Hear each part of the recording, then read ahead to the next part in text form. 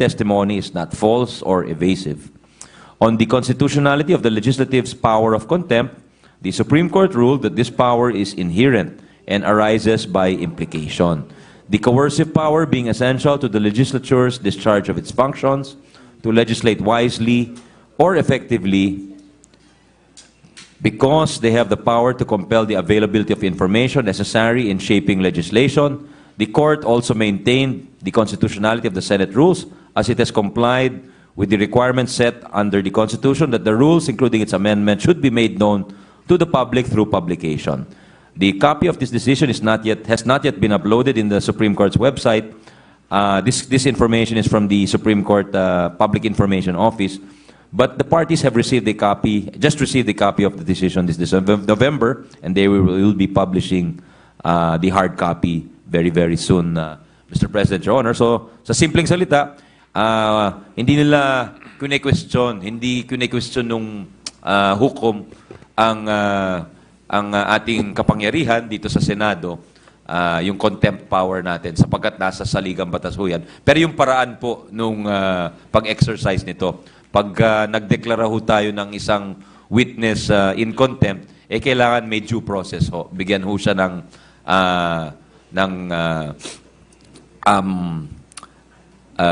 oportunidad na madinig at ipaliwanag yung kanyang testimonya.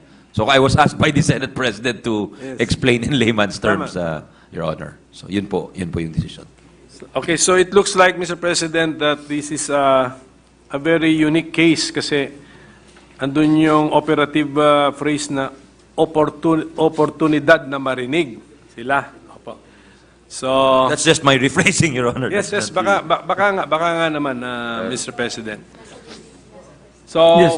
Well, in most cases, and I'm only citing this for the benefit of my chairpersons, kasi it is in our rules that each committee has the power to cite in contempt their resource persons.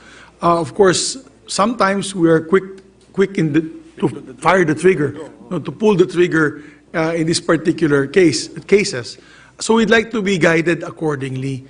But in all honesty, when we have public hearings, particularly on public order and security, Blue Ribbon, none of them will give self-discriminating answers. Diba? Wala talaga.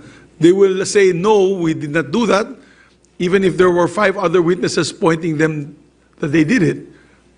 Case in point, yung barilan dun sa Malabon, na ang dami ng witness na lumabas na sinabi siya yung bumaril, sila yung pumatay sa bata. At I believe Senator Risa or one of our colleagues here was the one to cite them in contempt, no? For giving false statements. So we'd like to know the parameters in doing so. In doing our constitutional duty, in acting, well, of course, in aid of legislation, and in the case of the Blue Ribbon, to come up with a Blue Ribbon Committee report so that the agencies such as the Sandigan Ba or the Ombudsman are guided accordingly. So, ang sinasabi dito sa decision na to, it is how, and correct me if I'm wrong, I'm not a lawyer, Your Honors, but it is how the decision to cite them in contempt is what the Supreme Court is trying to correct. Is that the right answer, Your Honor? Mr. Chair, Mr. Sponsor. Yes, Your Honor. It's always the exercise. They're not questioning the exercise of the power, but the methods in the exercise in citing the petitioners in contempt or giving them ordering the arrest without giving them an opportunity to be heard. So siguro balikan na lang yung circumstances of the case and pag-aralan. So we can be guided accordingly for the future, Your Honor. Yeah, thank you very much. Thank you, Mr. Sponsor. Thank you to the Supreme Court. I'm glad that timing, no lumabas itong tanong na ito, ang daming messages galing sa media. Our colleagues in our chat, we have an all-members group chat, has asked us also to ask this particular question to clarify the issue once and for all, moving forward. Minority Leader? sige po, maybe the Senate Legal Counsel can prepare a memo for us incorporating this latest decision of the Supreme So Court. ordered. We'd like to ask the Senate Legal division to come up with the clarification in layman's terms, please. for Isama na po those- itong latest decision. Yes, po. absolutely. Okay, Absolutely. Thank you. Thank you. So with that, Mr. President, marami pa sana akong katanungan, but of course, I think we can ask this directly na lang kay Justice Raul Villanueva. And then, of course, we reiterate our pledge and our commitment to support the entire justice system, including the judiciary, Mr. President. Napakahalagang aspeto or component ng ating lipunan. Kailangan, the harmony of our society is dependent on our judicial system, Mr. President.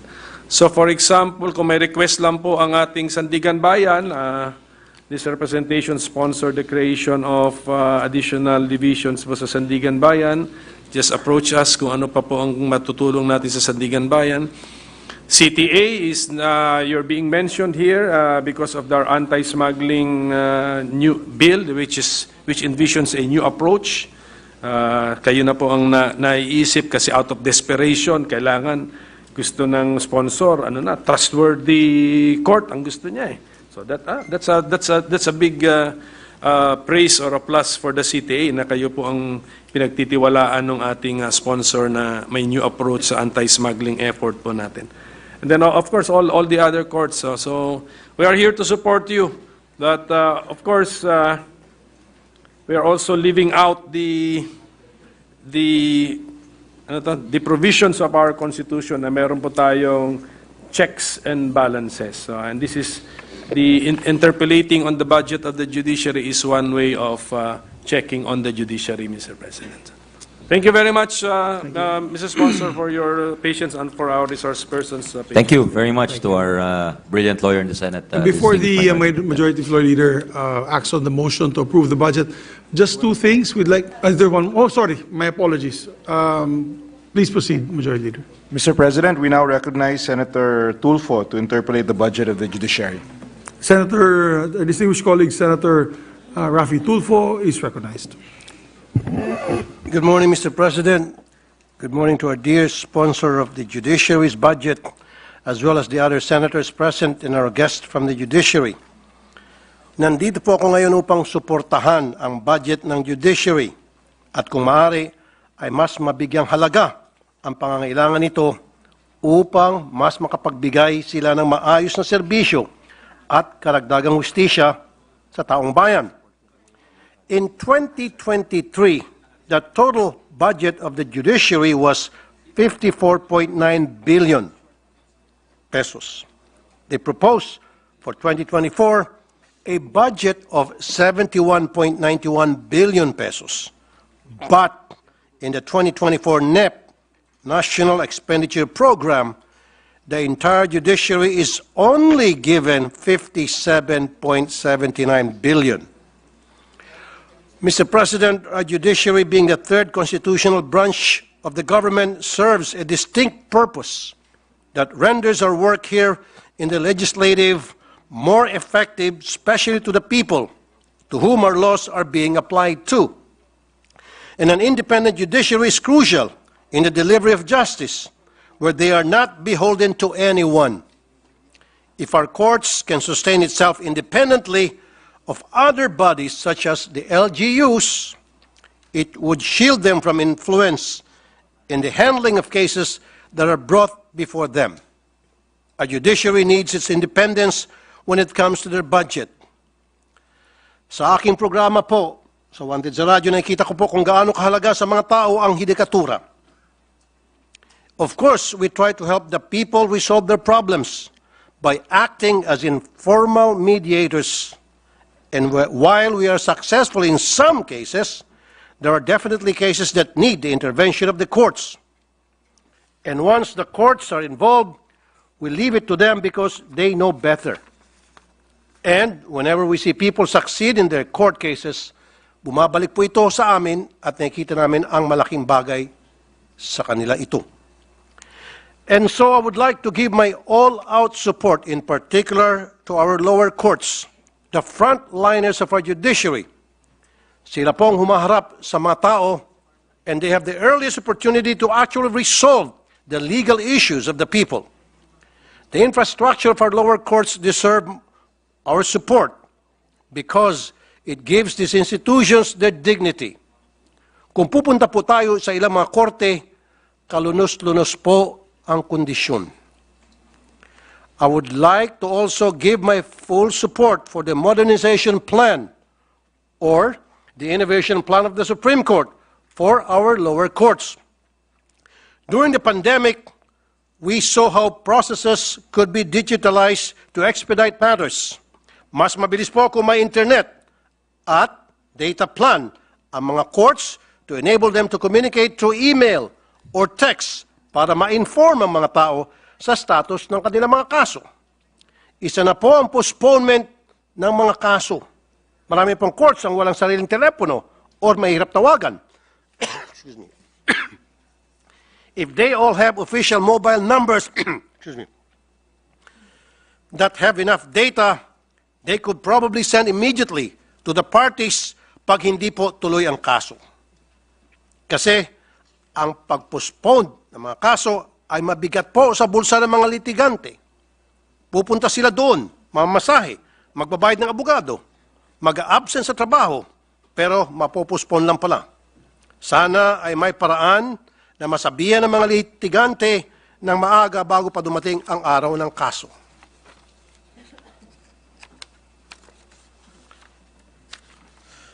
Susunod po, napansin ko na nawala sa NEP ang budget para sa hazard pay ng mga judges. Excuse me. In the past, budget, they were given hazard pay.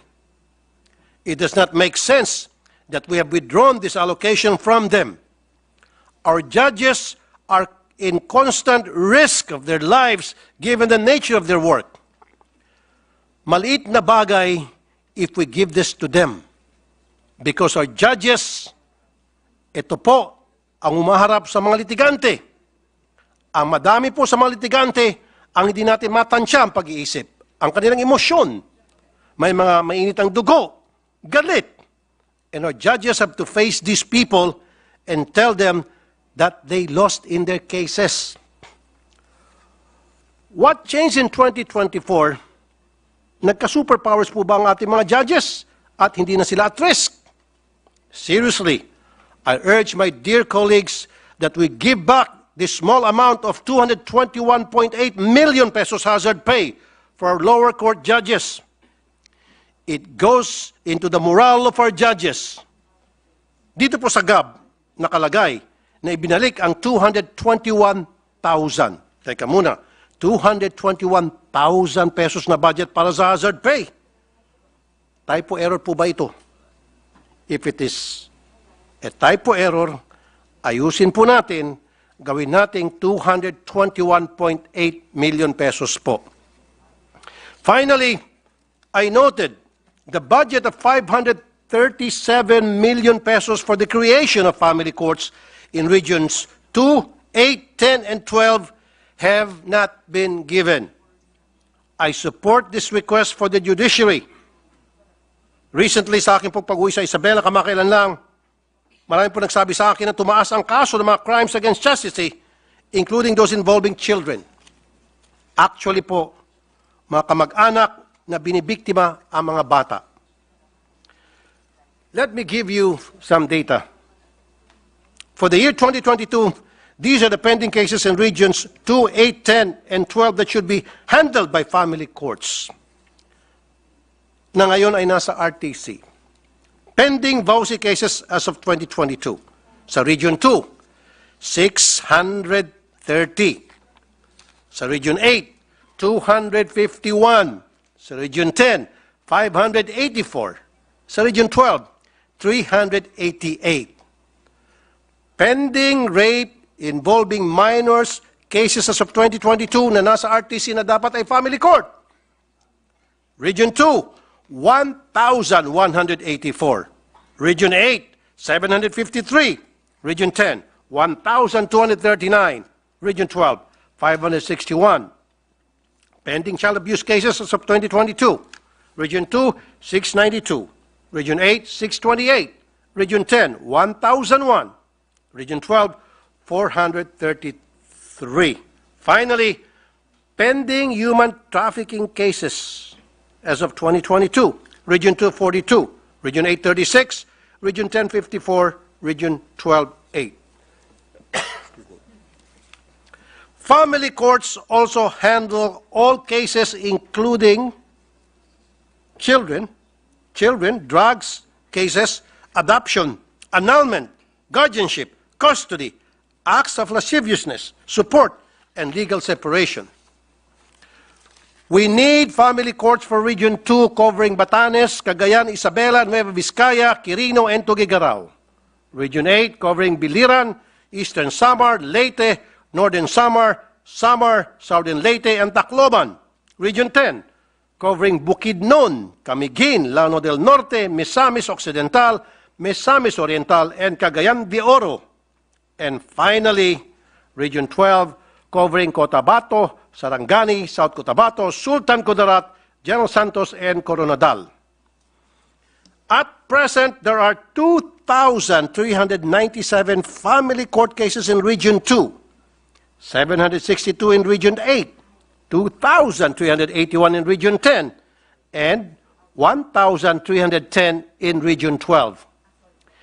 These cases are being handled by designated region trial courts, Mr. President. These courts are overburdened when it should be handled by family courts that could not be open because we have not allocated budget to them. Mr. President, our family courts help implement several laws that we enact here in the Senate, laws that particularly protect children. These children are brought to court, should be protected and be handled properly. Maraming salamat po, Mr. President. Thank you, Your Honor, to the gentleman from Isabela in Ilocos. Sa committee pa lang ho, Mr. President, talagang binabantayan ho ni Senator Raffy itong mga ito. At tamang-tama ang kanyang manifestasyon sapagkat yan din ho ang gusto ng korte. At sinama po natin yung binanggit niyang hazard pay, establishment of family courts dahil dito sa kanyang sa committee pa lang tinutulak na po niya ito dahil alam niya ito ang gusto ng hudikatura. Ito po yung sinama na po natin sa Senate Committee Report. That's the good news, Senator Raffy. We'll work on your other requests kung meron man.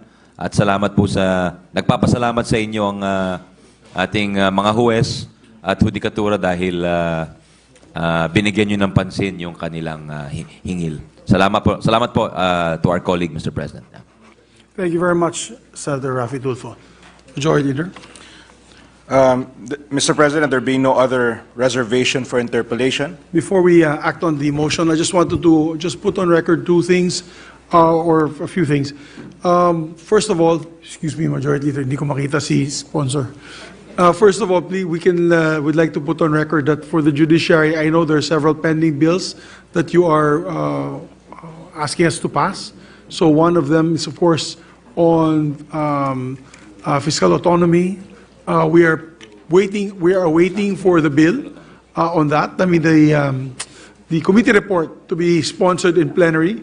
And sino committee chair? Sino may hawak? So it's Senator Tolentino who's supposed to present that in plenary. We also are pushing for the increase in number of Sharia courts because yun din ang pag-meeting natin, I believe in Cagayan de Oro, requested natin Chief Justice, yung additional Sharia courts outside of the BARM because tama po siya. Ang mga kapatid natin Muslim ay nasa iba't ibang parte ng Pilipinas. Meron sa Baguio, meron sa Boracay, meron sa Manila, sa Taguig. And apparently, when there are cases under the jurisdiction of the Sharia court, they have to go pa to the BARM to hear these cases. So we're making sure na may pasa po natin ito to our distinguished colleagues from the Supreme Court. We are going to pass these measures, hopefully sooner rather than later. Nakatutok po tayo dyan. So, yun lang po, Mr. Sponsor, maraming salamat and we thank the judiciary for joining us, all the branches, from the CTA, the Sandigan Bayan, as well as Office of course, the Supreme Court and the Court of Appeals. They're very grateful to you for filing the bill on fiscal autonomy, Mr. President. Salamat po. Thank you for the updates. Hope you can assist me in pushing our chairman to sponsor it right away. Yes, Mr. President, of Chairman course. Tolentino. Yes, the very busy gentleman. Yes. Yes, Mr. President. Thank you. Thank you. Mr. President, I move that we close the period of interpellation and consider the budget of the judiciary and its attached agencies, the Supreme Court of the Philippines and lower courts, Presidential Electoral Tribunal, Sandigan Bayan, Court of Tax Appeals, and Court of Appeals, and Court of Tax Appeals to be deemed submitted for the body's consideration. There being no objection to the motion of the Majority Floor Leader, the budgets of the aforementioned offices of the judiciary and the judiciary are deemed submitted. Congratulations. May we have a minute suspension so we may approach the resource person. Session suspended.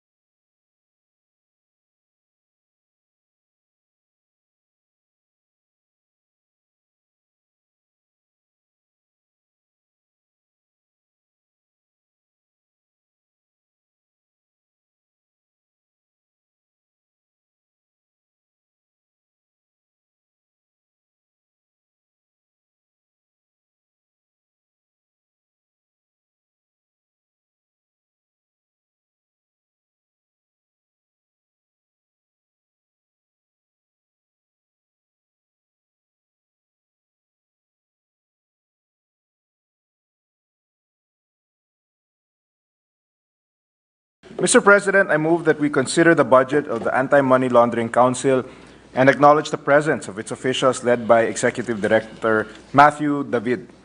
We now recognize the distinguished Senator Sonny Angara to sponsor the same and Senator Pimentel to interpolate the budget of the Anti-Money Laundering Council.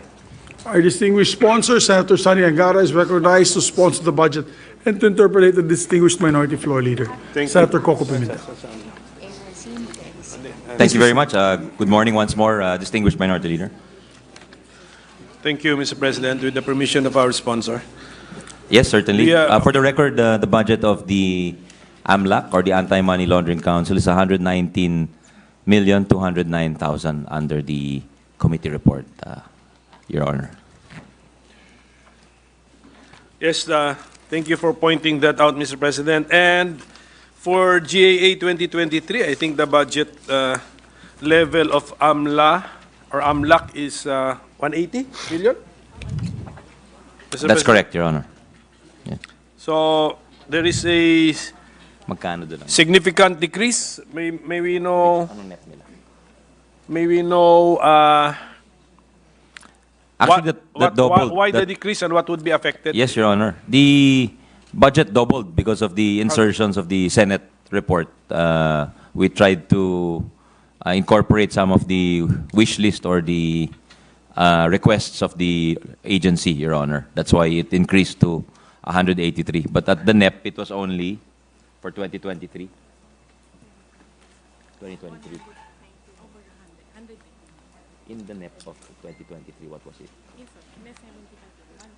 It is about 110, sorry, in the 2023 NEP, Your Honor. So for calendar year 2023, because of congressional intervention, Of around 73 million, Your Honor. nag-increase, di ba? Apo. Okay, Apo. so ngayon, balik na naman tayo sa ritual. Binaba na naman siya ng DBM to 89. Tama po ba? To 91. 91. 0.7, Your Honor. 91. And then Opo. the House further reduced it to 89. Bale? Opo. Opo, 89.2. And then the Senate is adding 30 million. So yun na lang po. Sige, let's just concentrate on our committee report. That's correct, Your Honor. What is this 30 million we are adding, Mr. President? That is, the augmentation is broken down as follows. For subscription of renewal of existing ICT software subscription, 6 million. Interagency collaboration and domestic and international commitments with risk assessment activities, 4 million. MOE, regular, 3 million. Additional regular MOE, 2 million.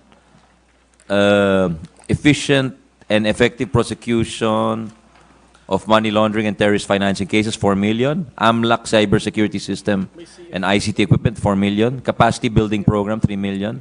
Management of assets subject to forfeiture, 2 million. Expansion of the AMLAC, 2 million, Your Honor. Diyan lang, boss. This agency has a confidential fund, Mr. President? How much? Magkano? 7.5 million, Your Honor. How do we justify it, Mr. President? How do you justify your 7.5. Yung mga check mo, makakala ko dito sa games. So dapat din. In the investigation of terrorism financing, Your Honor, and money laundering related to terrorism financing.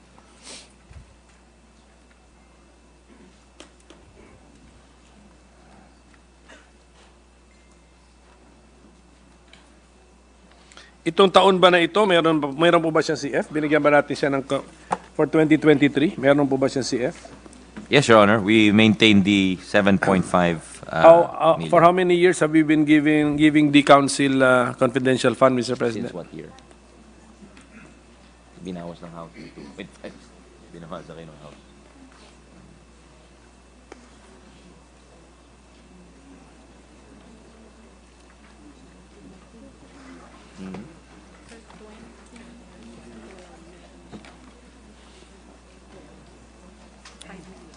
Since 2012, Your Honor. Ibilog, hindi ko makita lahat. Okay, how has... Okay, I see. In Yes. 2012, it was 5 million. It's been 5 million. It was 5 million for 2012 to 2016, then 10 million from 2017 to this year, Your Honor. And then sa NEP, na 10 million, pero binawasan po ng 2.5 million sa GAB, which we maintained, Your Honor.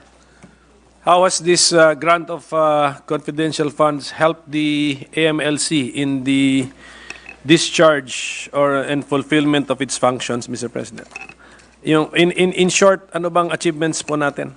Well, it has, with respect to its investigations, its prosecutions, its case build-up, they've been able to utilize confidential informants to locate and manage witnesses, to coordinate with other law enforcement and other government agencies.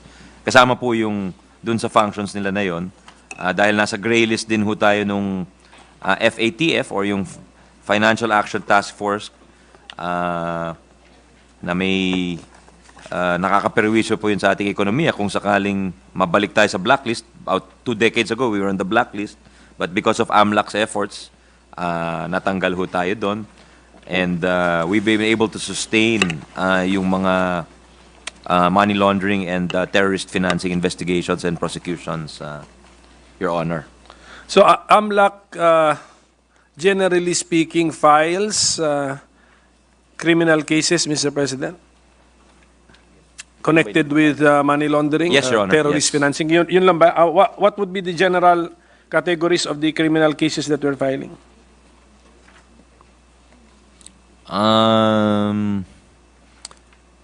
They file cases for freeze orders, bank inquiry orders, civil forfeiture cases, complaints for money laundering and terrorist financing, Your Honor. So they've obtained 16 cases with judgments of conviction since 2006.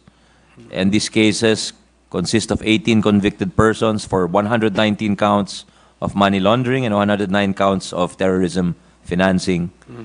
And then sa civil forfeiture ho, may 44 cases with a judgment of forfeiture totaling 1.309 billion, inclusive of accounts, stocks, other personal and real properties, Your Honor. Yung forfeited assets po ay collected na po yun. And then what do we do once we forfeit? We surrender this to which agency? Tama po yun, tama po. Yung halaga pong 1 billion na The collecta. Treasury ho, opo. Na-collecta po talaga yun. Yes, ha? yes, So, Your Honor. Okay, so good. So one achievement of the AMLC plus the taking out of the Philippines from the blacklist to the gray list. May we know what specifically the AMLC did, Mr. President, so that we will have it to thank for in the think there were a transfer from number. black Kasama to rin ho gray. tayo dun, actually. Oo nga. Hindi lang sila. Kasi nagpasa ho tayo ng mga amyenda sa Precisely. batas. I think it's been amended several times. Congress has amended the law several times. 7 times to be exact, Mr. President. And the most recent, I think, included real estate, tax, casinos. Those are some of the recent amendments. So, kumbaga, yung perceived leaks in the system, talagang tinakpan na po natin. So nakita po nung FATF yung efforts natin, yung efforts po ng AMLAC in prosecution. So the whole effort is the efforts of the various agencies were all considered, Your Honor, dun sa paglagay sa atin sa gray list. But what we have done already sufficient in the eyes of FATF as communicated through AMLAC, Mr. President? I think may hinahanap pa ho sila. I think bank secrecy has always been I think that's always been on their list. Kasi we are, sa atin din, we've made, I remember in the Committee on Ways and Means before, we tried to lift it, but some of our colleagues were against it, so we had to remove it from the committee report. I remember that during, I think 2017, we made that effort. Here's the list. May mga tinatawag na strategic deficiencies, yung effective risk-based supervision of the NFBB. What's that? What does that stand for? Designated non-financial businesses and professions, demonstrating that supervisors are using anti-money laundering controls to mitigate risks associated with casino junkets. The third is enhancing and streamlining LEA. What's LEA? law enforcement access to beneficial owner information, and taking steps to ensure that beneficial owner information is accurate and up-to-date. So I think that involves piercing the corporate veil, Your Honor. Demonstrating an increase in money laundering investigations and prosecutions in line with risk, and demonstrating an increase in the identification, investigation, and prosecution of terrorist financing cases. So ito po yung hinahanap po nila. So some of them, I think most of them, I think tayo dito sa Senado, mukhang wala kailangan amendment pa. Wala na. According to them, we've done our share and we've passed the amendments. So they're looking for improvements on the enforcement side. May I interject lang? With the permission of the minority leader. Because we had the LEDAC meeting twice already, and both LEDAC meetings, there was a request for an amendment to the AMLAC law again. Hindi naman to relax, Your Honor. No, not to relax, kidding, sorry. I'm just kidding. Because apparently we're the only country left that has not, this particular amendment, can we be educated or can it be reminded again? Because I forgot. I'm not aware, Your Honor. I was not in the LEDAC, last LEDAC meeting. I'm sure they're aware. There's a request for an amendment to the AMLAC law that apparently, I think Lebanon and the Philippines were the only two. Apparently Lebanon passed it already. We're the only one left. What is it in the AMLAC law? Is it the opening of accounts? By the amendment to bank, is it because of the amendment to the bank secrecy law? It could be that one, Your Honor, but that's not Amendment. strictly speaking required by the FATF, Your Honor. Parang So- ano lang nila, parang wish list lang nila, but it's not in the required list na binigay ho sa atin. So it's an amendment to the bank secrecy law. It's not in the AMLAC law. It's the amendment to the bank secrecy law. They surmise that it might be that one, Your Honor. Kasi sa kanila, the list that I read earlier, that's all on the enforcement side, not on the legislation side, Your Honor, Mr. President. So maybe that question is better asked to the budgets. Maybe we on- can just ask the executive secretary Yes. to come up with an official position of the executive on this, Mr. They pushed it President. na. It's a priority measure in the LEDAC. Yeah. So I just wanted to see if it will help them. My apologies, Minority Leader, please. So thank you. We have always been mentioning this super body na FATF. Is the FATF communicating with the Republic of the Philippines what they want us to do through AMLAC? Is that one of the functions of AMLAC? Yes, Your Honor. So siya yung bridge natin doon. Oh. What's the worst case, Mr. President? Kunyari, what if the FATF requests something which we cannot really give? What's the worst case? We fall down to the blacklist, and then what is the effect? So that para alam natin ano pong Malayo naman ho yung mangyari yung malagay ho tayo sa blacklist dahil yung tatlong bansa na lang ho ang nasa blacklist. And I think we don't belong in this class. Ano po yun? Iran, North Korea, and Myanmar. So I think we're very different from this. We're very open compared to them, politically and economically. And if I may outline the countermeasures imposed on blacklisted countries, Yan. ito yung prohibiting financial institutions from establishing subsidiaries or branches or representative offices abroad. Prohibiting financial institutions from relying on third parties located in the listed country to conduct elements of customer due diligence process. Requiring financial institutions, FIs, to review and amend or, if necessary, terminate correspondent relationships with FIs in the country concerned. Requiring increased supervisory examination and or external audit requirements for branches and subsidiaries of FIs based in the listed country, requiring increased external audit requirements for financial groups with respect to any of their branches and subsidiaries located in the listed country. So yan po yung Yun sa black. yan po yung Apa.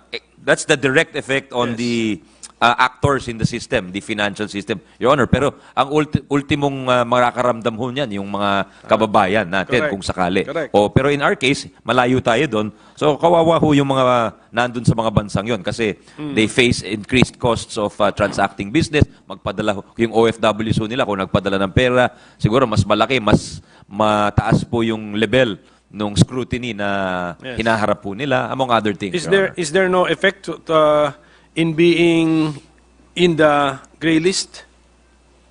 Anong effect? Kasi sa blacklist meron, sa gray list meron o wala? Well, there is a greater administrative burden. We have to report, I think, more often to the FATF. There's a reputational cost of some sort, and then EU member states have to apply customer due diligence measures in relation to business relationships or transfers involving listed countries. These are some of the consequences, Your Honor. Okay, so if we are to attract greater foreign direct investment, alis dapat tayo dyan. Ganun Yes, na yan? it's important that we're working Sige. and in my opinion, we're moving in the right direction naman ho, with respect to this gray list. Is this FATF established by a treaty of some sorts?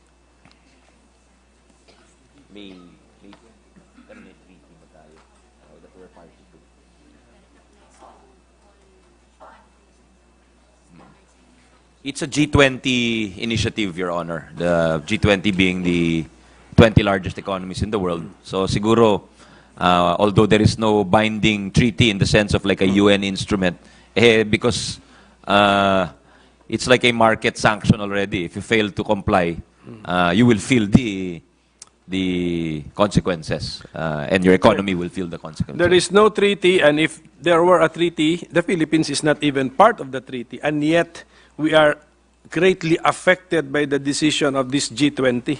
That is correct, Your Ito po bang na-encounter natin na sa banking system natin na pinapapirma tayo to declare that we are not an American citizen? Is that part of the FATF? That is the FATCA law, I think, of the US, Your Honor. Kaya precisely yun na yung tanong ko eh. Hindi na to US pero pati tayo mga Filipino citizens, no? we declare that we are not American citizens because of a US law. Is that being implemented in the Philippines because of FATF and AMLC? Not really daw. ho. Tama. BSP siguro yan, most likely. Apo.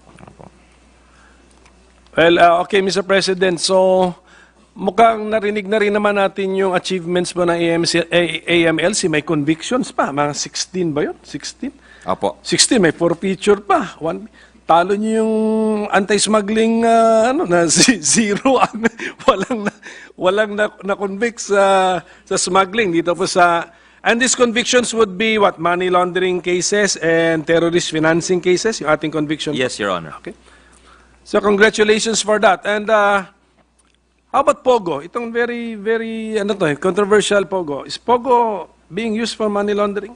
Or can be used for money It laundering? can be used for money laundering, Your Honor, and yun ang, I think that's one of the things they're looking at. And there's been a decrease in the number of POGOs licensed by PAGCOR.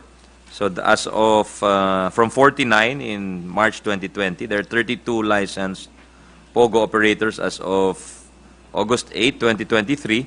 And of the 32, they are registered with the AMLAC as of October 31, 23. And they became covered persons under the AMLAC in 2017 under RA 10927. And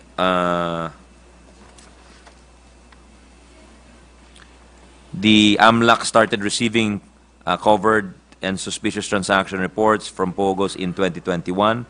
They received 138 covered transaction reports for 2022, 33 CTR submissions or covered transaction report submissions from POGOs. And for POGO service providers, there were 843 covered transaction reports amounting to 16.282 billion and 851 covered transaction reports amounting to 16.867 billion, Your Honor. For 2023, for the period January 1 to October 31, there were no suspicious transaction report submissions from both POGOs and service providers. Yeah, Mr. President, the DOF has a position on the POGO issue. Sabi nila, we should let go of POGOs. Tatanungin niyo- Does the AMLAC have a position on POGO? Si DOF, meron eh. Oh. Kayo po. They defer to the position of the authorities like the DOF and the Executive Secretary and the President, Your Honor. Sige, tapos kung hindi ko po makalimutan, yung next agencies, tatanungin ko rin po dito sa POGO kasi baka may national Thank you for the heads up. They will baka may prepare their national answer, Your Honor. security ano din ito, angle. So, okay, Ano lang, siguro last question na lang, Mr. President, for AMLAC. On that Katatapos lang ng ating eleksyon, AMLAC, did you notice anything suspicious with financial and banking transactions, Mr. President? Violations of election laws are not designated as unlawful activities associated with money laundering under the AMLA. So dito, yung covered persons not mandated to file the reports under the AMLAC, Your Honor. So they only monitor transactions related to unlawful activities designated under the AMLA, Your Honor.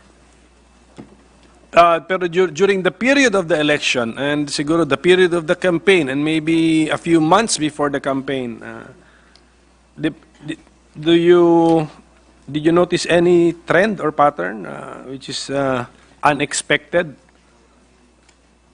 May trend ba? May pattern? Unexpected?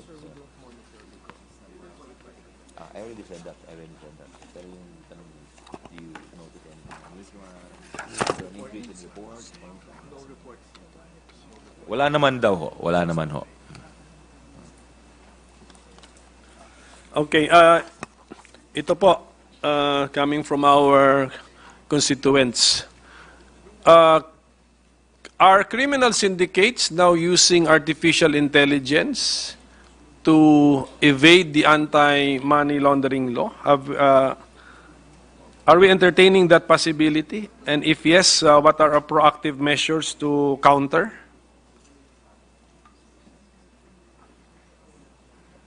Sino ba head ng ating ano? Okay na to. Then COA na. Tanungin ko na yung COA niya. AI? Paano nagagamit ng AI? Baka below the threshold. Yes, Your Honor. They suspect that the AI is being used by criminals, and but on their part, they're also using AI to analyze their reports, Your Honor. Sige. Okay. So, AI versus AI, Mr. President. At any rate, so Mr. President, we noticed some COA findings, so sana act on this. Who is the head of our AMLAC, Mr. President? Executive Director David is here with us, Your Honor, as well as his Deputy Director. ED David. So, just act on the COA findings so that next year wala na po ito. I mean, yung mga actually mga liquidation to documentation Mr. President. Yes, Your Honor. Okay. They will act on it. So we wish AMLAC all the best. I'm sure I know kulang kayo sa manpower kasi siyempre do we need to adjust the threshold para hindi naman halos lahat na ng transaksyon dinadaanan ninyo? Di ba ganun po 'yon? There's a threshold banking transactions 500,000, Your Honor. So above 500,000. every time Senator Mark Villar does his groceries, he has to file a report, Your Honor. The bank reports it. The bank reports it. So and then siyempre what's the point in reporting to AMLAC? You have to go over the reports and analyze. So, is the threshold realistic or too low? Yeah, it's a worldwide standard, Your Honor. So I think they're just trying to conform to be uniform worldwide, Your Honor. And in dollars, that was fixed at $10,000. Tama po. Okay. Tama po. So, ngayon, magkano naman peso to dollar exchange rate ngayon? 6 sa mga 56. So, yeah, it's around, actually, 9,000 plus, Your Honor. Mas alam nyo. mas ano siya, mas. Anyway, yan yung essence. Ano, it was fixed in dollars.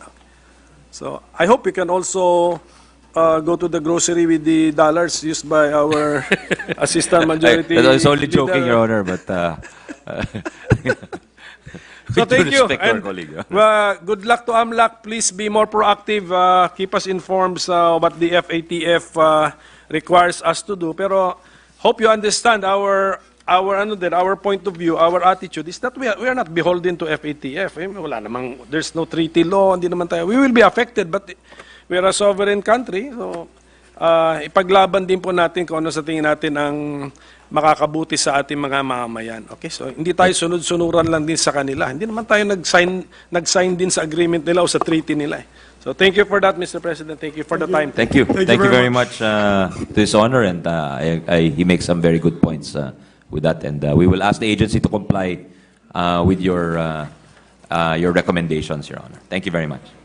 Thank you very much. Majority Leader? Mr. President, there being no other reservation for interpellation, I move that we close the period of interpellation and consider the budget of the Anti-Money Laundering Council to be deemed submitted for the body's consideration.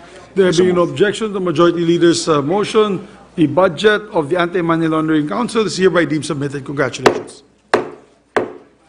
Thank you. May we ask now the two executive offices, Majority Leader, can we ask the Yes. National Intelligence Coordinating Agency? Yes, Mr. President, I move that we consider the budget of the following agencies: the National Intelligence Coordinating Agency, led by Director General Ricardo De Leon, and the National Security Council, led by National Security Advisor Eduardo Año. Yes, the budgets of the two agencies are to be considered. May we ask them to move forward and occupy these seats in front. Session suspended for 1 minute.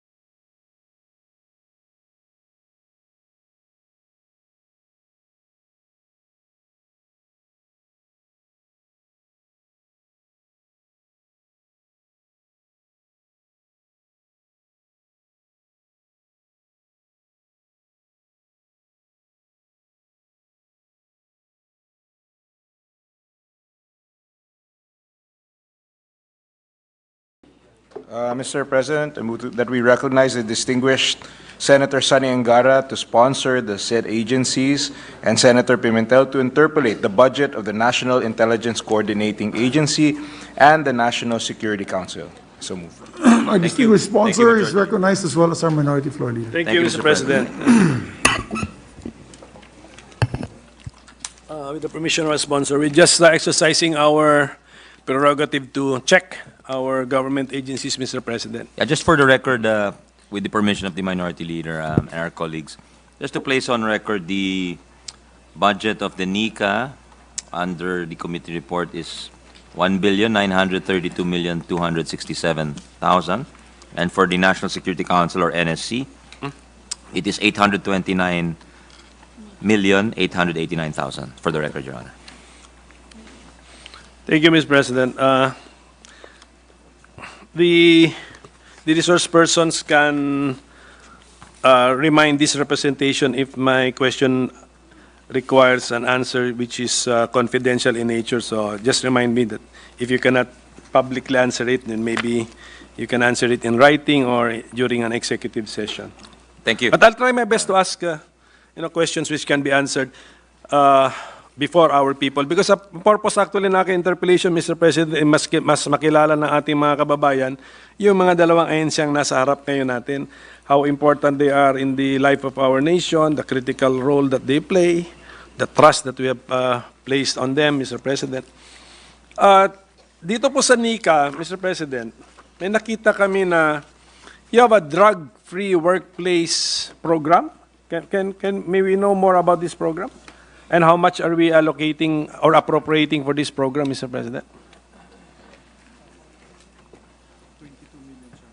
22 million, Your Honor. 22 million. What is to be achieved by this program? Sino yung maging drug-free? Opisina ninyo o buong bansa ng mga government offices? For the workplace to be drug-free, Your Honor. Yes, both public and government, Mr. Of Private NICA, and government? including the workplace, Your Honor. Workplace of? Of NICA, including Of NICA. the Okay. regional offices, Your Honor. Okay, so opisina po nila. Okay. Parang ngayon lang ako naka-encounter po na may ganitong programa kasi kung yung mga ibang ahensya ng gobyerno, parang wala silang ganitong programa. How come NICA thought of this program? Was there a problem before? Di ba kunyari, meron bang drug-free workplace ang ibang ahensya? Hindi, yung tanong niya, bakit nagka-program daw na gano'n? Kasi first sila time meron yun encounter na may gano'n. Was there a problem before? Wala naman. Wala namang problema. Ha? It's just part of their regular budget, Your Honor. It's not. They've not had any problems with the. It's a unique. I don't know if the chairman can recall any other agency with such a program, Mr. President. To Baka just maybe it might be a very specific program with respect to anti-drug, part of the anti-drug campaign of the government, Your Honor. But it's also my first time to Yes. encounter such, Your Honor. so NICA should tell us if it's a very effective program. Baka maging model po sila ng ibang ahensya na which can adopt the same idea, Mr. President. So at any rate, Mr. President. They say they are just complying with the Republic Act 9165. That's the Dangerous Drugs Law, Your Honor. Silipin nyo nga kung kailangan. So, Mr. President, the NICA is the National Intelligence Coordinating Agency. May we know under the law what would be the functions of this agency, Mr. President?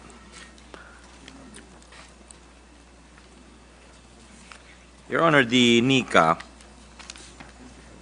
was created with the responsibility of coordinating all government activities with respect to national intelligence, and they prepare intelligence estimates and summaries of local and foreign security situations. It was created in 1949 by virtue of an executive order. It was later reorganized under a presidential decree, and again reorganized under another executive order, EO 246, in 1986. And under this most recent EO, the NICA was mandated to become the focal point for the direction, coordination, and integration of government activities involving intelligence and the preparation of intelligence estimates of local and foreign situations for the formulation of national policies, Your Honor. For the formulation of national policies. Therefore, NICA's intelligence estimates cover what aspects of society, Mr. President?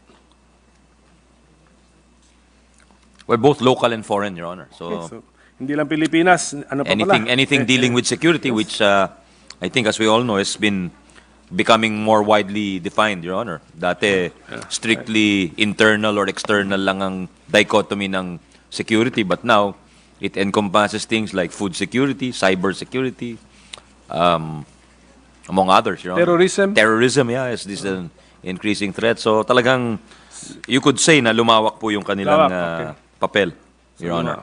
Mga syndicated criminal activities, siguro pa. Oh, yes, that's more part of the traditional, I think. But because of the growing power also, because technology has not only enabled authorities, but it's also enabled criminals, Your Honor, in a sense. Because it's made the ability to commit crime on a transnational scale more possible, in a sense, Your Honor. Can we say that human trafficking is under the jurisdiction of the NICA also, Mr. President?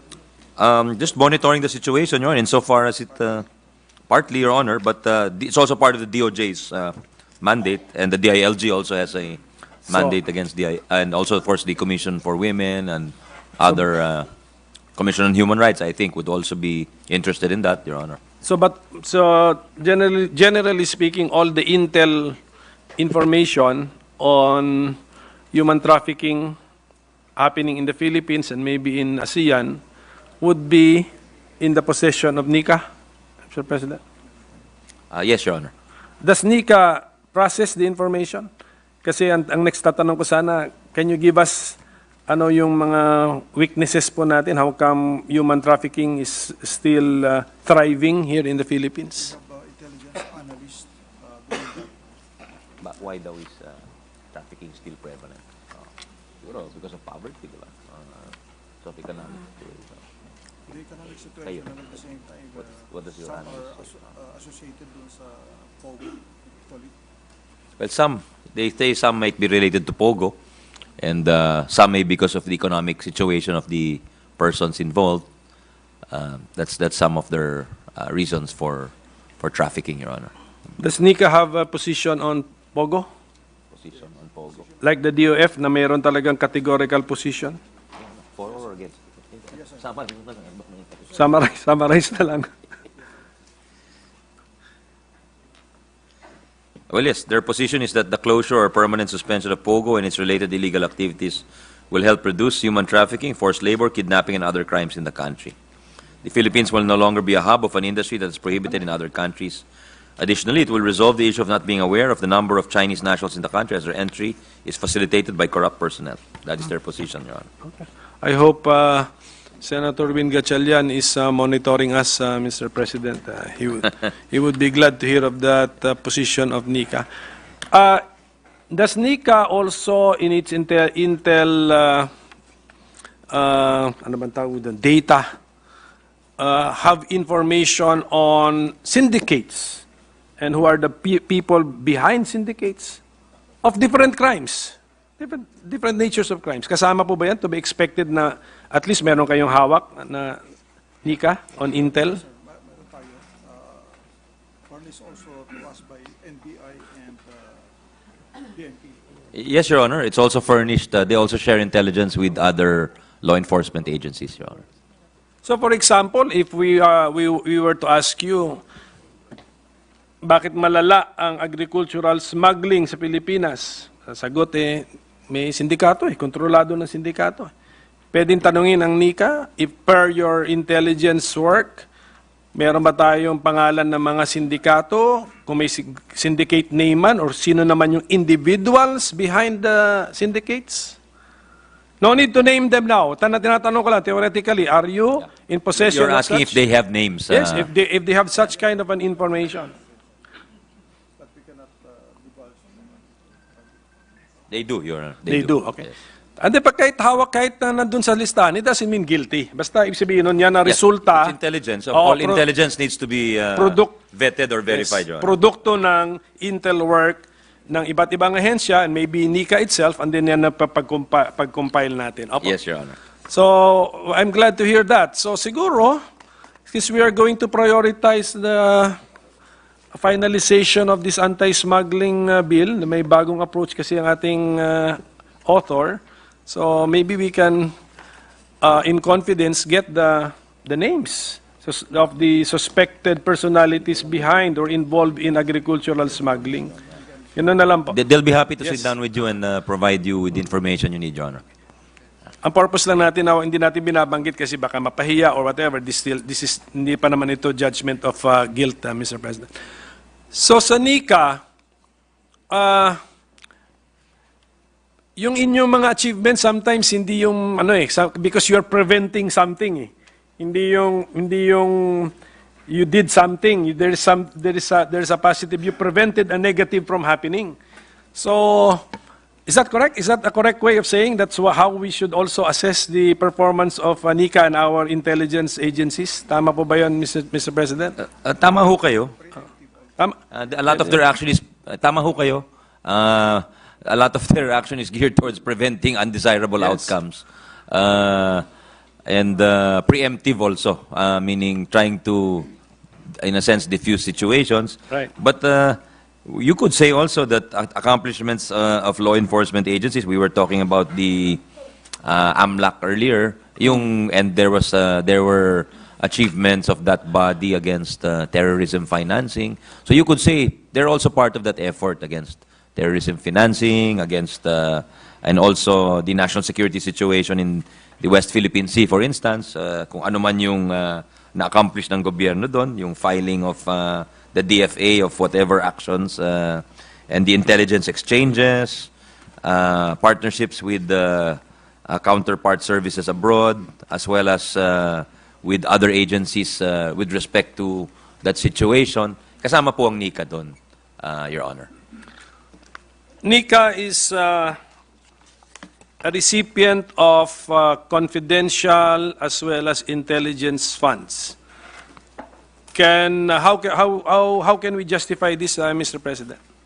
Yun muna conceptually that it is a legitimate recipient of confidential as well as intelligence funds, Mr. President. Your Honor, they're also they're the lead intelligence collector, operating under the Office of the President. So they conduct counterintelligence activities. They recommend also the application for prescription of terrorist organizations, associations, or groups of persons to the Anti-Terrorism Council under the law. They are the head of the Terrorism Financing Subcommittee of the Anti-Money Laundering, Counterterrorism Financing, and Counter-Proliferation Financing Coordinating Committee under the AMLAC and the Anti-Terrorism Law. And they're also the head of the Situational Awareness and Knowledge Management Cluster. And they're also head of the Intelligence Fusion Group of the National Task Force. This is the Intelligence Surveillance Reconnaissance Project.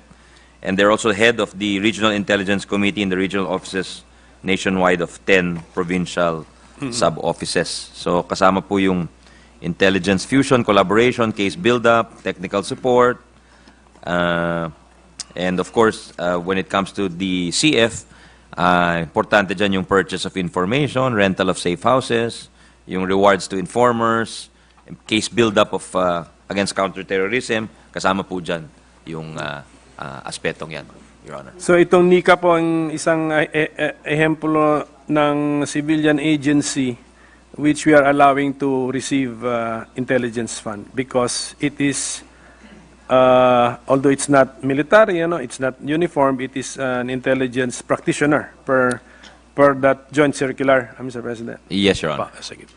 So siguro ang general appeal ko lang, if conceptually conceptually we are in order.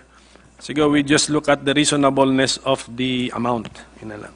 And I noticed that the amount, I think we're giving them sa CF man o IF Where the amount? has increased, pero actually, this is actually a manifestation of the committee's trust and confidence in the current leadership of NICA, as well as a realization of the critical nature of the functions and responsibilities of NICA. So, Yes. siguro Yes, sir, si General who's heading our NICA, just do a good job, keep up the good work, kasi under your leadership, tumaas po ang trust ng legislature sa inyo dahil tinasan yung yung CIF po sa inyo. So, yun lang po yung aking panawagan or last reminder po sa NICA. Yes, Your Honor. Not only our chamber, but also the other chamber. They are, Yes, Your Honor. yes, we increase them. So, we will no longer mention the amount, Mr. President. Ngayon, sa National Security Council, as si Secretary Anyo has explained to me their role, in effect, all intelligence outputs are surrendered to the NSC. They process this with the frame of mind of what is the implication on national security, and then their conclusions, their studies, their learned inputs, they share with the President. Yan po yung natin. So, the NSC, being a civilian organization, cannot be given an intelligence fund, and we did not give it. Ang best na lang niya mahingi dyan would be confidential fund. And so conceptually also, Mr. President, I find this to be in order. There's nothing wrong with giving them CF, considering their functions that they also have to do they have some confidential expenses, Mr. President. So, Mr. President, if only you can answer, no, Secretary Anyo, ano ba bang strength ng communist insurgency per our data?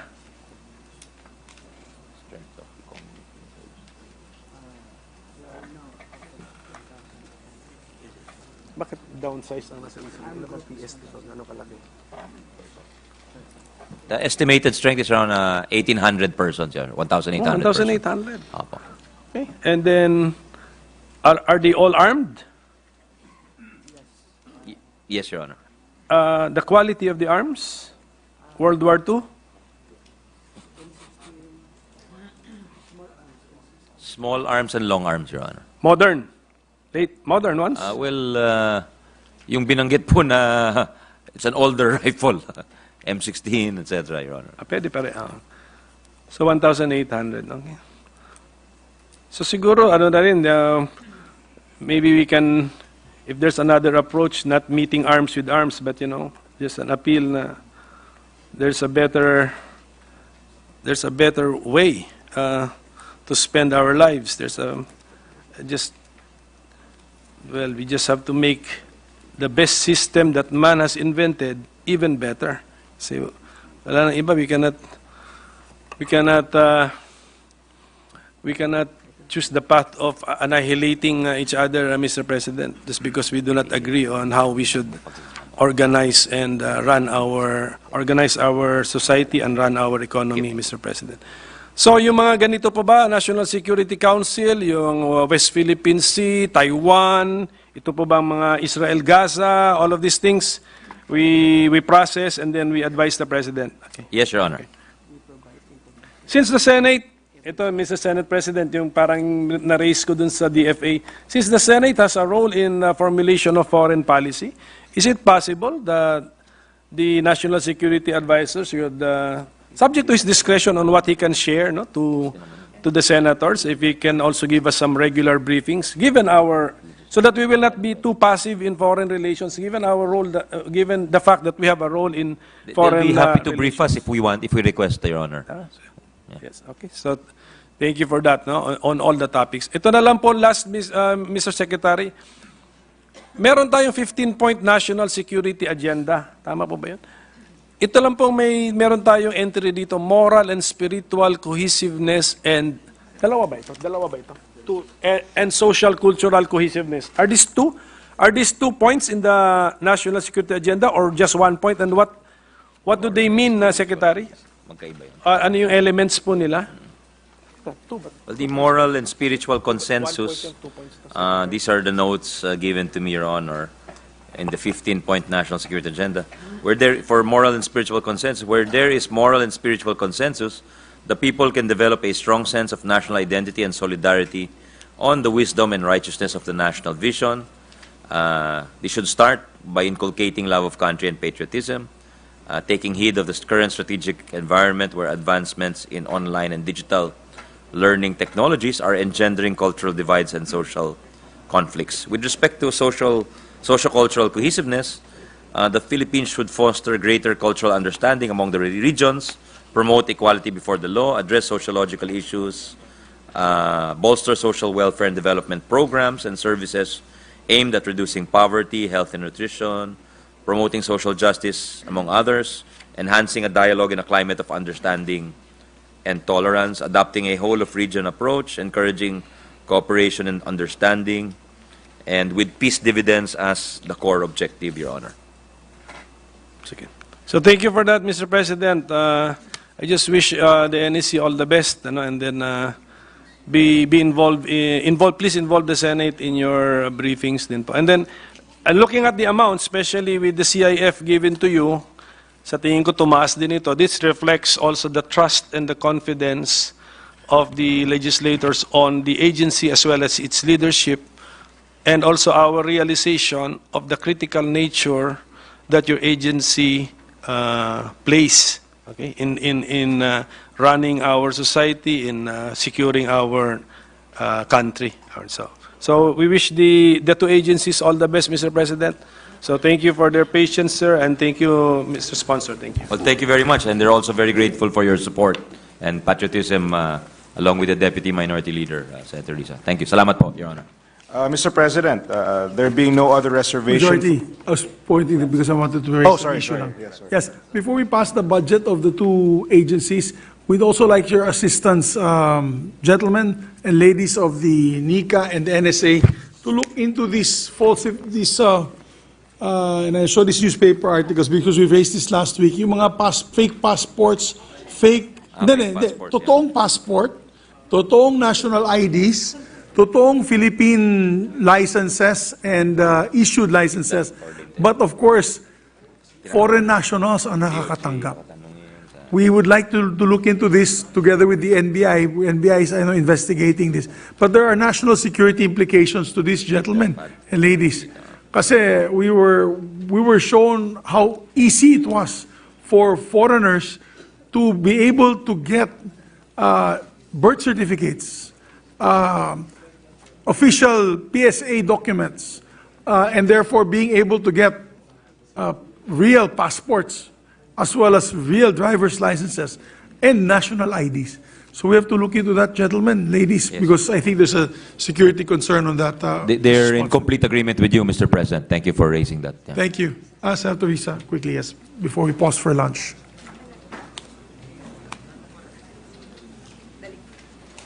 Salamat kaayo, Mr. President. Good chair. I'd just like to echo the urgent concern expressed by the Senate President. Yung issue pong nire-raise nila ay lumabas din po sa investigation ng Senate Committee on Women sa POGO-related crimes. At dun din po lumabas yung sinabi ni SP na apparently foreign nationals, in particular in that case, mga Chinese POGO employees, ay nakakakuha either ng mga totoong IDs, halimbawa mula sa BIR or mula sa PhilHealth, but through fraudulent means, not going through the procedures na dinadaanan nating lahat when we apply for each of these government-issued IDs, or di kaya nakakakuha ng mga pekeng ganoong ID, nakakakuha na rin, nakakabili di umano ng birth certificates. At yun po ang pinakamahalagang ginagamit nila para di umano makakuha ng Philippine passports. At itinanong na rin po ito sa investigasyon namin na mukha talagang posibleng may national security implications, lalo na kung iugnay dun sa mga ulat at tanong na may sleeper cells ba ang mga ito dito sa ating bansa. Kaya naitanong po namin, baka yung end game ng POGOs ay hindi lang yung POGOs mismo, pero makapasok po talaga sa ating mga mahalagang institusyon at i-undermine yung ating national security. At mukhang hindi na rin po daw kasi sa NCR na lang nakalimita yung POGO operations, may expansion policies, plans sila papunta daw halimbawa sa Cebu, sa Iloilo, sa iba pang mga bahagi ng ating bansa, kung saan daw bumibili na po sila ng mga lupa. At sa kung anong layunin gagamitin iyon, pwede na lang nating isipin. So, dagang salamat kay SP for bringing it up in this budget plenary at pagpapasalamat po talaga namin ang patuloy na pag-imbestiga ng NSC at ng NICA dito. Salamat kaayo, Mr. President. Thank you, Senator. Thank you to Vice Chair and Deputy Minority Leader, Mr. President, for Senator Risa for raising this in coordination, in conjunction with you, Mr. President, because they consider it a national security issue, Your Honor. Yes, thank you. Because not only sleeper cells, but also criminal syndicates. We've seen kidnap for ransom, extortion, sex trafficking being done by foreigners using our legal documents. It's unheard of in other countries. That's why I hope that the investigation will be done very quickly after the budget hearings, and then we will come up with a law. My suggestion is the Senate spearhead a law increasing the fines, penalties, and jail terms for government agencies giving out these legal documents to unscrupulous individuals. So maraming salamat also to the men and women of the NICA and the NSA. Thank you very much for your service. Maraming salamat po sa inyong serbisyo sa inang bayan. You're doing a good job, great job to the men and women, especially to the spokespersons. Maraming salamat. Thank you very Please, much, Mr. President. thank you. Thank you. Mr. President, there being no other reservation for interpellation, I move that we close the period of interpellation and consider the budget of the National Intelligence Coordinating Agency and the National Security Council to be deemed submitted for the body's consideration. I so move. There being no objection to the motion of the Majority Floor Leader, the budgets of the National Intelligence Coordinating Agency and the National Security Council are deemed submitted. Congratulations, gentlemen and ladies. We now would like to pause for a lunch break, 45 minutes. Is it okay with the Minority Floor Leader? We come back at 1:45. Session is suspended until 1:45 in the afternoon.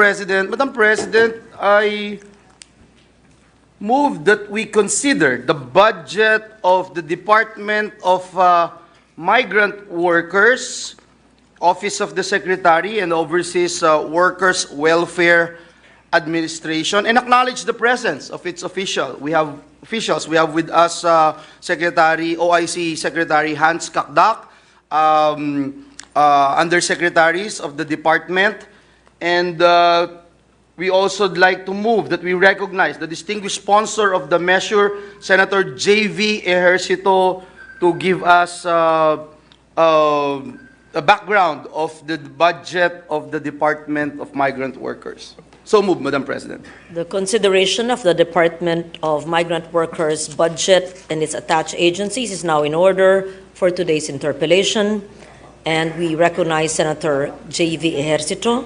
And to interpellate, we have the Majority Leader, Senator Joel Villanueva. Thank you, Madam President. For the record, the recommended fiscal year 2024 new appropriations for the Department of Migrant Workers is 13,754,123,000 pesos, which is broken down as follows. Under the Office of the Secretary, the amount of 6,999,116,000. And under its attached agency, the Overseas Workers Welfare Administration, or OWA, the amount of 6,755,007,000 pesos.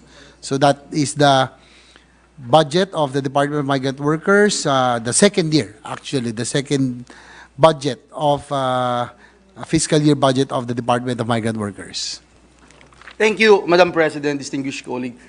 First of all, at the onset, may I just put and place into the records that this representation has been fully supportive of the budget of the Department of Migrant Workers. Obviously, this representation sponsored and authored this very important measure that we passed here in the Senate to establish the Department of Migrant Workers. We are pleased to note that the DMW has been working 24/7 for our migrant workers and our people. We laud their efforts, especially Secretary Hans, for always being there ready to answer our calls and listen to our views and ideas as to how we can be able to help our migrant workers, especially in the light of what's happening in Israel and in Gaza Strip.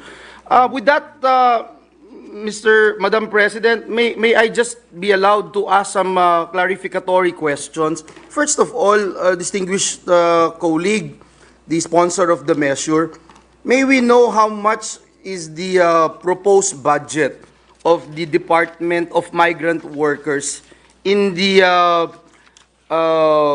very first submission of the budget, which was deliberated upon in the House of Representatives?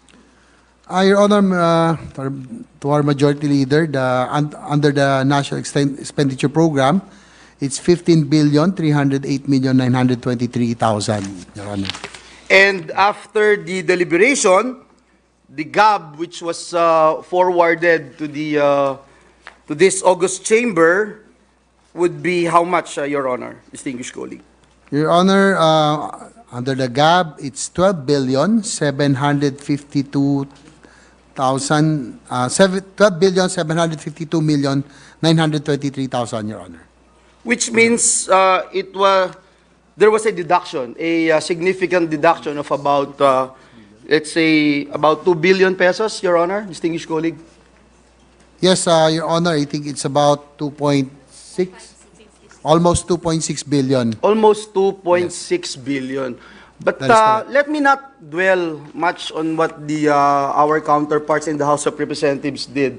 May I just find out with regard to the committee report, because I was looking at the committee report, it appears that the Senate version actually put in additional 900 million, if I'm not mistaken, in the Office of the Secretary, and additional 100 million in the OWA, Overseas Workers Welfare Administration. Is that a correct statement, Your Honor? Yes, that is correct, Your Honor, Madam President. The Senate committee report reflects that we added about a total of 13,754,123,000, Your Honor. So that is now the total amount of the budget of the department after the Senate committee report. Is that the correct statement, Your Honor? Yes, that is correct. But if I may, likewise, the recommendation of your subcommittee, which I chaired, is about 17 billion, 231,599,000.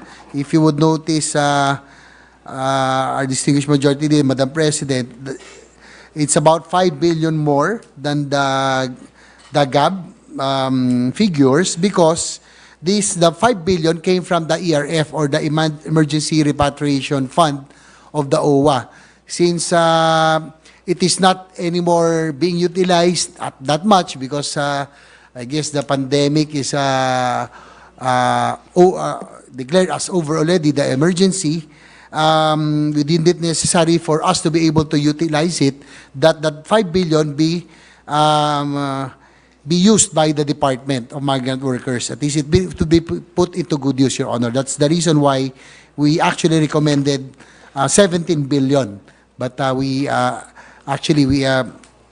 hoping, the Department of Migrant Workers still hoping that we can restore this so that it can be put into good use, especially now that the department is on its second year. Still a lot of challenges, still a lot of things to be done, especially with the organization of the new migrant workers offices in the different parts of the world, Your Honor. Mr. President, distinguished colleague, ERF, or the Emergency Repatriation Fund, is a vital component of the Overseas Workers Welfare Administration agency, bureau, Mr. President. May we know how important it is, and what is the main purpose for this particular item, the Emergency Repatriation Fund?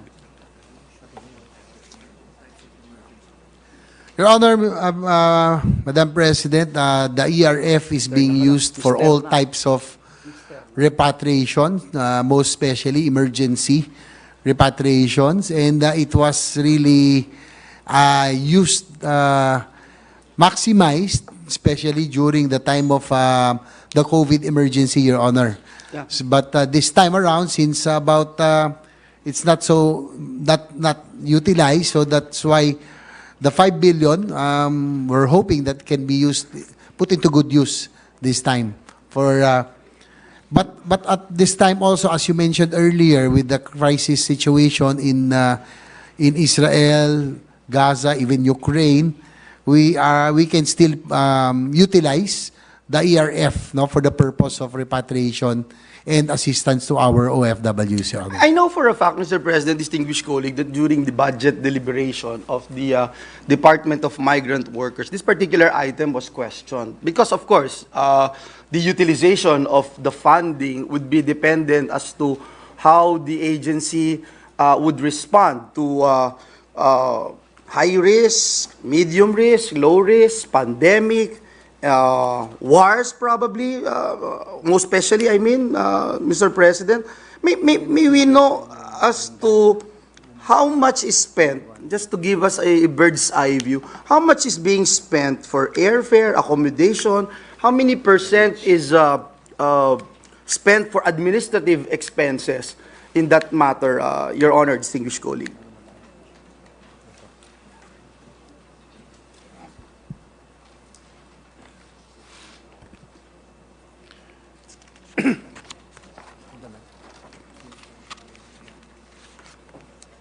Matatapos na ako dito, baka pwedeng si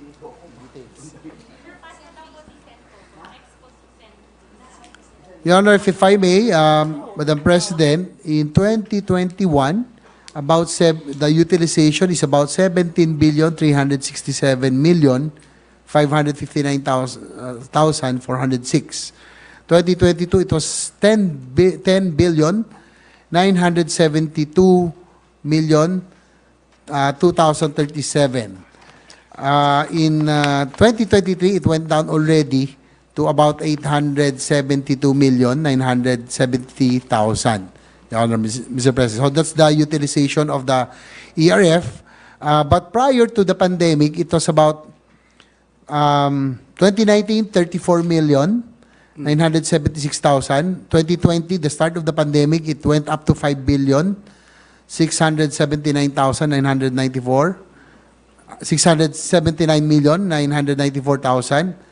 So, but now because it's the emergency medical emergency is already over, it went down already to about 872,970,537, Your Honor. Yes, Your Honor. Thank you very much, distinguished colleague, for explaining, elaborating the use of the emergency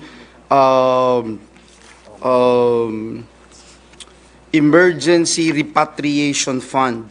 And as you mentioned, 2019, 2020, 2021, grabe ho yung gastos natin, no? Lalo na nung height ng pandemya. But at the same time, Mr. President, we are also facing these challenges.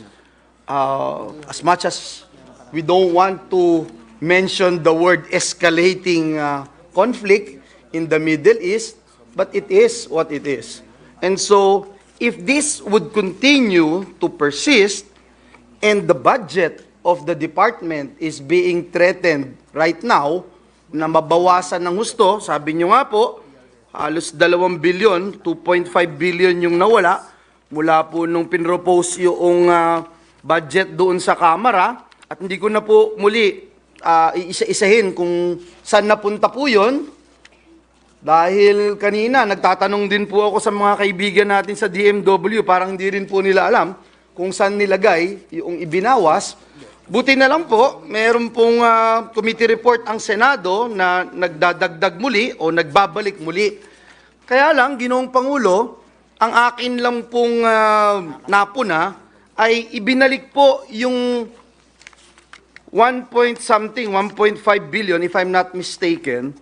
Ngunit, kung susuma total, ay kulang pa rin po doon sa pangangailangan ng ating departamento. So, ang aking pong katanungan, ang ERF po ba lang ang maaapektuhan dito? At kung maapektuhan yung ERF, magpapaluwal ang departamento, definitely, may mga maaapektuhang programa ang ating departamento.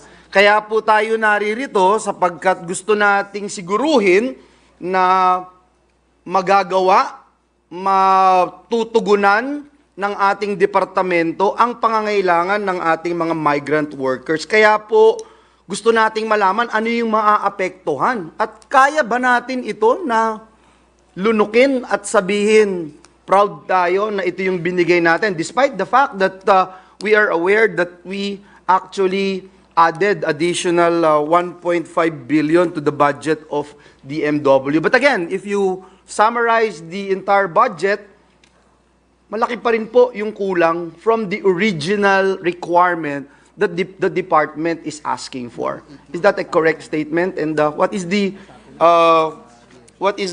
comment of our distinguished sponsor, Your Honor? Yes, Your Honor, Mr. President.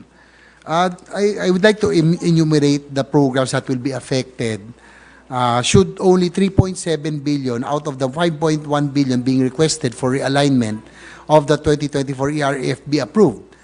Number one, expansion, improvement of the migrant workers' offices, migrant workers' resource centers in view of the transfer of the assistance to nationals function, yung ATN functions, Mr. President, Your Honor, has been transferred already to the DMW from the DFA.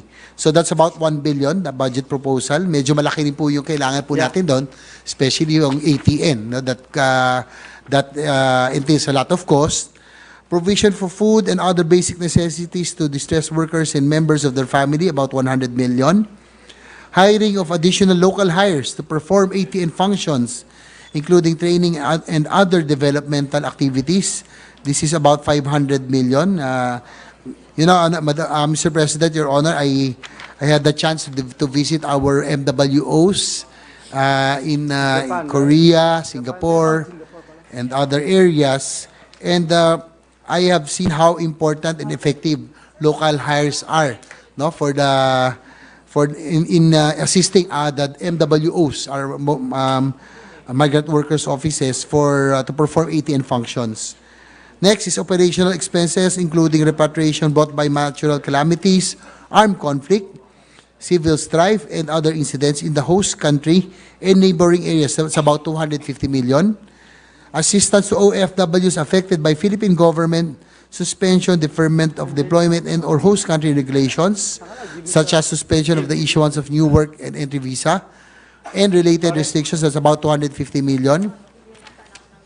Cancer assistance and relief expenses for OFWs, that's about 100 million.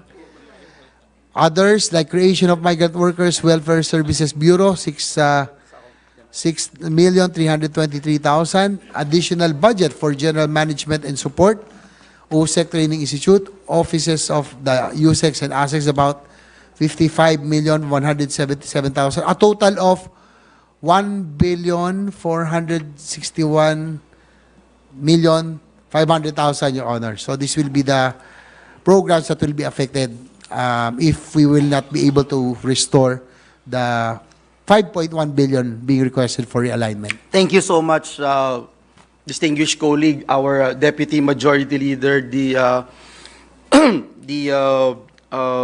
hardworking senator from the city of San Juan, for explaining and pointing out these very important programs of the Department of Migrant Workers.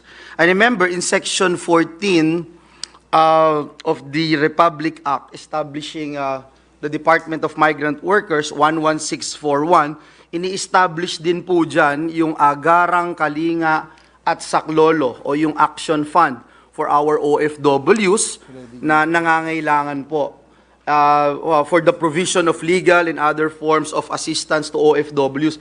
Yun din nga po nararak na rin, no? And then binanggit niyo po itong assistance to National Fund na tinransfer po yung ATN functions from DFA to DMW starting July 1 of 2023.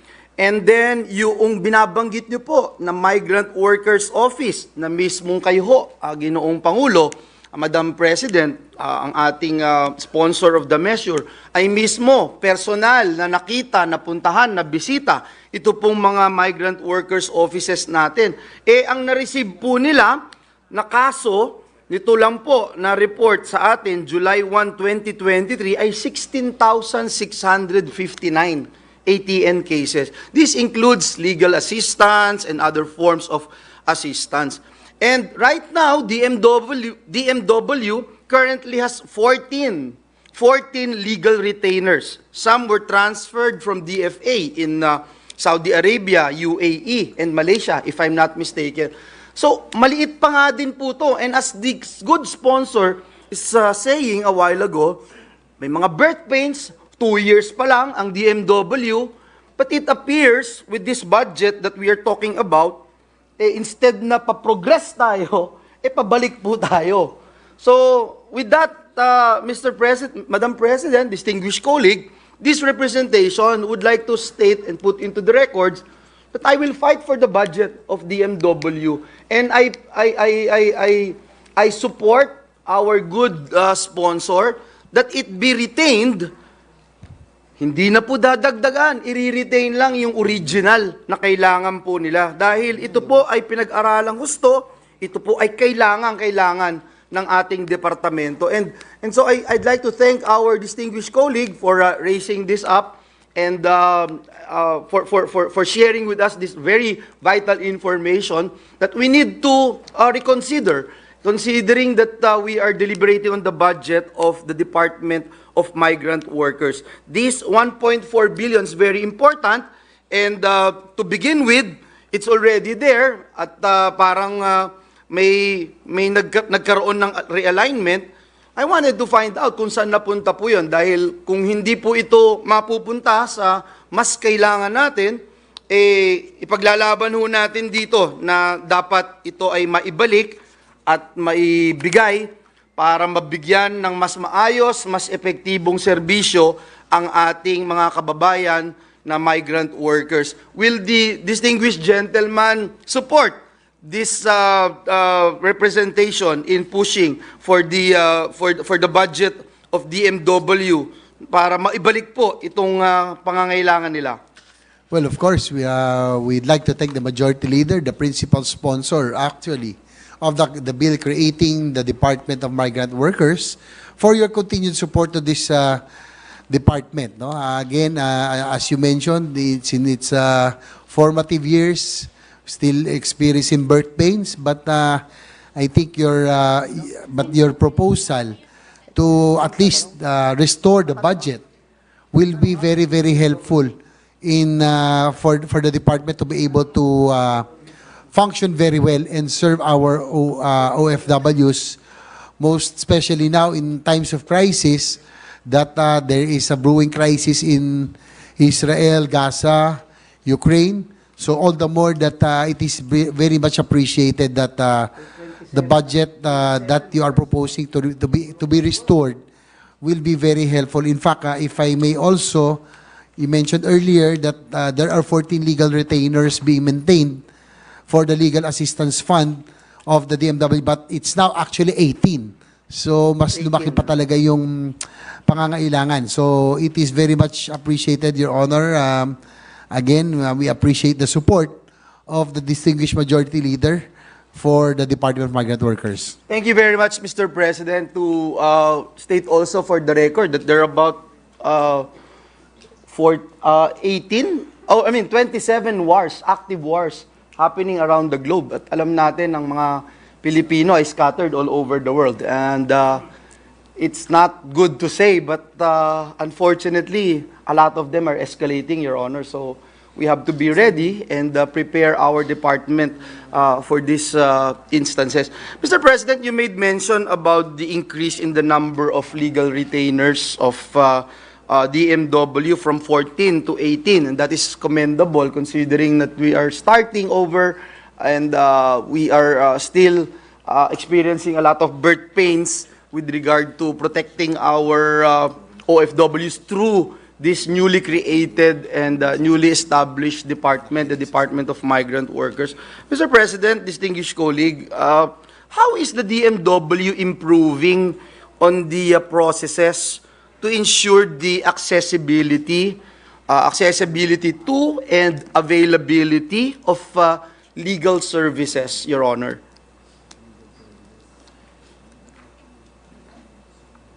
Because I remember before onboarding the legal retainers previously employed by DFA, yung DMW po conducted a review of the quality and performance of the services, if I'm not mistaken. No? So that's the reason why I'm asking this. Kasi I had an experience na lumapit po sa ating opisina, hindi po siya na-represent ng maayos noong legal retainer daw ng ating embahada at dahil lang sa passport at documents being asked of her or him, pinauwi po, dineport po dito sa Pilipinas. And so that's why it's important also that we look into this, not just accessibility and availability, but also the performance. Because I remember itong legal services ng embahada ay nagsimula since 1995, if I'm not mistaken. Thank you. Ano, ikaw na? Ma-access nila. Ma-access nila. Nag-ano lang ako. Tapos ma-access nila. Dahil wala akong tapos yung mga tatapusin mo na.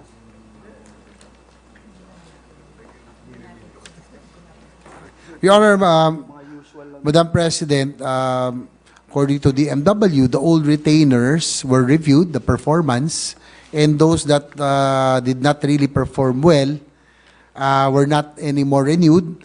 And the new retainers this time for the legal assistance were vetted, no?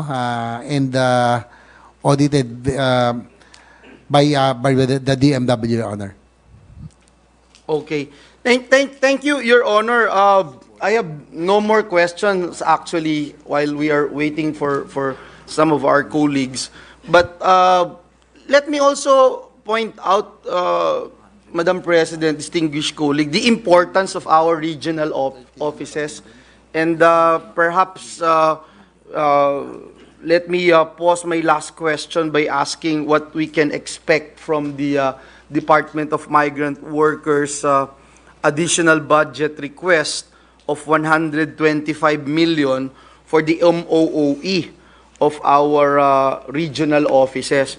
I was told may mga bago tayong mga targets, target deliverables per region other than operationalizing yung pong tinatawag na one-stop shop natin in terms of reduction of illegal recruitment, yung increase ng number of communities or barangays vis-a-vis number of pre-employment orientation seminar conducted and the number of participants, etc.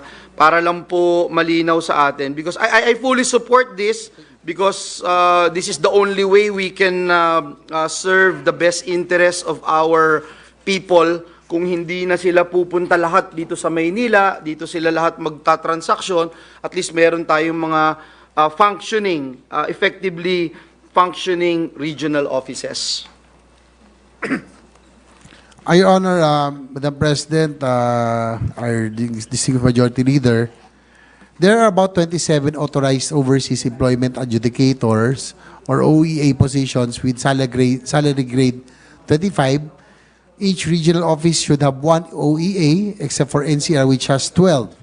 To date, 21 are filled while 6 are unfilled. Currently, 10 overseas employment adjudicators at the central office are handling 3,581 pending cases, 2,190 or 61% of which are for review at different levels. Meanwhile, 400 cases are pending in 4 regions being handled by our regional OEAs. The DMW proposed to add 10 more OEA positions, 6 for NCR and 1 each for 4 middle-sized regional offices, as well as upgrade the salary of OEA from salary grade 25-1 to salary grade 26. Total funding requirements for 2024 is about 37,619,676,000 for 27 OEAs, SG 26 positions, a 10% increase from the 34,273,608 of for the same number of positions with SG 25 or an additional 3,500,000 from last year. So these are the improvements that the department is undertaking to improve so that people do not have really to go to the major regional offices like NCR, so that there will be new OEAs that will be deployed in the ROs or the regional offices. Thank you. Thank you very much, Mr. President, Madam President, distinguished colleague, for answering this humble representation's questions. I'd like to commend our DMW for activating all its regional offices in 16 regions. Na-convert na yung POEA regional offices, hindi ba? And its regional offices mirrored the services provided also by the central office here in the National Capital Region. I have no further question, and again reiterate my call for our colleagues to support this representation in putting back the necessary budget, additional budget for our Department of Migrant Workers. Maraming salamat, Madam President. And next to interpolate and ask questions, the distinguished gentleman from Cavite. But before that, Madam President, may I just be allowed to recognize some guests from the gallery, guests of our dear colleague, Senator Win Gatchalian. We have with us Mayor Cho Yong-ik, Mayor City of Bucheon, Director General Administration Bureau, Sek Sang-gyun, Director General Bucheon Community Health Center, Kim In-jae, Director General Education Project, Han Ye Jong, Director Healthy City Division Won Min, Director Sangdong Library Kim Yong A, Head Exchange and Cooperation Team Kim So Hyun, Head Reading Promotion Team Kim Hae Chung, and their parties Kim Hyung Gon, Cho Yo Cheon, Han Chun Ho, Kim Jong Moon, Kim Dae Song, Kim Jong Sul, Shin Yung Jin, Lee Yu Yong, and Lee Ji An. Guests of our dear colleague Senator Win Gatchalian. We welcome them, Madam President, in this August chamber. Madam President.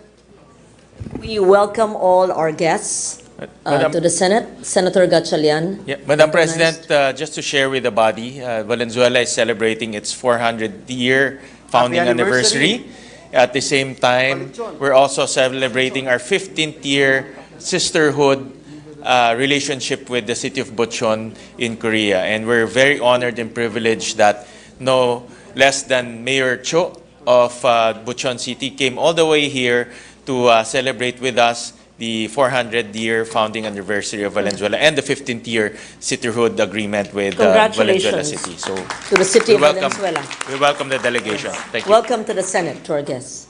Thank you, distinguished colleague. Now, Madam President, to ask and interpolate the budget of the Department of Migrant Workers, may we recognize the distinguished gentleman, not from K-pop, Madam President, but from the great province of Cavite, Senator Ramon Bong Revilla Jr. So Senator Ramon Bong Revilla is recognized. Thank you, Madam President.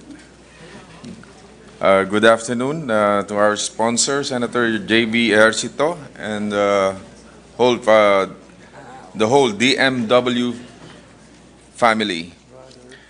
Malaki po ang naging kawalan ng departamento kamakailan lamang sa pagpanaw ni Secretary Tutsa Ople. Even before she headed the department, she has been the face of refuge of our dear OFWs. Siya ang naging muka at simbolo ng kalma sa gitna ng unos na kinaharap nating mga sinawimpalad ng mga kababayang naabuso na kanilang mga amo at naipit sa gulo.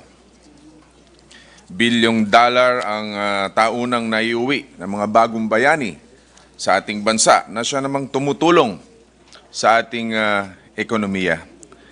At least we can do is make them feel how much they are valued para sa ating po mga bagong bayani.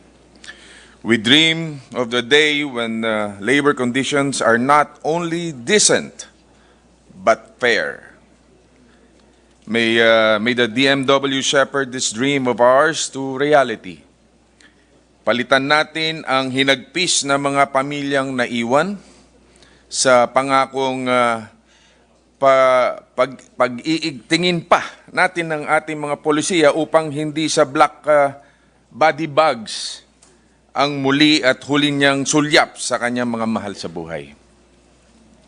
Huwag na sana pang madagdagan ang mga OFWs na kinakailangang tumalon mula sa bintana patungo sa kanilang kamatayan upang makatakas lamang mula sa malulupit na kamay ng mga among hindi tumatalima sa mga polisiya at tuntunin. The horror stories should instead be replaced with the promise of better monitoring and assistance, especially in times of need. On this note, with the indulgence of my colleagues, may this representation be allowed to ask just a few questions, Senator JB? Yes, certainly. Most welcome, Your Honor, Madam Can you President. give us a status report on your online application OFW Pass? I understand that na operational na yan in 10 countries. Kamusta na po ito?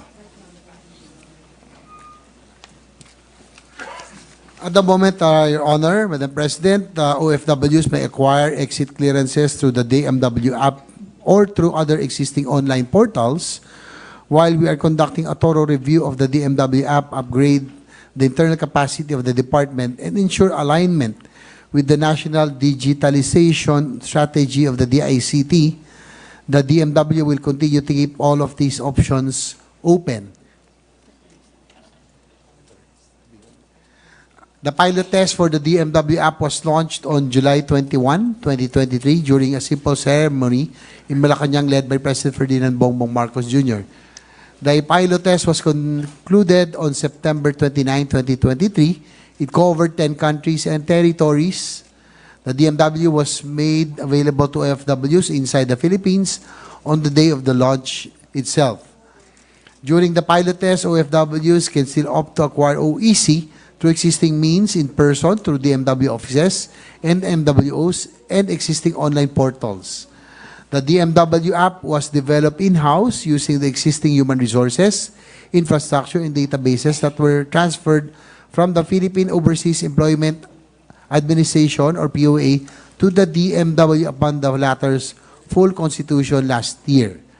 So just to give you a status or the report as of September 29, total downloads reach about 407,800. Total unique logins, 273,396. Total OFW passes valid as exit clearance is 31,084.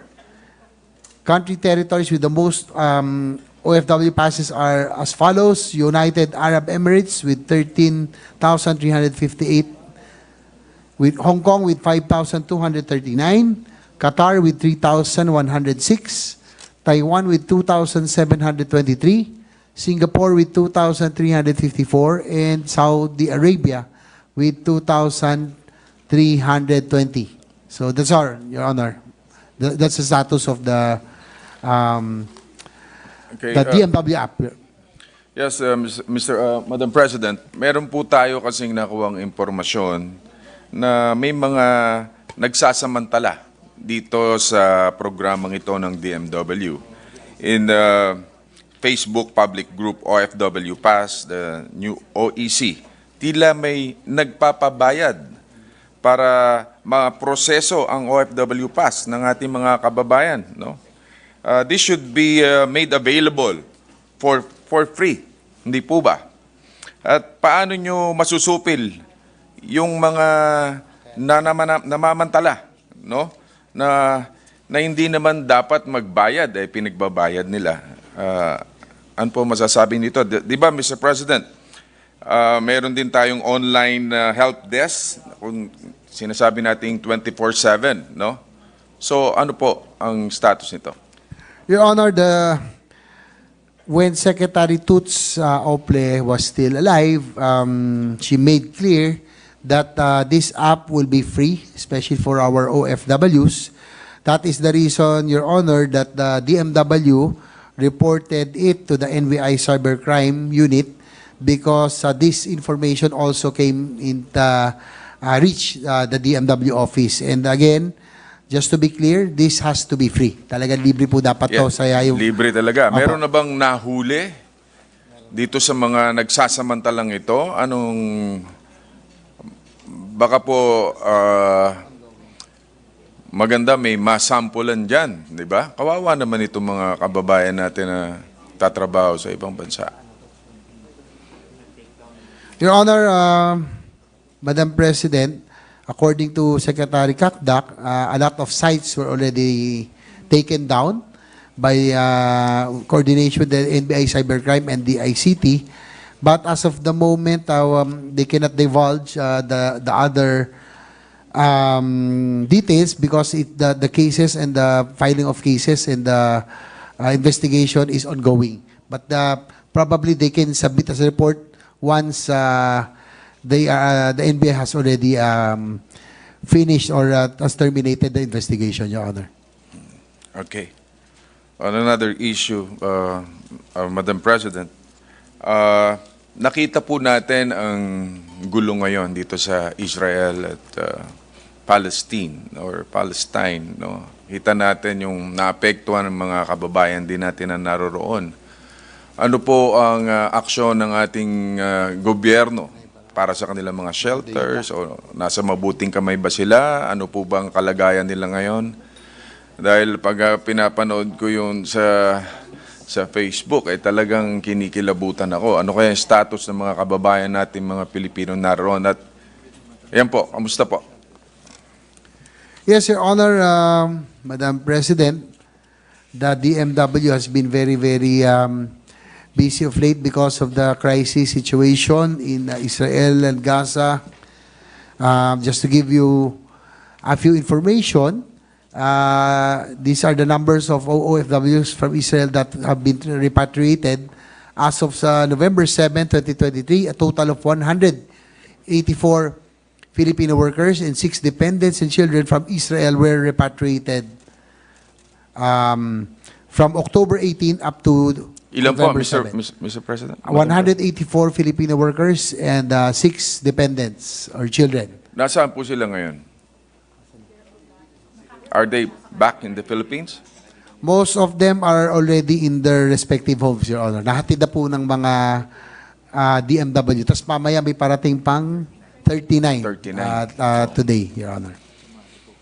Likewise, assistance and services were provided to the repatriated workers are as follows: the immediate and fast delivery of a whole of government and multidimensional salubong package of program offerings, assistance, and services were provided to the repatriated workers.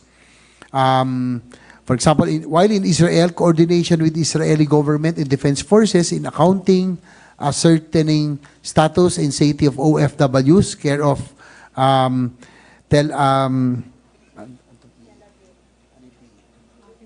Philippine Embassy in Tel Aviv, DMW, MWO Tel Aviv, coordination with the Ben Gurion International Airport and airline officials for return flights to Manila, care of DFA, DMW and migrant workers offices in Tel Aviv, DMW OWA, return flight to Manila, care of DMW OWA, and the $200 financial assistance for immediate needs while awaiting return flight to Manila, care of DMW MWO Tel Aviv.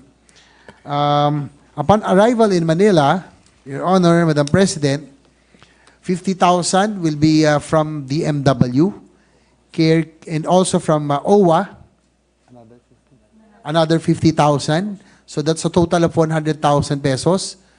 Care kits and food packs from NRCO, physical and medical checkup initial assessment, care of DOH, medical referral services if deemed needed, care of DOH, psychosocial assessment and evaluation, care of DSWD and DOH. So you mean, Mr. Yes, got you. 400,000 na natatanggap ng bawat isa? Am I correct? About 120,000. 120,000, Yes. okay. So 20,000 is financial assistance for individuals in crisis situation, or yung AIX, care of DSWD, and again, it's 50,000 from DMW, 50,000 from OWA, so a total of 120,000. And last but not the least, skills training vouchers and food care kits, care of TESDA. And while in transit to homes and provinces, hotel accommodations, transit flights, bus tickets, food is care of DMW or OWA. So busy po si Administrator Arnel Ignacio. Buti, okay pang Buti inyo na po. lang nandiyan si Administrator Arnel Yes. Ignacio. And according to him Congratulations also, for doing a great job. financial that in Israel, number of OFWs were provided relief assistance. No, as of November 11, a total of 220 OFWs. Again, they were given $200 each. It's about $44,000 or 2.4 million pesos. Arrival at AIA, as I mentioned earlier, they will be given immediately another 50,000 that is provided to the distressed and displaced OFW. So that's what the DMW and OWA is doing, Your Honor. At present, Mr. President or Madam President, ilang pang Pilipino ang naiiwan sa Israel, sa Gaza?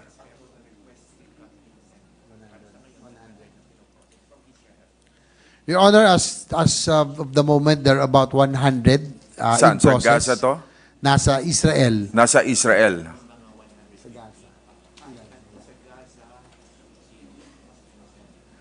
The DMW is taking care of the Israel and Lebanon. So there's about 100 in process, and there's still some that are coming, about 150 from Lebanon. Yung pong sa Gaza, Your Honor, Madam President, is the DFA is the one taking care of Yes, sir. the ones from Gaza, Your Honor. Yun nasa Gaza. Yun yung napakahirap na sitwasyon ng mga kababayan natin doon. Yung iba ayaw talaga umalis no? Am I correct? So paano yung how do you treat that? Yung mga ayaw umalis na mga kababayan natin doon sa Gaza, na alam naman natin binobomba doon at talagang patayan ng patayan doon.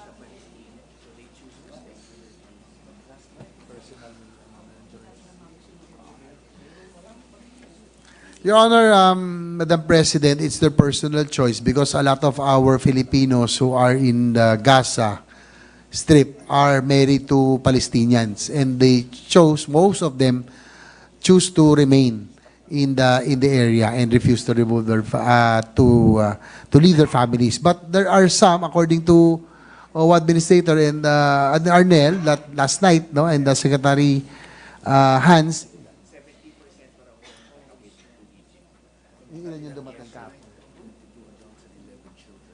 There are about 22 adults and 11 children from Gaza arrived last night.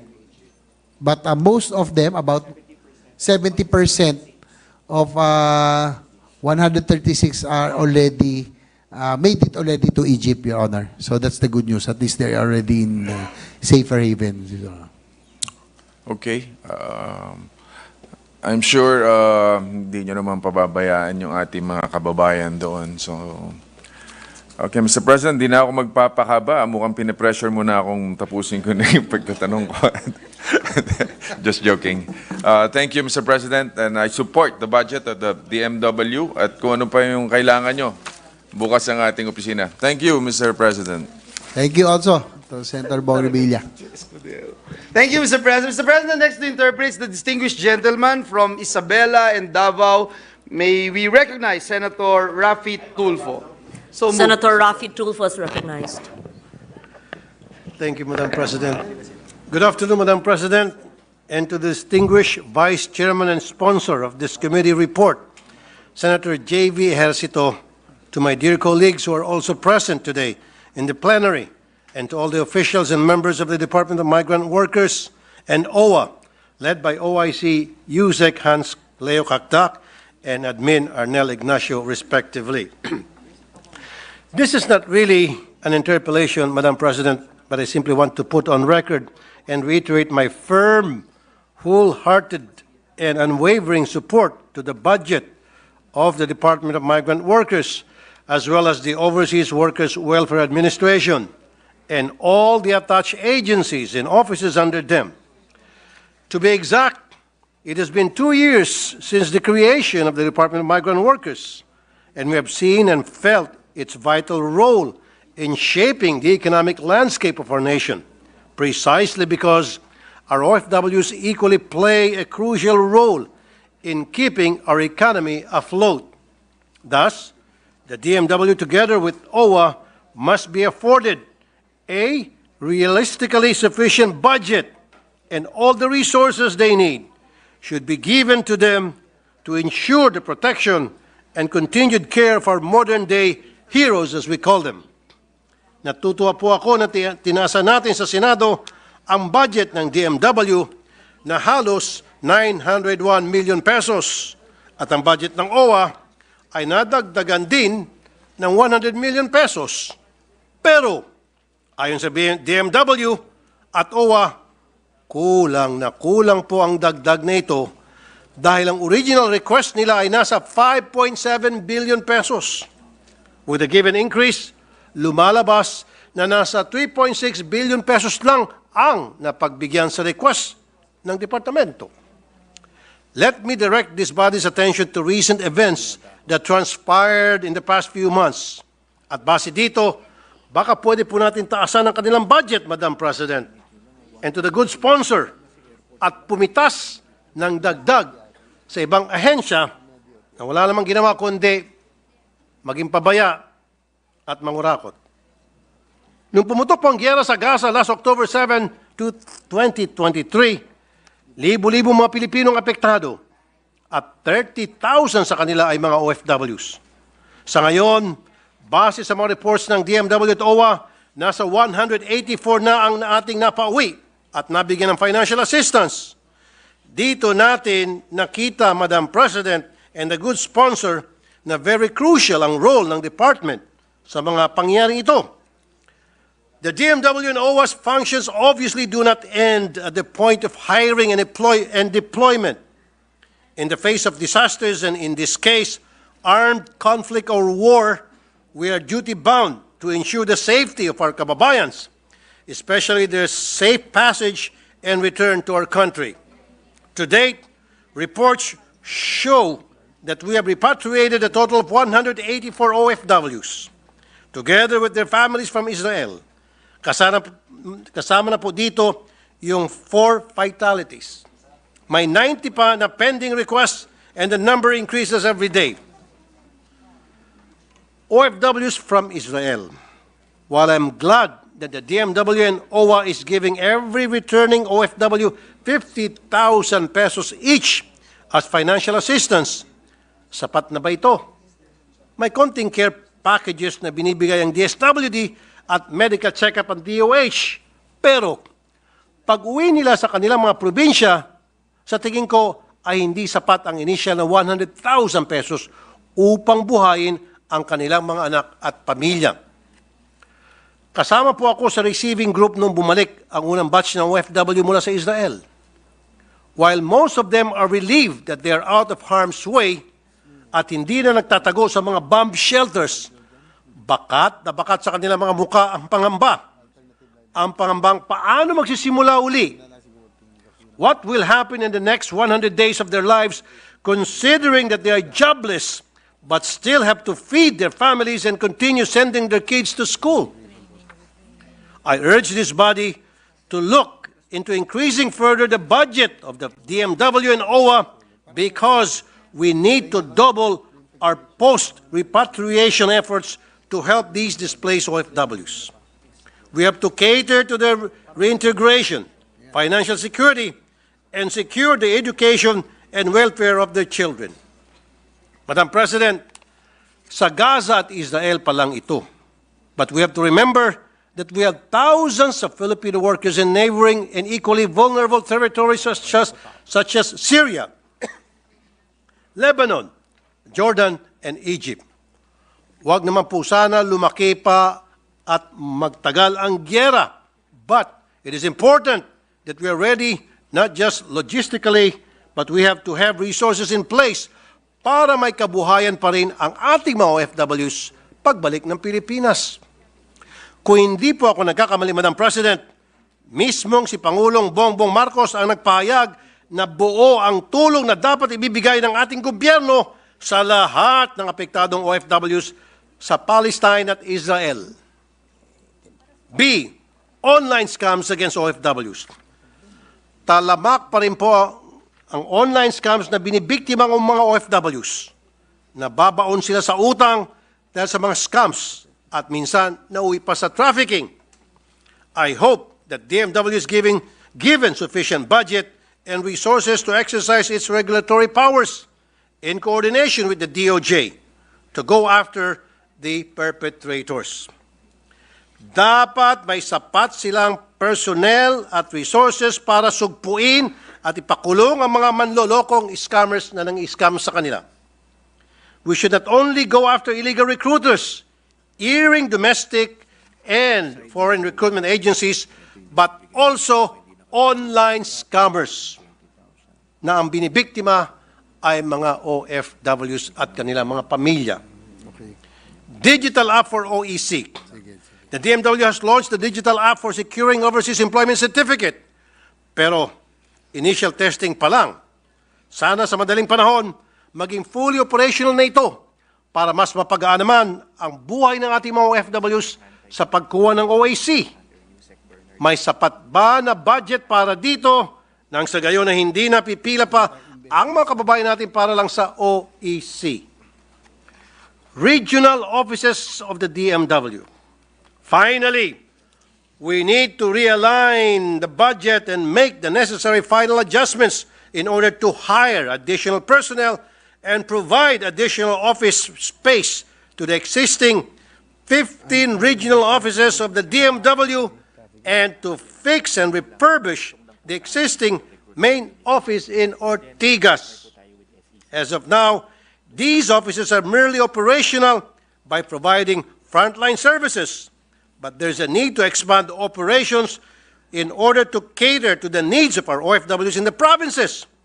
At hindi na sila kinakailangan lumipad pa sa Metro Manila para mag-process ng papeles at humingi ng financial assistance. As chairman of the Committee on Migrant Workers, I commend the DMW and OWA for all their efforts and to continually work hard for the betterment of our people with vigor. The late Secretary Tusopre successfully laid down the groundwork for the new department, and under the able leadership of OIC Hans Kakdak and Admin Arnel Ignacio of OWA, panatag po ang loob ko na malaki ang magagawa natin para sa ating mga OFWs at hindi tayo nagkakamali sa pagbuo ng DMW.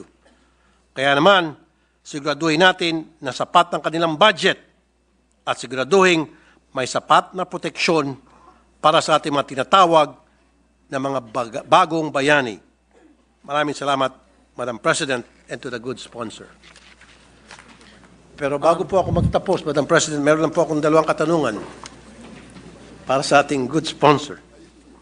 With the indulgence of the good sponsor, of course, Madam President, ito po yung may kinalaman sa repatriation funds at alam naman po natin, merong problema ngayon sa may Iceland na kung saan dineklara na po na state of emergency yung bansang yon dahil sa yung problema sa mga sunod-sunod na paglilindol na nagbabanta na magkaroon ng volcanic eruptions doon.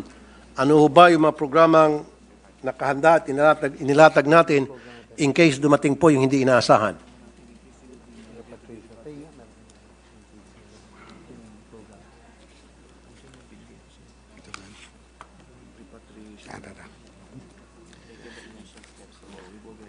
Your Honor, thank you for your query.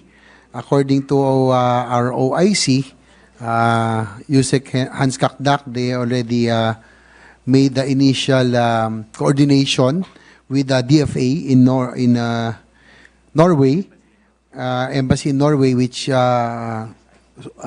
covers Iceland. There are about 1,000 OFWs in Iceland.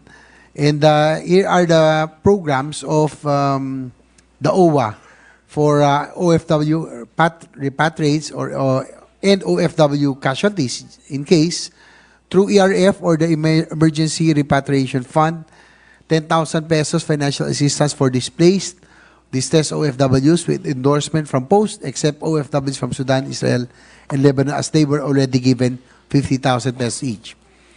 Under the Balik Pinas, Balik Hanap Buhay program, an active OWA member will receive 20,000 pesos. An inactive OWA member will receive about 10,000 pesos.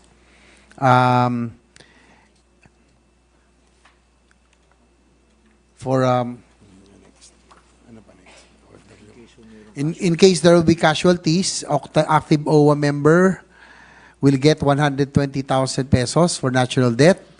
And due to accident, about 220,000 pesos. Plus livelihood, 15,000 pesos. Educational assistance, 5,000 for elementary and 8,000 for high school and 10,000 for college. For an inactive OWA member, they will still get about 20,000 pesos. With regards to the financial assistance program, in Israel, I would just like to mention, Your Honor, because this is a very hot issue, that number of OFWs provided relief assistance already number about 220 OFWs with $200 US each, a total of $44,000 or 2.4 million. And that arrival at NAIA, they will already receive about 50,000 to distressed and displaced OFWs by looking for a source of income, Your Honor. Okay. At isa na lamang po, last na, Madam President and the good sponsor. Recently, may nangyaring insidente na kung saan yung isang barko, yung Odessa, tinamaan po ng missile ng Russia sa may bandang Ukraine. At I understand, meron po mga Pilipino doon sa barkong yon. Pwede ho ba makakuha ng update, Madam President and the good sponsor? Your Honor, according to USEC Hans Gakdak, there are about 3 who were affected or injured. 2 are only minor, 1 major, but already was operated on already, and there are about 25 crew members who are scheduled to be repatriated already. That's all. Thank you, Madam President. Good sponsor. Thank you very much. I'd like to thank also the gentleman, the chair of the committee on migrant workers for the support for the restoration of the budget. No? Talaga pong kailangan nila.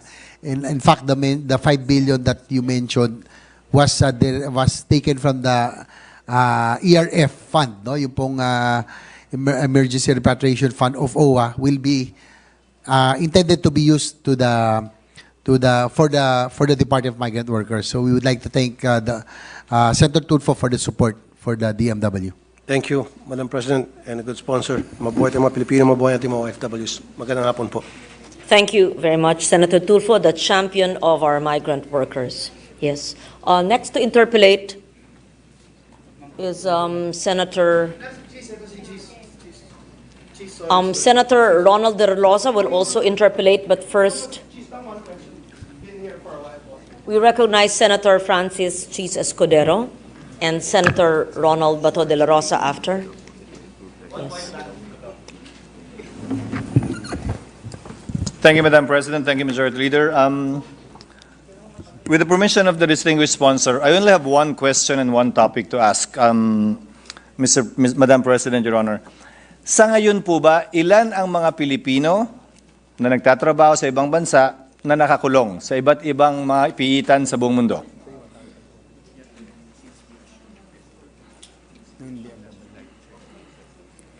Your Honor, since Yusek Kaknak assumed in July of 2023, total is about 1,254 currently incarcerated, broken down as follows: Asia Pacific, 293, Europe, 7, Middle East, 954, Your Honor, Madam President.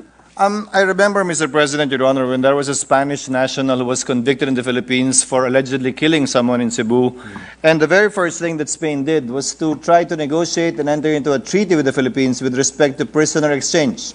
We now have such a treaty between the Philippines and Spain. That was with respect to one Spanish national. Given that we have so many, Mr. President, Your Honor, OFWs whose victim may be a fellow Filipino sometimes, working abroad, or a foreign national, wouldn't be an opportune time, or perhaps a year ago, a decade ago, for the Philippines to have been doing this similar thing? It would be a different matter for us to succeed to get that treaty, Mr. President, Your Honor. But at the very least, we should pursue it and aspire to it, so that we can establish, at least in those countries in the Middle East and Southeast Asia, where we have a huge number of Filipinos. Ang pagkakaiba po kasi, at least may ginawa man siyang mali, hindi naman natin papalayain dito, pero may pagkakataong dito niya pagsilbihan sa Pilipinas yung kanyang sintensya para mas malapit-lapit naman na mabisita siya ng kanyang mga kamag-anak kada Pasko man o kada birthday o kung gaano nila kadalas kakayanin gawin. Mr. President, Your Honor, the fact is, if an overseas Filipino worker is convicted, let's say, to suffer the penalty of 30 years incarceration in Saudi Arabia, for example, and the family is poor, the next time they see each other, Mr. President, will be 30 years after already. Because I doubt if the family can visit him every year and spend that much to travel. They're not even sure if they can see him whenever they do visit that place. So, Mr. President, Your Honor, I think in the spirit of giving second chances and enabling our Filipino compatriots who have been convicted in a foreign land, justly or unjustly, for this to be pursued through the DMW and through the Department of Foreign Affairs. I asked this during the previous budget deliberations with the late former Secretary Ople, who committed to do this, Mr. President, Your Honor. That's why I'm asking it again. May I know what has been done, if any, and what the current leadership of the DMW will be doing in pursuit of this issue and in pursuit of this interest of ours? Your Honor, Madam President, according to Yusek Kakdak, that they have already started talking to DOJ and DFA, and they are prioritizing those who are in the death row cases. So it's they are now coordinating with both agencies, Your Honor. Mr. President, Your Honor, death row cases, hindi naman natin pwedeng ilipat dito. Wala naman tayong parusang kamatayan para dito patupad yung parusang kamatayan. Eh. That is a totally separate issue, if at all, because that would pertain to either payment of the blood money or providing legal efforts. I'm talking about those who are incarcerated either as detention prisoners or those convicted by final judgment. We can start with those convicted by final judgment already. Again, Mr. President, Your Honor, succeeding is a totally different matter from us trying to achieve this. We may succeed in some countries, we may fail in some, but at least the Filipinos see that the department is working in this direction. It may take 2 years, 3 years, or 5 years, or even 10 years. But at least that should be a direction that we should be taking in order to protect the interests of our Filipino workers abroad, numbering roughly 10 million, if I'm not mistaken, based on the last count I saw. Again, if you look back, one Spanish national, they fought for that treaty and they got it. It took them about 2 to 3 years before the Senate ratified it from the time they started. It might take us that same period of time. We might succeed in some, we might fail in some, but at least we should continue trying. Yes, Your Honor, Madam President, it's a very welcome. It's very welcome, no, that we are looking into the plight of all our OFWs who are incarcerated. As a matter of fact, the Senate through the past years have increased the legal assistance fund so that our OFWs, our modern heroes, would feel that the government is there to assist them in their times that they are distressed. And likewise, according to Yusek Kakdak and the DMW family, we have already improved the legal assistance, and there are about 18 legal retainers worldwide. And we have greater access now to host country institutions at present. So, Thank you, Mr. President, Your Honor. I will be bringing this point up again in the next budget deliberation for the budget of 2025. One last point, Mr. President. I know we put funds and increased the funds even in previous years when I was Finance Committee Chair with respect to the Legal Assistance Fund. But as of now, does the Legal Assistance Fund include the payment of blood money as a policy on the part of DMW? right now, Your Honor, no, it's not included. May I ask why, Mr. President, Your Honor, and what needs to be done? Is it simply including a special provision to increase the mandate of the assistance fund for the payment? Imbis na ibayad mo sa abogado, kung yun naman ang rules nila, kailangan pa rin magbayad ng blood money, di ba't hindi na lang isama natin yung pagbabayad ng blood money? Your Honor, according to Yusek Kakdak, that the blood money usually goes to the private expenses, private rights of the family, Your Honor. I know that, Mr. President, Your Honor, but we are assisting migrant workers, and clearly that's why they left the Philippines and tried their fortunes abroad because they don't have enough money to pay for that. Kaya sakada na lang merong ganun na may pagkakataon tayong iligtas sana sa parusang kamatayan ng sinumang Pilipinong nagkamali sa ibang bansa. Magsosolicit pa tayo sa mga mayayamang Pilipino pag may problema na.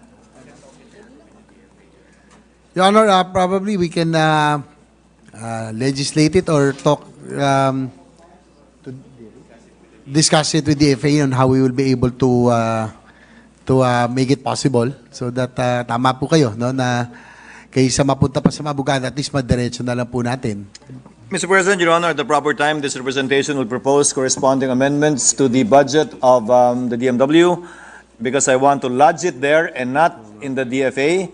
And since the GAA is a law itself, outlining the reasons and basis for spending whatever appropriations we allocate to that department, then that can suffice as the legal basis in order to spend this. That is, after all, what COA is looking for whenever they check expenditures of a particular department. So by broadening the menu of the Legal Assistance Fund, perhaps this can be done and we can try to do this via this avenue without need of passing a totally new piece of legislation. Thank you. That's a very welcome development, Madam President, Your Honor, that if the Legal Assistance Fund becomes a line item, it will be easier for them to be able to dispose and it can be utilized easier by our distressed OFWs, Your Honor. Thank you for your support, Mr. President. Madam President, Your Honor, at the proper time, we will introduce that amendment. Thank you, Madam President. Thank you, Majority Leader. Thank you, distinguished sponsor, and I'd like to thank the DMW family.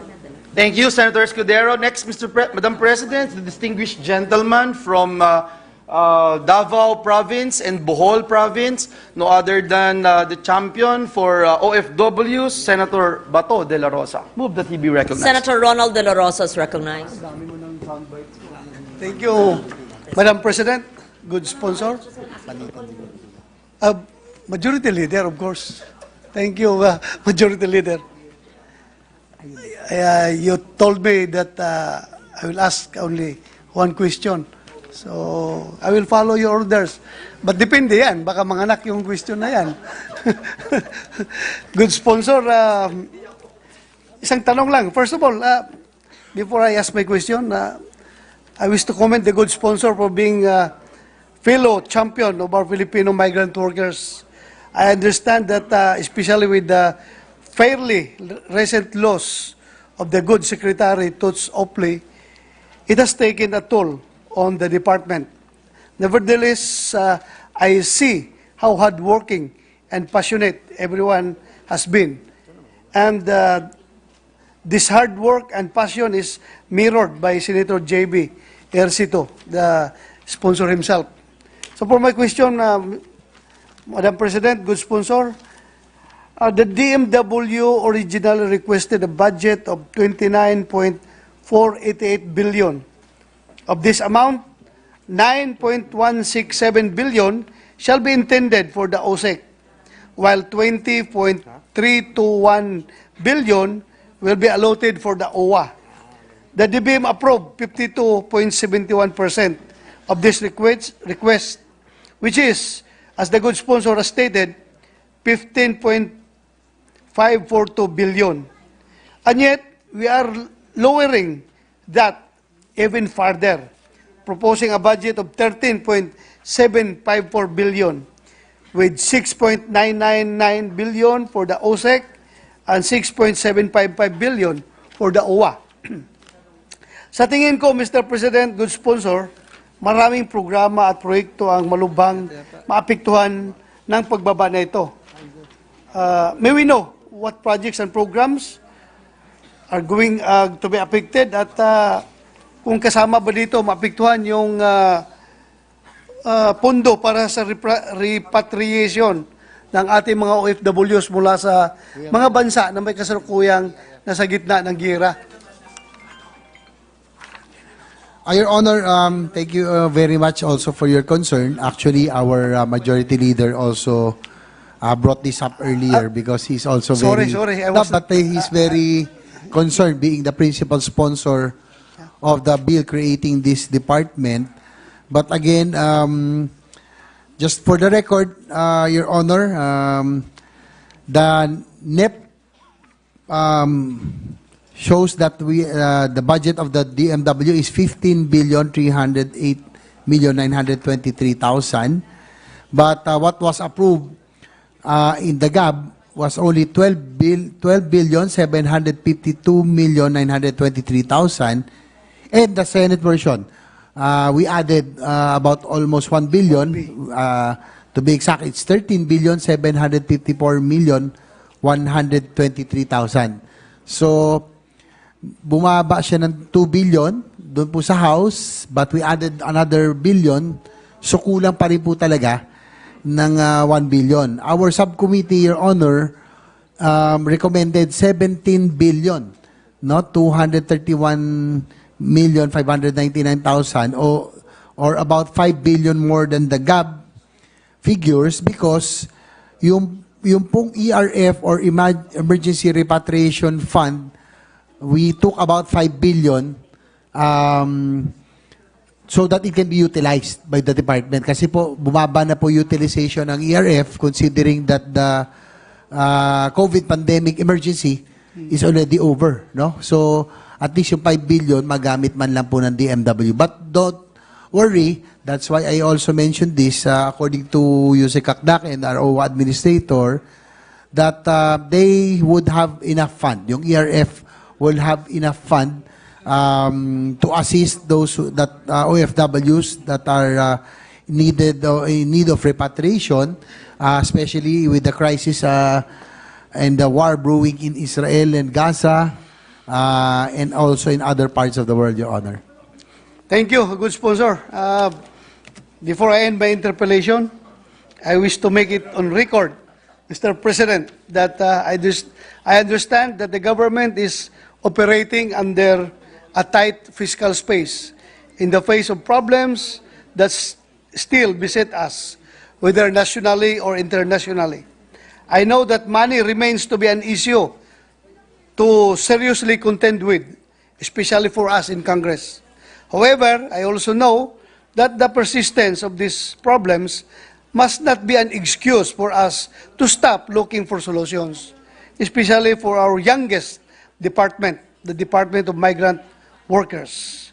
Ika nga, Mr. President, kung gusto, palaging mayroong paraan. Hahanapan natin ang paraan para sa ating mga makabagong bayani. Thank you, Mr. President. Thank Good you sponsor. also, Senator De La Rosa, for your support to our newest department. Maraming salamat po. Thank you, Mr. President, and we encourage also our dear colleague, Senator Bato, to join our call to restore the budget of the Department of Migrant Workers, which was earlier agreed upon by this representation and the sponsor himself, Senator J.V. Ejercito. Thank you, Mr. President. And Mr. President, today is the birthday of our dear colleague, Senator Amy Marcos. Yes. And we wish her a happy birthday. And perhaps if we can just suspend the session for just 1 minute, Mr. President. Yes, a happy birthday to our Ate Apo Amy. Marcos, you don't look a day over 35. Yeah. She's 35, Madam Mr. President? Session suspended for 1 minute.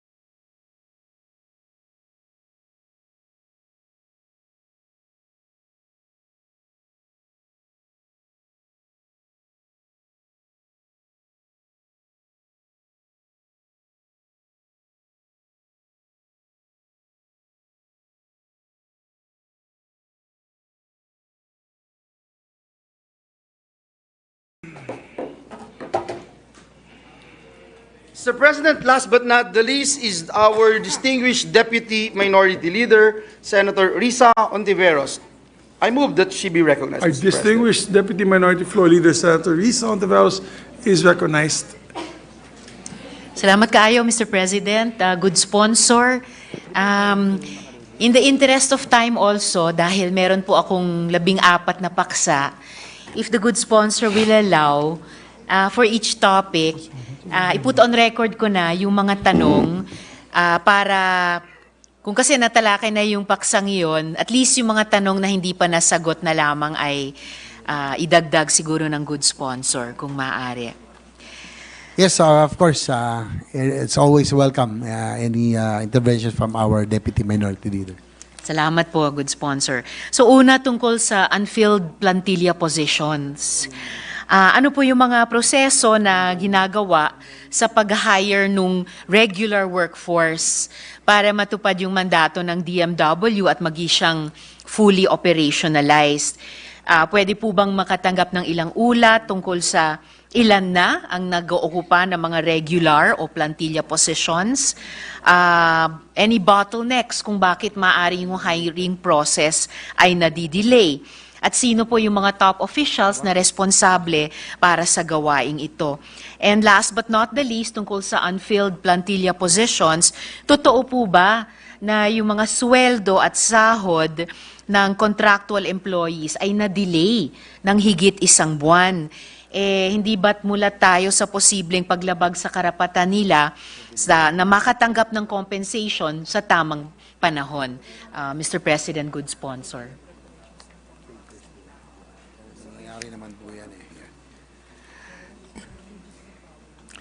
Your Honor, Mr. President, at present, 60% of the department's position are still unfilled. Updates on the status of hiring are as follows. There are about 998 or 58% vacant plantilla positions out of the 1,728 DBM approved positions, 1,675 regular and 53 contractual as of October 31, 2023. 842 or 80% of these were published on March 20, 2023. The DMW received about 20,832 applications. Here is the breakdown. For central office, authorized positions, 695. Field positions is 349 and field is 346. 13 migrant workers offices in 28 countries, authorized positions 246, field positions 246, yung authorized, and 226 field positions. So unfilled positions about 20. For the 16 regional offices, authorized positions is 787, field positions is 155, unfilled positions is 632. So in total, it's 1,728 authorized positions. Filled positions is 730. So unfilled positions about 998. To date, applicants for 130 or 15% published vacant positions were interviewed and deliberated.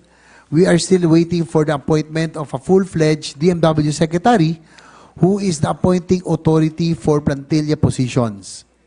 Meanwhile, the HRM PSB is continuously performing screening and selection process for the remaining 712 or 85% published vacant positions in accordance with the omnibus rules on appointments and other human resource actions of the Civil Service Commission.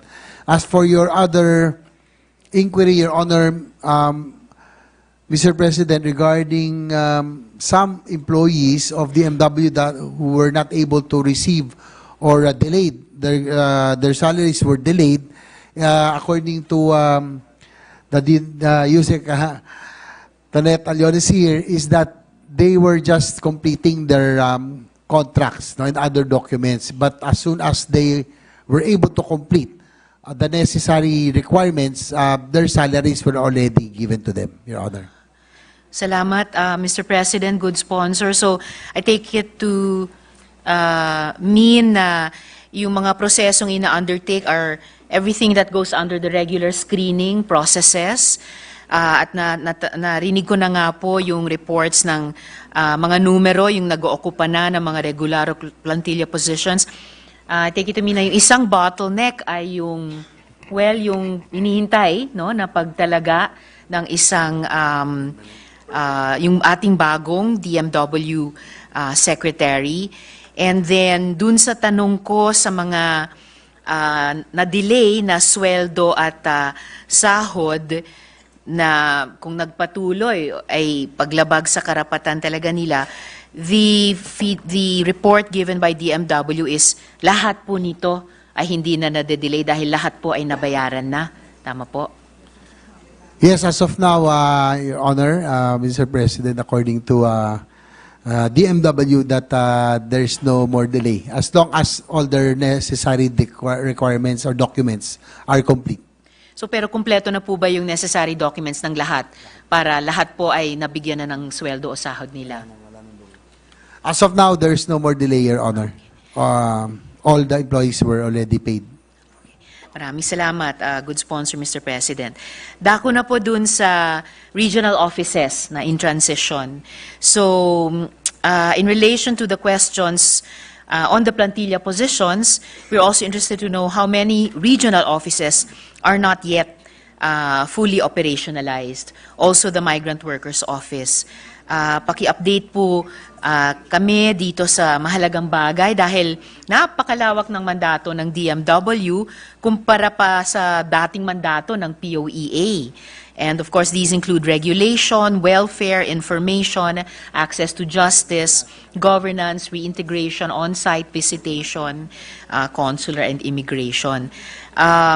In terms of training and capability building among the workforce of the agency, I would like to emphasize this. Ensuring that staff are capacitated for the tasks is important because DMW's clients include not only both land and sea-based OFWs, but also both documented and undocumented OFWs. At the latter used to be under the DFA UMWA. As DMW deals with immigration concerns and touches also on consular relations. Which used to be DFAs, no? Pero dahil nasa ilalim na sila ng DMW, dapat may training din ang DMW personnel sa consular at foreign relations issues. Kahit pa upheld yung one country team approach. So any updates, good sponsor, Mr. President, dun sa regional offices po at yung capacity building ng mga staff natin? Your Honor, there are 16 regional offices and the good news is that all are already operational, Your Honor, as of the moment, Your Honor. Okay po. And kumusta na po yung capacity building para sa mga staff nagpapatakbo nitong ating mga regional offices?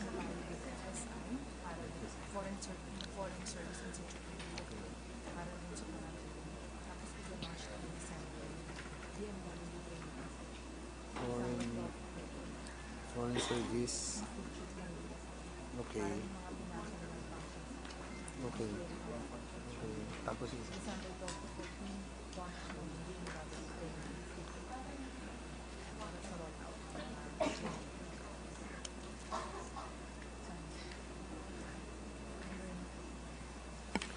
Your Honor, Mr. President, according to the MW, that in coordination with DFA, the Foreign Service Institute is they have already met with DFA so that the Foreign Service Institute will now push through. And as a matter of fact, on December 12 to 14, the DMW Training Institute will already be functional, Your Honor, as of the moment. So good sponsors, ngayon, nauna po yung pakikipag-ugnayan sa Foreign Service Institute sa pamamagitan ng DFA. And then, hindi na po sila yung magdadaos ng training at capacity building, pero tutulong sila sa pagtayo ng DMW Training Institute? Or ano po ba yung mga susunod na mangyayari?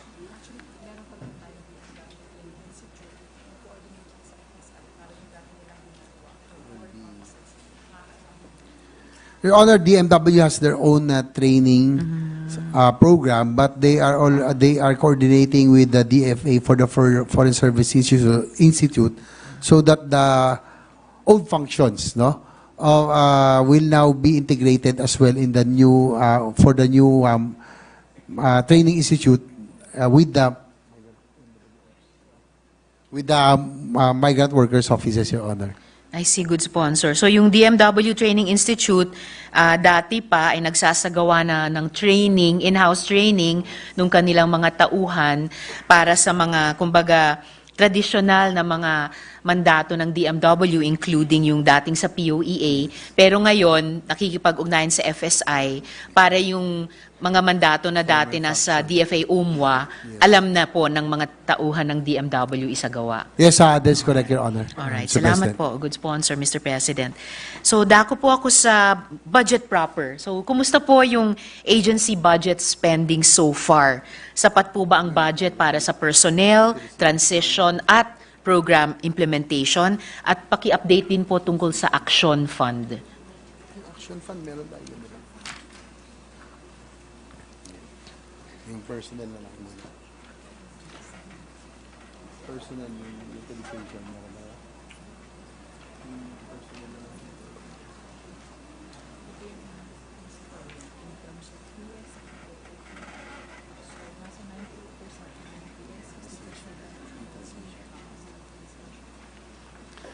Your Honor, currently, in the 2023 GAA, the personal services is 1,556,994,000, and the allotment is 1,329,345,000, and the obligation is 1,304,114,000, or the budget or utilization of about 98%. The MOE, the allotment is about 2,498,371,000, and the obligation is about 1,510,483,000, with a balance of 987,888,000, or a budget utilization rate of about 60%, Your Honor. So sa personnel, about 98% utilization, MOE 60%, and with regards to the Action Fund, from the NEP, the DMW has allocated 1,200,000,000 in the NEP.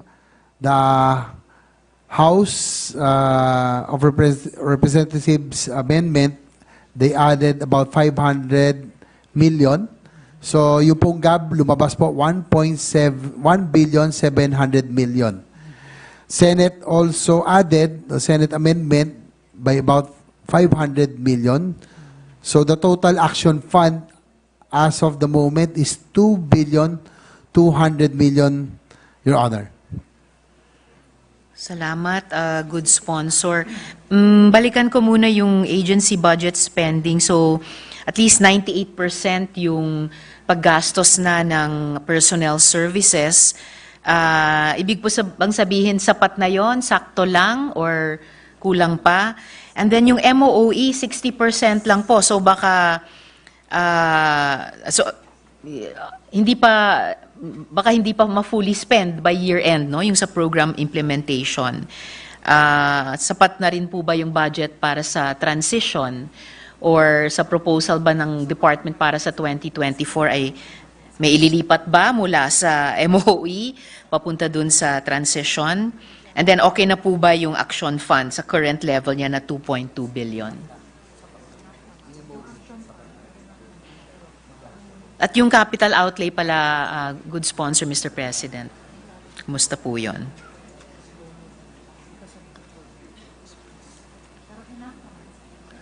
Your Honor, according to USEC CACDAC and the USEC Leones, with regards to the personal services, it's enough. Yung MOE, enough naman daw. Okay. Because yung the personal services is derived from the miscellaneous and personal benefit fund of DBM. But as for the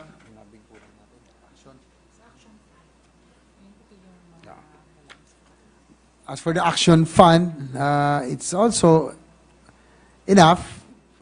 Just to give you an example, yung obligation, direct assistance, about 215 million, Standby Action Fund, 79 million, and so on. So, Yes. Kung ito total po natin, just to summarize, for about 484,278,206. So, according to them, that The action fund is, is enough, no? Okay po. As of the moment also. Okay po. So of course yung PS may infusion nga pala from the MPBF lalo na't dahil kumbaga ito yung bunsong department natin. Pero certainly papasok na sa regular programming yung PS ng department for 2024. Yung MOOE understatement na sapat siya kasi ngayon 60% pa lang yung paggastos. Hindi ko alam kung mas mababa ang ni-request na MOOE for next year or gagalingan na lang sa pag-expend noon. And follow up lang, Mr. President, good share, yung sa capital outlay po.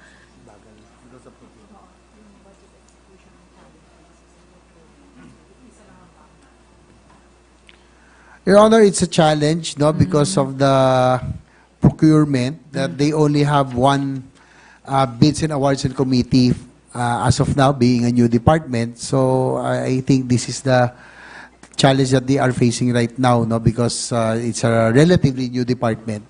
So, Nasa ilang percent pa lang po yung but on track, expenditure? according to Yusek Aliones, the procurement is on track, but yun lang po, medyo mabagal lang because they only have one back at this time. Therefore, ilang percentage pa lang ang nagastos sa CO?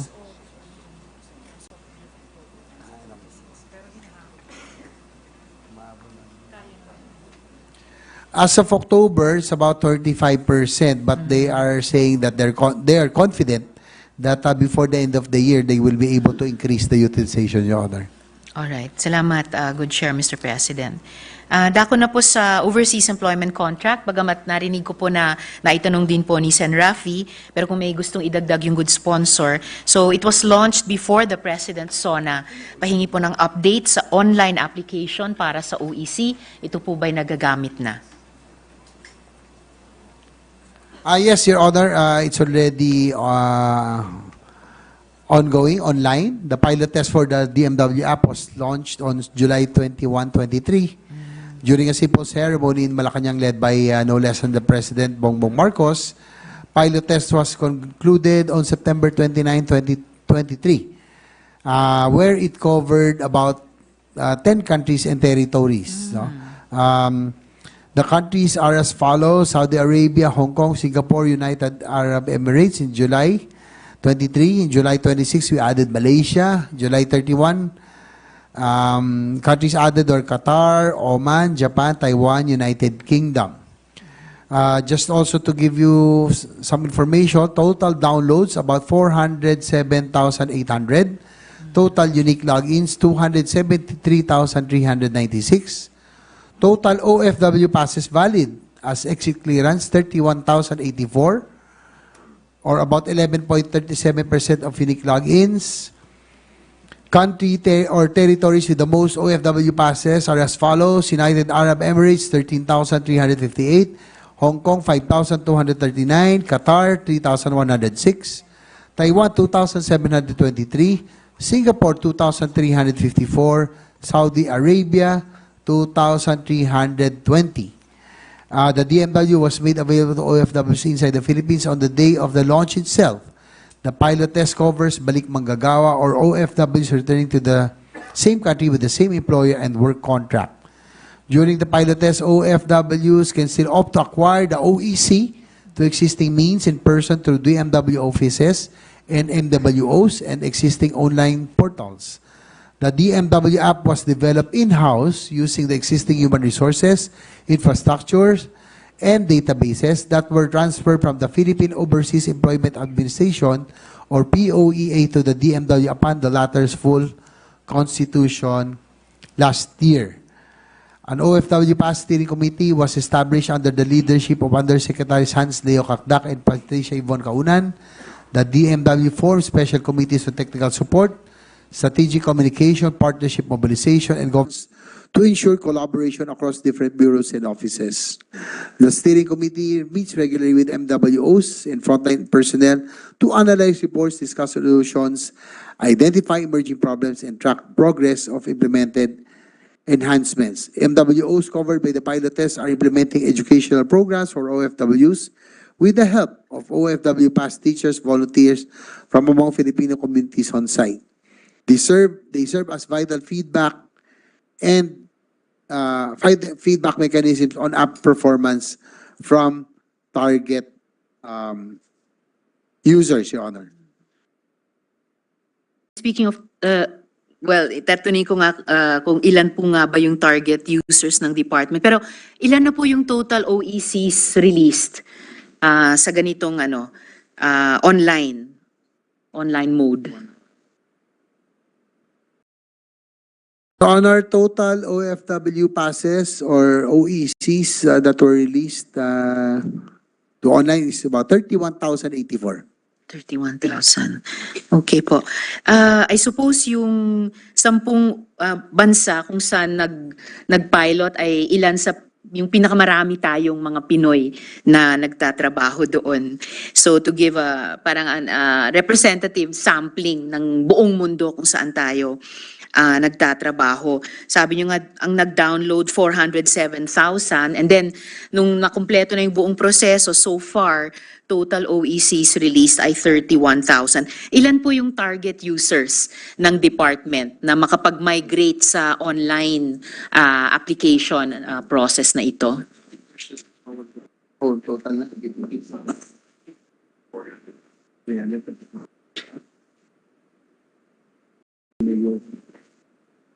Your Honor, according to USEC CACDAC, they target about 300 to 400,000 OFWs. Ito po yung balik manggagawa. Your Honor, Mr. President. 300 to 400,000 Per year, Your Honor. per year. Okay po. Hanggat maabot natin yung total na ilan po?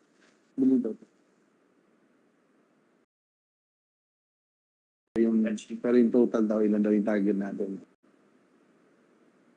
Kasi,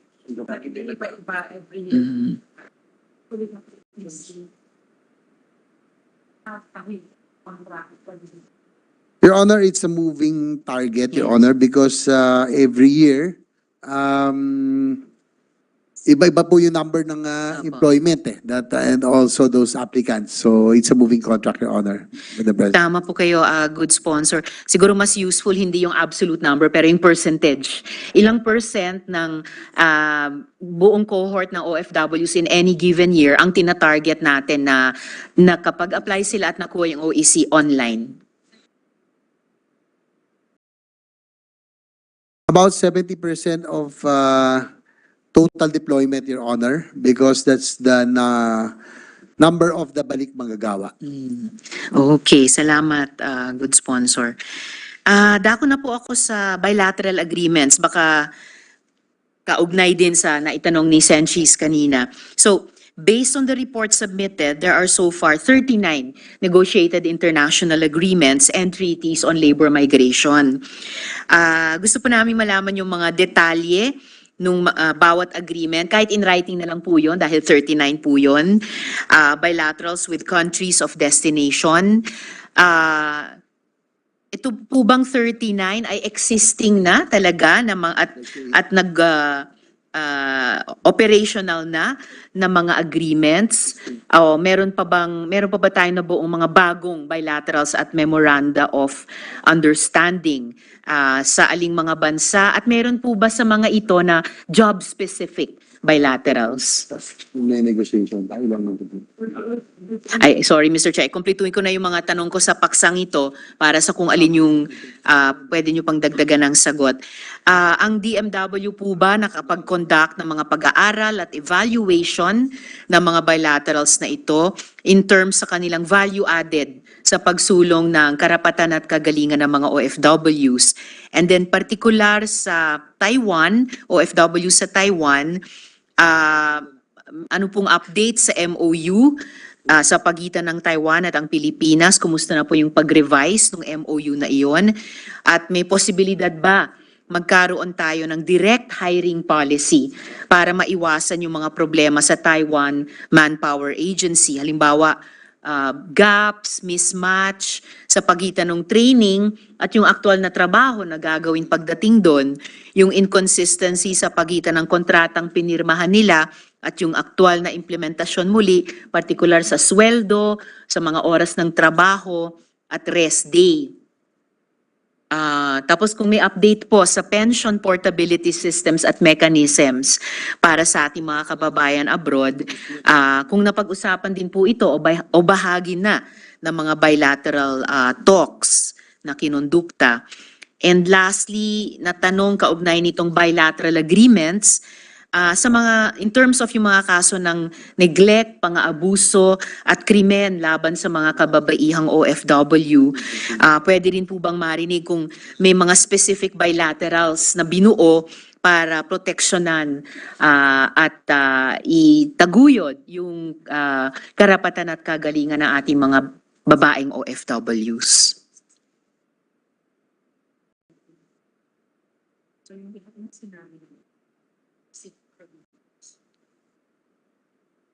No, pero ang ano yata, brand of discussion.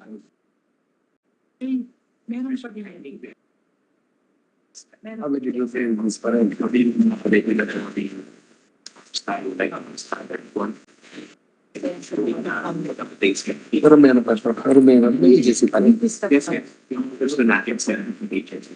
Para muna. Para may nakabuting lang doon. So, nagsabi pa lang. Tuloy pa rin ito.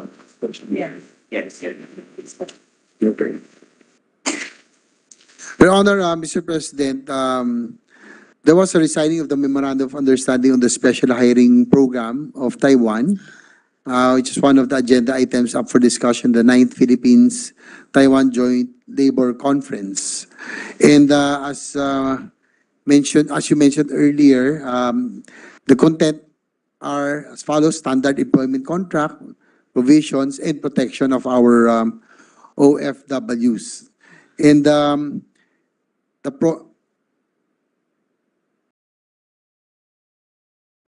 and according to Yusek Kakakdak, they still prefer to have agencies so that in case there will be problems with the OFWs or any problems would arise, at least meron po daw silang mahahabol. Mayroon silang habulin, Your Honor. I see. Well, pwede natin pagdebatihan yung pros and cons ng agency, pero at least it's good to hear na tuloy yung mga joint committee meetings. Kailan po inaasahang reschedule na para ma-finalize yung MOU, yung 9th Philippine-Taiwan Labor Conference or some form of it?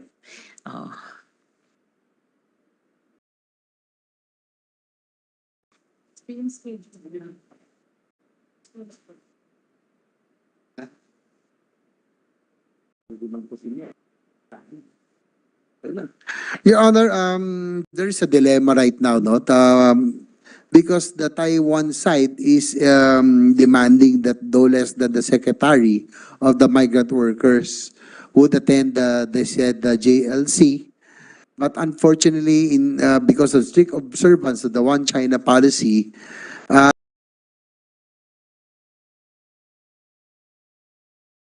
the department sought guidance of the DFA on the proper process or the proper protocol in meeting the Taiwan delegation, and only undersecretaries and those ranked below should attend the meeting, and no display of country flags and other items that may identify positions, posting of photos from the event in social media, other public channels is prohibited. So, nagkaroon lang po ng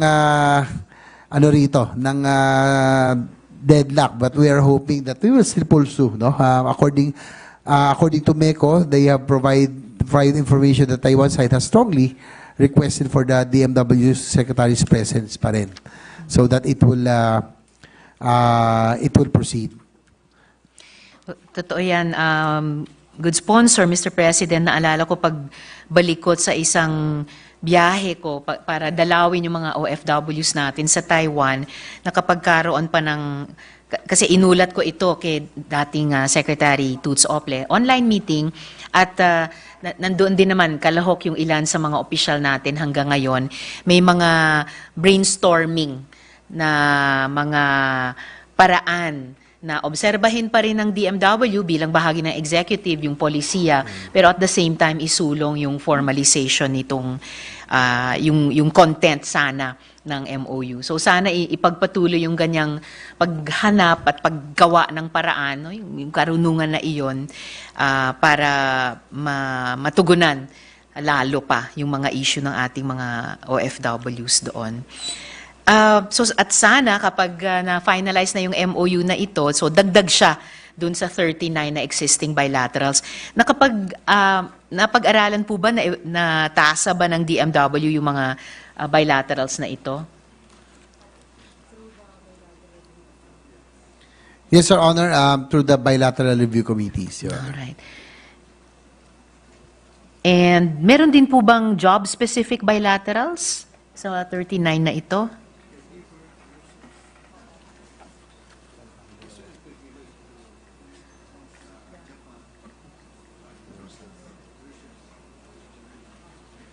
Yes, Your Honor. Usually it's caregivers, nurses, and hotel workers, Your Honor. All right. In Japan, nurses, and in Saudi, it's nurses. Singapore, health workers. In Israel, it's hotel workers. No? Korea, it's factory workers, Your Honor. And also Taiwan, factory workers, Your Honor. So interesante, good sponsor. Bawat bansa may iba't ibang job-specific bilaterals. That is correct, Your particular Honor. doon. Salamat po, good sponsor. And sa alinman sa mga bilaterals, meron po bang tumatalakay na sa pension portability ng ating mga kababayan at yung pagtugon at pag-prevent sa pang-aabuso sa ating mga kababaihan doon?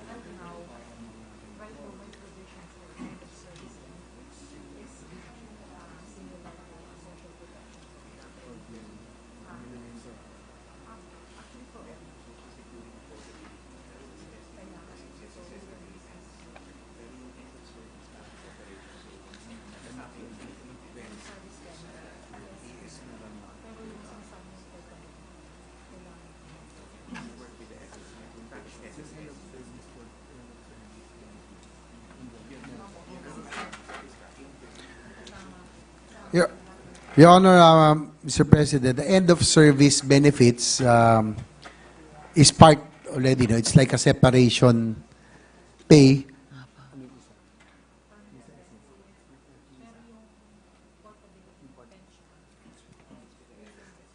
The portability of pension, however, Your Honor, Mr. President, is still being negotiated with SSS.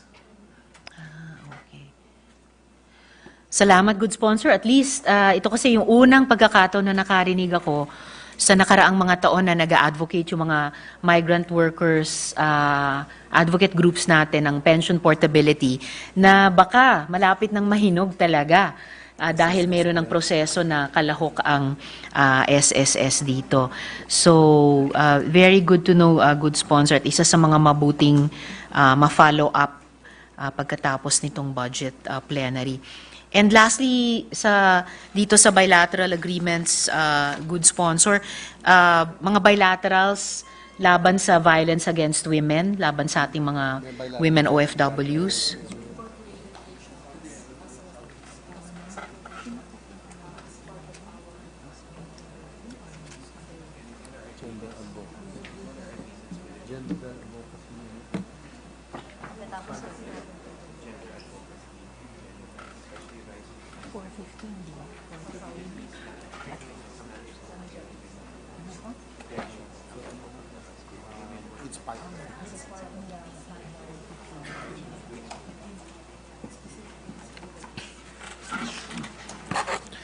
Your Honor, it's part of the, or standard for the agreement in the gender advocacy and gender rights, Your Honor, especially in the Middle East, Your Honor. UAE, Saudi, UAE, Qatar, Oman. So it's a standard provision, Your Honor. Salamat, good sponsor. And salamat sa pagbibigay diin sa Middle East kasi meron din tayong case in point na meron po tayong bilateral sa Kuwait mula pa noong 2018 pagkatapos nung heinous crime laban kay Joanna Demafiles. In-issue ng presidente nung isang deployment ban sa Kuwait na lift lamang pagkatapos mabuo itong MOU sa Kuwait. At binida pa bilang model MOU para sa migrant domestic workers. Pero mas matatanong natin bakit pa rin pagkatapos ni Joanna Demafiles, meron pa tayong mga dagdag na heinous crimes laban sa mga women migrants sa Kuwait. Sina Constancia Layo Dayag at Jenaline Vindavende noong 2019, kasunod na taon lamang, at si Julie Biranara nitong 2023. So, mabuti po yung MOU pero kailangan pa siyang ma-enforce talaga o ma-oversee, at kapag may paglabag pa rin, baka diplomatic or political na aksyon mula sa panig natin. Your Honor, at present, deployment to Kuwait is deferred, and not unless you are able to obtain higher safeguards according to our OIC and USEC Hans Kakdak, Your Honor. Alright, maraming salamat para doon, good sponsor, at sa DMW. Ang kaugnay pa rin sa pag-aabuso sa mga OFWs natin, yung bilang ba ng mga kasong ito, dumadami pa ba or nababawasan na ba? So kaugnay nga sa mga tanong tungkol sa bilaterals at memoranda of understanding, maaari bang malaman yung data tungkol dito? Since most of the OFWs are women and in elementary occupations, we'd like you to provide us reports on the cases of abuse, especially among women, gaya ng sinabi ng good sponsor, in the Middle East countries where cases of neglect and abuse are rampant. May progress po ba tayo sa larangang ito mula nung itinatag natin ang DMW? At ano yung mga major interventions o bagong approaches na ginagamit para nga mabawasan o matanggal na yung hostility sa ating mga Filipino women sa ibang bansa? Your Honor, according to DMW, that because of the bilaterals, cases have considerably decreased. But as of the moment, they apologize that they don't have comparative data, but they will submit, Your Honor, to your office, Your Honor, and to the committee. Maraming salamat po, good sponsor. Dako na po ako sa DMW guidelines para sa Seasonal Workers Program. So we'd like to know the status and details of these guidelines, the definition of seasonal workers, how many seasonal OFWs are already working, and how many are the available jobs for the Seasonal Workers Program.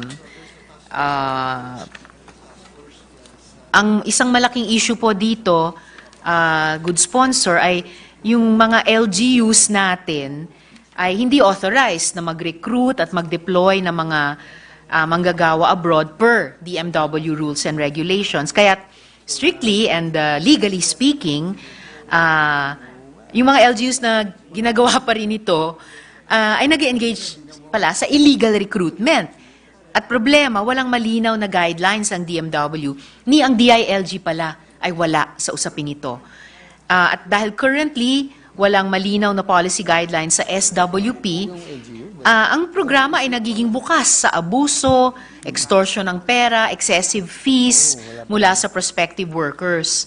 At yung terms of employment din ay hindi aligned sa DMW prescribed standard employment contract. Para masiguro na yung mga manggagawa ay umuwi pagkatapos mag-expire ng kontrata, pinababayad sila ng deposito sa LGU. At kung hindi bumalik ang worker, ang manggagawa as scheduled, forfeited yung deposito nila in favor sa mga LGU. So, paki-update po sa DMW effort na i-address yung ganitong maraming concern sa SWP, lalo na kaugnay ng karapatan at kagalingan ng mga OFWs sa ilalim ng SWP, Kasama na siguro, posible bang may issuance ng joint circular ang DMW at DILG sa usaping ito? Good sponsor. Your Honor, Mr. President, yes, you are correct, no, and thank you for bringing up this issue. In fact, according to DMW, that this program, which was undertaken direct with LGU, in fact, those workers that were deployed didn't have any OEC, no? So diretso po sila, and talagang nagkakaroon po talaga ng maraming problema. And in fact, according to DMW, that they also filed a case to 1 peso personnel in an LGU. So ano to? Parang illegal recruitment case from was filed to a peso personnel in one of the LGUs involved. So right now, there's an existing working group now with DILG, DOJ, DFA, and the Bureau of Immigration on seasonal workers program. They are also finalizing and releasing a joint circular on the matter, including issuance of guidelines to LGUs that will be entering visa agreement with South Korea. And DMW is likewise negotiating bilateral labor agreement with South Korea to ensure proper working conditions of workers and monitoring oversight. The DMW has provided legal assistance and assisted complainants in filing of cases and will continue doing so. Salamat po, good sponsor. So may preventive measures at may corrective din kaugnay ng tamang dapat implementasyon nitong SWP. And on a country-to-country basis at that, at least in the example of South Korea. Salamat po. Dako na po ako dun sa wage theft issues or cases. So paki-update po dun sa status ng money claims ng higit 14,000 OFWs mula 2015 hanggang 2016 sa Saudi Arabia. Itong issue ay tinalakay din ni Presidente nung kanilang SONA. Marami sa mga biktima ay pumanaw na nang walang nakuhang sahod mula sa kumpanya mula pa noong 2015 at dumating at pagkatapos nariyan pa yung pandemya nitong mga nakaraang taon. Bukod dyan sa wage theft cases noong 2015 hanggang 2016, meron din po tayong wage theft cases hindi lamang sa Saudi, pero sa iba pang mga countries of destination nung COVID-19 pandemic. Kung saan libo-libo ng ating mga OFWs ay kinailangang umuwi na hindi natanggap yung mga sahod at ibang monetary benefits nila. So ano po ang ginagawa ng DMW dito? At huli sa wage theft cases sa iba pang mga bansa, may kaso rin nga po ng wage theft tulad ng India, Nepal, Bangladesh at iba pa. Sinubukan na rin po ba nating kausapin ang mga bansang ito? Good sponsor. Your Honor, Mr. President,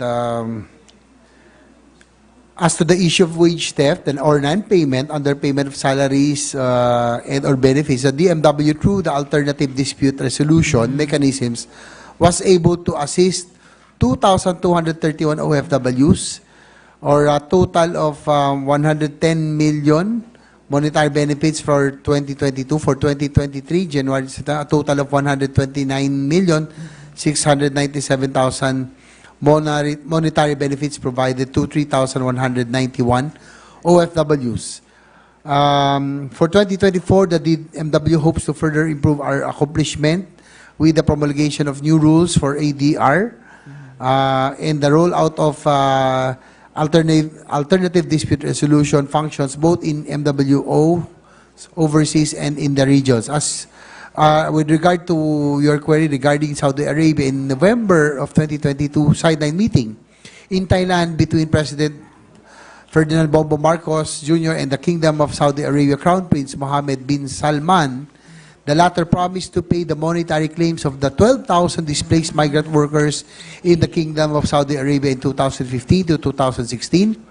Since then, the Department of Migrant Workers has been engaged in a continuing bilateral dialogue with the Ministry of Human Resources and Social Development on the matter of payment on the said monetary claims. The DMW has received confirmation from the Committee on Unpaid Claims to the MHRSD that there is an existing according to Yusek Olalia, 16 fund allocation already earmarked to cover the said claims, which is now with the Ministry of Finance for the final stages of verification. It has now become a state obligation, Your Honor. Salamat, good sponsor. So, dun sa unang higit 2,000 na nakuha ng DMW yung bayarin sa kanila, tapos yung higit 3,000 na nakuha din, plus yung 12,000 na napag-usapan ni Presidente at yung hari ng Saudi Arabia. So, parang higit 14,000 ito. Ibig po bang sabihin na yung 14,000 na unang, yung 14,000 ay lahat sa Saudi Arabia. So, kung may 12,000 na sasagutin na nung Committee on Unpaid Claims, so may 2,000 na lamang po na fina-follow up pa ng DMW sa Saudi. Actually, Your Honor, Mr. President, all, according to Yusek Olalia, that all claimants will receive payment and all their claims will be paid. That's very good news po. All claimants mula sa OFW sa Saudi Arabia. Yes, Okay Your po. Honor. And then, yung mga po naging biktima rin ng wage theft sa India, Nepal, Bangladesh, ganon, pinoproseso na rin po ba yung claims nila sa pamamagitan ng alternative dispute resolution or iba pang paraan? Your Honor, Mr. President, this included in the BLAs or the bilateral labor agreements, Your Honor, with the different countries. Alright, salamat, good sponsor. Mukhang baka may oras na lang ako, good sponsor, para sa isa pang huling tanong, and then i-put on record ko na lang yung matitira pang 5 tanong para kahit masagot na lang in writing ng DMW bago yung ating period of amendments. So, yung huling tanong ko sa ngayon, pasensya po, good sponsor, Mr. President, meron akong kailangang puntahan ng 4:15 tungkol sa cybercrime trafficking. Ano po ba yung development sa implementasyon ng mandato ng DMW in coordination sa ibang mga ahensya in terms of yung prevention, protection, at prosecution kaugnay ng human trafficking?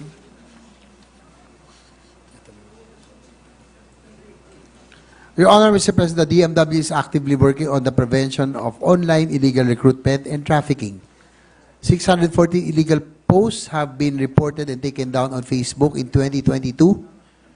From January to September 2023, 7,442 were investigated and taken down as DMW became one of the 5 government agencies granted a reporting and profiling access by Facebook against cyber offenses.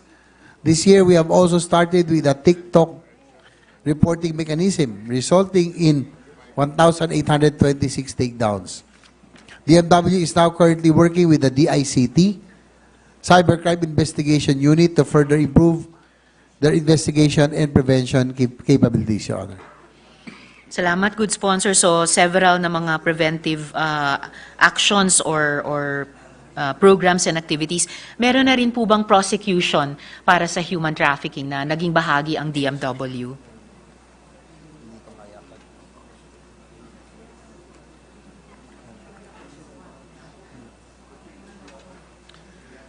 Your Honor, according to the USEX here behind me, that they have filed cases, and in fact, a lot have been convicted also, and they are working with the DFA, Interagency Committee on Anti-Trafficking Agencies, and the Bureau of Immigration in monitoring of the deployment of OFW, specifically those passing through transit areas.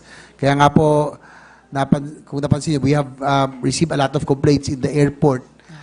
They have been very strict about human trafficking, no? Na naging very infamous nga po na hinihingan pa daw ng mga dokumento like diplomas and all, because I think we are the only country that are really screening those who are outgoing passengers because of anti-human trafficking efforts of the DMW and the Bureau of Immigration, Your Honor. Salamat, good sponsor. Saksi din po ako sa partisipasyon ng DMW sa ganitong mga efforts, kahit po yung investigasyon ng Senate Committee on Women laban sa POGO-related human trafficking. So, i-submit ko na lang po, Mr. President, good sponsor, ang natitira kong mga paksa para sana sa pagsagot ng department kahit in writing bago yung period of amendments. Ito po yung mga paksa tungkol sa ating mga seafarers at kapapasa lang natin dito sa Senado ng Magna Carta of Seafarers. Yung importante at urgent na Italy visa scam. Siyempre yung mahalagang programa ng DMW na reintegration program. Tapos yung migration out of choice and not out of necessity. Actually, isang linyang sinabi ni Presidente nung kanilang pangalawang SONA, kaugnay ng sunset provision ng ating batas ng DMW. And last but not the least, at kaugnay din doon, yung social cost of migration sa mga batang na pag-iiwanan dahil sa ating labor migration. So maraming salamat po, good sponsor at sa DMW family. Daghang salamat, Mr. President. Thank you to our Deputy Minority Leader as well. Thank you, Mr. President. There being no other reservation for interpellation, I move that we close the period of interpellations and debate and consider the budget of the Department of Migrant Workers, Office of the Secretary, Overseas Workers Welfare Administration, to be deemed submitted for the body's consideration. I so move, Mr. President. There being no objection to the motion of the Majority Floor Leader, the budget of the Office of the Secretary and Overseas Workers Welfare Administration of the Department of Migrant Workers is deemed submitted. Congratulations to the men and women of the DMW. Congratulations. Thank you, Mr. President. May I ask for a minute suspension? Session suspended for a minute.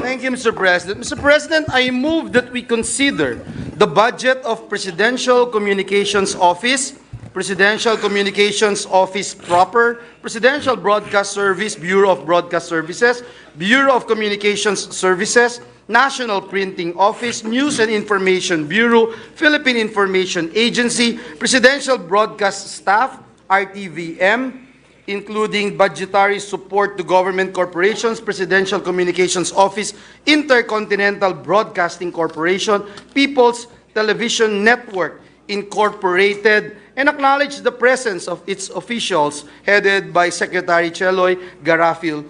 We now like to recognize the distinguished sponsor, Senator J.V. Ejercito, and to interpellate our minority leader, Senator Coco Pimentel. There being So no moved. objection to the motion of the Majority Floor Leader, motion is approved. We'd like to recognize our sponsor, Senator J.V. Ejercito, and to interpolate Senator Coco Pimentel, our distinguished Minority Floor Leader.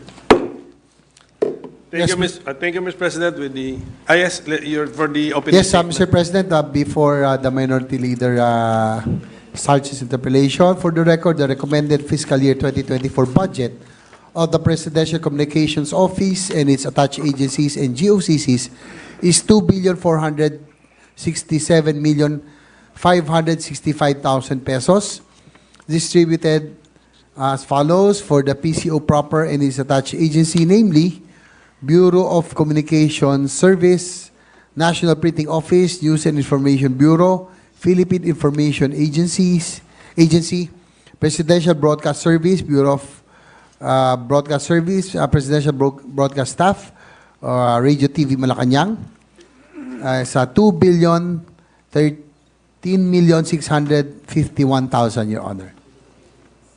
Next,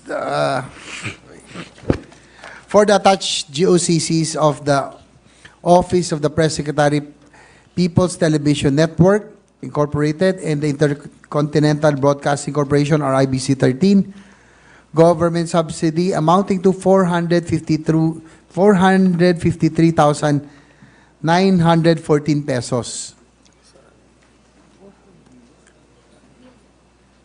It's 453,914,000, Your Honor, Mr. President.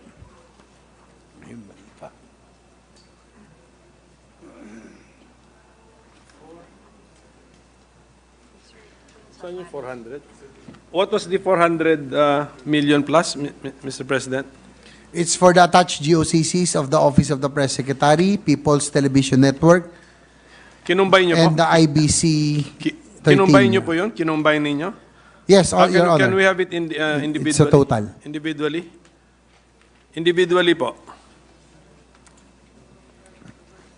Yes, for IBC 13, it's 250 million. For People's Television Network, it's 203,914,000.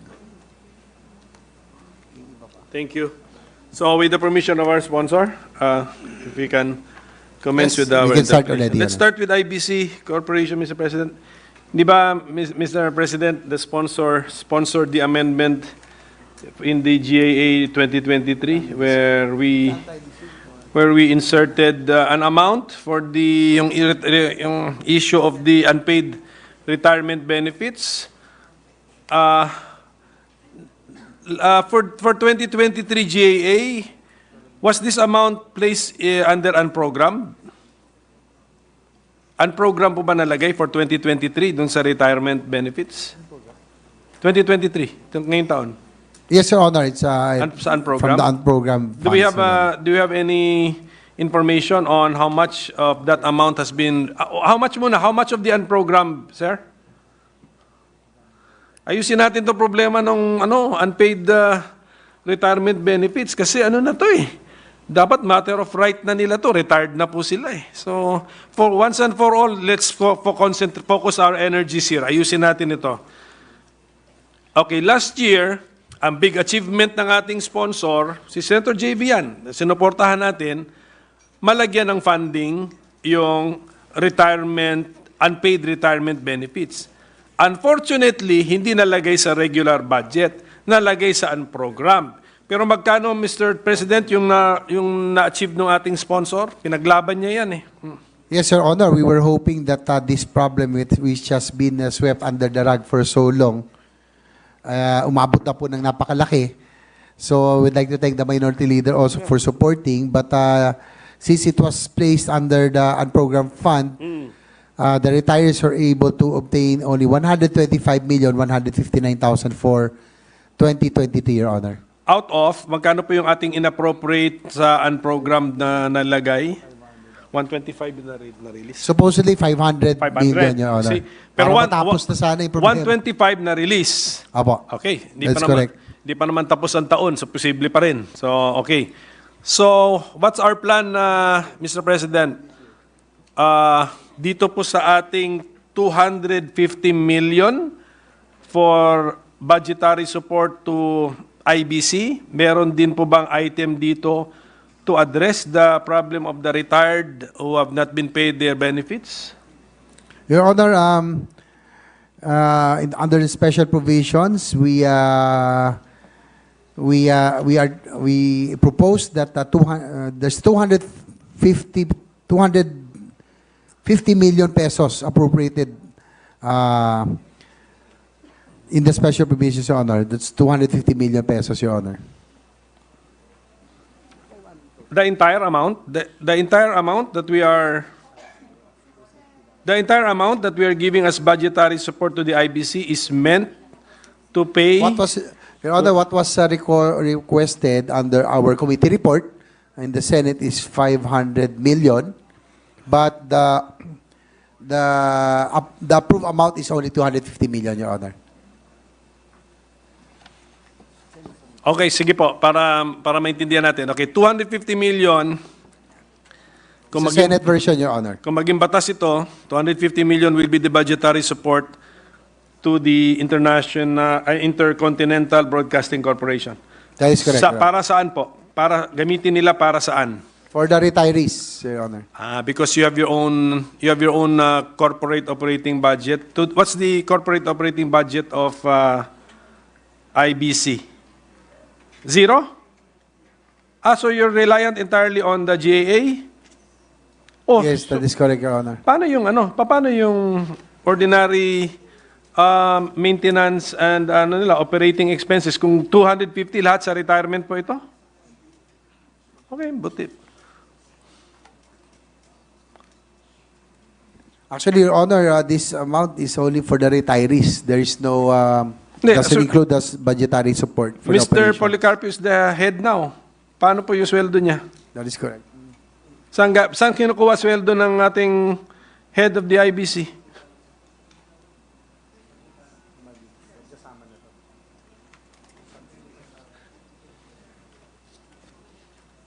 Bakit ganun? Bakit zero?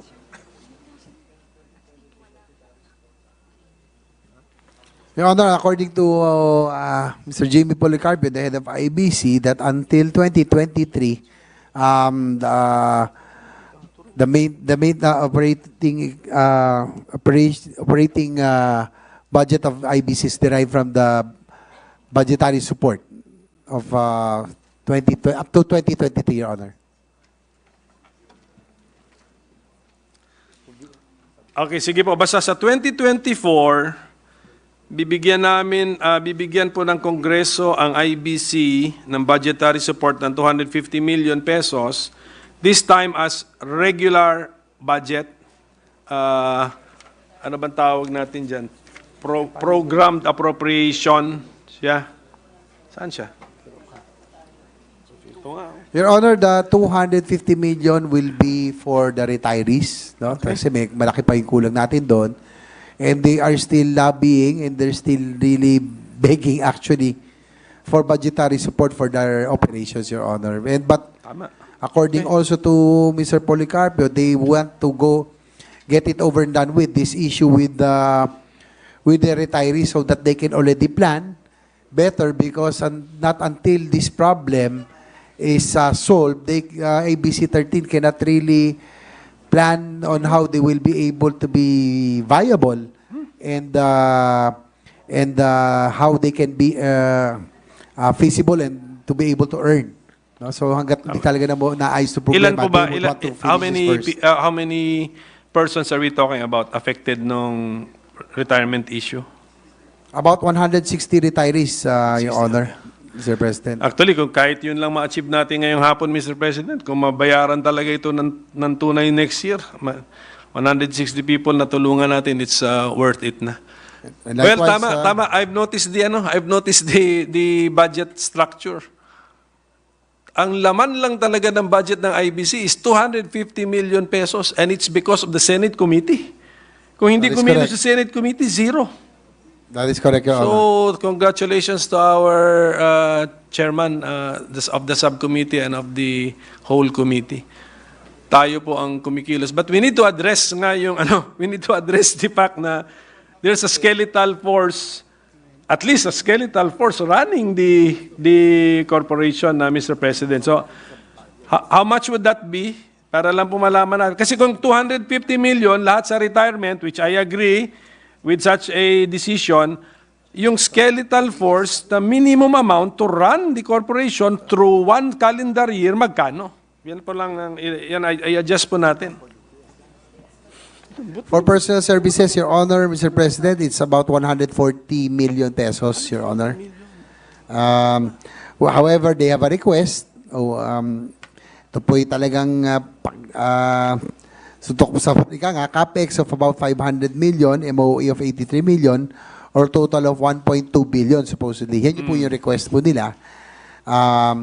Of which 500 million nga po, as you mentioned, is for retirees already. So, these are the 2024 requests of IBC 13, Your Honor. So even yung amount para natin na 250 million, assuming na mag-grant talaga yun, it does not put to rest the issue of the retirement? Hindi pa po? Yes, Your Honor. Bakit habang tumatakbo ang panahon, lumalaki rin siya? Parang taximeter ba yan? That is correct, Your Honor. There's interest that's accumulated, Your Honor. The problem is, it has been, as I mentioned earlier, this problem has been swept under the rug. Kaya mas lalong lumaki na lumaki po yung problema po natin because of accumulation. Sige, for as long as we appropriate a larger amount than we did this year, at least mas mabilis yung reduction in the amount which is due, no? So okay. Ultimately siguro after 2 to 3 more years baka matapos na. If we continue with the rate that we are appropriating funds. Yes, that is correct, Your Sige Honor. po, okay. As I mentioned earlier, they're hoping that IBC 13 could be able to already plan for their business or the corporate planning or the business plans for the next few years. Because not unless they are able to solve this problem, talagang hindi po sila talaga makagalaw, Your Honor. Sige po. Basta we'll do our best. Basta kung ano man ang maisip ng ating ating sponsor tungkol diyan sa specific problem na yan, this representation is in full support. Okay, Thank you salamat. to our minority leader. That specific one. Our secretary is here, no? Present with us, Madam Cheroy. Hindi masagot nung nag-appear yung OP sa amin na on who spent for that ad campaign na We Give the World Our Best. Would you know? Sino nag-launch nun? Kaninong pakulo yun at sino gumastos doon? Your Honor, according to Secretary Cheloy Garafil, the PCO is not private to that. Yeah, okay. They have no information also. Sige po. Same with that was the answer also of the OP. Malaking mystery. So, hindi matatapos ang ating budget hanggang masolve natin yan, Mr. President. Last chance natin sa DOT when we hear the Department of Tourism budget na.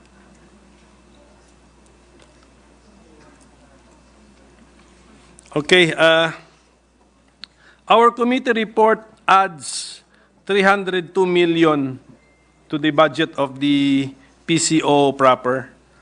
May we know for what purpose, Mr. President?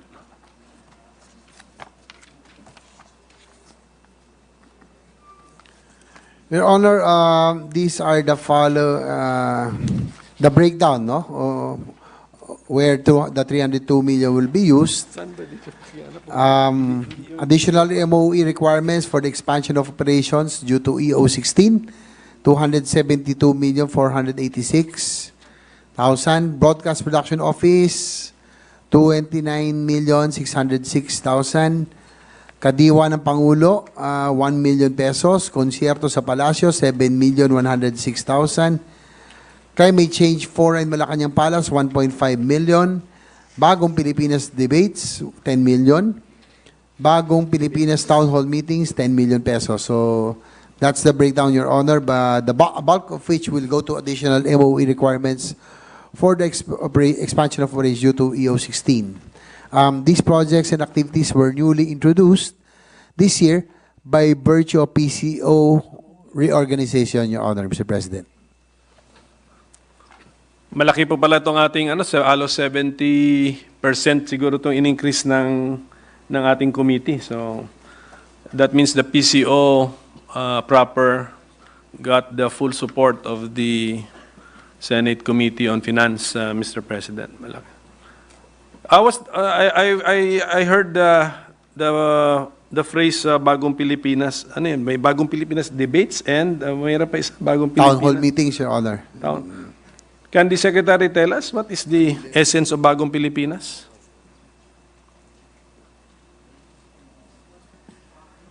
In line with the launching of the Bagong Pilipinas, this debate will be a regular activity for the students that will be held inside the Malacanang Palace. It aims to open the palace to the students and promote a healthy and elevated discourse about national and social-political issues amongst the youth.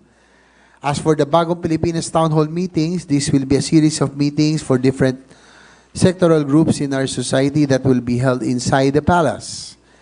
It aims to open the palace to the sectoral groups and provide them a room to discuss their issues, visions, and come up with healthy problem-solving deliberation.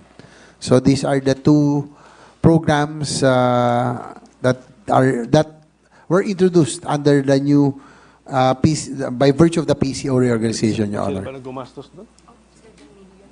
Sila?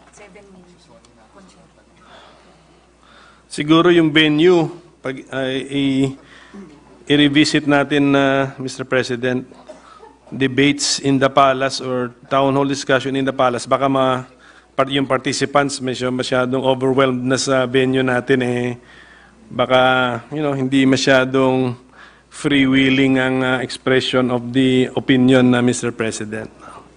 Yun lang, I mean just a comment if you. But what is Bagong Pilipinas all about? What is it? Ano po siya? That is so ginagamit na siya ng PCO. So in your communications, sinasabi nyo Bagong Pilipinas. So what picture are we painting of this Bagong Pilipinas, Mr. President? Your Honor, Bagong Pilipinas campaigning as its brand of governance and leadership towards attaining a promising future focused on implementing an all-inclusive plan for a deep and fundamental social and economic transformations in all sectors of society and government, and to foster the state's commitment towards attainment of comprehensive policy reforms and full economic recovery.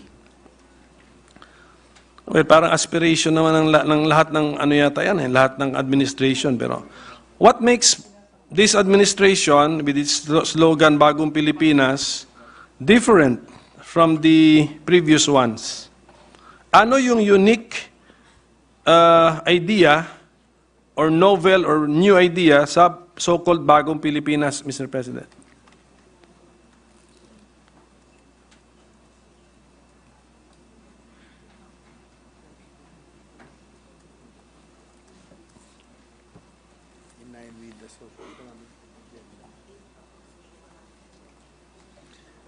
Your Honor, Mr. President, it's in line with the socio-economic agenda of the administration, also aligned with the Philippine Development Plan from 2023 up to 2028, Your Honor.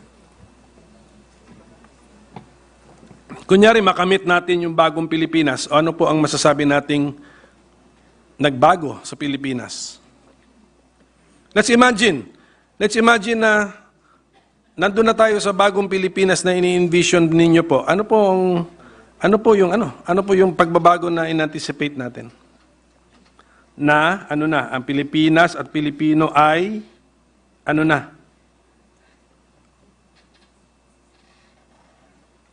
Your Honor, Mr. President, the aim is it's a social transformation to bring back the pride of everyone as Filipinos. And we know for a fact that the President himself has been very consistent on his, in fact, yung kanyang Filipinism ideology before. So I think he's just being consistent on his aim for the Bagong Pilipinas as an instrument for social transformation, again, to bring back the pride of everyone as Filipinos, Your Honor. Well, first time ko po narinig yung Filipinism. Nagamit na ba natin yan nagamit na natin yan sa presidential communications natin? Now, that was, I think, in the 80s, Your Honor, Mr. President. So I just mentioned because I think the President is just being consistent in his desire to bring back that Filipino pride, ideology, culture. So yun, hindi po tayo dependent on anyone, not pro-US, not pro-China, but pro-Filipino, Your Honor. And also not pro-importation. That's it. We have to be self-sufficient, Your Honor. And that's also the aim of this administration. A challenging task, but I think that's the aim of the President for us to be food sufficient and not dependent on importation, Your Honor. In the increase that our committee granted, we appropriated 7 million pesos for a concert. Tama po ba yan? Tama po ba yung narinig namin? And then the budget is given to PCO. Is that connected with your mandate? Just to give you just to give you a background, Your Honor, itong pong concert, yung konsyerto sa Palacio, is a series of concerts every quarter, and it aims to showcase administration support for culture and arts, and also to give importance and recognition to certain sectors like teachers, men in uniform, military, men in uniform, police, and other sectors, Your Honor.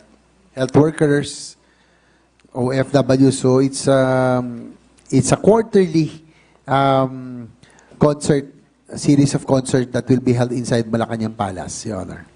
The PCO proper is the primary arm of the government for mass media or public disclosure of government pronouncements. So parang Yes, that is correct, Your Honor. Yeah, yun yung parang ako parang hindi ko ma-justify na kayo mag-organize ng konsyerto. Well, I mean, okay lang sa akin po, but we have to give it to the proper government agency sana, Mr. President. I mean, well, it aims to showcase administration support, not only for culture and arts, and also to serve as a way to subtly convey the message of the different issues and accomplishments of the administration through this concert, Your Honor. And I think that's one of the tasks of the PCOO is really to amplify and inform everyone of the accomplishments of the administration. And just to add, the new mandate of PCO includes live productions for broadcast, Your Honor. So this is something new, Your Honor. It's a new mandate by EO number 16, Your Honor. which is, ano po? Ano yun? Section 6 of EO 16, that one of the mandates of PCO will be to manage and organize live productions for broadcast, Your Honor. What kind of productions, sir? Live productions. For Your Honor. broadcast? For broadcast. Okay. And events. Okay, so parang, naging events organizer po kayo. Opo. So the basis is an EO, so we'll just have to review that EO, Mr. President. Kasi baka ang gusto sabihin, busy na kayo ron sa ano nyo main task ninyo to be the primary arm for mass media public disclosure. Tapos naging organizer kayo ng events, Mr. President. You have traveling expenses, 64 million. Is that correct, Mr. President? For ano ba itong RBM? Ano ito, RBM? RB ba yan? Radio? Okay. That's PC. Yes, that is correct, Your Honor. Travel expenses of 64.082 million. For the FOI program or Freedom of Information, that's 7.124 million. And the traveling requirements for presidential visits and events provided with coverage arrangements, mostly lodged under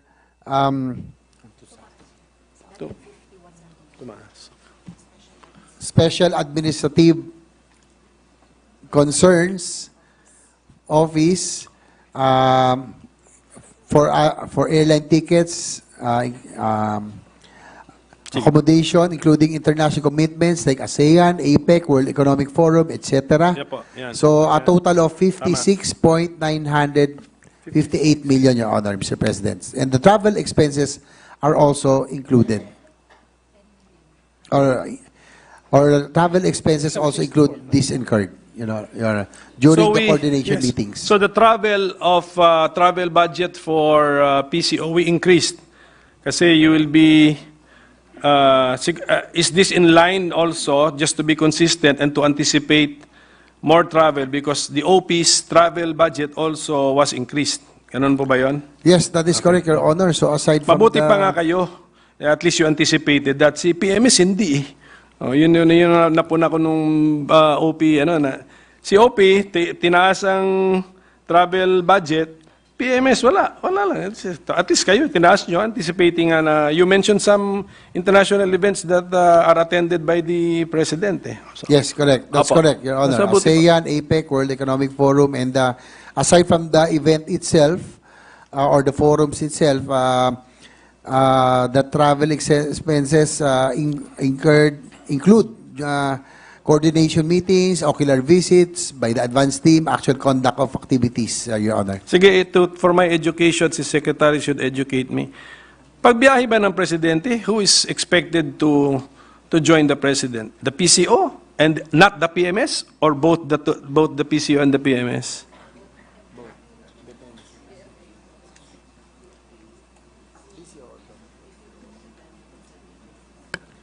Usually, Your Honor, Mr. President, it's the DFA, based on protocol, PCO, of course, so that the broadcast arm or the communications arm will be present. And it depends also on the meeting which departments or agencies will also be included, Your Honor. It depends on which forum or meetings, Your Honor. Okay. Usually, it's DTI. Yes, but between the two offices based in Malacanang, it's more between PMS and PCO, it's more of PCO. Okay, so now It's more of PCO, Your Honor. I get it, Mr. President. The COA says there's a delayed project implementation with the DPWH, 77 million pesos, construction of the Government Communication Academy in Bukidnon. Kumusta na po ito?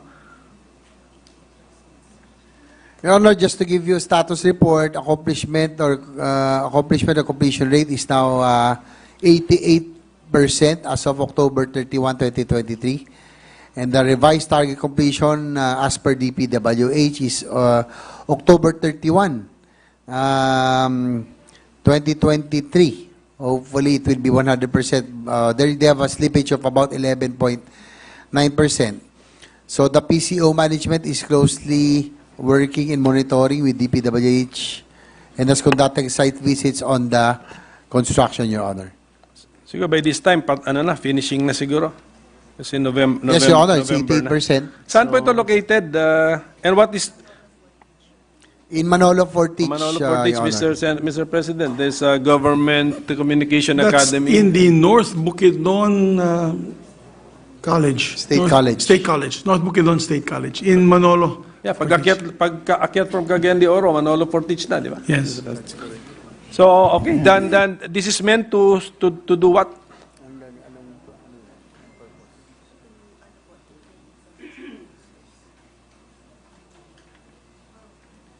The Government Communications Academy, Your Honor, is a PCO-led project, aims to provide the first state-of-the-art training facility for government media workers and information officers. The project will focus on training, teaching communication to information officers assigned in barangays and national government agencies. As of October 31, 2023, as I mentioned earlier, the project is 88% complete. However, DPWH Region 10 has actually requested for additional funds to finish the construction of building. May dorm po ba sa design ito? Did we include the dormitories or ano? Lodging place? Lodging. In the original proposal, Your Honor, there was a dormitory included, but in the amended proposal, it's just the main building, Your Honor. It's the main structure on. That was included. Okay, sayang kasi, this will be the only one, di ba? I mean, kunyari, kahit taga Northern Luzon kami, magti-training, doon kami, di ba?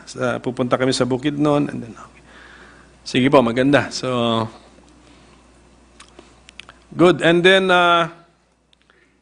what are the programs of the PCO to combat fake news, misinformation, and disinformation? Meron po ba tayo? Yes, the PCO has a program to combat fake news, misinformation, disinformation. Number one is Media Information Literary Program, Literacy Programs, National Information Summit, Campus Community Caravans, Unified Communications, or Unicom Project, Your Honor. So these are the programs that they have to combat fake news and misinformation. Okay, all of those programs funded na po sa PCO proper? Yes, Your Honor, Mr. President, if I just may add also, madagdagan ko na lang din, the PCO launched the Media Information Literacy Campaign together with relevant agencies, the private sector, and civil society to equip citizens with the skills to become discerning consumers of information. We will launch our comprehensive training manual for the trainers program to efficiently and effectively download information to the youth. The same will be done to our social workers and LGUs to extend the reach of media information literacy campaign. MIL's approach is through education awareness campaigns. The focus is less on policy, fake news peddlers, but rather on preventing the spread of misinformation from the source. If people are smarter with the way they consume info, they will share less fake news, further stopping its spread, Your Honor. Thank you for that, Mr. President. Can I ask a question on the budget of the Presidential Broadcast Service? Ito yung no? Philippine Broadcast Service would be our radio.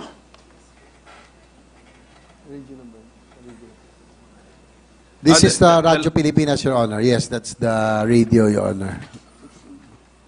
Philippine Broadcast Service, Bureau of Broadcast Services. What's any medium-term to long-term plan of this agency, Mr. President?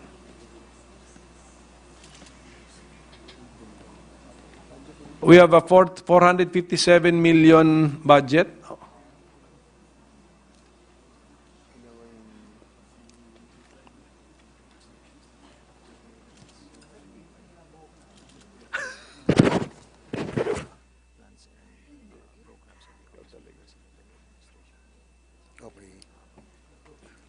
Your Honor, currently the Philippine Broadcast System has 28 stations nationwide, 28 stations nationwide that they are maintaining, and they are, of course, promoting and spreading information on the plans and programs and accomplishments of the administration and the Office of the President, Your Honor. 28 stations po, Radio nationwide. stations, 28 radio Radyo stations. Pilipinas. So the budget is for the maintenance lang of these radio stations? Ganyan ba yan? Yes, if I may read, Your Honor, their budget. For personal services, about 299 million. MOOE is 155,432,000. And capital outlay is about 27,369,000, Your Honor. Probably this is for the maintenance and the rehabilitation of the equipment of the 28 radio stations nationwide, Your Honor. Sige. Kamusta ang technology natin sa ating radio stations? Are these not so old technology? Are these modern technology, state of the art? Ano ba tawag mo dun? Your Honor, they are continuously upgrading and they should be digital ready. But in the NCR, they are already updated, Your Honor. But in the other parts of the country, they're continuously upgrading so that the aim is to be digital ready at the soonest possible time, Your Honor, Mr. President. So these are government-owned radio stations and you operate ilang hours in a day. Anong laman ng inyong broadcast in the operating hours, Mr. President?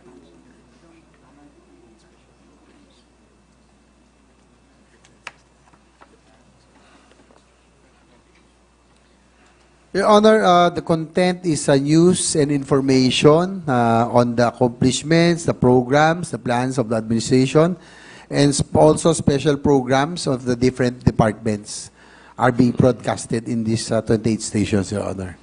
So, paano na po yan? Parang tape na yan, paulit-ulit lang, ganun? Umiikot lang. Ilang hours a day po ang operations po nito? It's a 20-hour operation, Your Honor, and in cases of emergency, it's 24 hours, and it's live, Your Honor. Live? Live po. So you have live content? You generate 20 hours of live content every day? Yes, Your Honor. This is Radyo Pilipinas, Your Honor, the official radio station. Do you interview the minority? Yes, Your Honor. As long as you're awake, they will interview you. 20 hours in a day, Mr. President. Meron akong waking hours doon, definitely, Mr. President. Ang gusto sabihin, since this is state-owned, government-owned, so... Well, although I'm sure, is it correct to say you're dedicated to the presidential activities? Ano ba yan?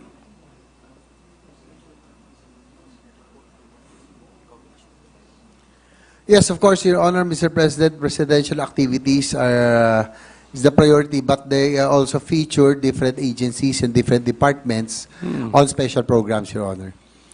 Sige, the Senate is also part of the governmental structure, Mr. President.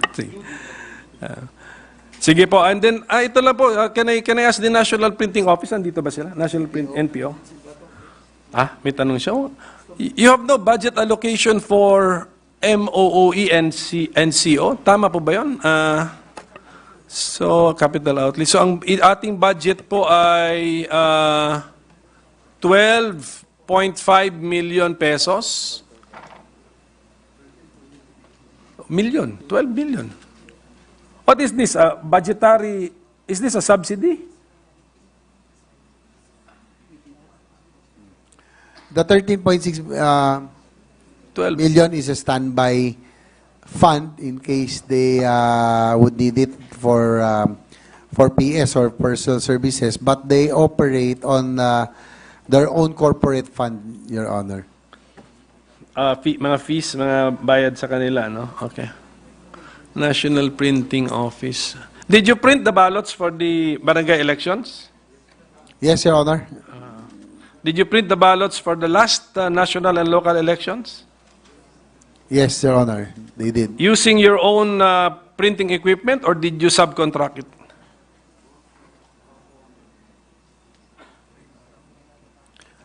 Both, Your Honor. Both their own printing equipment and leased or rented equipment, Your Honor. Leased printing equipment run by the NPO, not by outsiders or third parties. Yung No. equipment lang talaga ang linis, hindi yung printing press ang linis, hindi. That is correct, Your Honor. It's the NPO. Including sa barangay po, ganon. Yes, Your Honor. Okay, what's the current value of our printing equipment with the NPO? Yung pag-aari natin, on your balance sheet, magkano yung inyong assets, printing assets, machines, etc. Your Honor, Mr. President, the estimate of the cost of or the value of their printing equipment is about 1 billion pesos, Your Honor. State of the art? Some are state of the art. Hindi ko to, just for my education, Mr. President, nalito ako sa National Printing Office, the personnel there are government employees, and yet you are not, your salaries, your PS are not paid through the GAA, but they are paid from your fees, the fees that you have collected. Tama po ba yan? Do you follow the salary grade scale? Do you follow that? Yes, they are covered by the salary standardization, yes. Your Honor. Okay, this is one of those few, meron tayong mga few government agencies na ganito na hindi nag-GGA. Mabuti nga, nag-a-appear to sa atin, Mr. President. Ang iba kasi yung mga iba dyan na hindi na nangangailangan ng subsidy, hindi nag-a-appear Why do you need the 12 million? Why do you need the 12.5 million subsidy, NPO?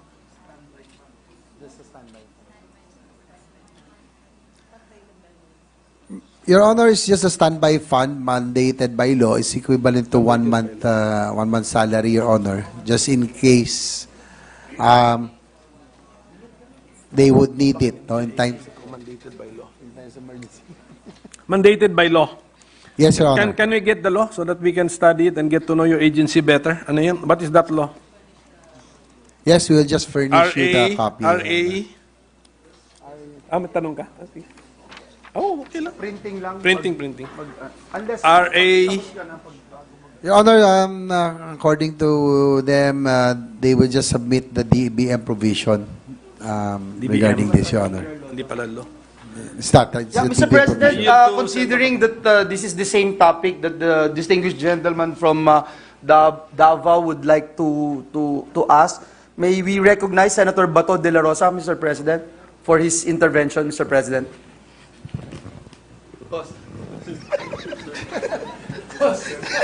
Bato de la Rosa, Mr. President. Yes, Senator Bato de la Rosa is recognized. Thank you, Mr. President, and thank you, Minority Leader, for allowing me to interject. Thank you, Majority Leader. Good sponsor. Since nabanggit naman lang ni Minority Leader regarding sa NPO, aside from NPO, ano pa yung, I think there are three printing offices that is under the PCO. Three. Yes, you're correct, Mr. President. Your Honor. Dalawa pala? Yes, aside from NPO, APO, and also BSP, Your Honor, BSP. Bangko Sentral. Yeah. So tatlo. Dito sa APO, anong ginagawa ng APO? Anong piniprint ng APO, Mr. Good Sponsor?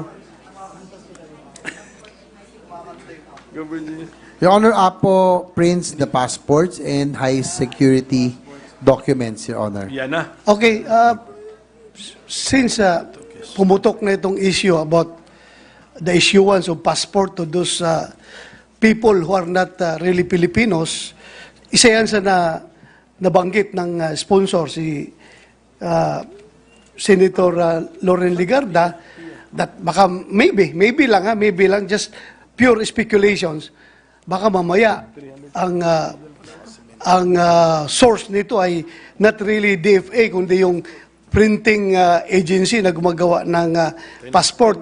So I would like to know, Your Honor, how secured is the printing facilities and the system of APO.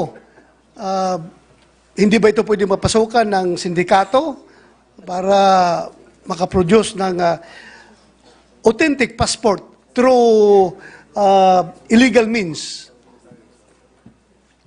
Your Honor, according to APO, yes, you are correct. They confirmed that those are genuine passports, but fake identities, Your Honor. So they are also investigating. They are already conducting their own investigation, Your Honor. Thank you, Your Honor. I just would like to get the assurance, although nakakahiya, no? Dahil itong APO Productions Unit are not receiving budget. Wala kayong budget, di ba? Walang budget. You are self-sustaining. Am I Yes. correct? That is correct, Your Honor. They Yun don't nga, receive budget. nakakahiyang mag-require sa kanila ng kung ano-ano, na wala naman silang budget, pero since you are involved in the production of, in the printing, Official at walang document. walang ibang involved na agency na nag-print ng Philippine passports, kundi kayo lang, can we get, Your Honor, the assurance that ang leak ay hindi pwede mangyayari doon sa kanila lang? Alam mo, yung pagproduce ng authentic passport para doon sa mga illegal people ay hindi pwede mangyayari sa kanila. In short, very secured sila. Yung systems nila, yung kanilang facility na hindi pwede mapasukan ng sindikato. Halimbawa, isang printer lang, trabahantin ninyo dyan, kausapin ng sindikato, bigyan kita ng pera, printahan mo nga ng ganitong details, ha? Ito yung pangalan, itong pakiprint nga ng passport para dito, para gamitin namin.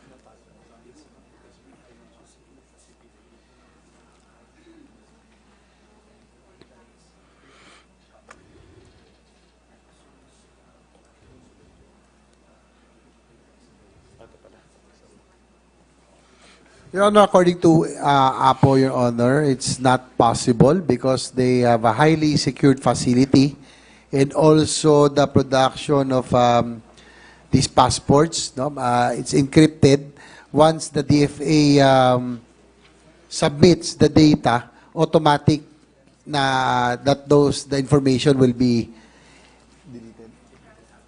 After printing po, automatic that it will be deleted already, Your Honor. Mr. President. Thank you for that assurance, Mr. Good Sponsor. So kung may nangyari talaga yan ngayon, DFA na lang ang sisihin natin. Hindi na sila kasama. Pending the result of the investigation, ha? Baka mamaya, paglabas sa investigation, nalabas na sa APO talaga, kayo ang nalapitan ng sindikato na mag-print, ha? It just satisfies my investigative portion, may investigative inclination na wala talaga sa inyo, hindi pa pwede mangyayari.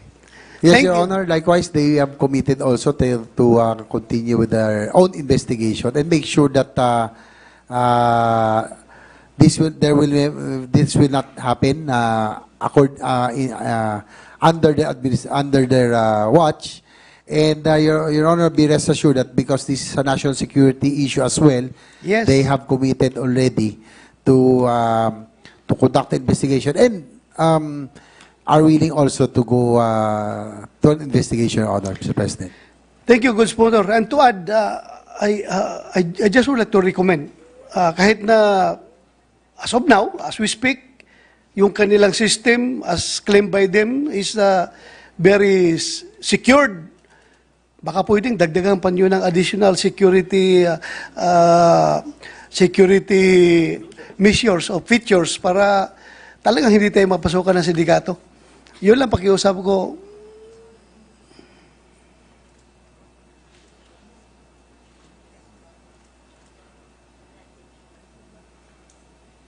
Your Honor, likewise, according to APO, for your information also, even the location of the plant is secured and only limited personnel of the PCO knows about its exact location, Your Honor. So that's how the level of security they are talking about, Your Honor. Pakibulong na lang sa akin mamaya, Your Honor, kung saan banda. Silip-silipin natin. Thank you, good sponsor. Thank you, Minority Leader. Thank you. Mr. President. Actually, yung point ni Senator Bato de la Rosa po, yun yung naisip ko nga na pag nag-investigate na nga dito, yung security feature kasi is a claim eh. It's a claim. Sana ma-demonstrate before the committee or the committee chairman in a highly secure way. Ma-demonstrate kasi claim lang nga yun eh. It's just a claim. We want to see that it really happens. Actually, pwede nga ma-demonstrate sa atin yun sa monitor eh. Pero ang tanong kung behind the monitor, nangyayari ba talaga, ina-delete yung information? That's the question, Mr. President. But that's for another time, Mr. President. So, just maybe last two topics, Mr. President, maikli na lang po ito. Who among the agencies under the PCO is in charge of the freedom of information policy of the government?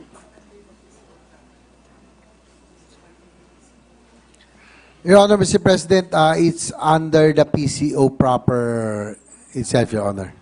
PCO it's proper? The PCO itself, Your Honor. So, okay, how free are we? How free are we with the information in our possession, Mr. President? How free are we in sharing this with interested parties of the public, Mr. President?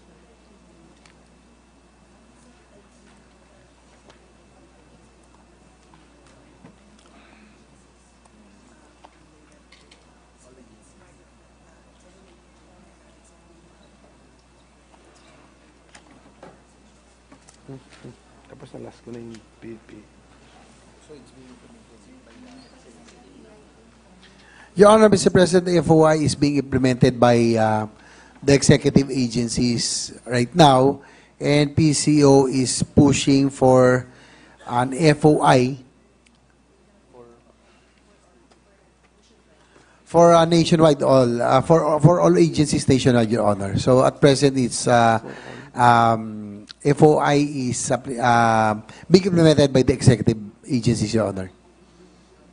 Okay, pero siyempre who's reminding them it's the PCO? Ganun ba? Or is it the PIA?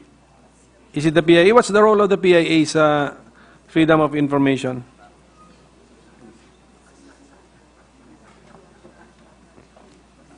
Tanong ka ba rito? Hindi, sa PCO. Sige, tapusin ko na. Tapusin, last ko na. One more question. Your Honor, is still under PCO, and they only work with PIA whenever they conduct caravans, Your Honor, regarding the FOI, Your Honor. So, but still under PCO. What is this Freedom of Information Project Management Office? Anong function po nito?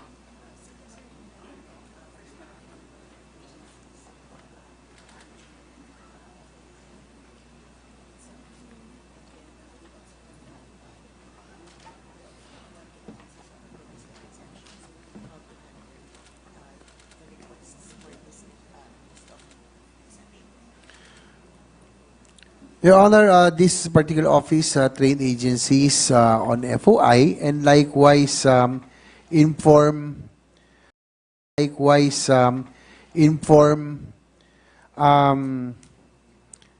or oversee they also oversee the implementation of FOI. Saan ito? PMO siya. PMO, saan siya? Project Management Office, saan siya? PCO o PIA? And likewise, they inform the agencies of the different exemptions of FOI, Your Honor. And there are a number of exemptions from FOI that they are also relaying to the different agencies, like information covered by executive privilege, privileged information related to national security, defense, or international relations, information concerning law enforcement and protection of public and personal safety, information deemed confidential for the protection of the privacy and certain individuals, such as minors, victims of crimes, and of the accused, etc., Your Honor. So there are about 9 exemptions under the FOI, Your Honor. Kaya nga, yung issuance po na yan was issued by the PCO. Yan po, yung whatever document, guidelines, listing these 9 items not covered by the freedom or access to information, sino po ang nagsabi na ito yon? I mean, is that the PCO? Your Honor, Mr. President, this is the memorandum circular issued by the Office of the President, Your Honor. OP? OP. OP itself. Sige pa. Say PCO is the one, disseminating it as the Yes, Your Honor. mass media public disclosure arm, Mr. President. Yes, they disseminate and likewise implement the MC, Your Honor. Thank you. Just one last point, Mr. President. Is PTV4 here? PTV4? PTV4... Saan siya rito? What's the budget for the PTV4, Mr. President? Ano pala siya? Okay, I get it. That's the People's Television Network, no? 203 million. Ito po ba yung ahensya na in the past administration, ang sabi ninyo, ang sabi ng OP or ng PCOO ay will be the BBC of the Philippines? Yan po ba yan? British Broadcasting Corporation of the Philippines? Are we referring to the same corporation, Mr. President, the People's Television Network Incorporated?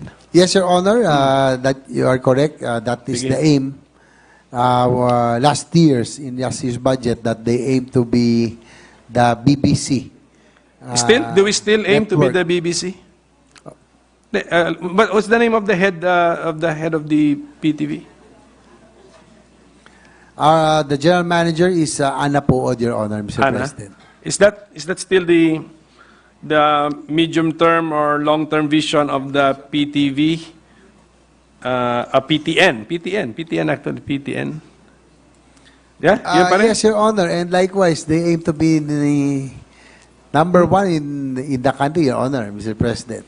Iba yung number one. Number one is viewership. Pero yung BBC is really the editorial independence, the content, the quality of the content. Yun, are we still subscribing to that? Yeah. Yes, Your Honor, according to the Is that general reflected manager. in your budget? How? What items in your budget reflect? What items in your budget reflect your adherence to the legacy of Secretary Martin Andanar?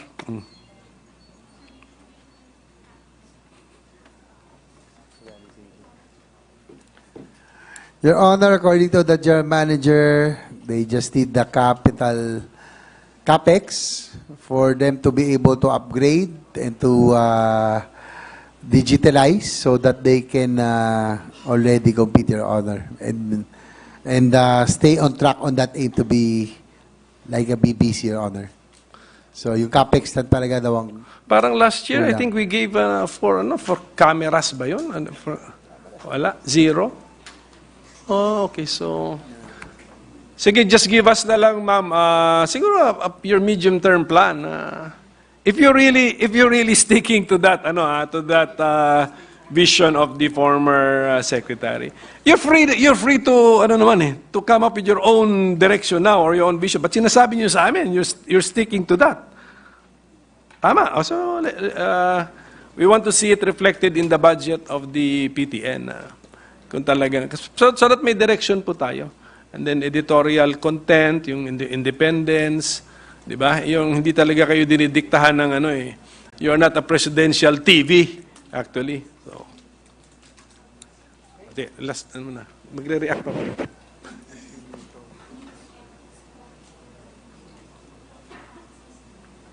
Your Honor, according to the general manager, that PTV just launched 16 new shows and programs regarding news, sports, education, and other programs, Your Honor. So they have 16 new programs, Your Honor. Tsaka yung mga documentary, yan ang maganda sa BBC actually. But of course, that needs budgetary support. So with that, Mr. President, I'll thank the PCO family for their patience also and our sponsor for his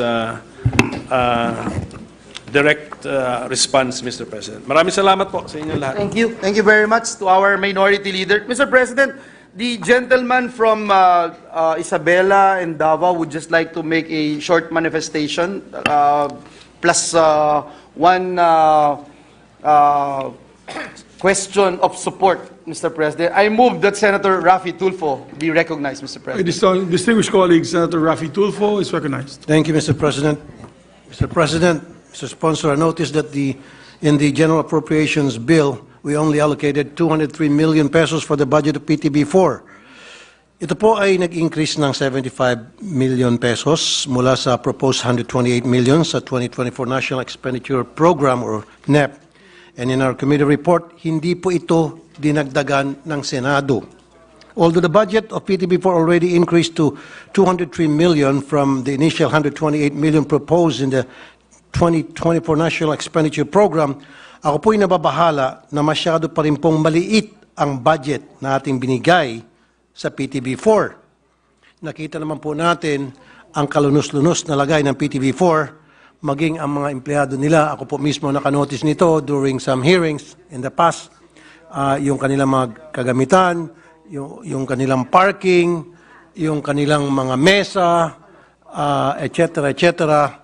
It really needs improvement. And how can they make improvement kung wala naman pong budget, Mr. President and Mr. Sponsor? May few questions lang po ako. Una, sa PTB4, sa palagay nyo ba sapat yung 203 million pesos na budget na inallocate ng GAB, Mr. Sponsor?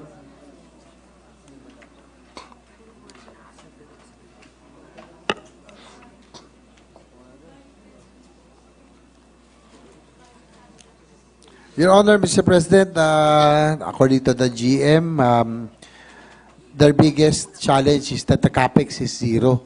And for them to be able to really improve, they need to invest in transmitters and likewise new cameras para po makapag-digital na po sila. And yung kanila pong request is about 400 million, Your Honor, for them to be able to modernize their equipment so that they can really compete and improve their broadcast, Your Honor. Thank you, Mr. Sponsor. Yan nga po kanina, binanggit ng ating minority leader, which I really totally agree, na dapat mag-aim ang PTV4 na maging ala BBC of the Philippines. So how can we achieve that na maging ala BBC tayo ng Pilipinas, na meron tayong quality shows, and then we have to have quality equipments, of course, cameras, bands, etc., kung wala tayong capital outlay. So magkano capital outlay ang kailangan para mapalapit man, kung hindi, syempre, hindi natin pangarapin na maging ala BBC tayo. Ano po? British Broadcasting Corporation. Malayong-malayo yan sa katotohanan. Pero magkano po ang kailangan conservatively na para kahit papaano, mapalapit man lang tayo doon sa tinatawag na magkaroon ng quality broadcasting ng ating government station, ang PTB4, na maging maayos yung mga programa. Karamihan kasi recently, napapanood ko puro replay, siguro kulang sa budget. So, kailangan din siguro maganda ang equipment. Kung maganda ang equipment, ibig sabihin, maganda yung mga makikita natin mga programa. So magkano, Mr. Sponsor, kailangan talaga ng support niyo from the Senate nang sa gayon ma-achieve itong tinatawag niyong ini-aim na maging ala BBC of the Philippines ang PTB4? Yes, Your Honor, for that really to materialize, they really have to invest in equipment. You are correct, no?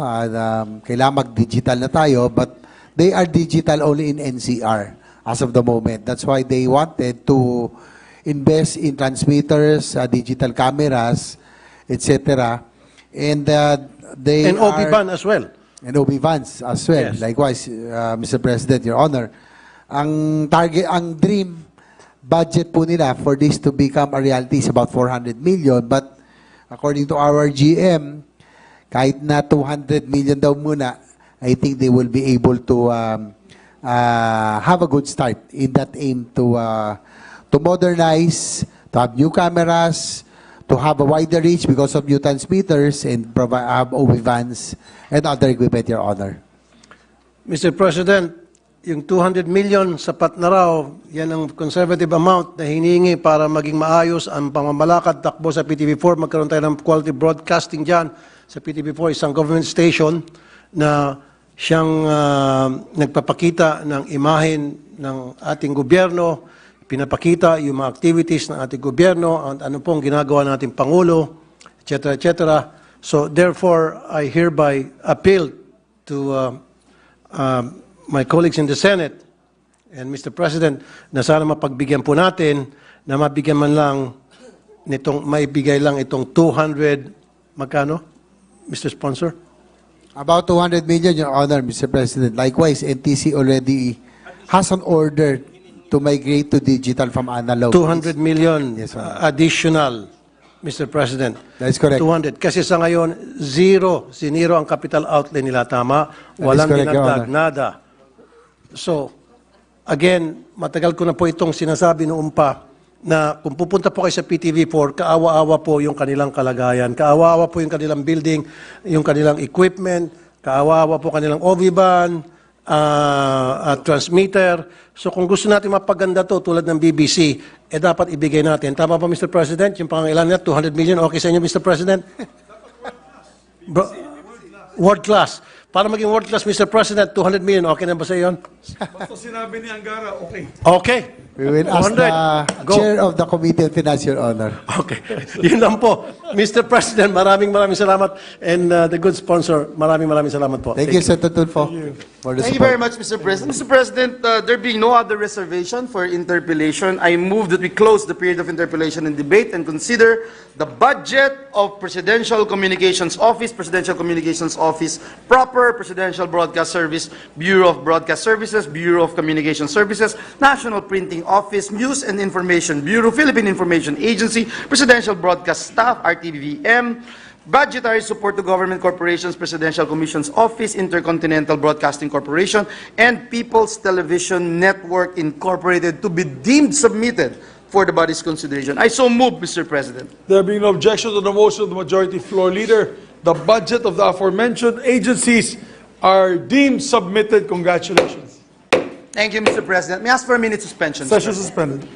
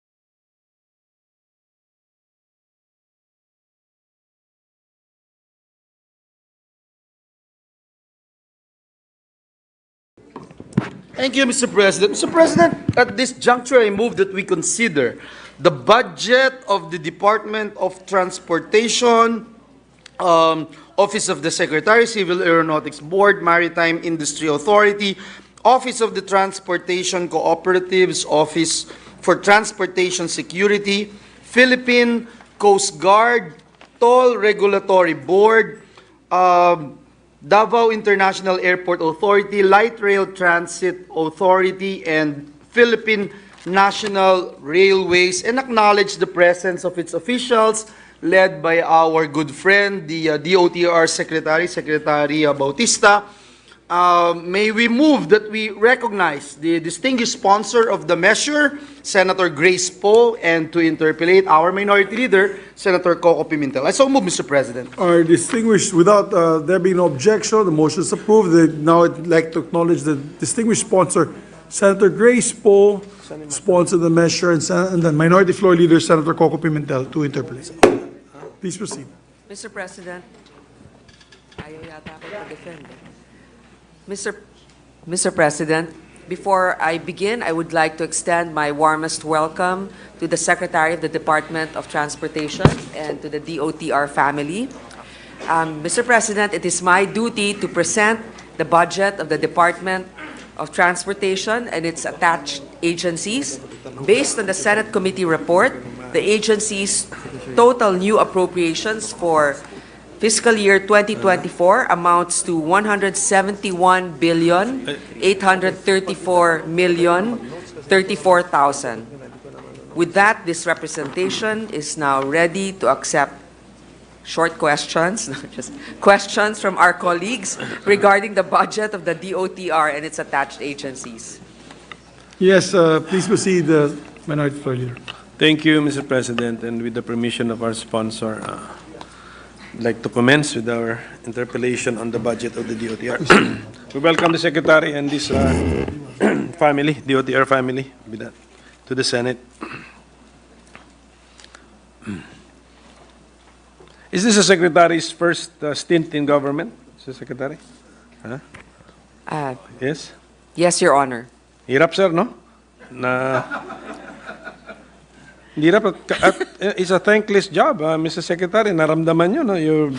May allegations pa against you. But I just want you to know, I never believed those allegations and never will, Mr. Secretary. And subsequent events confirmed my initial reaction na malabo ang kwento against our Secretary. So, that's how we trust you, Mr. Secretary. But, we have to start with siguro accepting the fact that, marami ring allegations of corruption, irregularities, and shenanigans in the department that you lead and the agencies and other offices attached to your department. So, I hope you have an agenda of reform, and if that should be the case, then we will be fully behind you, Mr. Secretary. Ayusin natin kasi actually mga iba kong tanong dito before your time eh. Okay, pero unfortunately ganun eh. I mean you have to answer them because you are the successor as the leader of the department, Mr. Secretary. Sa bagon na lang eh. Ilan sa bagon? What na Tagalog yun? Ano ba ang tawag mo doon? Rail, carts ba? Cars, railway car. Rolling stock? Rolling stock, railway cars. Ilan na yan? Ito na lang from memory, Mr. Secretary. We have Dalian, ano ba cars? Okay, rail cars. We have Dalian rail cars overweight specs, not in accordance with specs. Nandito na, tinanggap natin. We have rail cars with leaking roofs or not waterproof. Tama? Ano naman yun? Sa LRT naman yun. Yung Dalian would be MRT. Yung leaking rail cars mo would be LRT. And then you have railway cars then of PNR na ano naman ang diferensya doon? Standard gauge. Narrower standard gauge when the existing railways would be narrow gauge. Correct. So, Mr. Secretary, paano to? How will your reforms prevent all of these parang unfortunate events, pero parang Mr. Secretary, for example, anong problema? Sabihin, mabigat, overweight.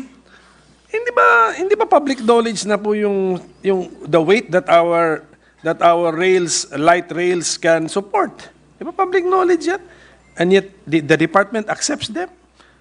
And then yung isa leak, di ba basic na basic yun, di ba natin chine-check yan, Mr. Secretary? And that, so, kung isuma total ko po itong tatlo lang na nabanggit ko, how much is the loss already being suffered by the government? Pera ng taong bayan po ito, lahat ito. Mr. President, while we're getting the exact numbers, I totally sympathize with our minority leader. In fact, from the very beginning, since I've been on the Public Services Committee, we've already warned them about the long-term effects of this. Because right now, we have 9 light rail vehicles of the Dalian trains that are being tested. But after the test, remember that's about 65 kilometers of dynamic testing before we can finally accept it. In the meantime, all 39 LRVs still need to be tested and completed. So, in total, Mr. President, none of the 48 Dalian trains worth 3.7 billion is in operation.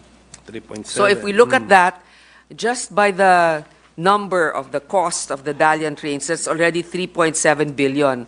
Wala pa yung mga administrative costs, and not to mention the cost that cannot be measured, which is the inconvenience to the public.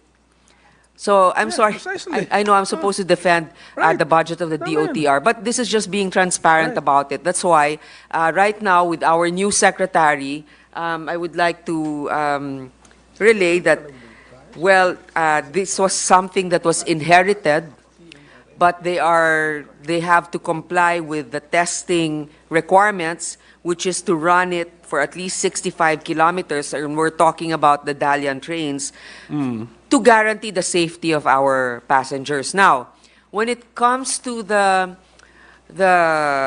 PNR, or the PNR, which is the regular gauge, the standard gauge, as opposed to the narrow gauge, we are still waiting, because as of November 23, 2023, PNR still hasn't come out with its own final assessment. So maybe right now we can ask the Secretary what the real status is. Tatlo, gano'n na kaagad yung damage dun sa tatlong kalokohan lang na yun. Tanong natin.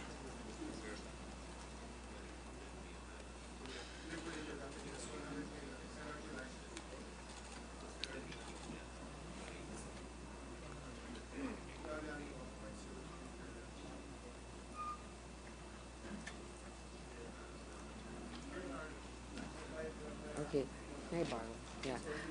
Mr. President, going back to your initial question, so far this is what has been spent: 100 million to LRT1 on the liquidated damages, 130 million paid to CRRC on PNR. Ano ba yung CRRC?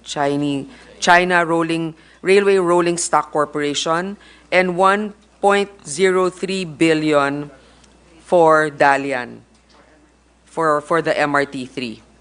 That's the one that's quantifiable at this point.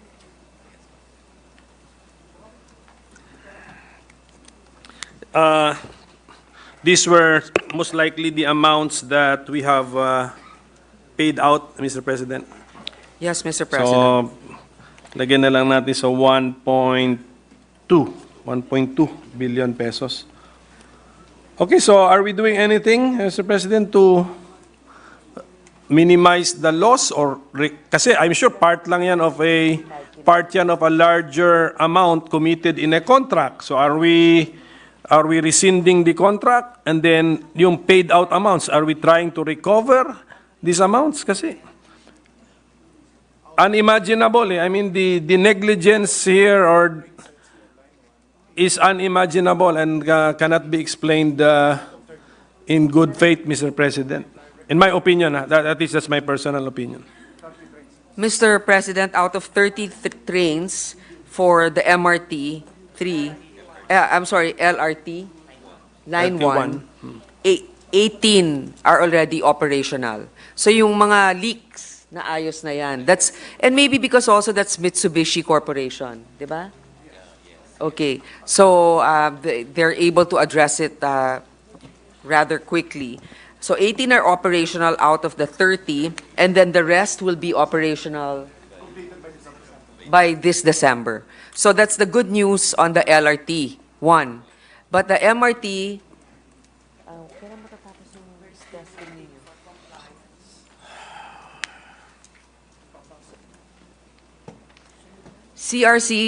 CRRC, the manufacturer of Dalian, our LRV, still has outstanding items to address, such as the tear weight and then the 65 kilometers per hour dynamic testing.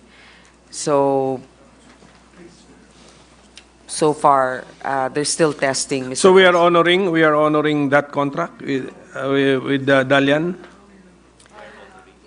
Are we honoring it? I mean, Mr. President, yes. They have to comply with the safety test of running it for 65 kilometers. So the short answer is yes, we are honoring it because at this point, to begin again or to start again will actually be probably less cost effective and it will prolong the agony even more. Although, as a body, we already warned them in the past. Again, this was an inherited issue. Yes. So right now we are at that point where, sadly, we just have to go through the process and hopefully learned our lesson. Hindi, kasi very basic, Mr. President. Siyempre, ang specs nung rail car na in-order natin, well known na po yun. And then, if it's the weight, I mean, that can be objectively determined. And we still trust our supplier who cannot even comply with the basic specs, specifications, Mr. President. So, Mr. President, I ko if what is the plan? Is the plan to just dribble the ball? Bahala na naman si future Secretary of the DOTR. We extended the contract with Sumitomo 25, 20, 20. We expect everything to be complete within the extended contract with Sumitomo. Mr. President, if you recall, in the past, we didn't procure the services of Sumitomo. But with this administration, we extended the agreement with Sumitomo until 2025. So I'm being told that by 2025, all the Dalian trains will already have been tested and will be operational. So that's 2025. So yung the feature of the delivered trains which are non-compliant with the specs can be curable pala. Yes, Mr. President. In fact, that's the reason why it's taking so long. They had to rectify the specifications, after which they can't just make it run with passengers. They had to run it for 65 kilometers before they can certify it as compatible and safe. That's also part of the delay. Hindi lang pwedeng ni-repair na, o yan na, by specs, hindi kailangan i-test pa. Kasi naalala ko noong 2016 issue na ito eh. So, Correct. So can we put under the direction of the Secretary, what is that date when we will say na deadline na that we can use these idle assets, Mr. President?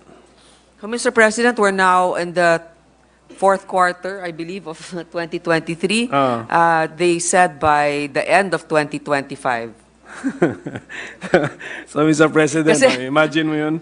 Ha? 2016 issue na to and then the end of 2025, they will be running and operational. Yun ba yun? Is that the statement? We'll see. Iba na yung chairman ng public services by then. Natin, end of 2025. Pero at least nasa record po ngayon ito at marami makaka-alaala nitong commitment ng Department of Transportation. Are you committing that, Secretary? By the end of the year 2025, finally, the Dalian trains delivered in connection with MRT 3 project will now be up and running and in accordance with the safe specs of the system. Mr. President, would the minority leader probably suggest also that they have a billboard of a countdown in every project that they have? Grabe.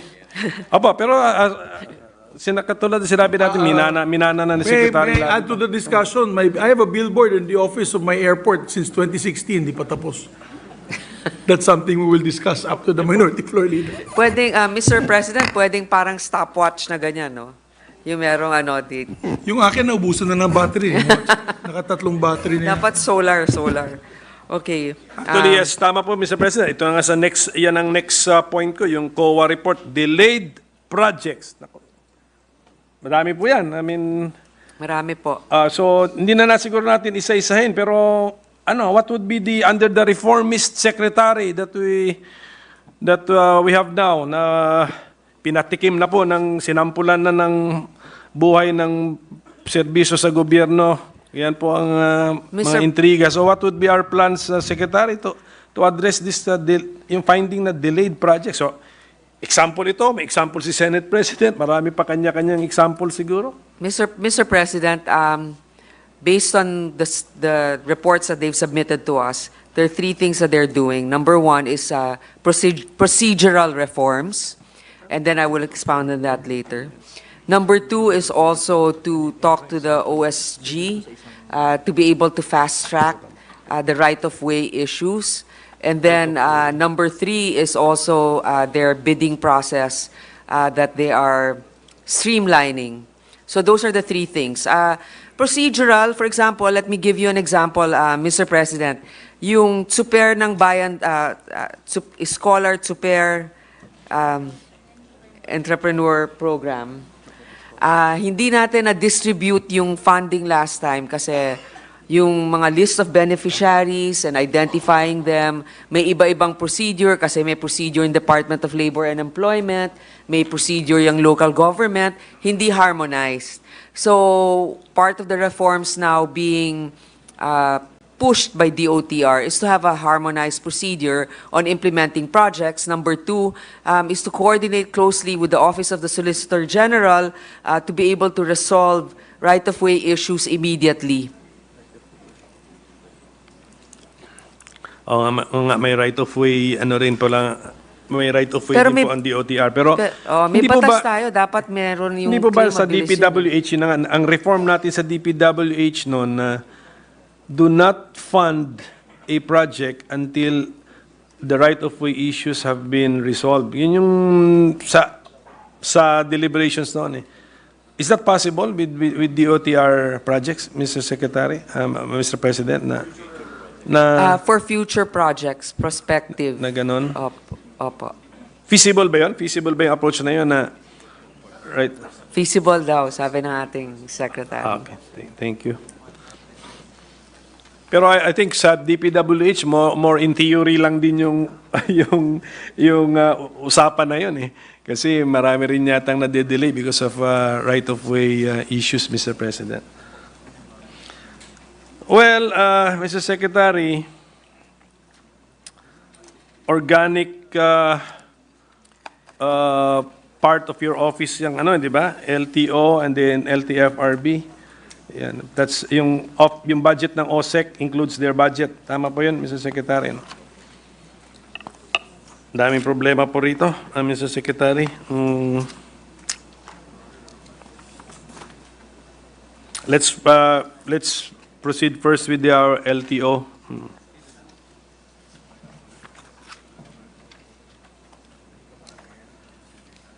I have been informed that yung land transportation management system natin, that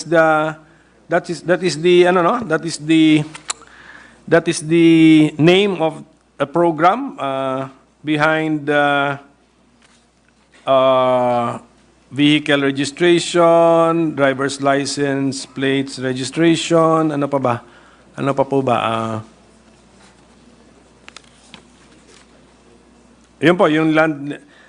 Is it true that there are two systems comprising that land transportation management system? Yes, Mr. President, in fact, there have been transitional problems because initially it was Stradcom. Sorry, kasi electricity tayo rin eh. May Transco rin. Mamaya, after this, Okay. is Department of Energy. Okay, so may Stradcom, tapos meron Dermalog. Okay, so pumalit na ngayon yung Dermalog. Si Stradcom, ayaw muna i-transfer lahat ng kanilang mga database sa Dermalog. Kasi Stradcom is claiming that they're still owed a certain amount by the DOTR. So they're holding it hostage. Now, DOTR already paid them already a sizable amount. So there's just a certain amount that is 3.8 billion left. A total of 5.6 billion was already paid. Because the total is 9.5 billion, meron pa pong balance na 3.8 billion. So now,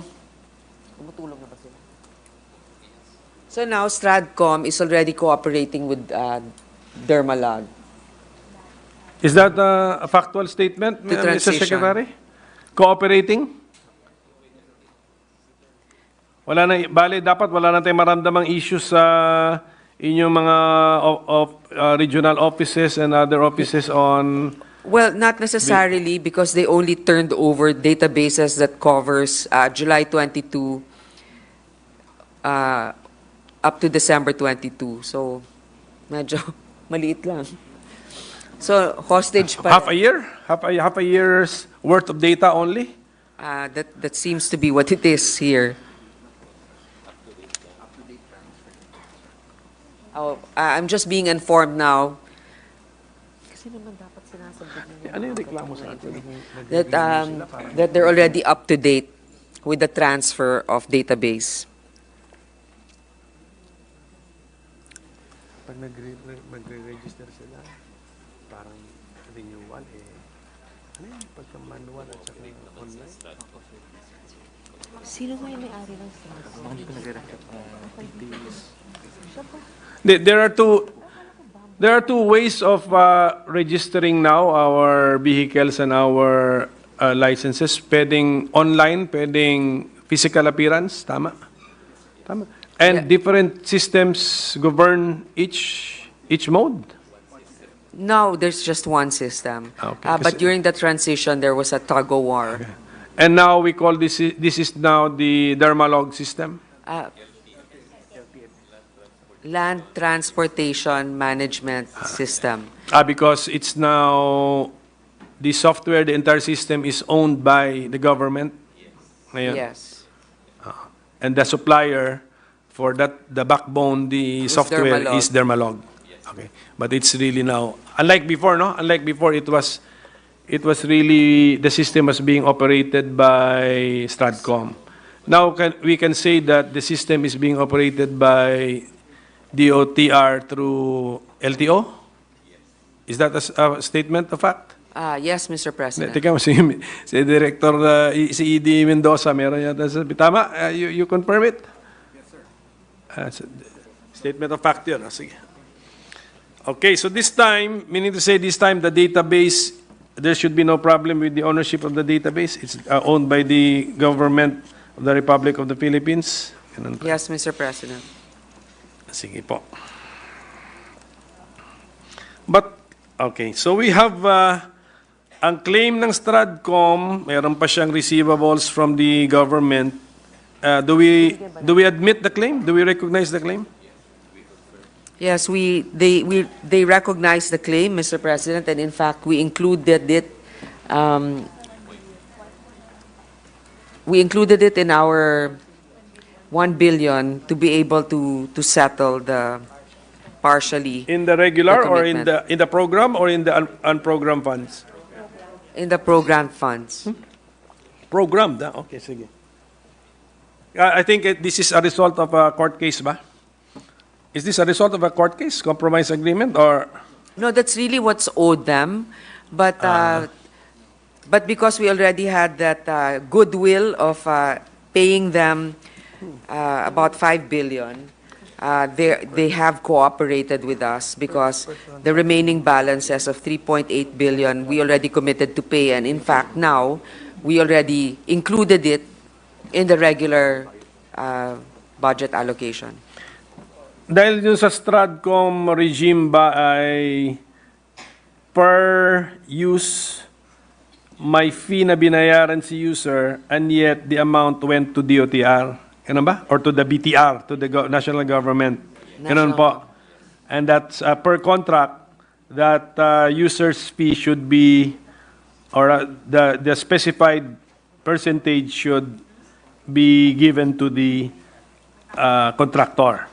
Ganun po. Yes, Sige, okay, that's the, hinabol yung amount. While in Dermalog, wala na po, walang ganong arrangement. Dermalog parang straight payment lang yun, a purchase of its system.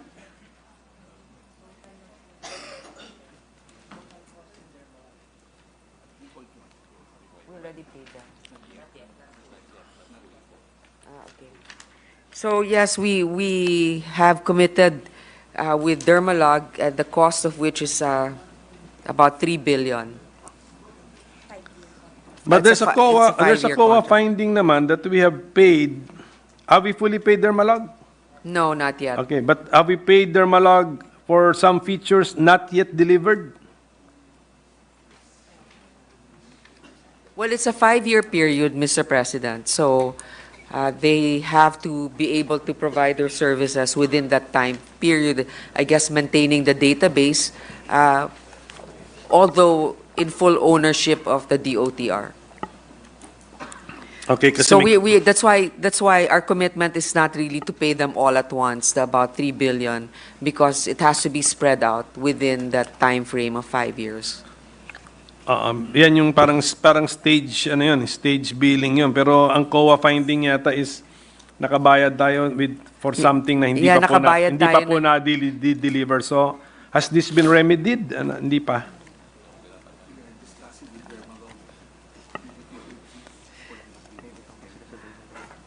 May utang. May utang pa sa Dermalog. Hindi pa nga fully paid. Pero ang sabi ng COA. Okay. So, Mr.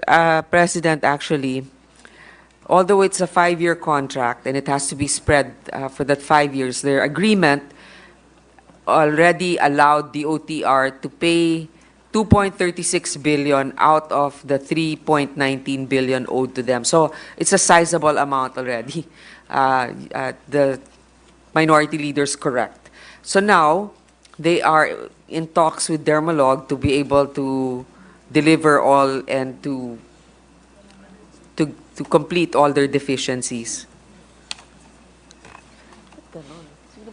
So I hope by next year po hindi na natin pag-usapan yung COA finding na yan because it has been remedied. Okay, Yan ang mga pamana na hindi magandang manahin. marami actually sa DOTR napakadami po ng mamanahin ng mga future leaders of the department and the various offices.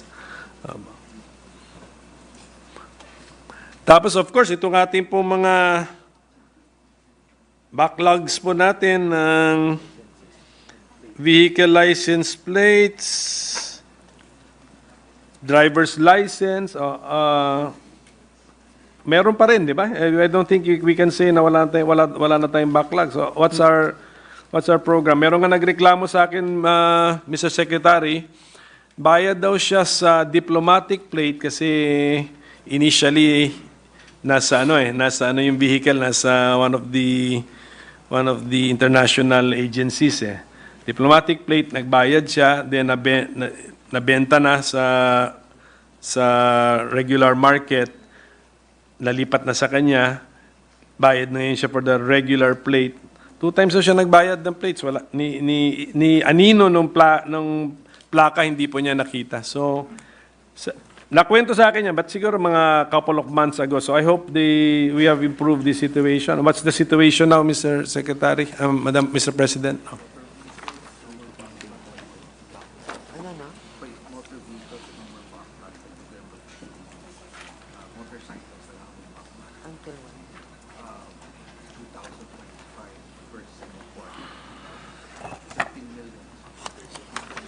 Okay, Mr. President, the good news is by November 15, there are no more backlogs for motor vehicles.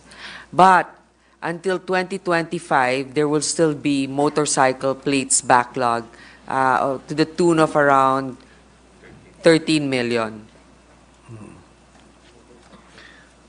Ang sa notes ko, 179,000 ang backlog dati for the motor vehicles license plates. So, mawawala na yan Mawawala in by 2 no- days time. Ha? Okay na, zero na yan.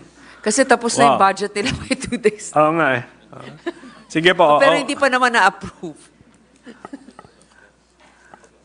Pwede natin, mag-press release po tayo kung talaga na-achieve na po natin na zero na po. Sa driver's license, ano na nangyayari? Para bang national ID na yan, na papel na? O, Hindi naman. print your own? No.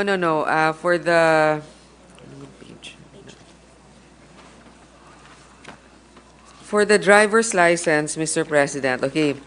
As of October 18, 2023, the backlog is 2.4 million cards and is projected to increase to 3.9 million by December 2023. Based on projections, LTO is expecting 4.6 million card supplies by next year.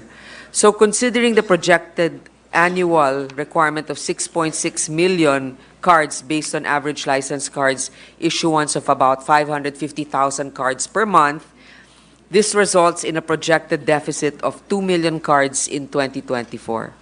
End 2024. By the end of 2024, 2 Yes, million. 2 million. Okay, and then if you're able to replicate what we did in 2024, by end 2025, ano na, catch up na. Opo, mukhang... Wala na. Pero dun po yung, we're talking about the driver's license pa, no? Okay. Yes, Mr. President. Actually, we introduced amendments to augment the funding for the procurement of license cards in the amount of 297 million for our committee report to cover the projected deficiency and to assist expediting the production of the cards. We also funded the replacement of 23 defective laser engraver machines to the tune of 80.3 million.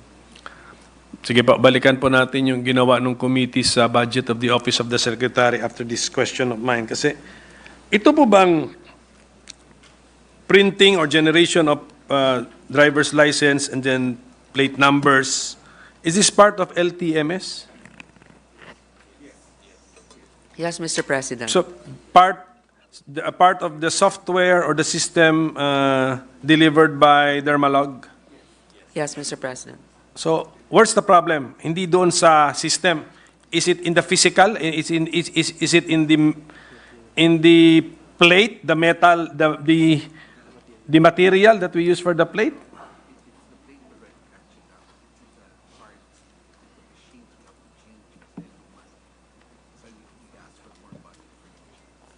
Mr. President, I think that's the reason why we added funding for the laser engraver machines kasi medyo decrepit na yung kanila kaya hindi makahabol. Ang daming sira when we actually did our budget hearing. So to augment and to rectify the situation, that's what we came up with, is to replace those defective laser machines. Bakit? When was the... in what year did we buy the existing machines, Mr. President? How old are these machines? It's 5 years old. Sayang. Ganun ba? License plates lang po ito. I mean, or cards. Cards. Yeah. Cards. A 5-year-old printing machine is no longer useful and ano? Ano bang brand yung binili mo? Tapos kinuha sila ulit. Are we sure about that? I'm supposed Mr. to be Secretary? defending the budget, Mr. President. I know, pero... We can call for five- another hearing. 5 years. What's the book value of the machines which are decrepit, Mr. President? Pang-print ng driver's license cards? Mr. President, ngayon zero. Ewan ko kung Zero. dadali Yung nila ano pala? sa raon. Wag, Magkano hindi pala yan? book value. Mali. Yung acquisition value. Acquisition value. Book na, zero na nga sa book. So about 2.7 to 3.8 million per machine. How many do we have? And how many machines? 2.8.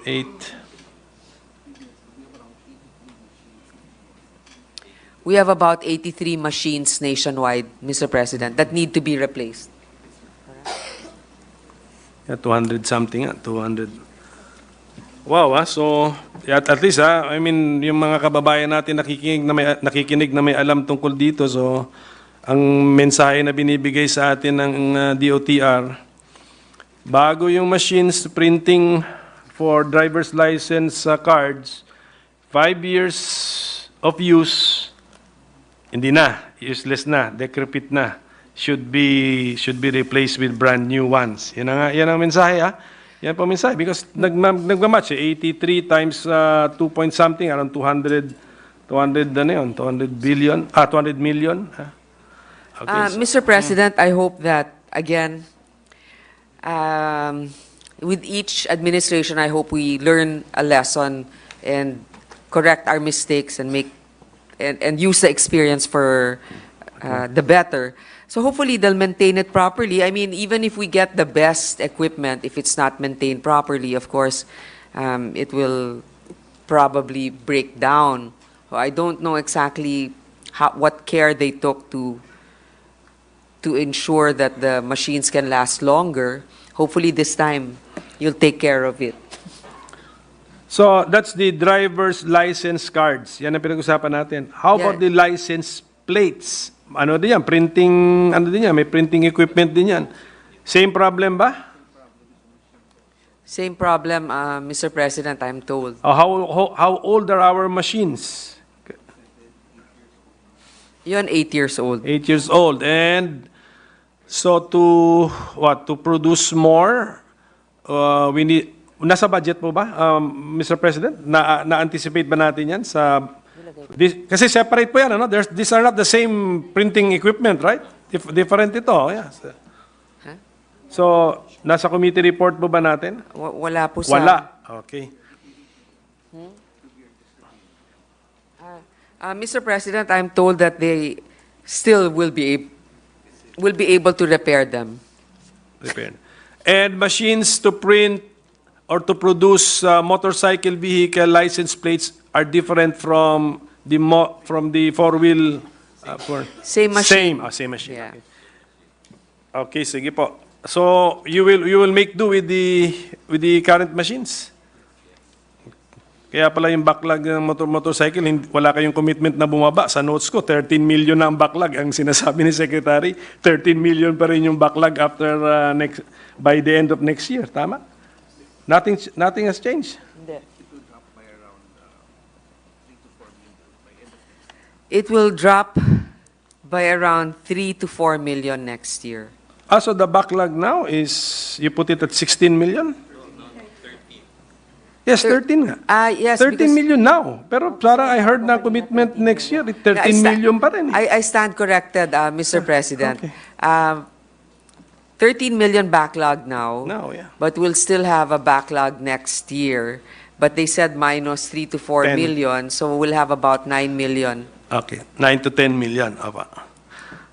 Sige po, but then there is also this report that we have 1.7 million unreleased plates. Unclaimed or unreleased plates. Magkano?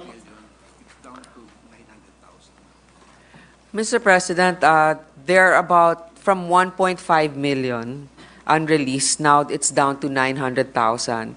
I guess there are variable problems. One of them is maybe they're not being claimed anymore because it took so long. Baka nga nabenta na yung ibang kotse dyan, di na nga nila kinuha yung plate. So ano pala yan? The plates must be claimed by the vehicle owners? Ganun po ba yan? Yes, Mr. President, it's a replacement plate from the green plates to the white ones. And wala nang, siguro hindi nakaklaim pa yung iba. So talking about the replacement of plates, ako actually, kung foreigner ako dito sa bansa natin, umikot na yung ulo ko sa daming design ng license plates na nakikita ko. Meron tayo yung green na 3 letters, 3 numbers. Meron tayo ngayon na, meron pa, di ba? Marami pa tayong nakikita, di ba? Meron tayo tapos ano na bang, what is now the newest one? It's a black and white. Ilan yung 3 letters and 4 numerals? Or no? Yes. Oh, white and black. Halo siya sa green and white. And then meron pang marami pang iba. Marami pang ibang nakikita. So I have to put some order, Mr. Secretary, kasi otherwise ang impression sa Pilipinas, wala tayong order. There's no order. Iba pa yung traffic situation na yung traffic rules, disregard of traffic rules, but doon pala sa license plates, kita ko na eh. So what's the plan? What should be now the what should now be the legal look of the motor vehicle license plate? So officially, right now, it should be black and white, 3 letters and 4 numbers. Okay, so ultimately, yung nakikita nating mga green on white, dapat, anong procedure doon? They should apply? They will be issued a new, kasi definitely new di ba? 3 letters and 4 numerals yun. Iba na talaga yung plate niya. So what should be the procedure? Mr. President, because they said that the backlog should be addressed by November 15, then Listen, ano ba yung November 15? so by the first quarter of the year Sa motor vehicles. of next year, all those plates should have been changed to the black and white plates. Kasi available na eh. Oh nga, but it's dependent on the initiative of the motor vehicle owner. Hindi pala, the attention is not called by the LTO? They will probably do an information campaign, and they are already doing it, I am told, for these vehicle owners to claim their plates. Because it's also difficult to mail it to a certain address, because some of them may have moved already in the time it took for the DOTR to provide the plates. Okay, pero meron palang mga kasuhan din pala yan, Mr. President, is the case one of the reasons why we have backlog in the driver's card license plates? Meron palang TRO issued against the LTO? Ganun ba yan? Hindi pa natapos ang kaso? This one is, is the minority leader referring to the ID cards? The These are the driver's license cards. The license, yes. Yes, there is. This is the background. The RTC Branch 215 granted the writ of preliminary injunction prayed for by the petitioner Allcard Incorporated. Ito yung losing bidder. The court then issued that WPI prohibiting LTO from proceeding with the pre-printed driver's license cards for 2023 procurement with banner plastic card. Kasi banner yung nanalo. So meron ng injunction. The hearing for the pre-trial of the main petition scheduled on November 6, 2023 was reset to, again, November 15, 2023. Prior to this wreath of injunction, LTO was already beginning to supply the first month of the backlog, beginning April 2023, plus the current demand. With the recent development, this will now be put on hold. But I think earlier an importation of cards was mentioned. So, should these cards arrive, will they be covered by the injunction? Yes, Mr. President. So, yun na nga. So, hindi okay. Basta the materials would be here, pero we cannot address the backlog because of that injunction. So, what agency is handling the cases of the LTO before the courts, Mr. President? OSG ba?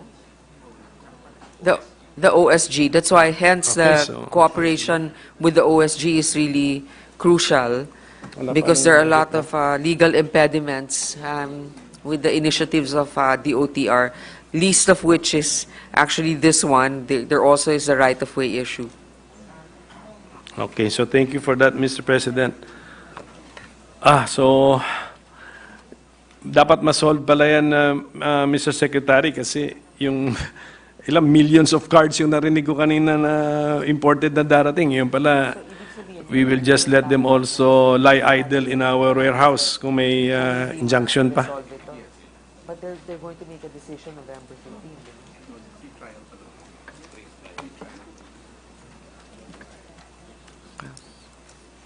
So, Mr. President, going to our committee report, ang ginawa po natin sa Office of the Secretary, we increased some items, we decreased some items, but the net effect is that we decreased the Office of the Secretary's budget by 1.65 billion. So, may we know the details of the increase as well as of the decrease? And then what's the comment now of the department given that 1.6 billion has in effect been taken out of the GAB, at least the GAB version. I do not know the relationship between the NEP version and the GAB version, Mr. President. Reduced. Mr. President, if I may give you a summary of what was increased for the motor vehicle regulatory program for this additional license cards, from the GAB, from the 954 million approved for the GAB, we gave them 2.3 billion. Okay, that's for the additional license cards. For the active transport and Safeway paths, GAB gave them 700 million. Tayo naman, we gave 1 billion. Ito yung mga bike lanes, yung mga end-of-trip facilities, etc. For the marina, GAB is 488 million.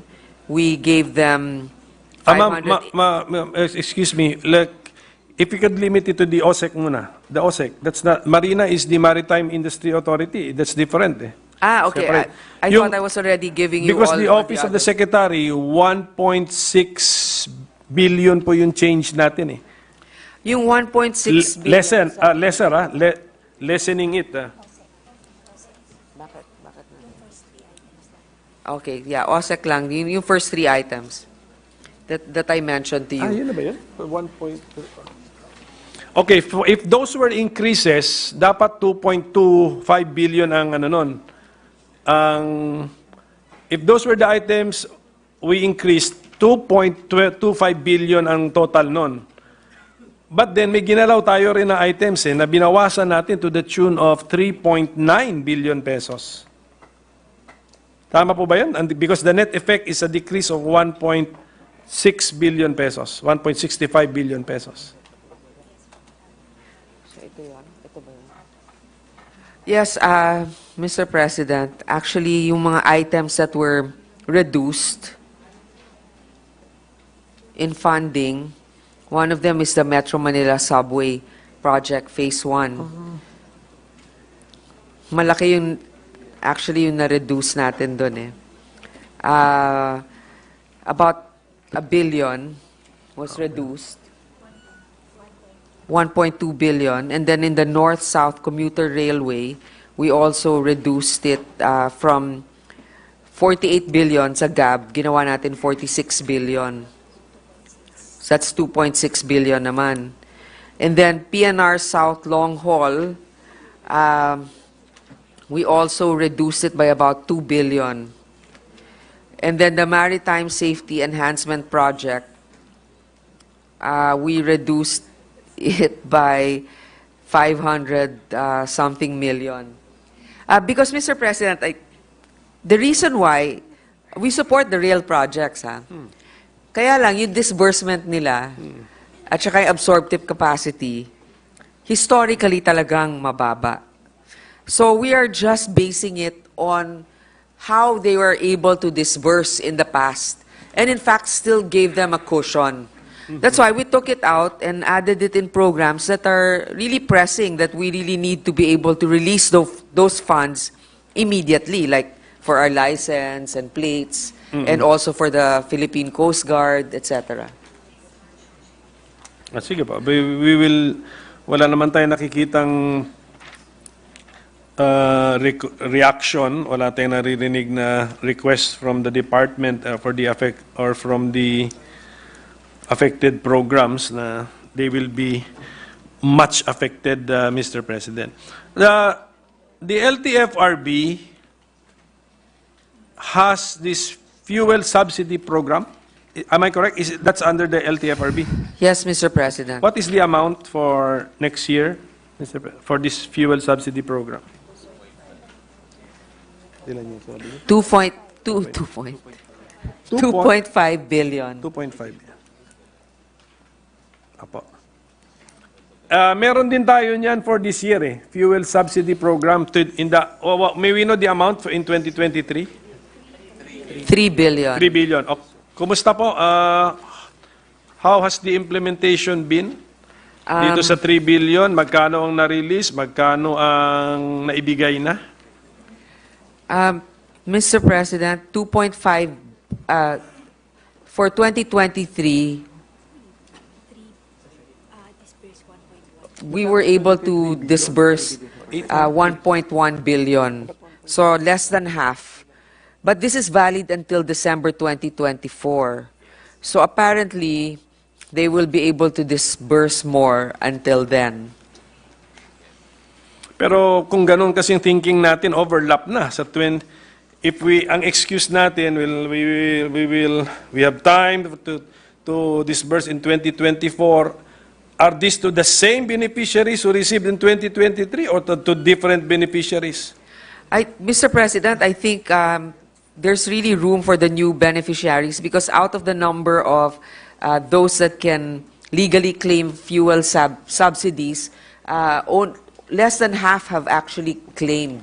Kasi ito indicates that there are 658,666 beneficiaries, but only a percentage of them have actually claimed their subsidy.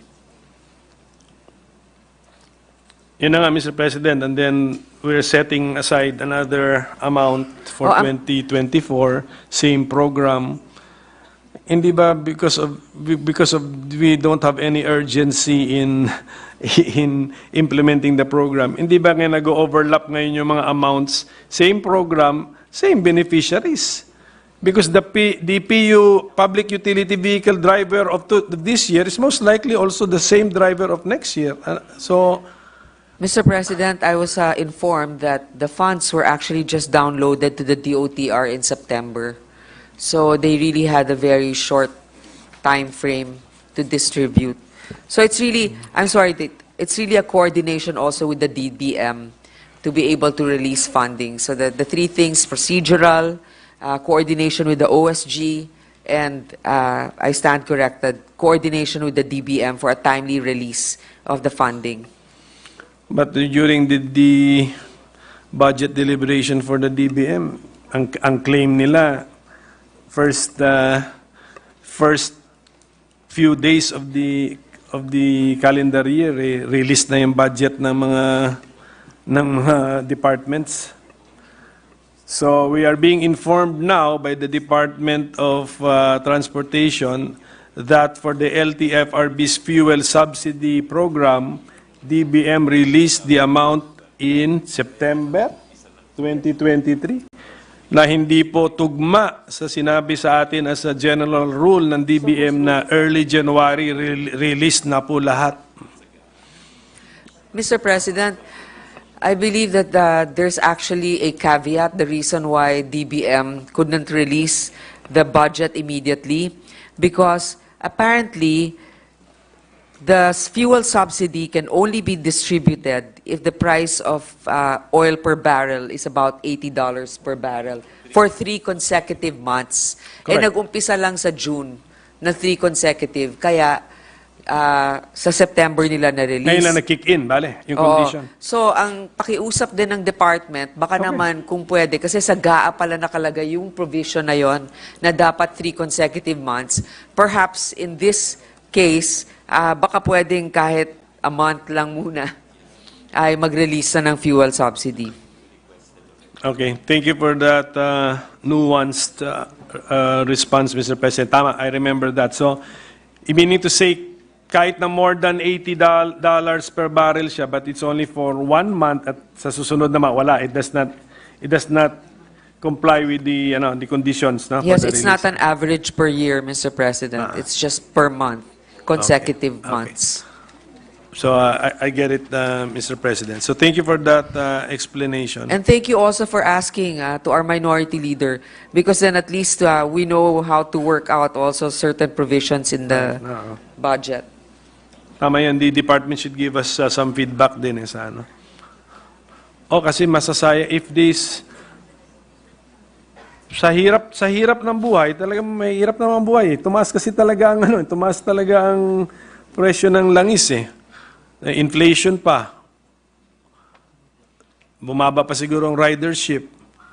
Mahirap ang buhay ng mga public utility drivers natin, including the tricycle drivers. And there is a program for them, may pera naman, but if the 2023 balance will not be released by end 2024, forfeited. It will be returned to the treasury.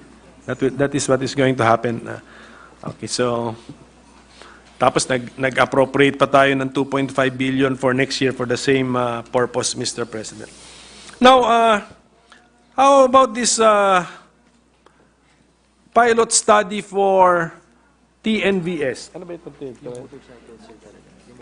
Oo. Yes. Sino po, who is conducting this pilot study, Mr. President?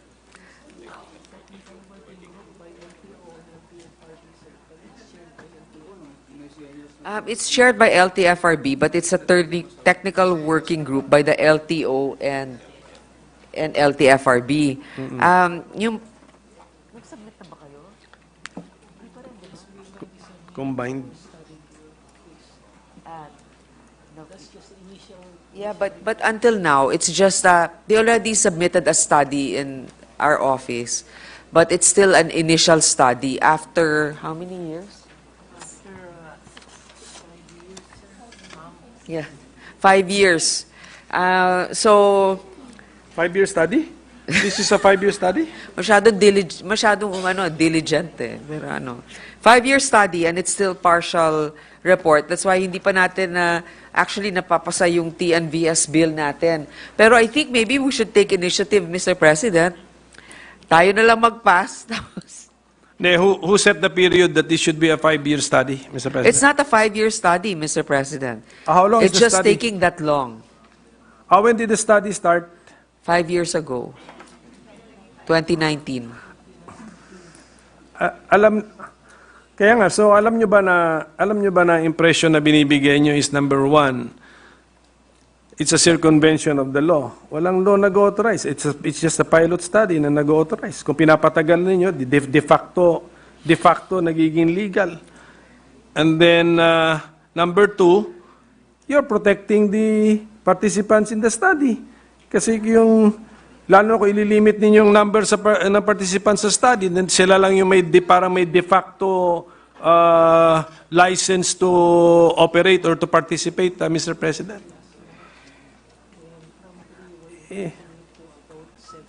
5 years ago na pala ito. Huh? From 3, I'm increasing it to 7 more participants. We are now accrediting all the 7 participants. Mr. President, they've actually accredited more participants. From 3 participants, they've increased it to 7. The problem is this is technology-based, and as in many countries, but more so in ours, we're always playing catch-up. But the market forces are actually the ones dictating for the government to act even in a temporary capacity to allow them to operate because, as you know, our public transport system is really very deficient. So without this TNVS, we'll really be struggling to provide transportation to the mass public.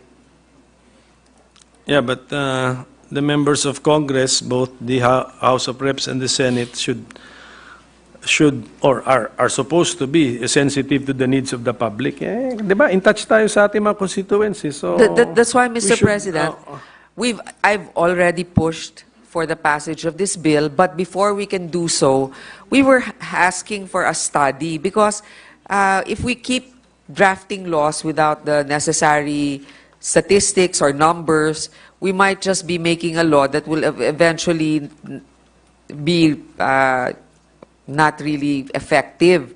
But since they're taking forever, we might as well take it upon ourselves as consumers, ourselves, to just draft based on common sense and with the knowledge that we already have for the past 5 years. If the study is to help policymakers in Congress, di ba, craft laws, your study is longer than the term of the entity that you're trying to help. So, what's happening here? Ano ba nangyari rito? Sinasadya ba ito? Ano ba to? Impossible. 5-year study, wala pa tayong posisyon.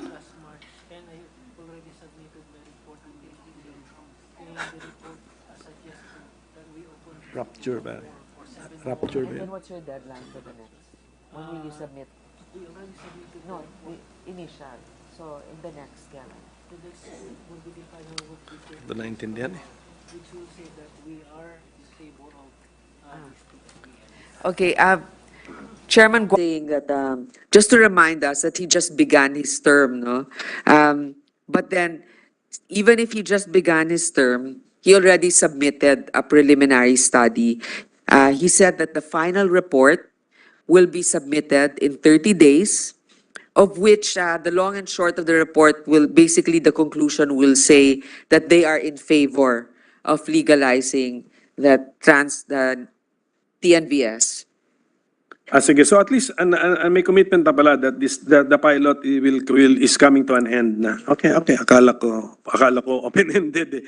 Okay, so Mr. President, perhaps it's also time to call this a priority measure together with motorcycle taxis for hire, etc. sige po. Para yung policy malaman na natin, are we going to allow this or not, no? Given the dangers inherent to the mode of transportation. Andun po yung siyempre, andun yung mga accidents yata. In the study, no, you took note of the accidents. Well, so, sabi ko nga kay Secretary, talagang maraming problema rito sa inyong departamento. Yung Jeepney Modernization Program, kanino po yan? Saan po yan? LTFRB? LTFRB. Ito po yung jeepney modernization natin na yung modern jeep mukhang bus na.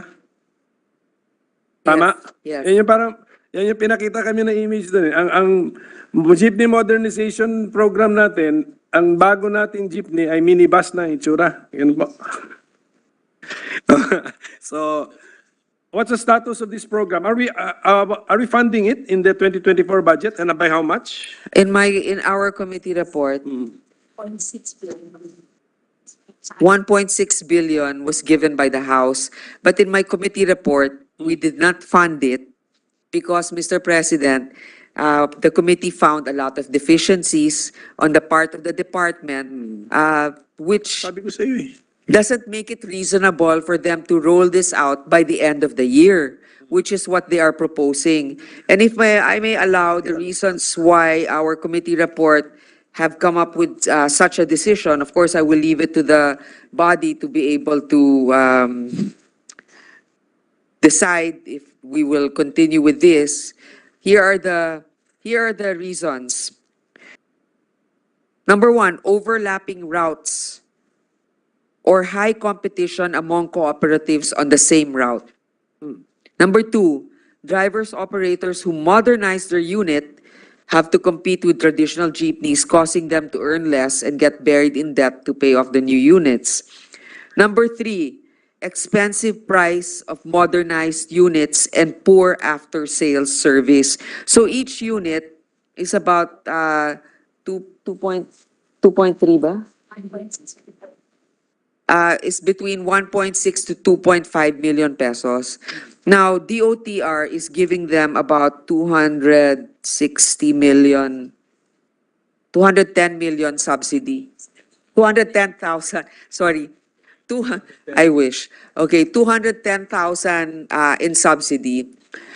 It's still not enough. Remember, for a driver to be able to get a loan from either Land Bank or DBP, they're being asked for their route their route plans, but it's not always available yet. It's not some of them haven't actually had received a designated route plan from the DOTR. So paano sila makaka-loan?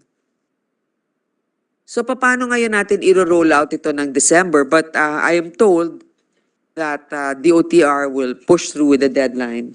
This is Deadline.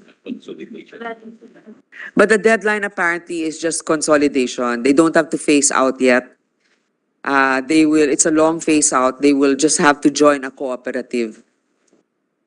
Consolidation in the sense that we are encouraging our jeepney drivers to form co-ops. Ganun ba yun? Okay. Or corporations. Cooperatives or corporations, because our jeepney modernization program will actually, yung conceptually will only be feasible if the owner of the modern jeepney is a corporation or a cooperative, pooling their resources together. It's too much to expect na one single driver can afford it. Tama? Ganun. So marami pa tayong preliminary steps dito. Malayo pa po ito. So I think this will be... Yeah. Sige po. So what's the position of the... Okay, so we have conflicting positions dito. The House version, they fund it to the tune of 1.6 billion. Senate Committee Report, 0. So one item for the BICAM ito. Kasi, Mr. President, yung subsidy, di ba sa Land Bank naman magagaling yung pera? Hindi naman DOTR. Tama? Modernization? Is that the PUV modernization, my dear colleague? Senator Coco? Actually, with the permission of the sponsor and the minority floor leader, I just got out of the phone earlier with Congresswoman Claudine Bautista ng Damper yata. That's the party list for the PUVs, public utility vehicles. Ang sabi, apparently, it was a House-initiated amendment for the PUV modernization program. So, request niya sa akin kanina, and the Speaker asked her to call me, was sana maprotektahan dito sa Senate. Para kasi zero yung NEP eh. NEP zero. O zero din tayo. So, just for the record, for everybody's information, and they called me earlier, in front of the Secretary actually. The Secretary was with me when we discussed it. So, yun lang. I think it was an initiative of the House. Yeah. So the 1.6 billion would cover the subsidy, the 210,000 per unit subsidy. Yan yun. Ganun po yun. Mr. President, the breakdown is as follows. The equity, 1.2 billion, this is equity subsidy for 3,102 units for the Land Bank and the DBP, and then 1,033 units for private banks.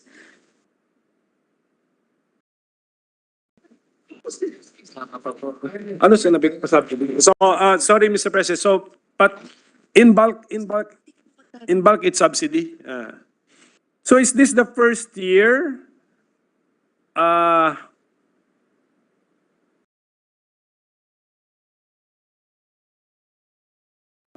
2023, did For 2023, did we appropriate an amount for the jeepney modernization program? Wala. No, Wala. but, So, but okay. Mr. President, that's also quite intentional because now we are having this debate and we can Yeah. hear exactly a commitment from the secretary that he's saying this is just for consolidation. And then eventually it's not really a phase out yet of those old jeeps, but consolidation into cooperatives. But it's also just to show you, Mr. President, that until now, the routes haven't been established in all these areas yet. Okay, tama. That's why there was no basis for us to really be too supportive of it. Kaya nga, in case we appropriate 1.6 billion, it will be spent for what? To encourage the formation of co-ops. Hindi pa ito yung actual subsidy for the units. Tama po ba? Kaya nga, 1.6 billion, what is the intention? Doon sa House version, as far as we know. Kasi zero siya sa atin. That's why I will understand if you cannot answer for the use of the amount. But Mr. yes. Ito yung breakdown. Oh. As I mentioned, 1.2 will be equity subsidy. Yun na. Okay. 35 million is for communications, information and education, campaign materials for the drivers. Route planning, another 127 million kasi pag-aaralan pa pati sa mga probinsya. Vehicle useful life program, incentive for drivers surrendering old units for at least 10 scrapping facilities. Bibili natin. Tapos industry consolidation, 29 million, capacity building workshops for transport cooperatives, assessment and planning workshops, 2,859,000, strategic planning workshops, sectoral meetings, consultations, and project management office operational expenses, 160 million. That's 40 DOTR, National PMO, Project Management Office, 220 LTFRB Central and Regional Offices, 12 OTC PMOs. Well, ang basic first step yata rito sa program na ito is the determination of the routes. So may nabanggit po yung sponsor namin na certain amount. Baka yun na lang muna, sir.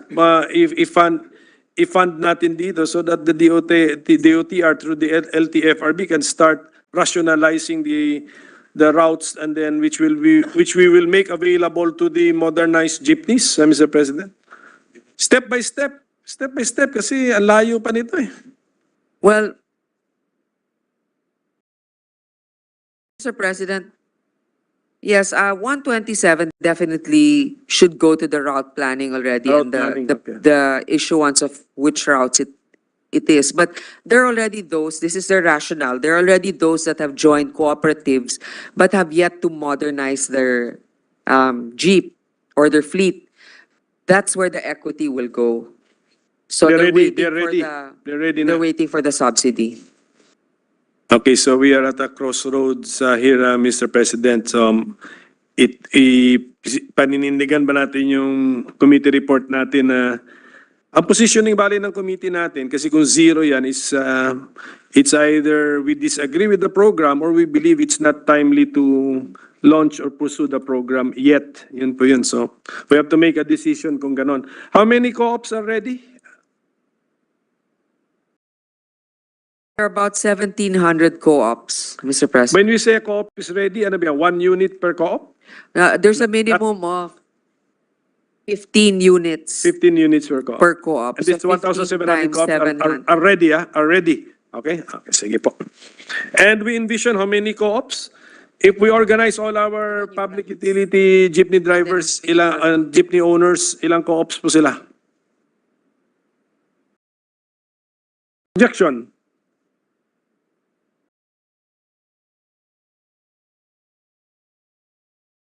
Existing. May marot pa yun.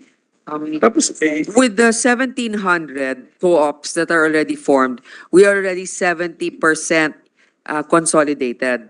Okay. 17% or 70%? 70%. 70%. 1,700 tapos 70%. So yung math major natin, ilan pa yung natitira? Mga 2,500. Ay, accounting na. So we have an accountant here also beside Sec Jimmy's background. So Teka about 2,500 more. Hindi, more, hindi, 800 more. Okay, 800. 100%, 2,500 Tama. cooperatives. Yes, Kasi more or less, that's the estimate. That's the estimate natin. Okay. So, we understand, Mr. President. So, yun, okay. So, we have to make a decision there, Mr. President, as a body. Ready na pala sila sa kanilang program. We defunded the program in our committee report, Mr. President. Mr. President, I just wanted it really to get the consensus of the body. But now, after having heard that they are already consolidated at 70%, and perhaps we can help the others modernize their fleet, this committee is open to accepting amendments for the final committee. Mr. President, with the indulgence of our minority leader, Mr. President, distinguished colleague, I remember during the March 2 Committee on Public Services hearing, this representation raised this particular issue, and LTFRB reported out that 985 out of 1,575 LGUs have submitted their local public transport route plans. Ito po yung LPTRP and evaluated by the agency. Of this, Mr. President, 648 under revision, 198 under evaluation, and 139, which is 8.8% of 1,575 LGUs ang na-approve lamang and issued notices of compliance. So, may we know, just to be clarified, gaano kalaki na yung improvement ngayon? I mean, because I have been supporting our distinguished sponsor on this particular issue. Parang nagulat ako. Ganun ba sila kabilis?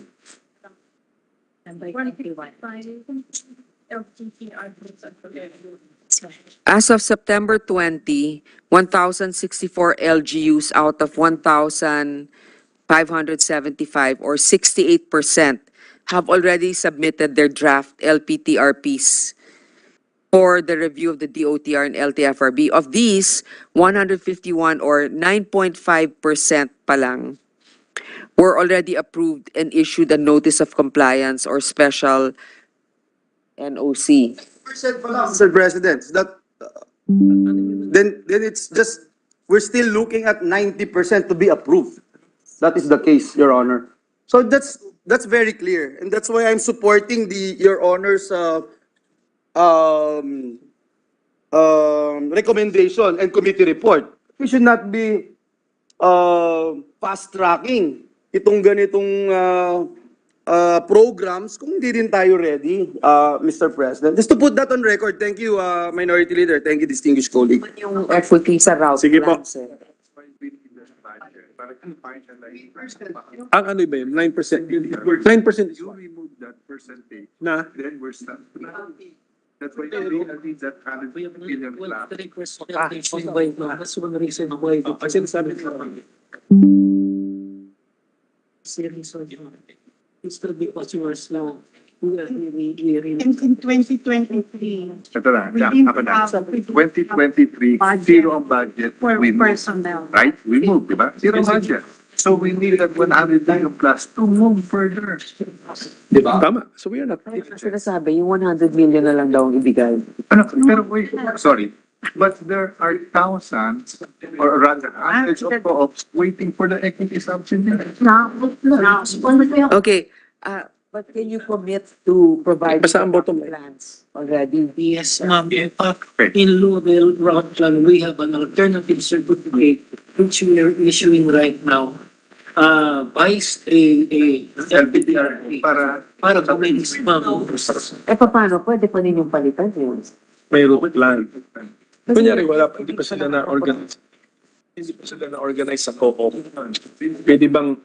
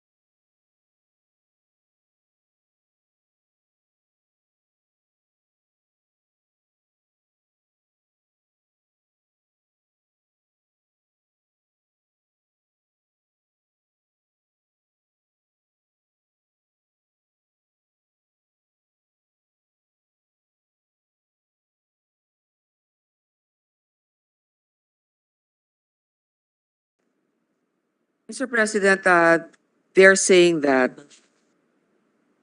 the 9.5% route plans will actually be increased by next year. But for them, what the step that they really need the budget for is because they have to be able to consolidate the remaining ones that haven't really joined a committee, a cooperative. Thus, by knowing that there will be subsidies given for them to acquire a new fleet, and then also there's capacity building on the part of DOTR to encourage more to sign up into cooperatives, they need the funding to be restored. Now, the LTPRTs are actually a joint issuance by the, I mean, it's something that the local government has to supply the DOTR with. So if the local government is not cooperating, it could also be one of the reasons why there is a cost in the delay is actually happening. So anyway, that's the rationale. In short, they need the money because otherwise the whole program might collapse. Okay, thank you for the inputs, Mr. President. Yeah, ang aking suggestion is yes, they need the money to do the basic first steps for the program. Not really, wag muna yung ano kagad purchase of the minibus looking jeepneys, Mr. President. Kasi the program should really be reviewed seriously, Mr. President. So yung basic step is yung number one, a route rationalization, and number two, the formation of the co-ops, Mr. President. Okay, Mr. President, siguro before I yield to Senator Alan Cayetano and suspend my interpellation. Suspend? Yes, Mr. President. Wala pa po ako sa kalahati, Mr. President. Ito pong OTS. Actually, in truth, no, marami sa kababayan natin talaga apektado ng mga ahensya under the DOTR family. Maraming reklamo. And I'm sure nagsusubaybay sa atin yan, nakikinig kung ano ba talaga ang programa ng DOTR para ma-improve po natin ang services natin sa public.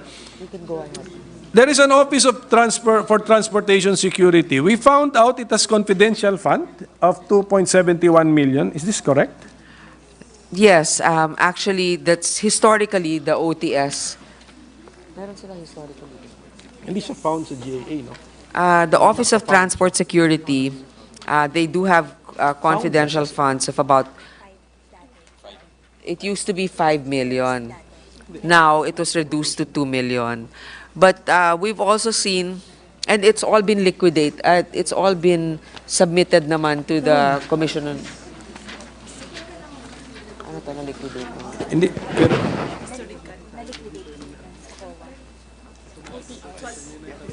Na-liquidate po sa COA yung OTS. Yung confidential funds. Yes, ma'am.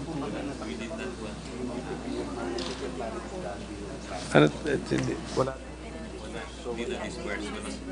Hindi natin nabigyan. Nabigyan natin, hindi lang dinisburse. Pero before that, nabibigyan. Magkano? 5 million. Pero naliliquidate ng COA? Naliquidate na sa COA? Walang disallowance? Wala. Kasi di ba yung... Okay. Mr. President, historically, there's an average of about, nung 2005, 15 million, pababa ng pababa actually, yung kanilang intelligence fund. Intelligence pala ang tawag. Confidential fund. Confidential, yes. Pababa ng pababa. Last year, nabigyan sila about 5 million, pero hindi ni-release yung 5 million sa kanila ng dating secretary. But before that, na-release naman. This time, we're giving them about 2 million for purposes of identifying risk assessment and intelligence gathering, including purchase of information recruitment of informers, rental of safe houses and surveillance vehicles, maintaining network of intel cooperation with local foreign counterparts, training, drills, data, evidence handling, etc. Actually, this passes through the criteria that is necessary for a confidential fund to be approved by the Commission on Audit, like providing safe houses. Basta it's not actually salary to current employees or for other activities that are not approved. So thank you. So meron pala siya last year but not for this year? For this year yan? Meron Yung sila this year. 5 million not released. Not released. Not released. Okay. Okay. Actually, I'm trying to understand the source of the appropriation for their confidential fund. Kasi it is it an automatic appropriation? Yun po, No. yun ang... It's not. So Because we always have to put it It's in the GAA, it must be categorically stated there and then plus the amount, no? Okay, tama. Okay, thank you. Thank you. I got the wrong impression. And then OTS is the office with this involved in this dollar swallowing incident, no? Ito yan? Okay. Which I find strange, ano? I mean, yung hindi ako maniwala doon na you would get $300 and then you would swallow the dollar bills. How did it benefit you, that person? So, anyway, that's not my question. My question is, you have 173 million worth of X-rays not being used or which are barely operational.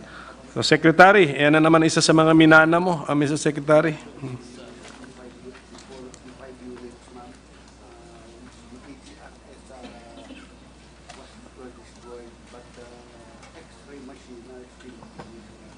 Ano yung nasira?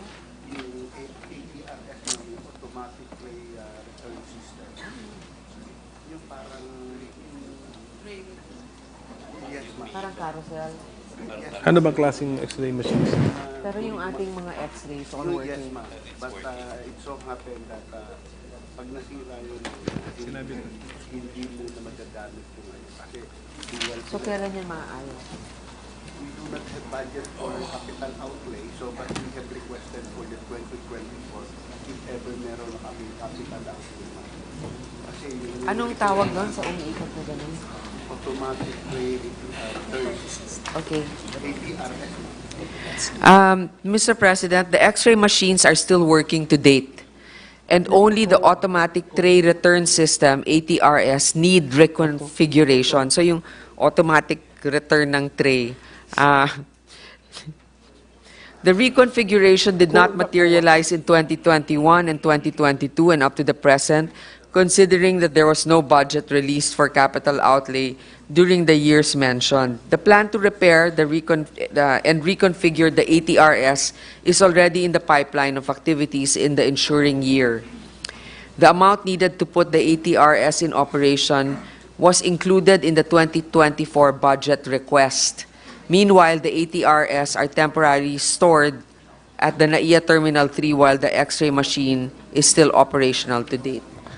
Hindi ba po pagpasok natin sa airport natin kaysa domestic airport natin, so we pass an X-ray machine. Ano ba tawag natin doon? Yung parang the frame of a door. I mean, di ba? Ano ba ang tawag? Papasok tayo ron, di ba? And then we are met, pagpasok doon sa airport na yon, we are met with this parang small room type area. Looks like an X-ray machine which is not being used. What is that, Secretary? What is that? Ano yun? Para saan yun? Sa tagal ko na rin nagbabiyahe, never ko nakitang ginamit yun, Mr. President. Hindi ko ma-describe. Is this the one where you would? Yes, there are times. There are times, Mr. President, based on my experience, not all passengers pass through it. I guess they select certain passengers that need to pass through there. Like also in the US, if they feel that you need an extra X-ray, then you go through it. But it's working, right? It's working, Mr. President.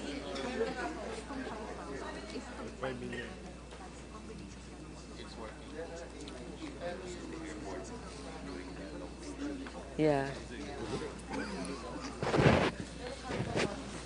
What is the one? I will.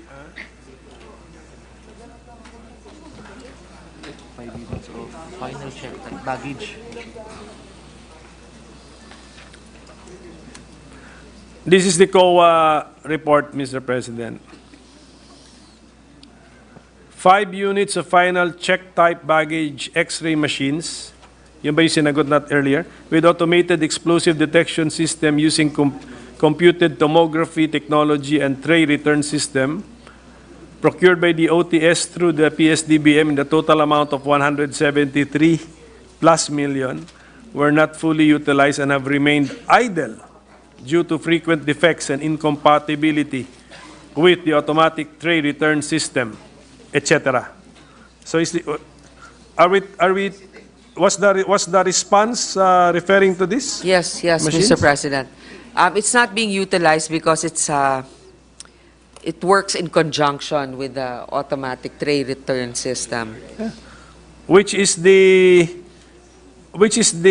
principal component there, Mr. President, this X-ray machine. Accessory lang yung tray return, di ba? Oh, so the accessory is now wasting the amount you paid for the principal component, Mr. President? Mr. President, apparently, the X-ray machine can be used independently of the automatic tray system, but it has to be reconfigured with the regular. Yeah, so how many years na pong idle? Cannot be used, idle, tulog, or whatever.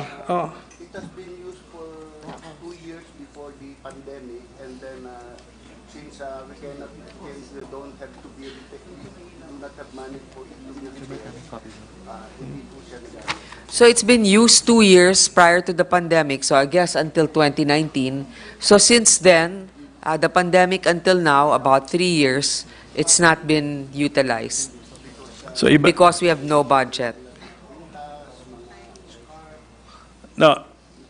And in order to utilize them, we just have to fix an accessory.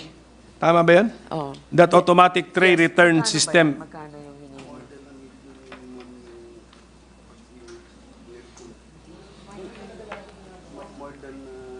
Ilan ba yan? 5 million na kailangan nyo? 5 million sila, ma'am. So 5 million.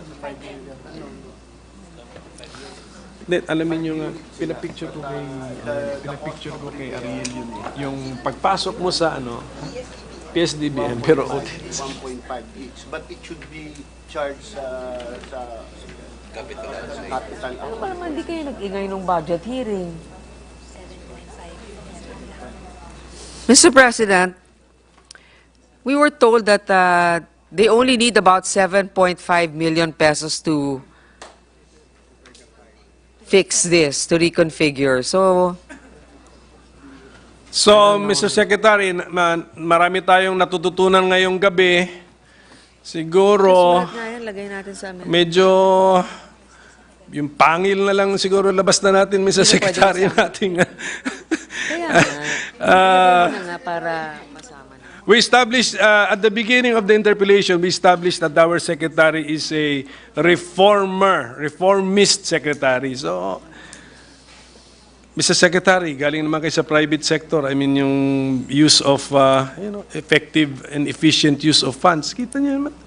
Principal, 173 million. And then, idle because the accessory costing 7.5 million cannot be fixed, Mr. President. Is that what we get, Mr. President, Madam Sponsor? Yun nga, Mr. President, di ba parang if you're managing your house and then you have several managers around you, the managers have to come to you and say, hey, these are low-lying fruits. We can fix this, and the effect is magnified. I hope that that will be done in this instance. Okay. Siguro before I suspend and give way to Senator Cayetano, what happened to that female employee? It's good that we did not identify her. Na caught, the allegation is that she was swallowing some dollar bills. Did we give her Did we give her due process? What happened? What did we do to her, Mr. Secretary? Pero may case ba? She was already terminated. Oh, bakit? Dalawa sila, di ba? Bakit? You believe the video? There are 4 of them and they were all terminated. And are there criminal cases filed? Okay, Mr. President, they were after the requisite administrative proceeding, a decision was drafted and recommended the following liabilities. Number 1, these are administrative: serious dishonesty and grave misconduct. SSO who swallowed the money. Grave misconduct for the 3 others. Okay, sige. Okay, just to prove to us that you conducted a thorough investigation, can you tell us the reason why a person would steal $300, siguro three $100 notes, and then swallow them? Why would the person do that? Because he was already being accosted, Mr. President. Kasi may nagreklamo na. So, That's to it. hide evidence. Okay. Wala siyang bulsa, Because walang so takot siya sa search for so destruction of the evidence. Yan pa. Because that's also my theory kung totoo man nangyari yon. Hindi po yun modus operandi ng mga nagnanakaw ng dollars na sa bahay na niya papakinabangan. Ganun ba yun? Hindi yun, ano? In the sense na, no, sorry, because of we seem to be all tired already, Mr. President. So, Mr. President, if I can suspend my interpellation and give way to Senator Alan Peter Cayetano's interpellation. Yes, the interpellation. I think Senator Alan needs a break. Something. Yes, Okay. we'd like to suspend the interpellation of the Minority Floor Leader and recognize our distinguished colleague, Senator Alan Peter Cayetano. I think just two Senator Po, questions, for her Mr. concern, this is I not have dollars, it's asthma. I have Sir- some lozenges from our good majority leader, if you would Thank you, like late. some. Sir President, good evening. Good evening to the DOTR family. And Senator Grace Po, from the start of her Senate career, has focused on public services, transportation. So it's a privilege to be able to ask some questions. Will the lady senator yield to some questions, please? Of course, it's always a learning experience and sometimes a very entertaining experience to be interpellated by our senator from Taguig and Pateros. I know you are from MTRCB, so I will keep the entertainment general patronage. Okay, thank you for that, Mr. President. Sir President, let me start with a biblical principle that I think we can all agree on. Kung ano ang ating itatanim, yan ang ating aanihin. No? So, better airports, better highways, better buses, transportation, more efficient transportation, cheaper cost, better for everyone.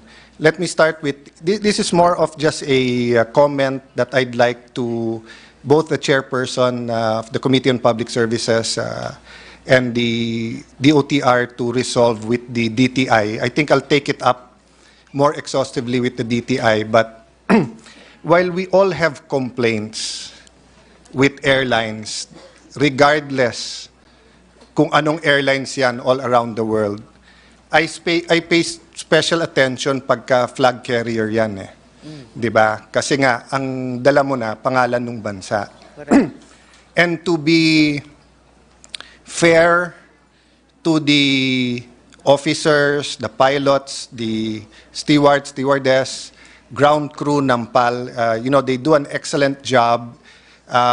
If you had the privilege of being on a presidential flight, you would see that given the right resources, right motivation, the right plane, pwedeng lumaban ang PAL sa pinakamagagandang airline sa buong mundo. And kahit hindi apples to apples, kahit na yung Sa kanila yung best na malalaking plane, sa atin mas maliliit. But from the food to the kindness of the people, the smoothness ng flight, nandun lahat yon. No? So I'm not commenting on the... Excuse me, sorry. Excuse me. Medyo suffering from... I'm praying to be charismatic, but I'm also asthmatic. So... So the comment that I want to make is that grabe na yung complaint sa PAL. No, and Senator Pia, I'm not sure if she went to Australia during the World Cup ng women. Alam na pala na sira yung entertainment system, sira yung silya. Pinasakay pa rin, wala pa rin alternative seat. And ang attitude, wala tayong magawa, bahala ka na lang. Even before the flight, they could have already said, walang gagamit ng seat na to kasi sira. Numerous celebrities have been on Facebook, TikTok, Instagram about their complaints. Personally, sa akin, I was in Cebu for a conference. Mga kasama namin got an email. Ako, I didn't get an email. Kung meron mga senior citizen na they want to make sure na may flight, for example, na mas malaki yung airplano because they want to be in front, importante sa kanila banyo, halimbawa, magpapalit ng flight na hindi sasabihin ko ano yung airplano and everything. No? So I want to take it up with DTI because it's also a consumer protection issue. But I think the DOTR, and all of us have special memories with PAL, di ba? But I think there has to be an ultimatum with them. If you want to be flag carrier, there's a certain standard that you have to follow. If you cannot follow that standard, you can continue operating, but don't use Philippines or Philippine Airlines, di ba? Kasi nga, pangalan natin yung nandun. So, I don't know pa rin yung feeling ko na ngayon na meron American airline that will be catering to the Philippines and to the US. Kasi I felt that isa nating pride yun na basta't San Francisco, LA, and New York. Their New York flights are always really, really good. And if you go on a San Francisco, LA, or New York flight, I don't think you'll see much complaints. Kung meron man, it's, di ba, 1 in 1,000, 1 in a million, di ba? But yung regular, yung everyday to Bicol, to Ilocos, to Cebu, parami ng parami. So, I know everyone's working hard, but can I bring this issue to the DOTR family that if they need 6 months or 1 year or 1 year and a half, whatever it is, but hindi pwedeng hindi sila conscious na flag carrier ka, so may higher standard ka, dapat mag-ayos ka. Kung hindi, so maybe the DOTR can put a certain criteria and say if you don't meet this criteria in the next 18 months, we will open up giving the flag carrier entitlement to someone else. No, that's just a suggestion and for discussion, Madam Chair. Mr. President, I'm glad that our colleague from Taguigan Parteros has mentioned that. In fact, I did call representatives of Philippine Airlines to discuss with us privately what is going on. Because there are a lot of problems. In fact, mga overbooking, o kaya yun nga, hindi gumagana yung mga facility, yung mga ano nila, seats or yung TV. In fact, Mr. President, may isang silya doon row A, number 1, or whatever, basta near the window. Sinabi pa sa akin ng stewardess, and this was a flight I just took last year, sabi niya sa akin, alam mo, panahon pa ni Pinoy, hindi na nare-recline yung chair na yan Kasi dyan umuupo si Pinoy noon. They have to manually recline it. So, they just posted, I don't know how many billions in gains just for this last quarter. Ano ba naman yung ibalik nila sa mas magandang ano? Sinasabi nila kasi matagal ngayon mag-order ng parts, matagal yung repair. Obviously, they didn't really have a schedule. That's why now everybody's doing a last-minute catch-up. I don't know if you can change the name because that's probably copyrighted for them. It has nothing to do with the flagship carrier. Kanila yung pangalan na Philippine Airlines. But they enjoy certain privileges like probably more slots because nga there are supposedly our flagship carrier. Dapat siguro bawasan yung kanilang mga slots na ganyan, ibigay dun sa mga eroplano na nakakapagbigay ng mas magandang serbisyo. But I know that DOTR already is coming up, or the Civil Aeronautics Board is coming up with a limit on the number of overbooking, parang not more than 10%. Am I correct? Kasi minsan, overbooking is 50%, di ba?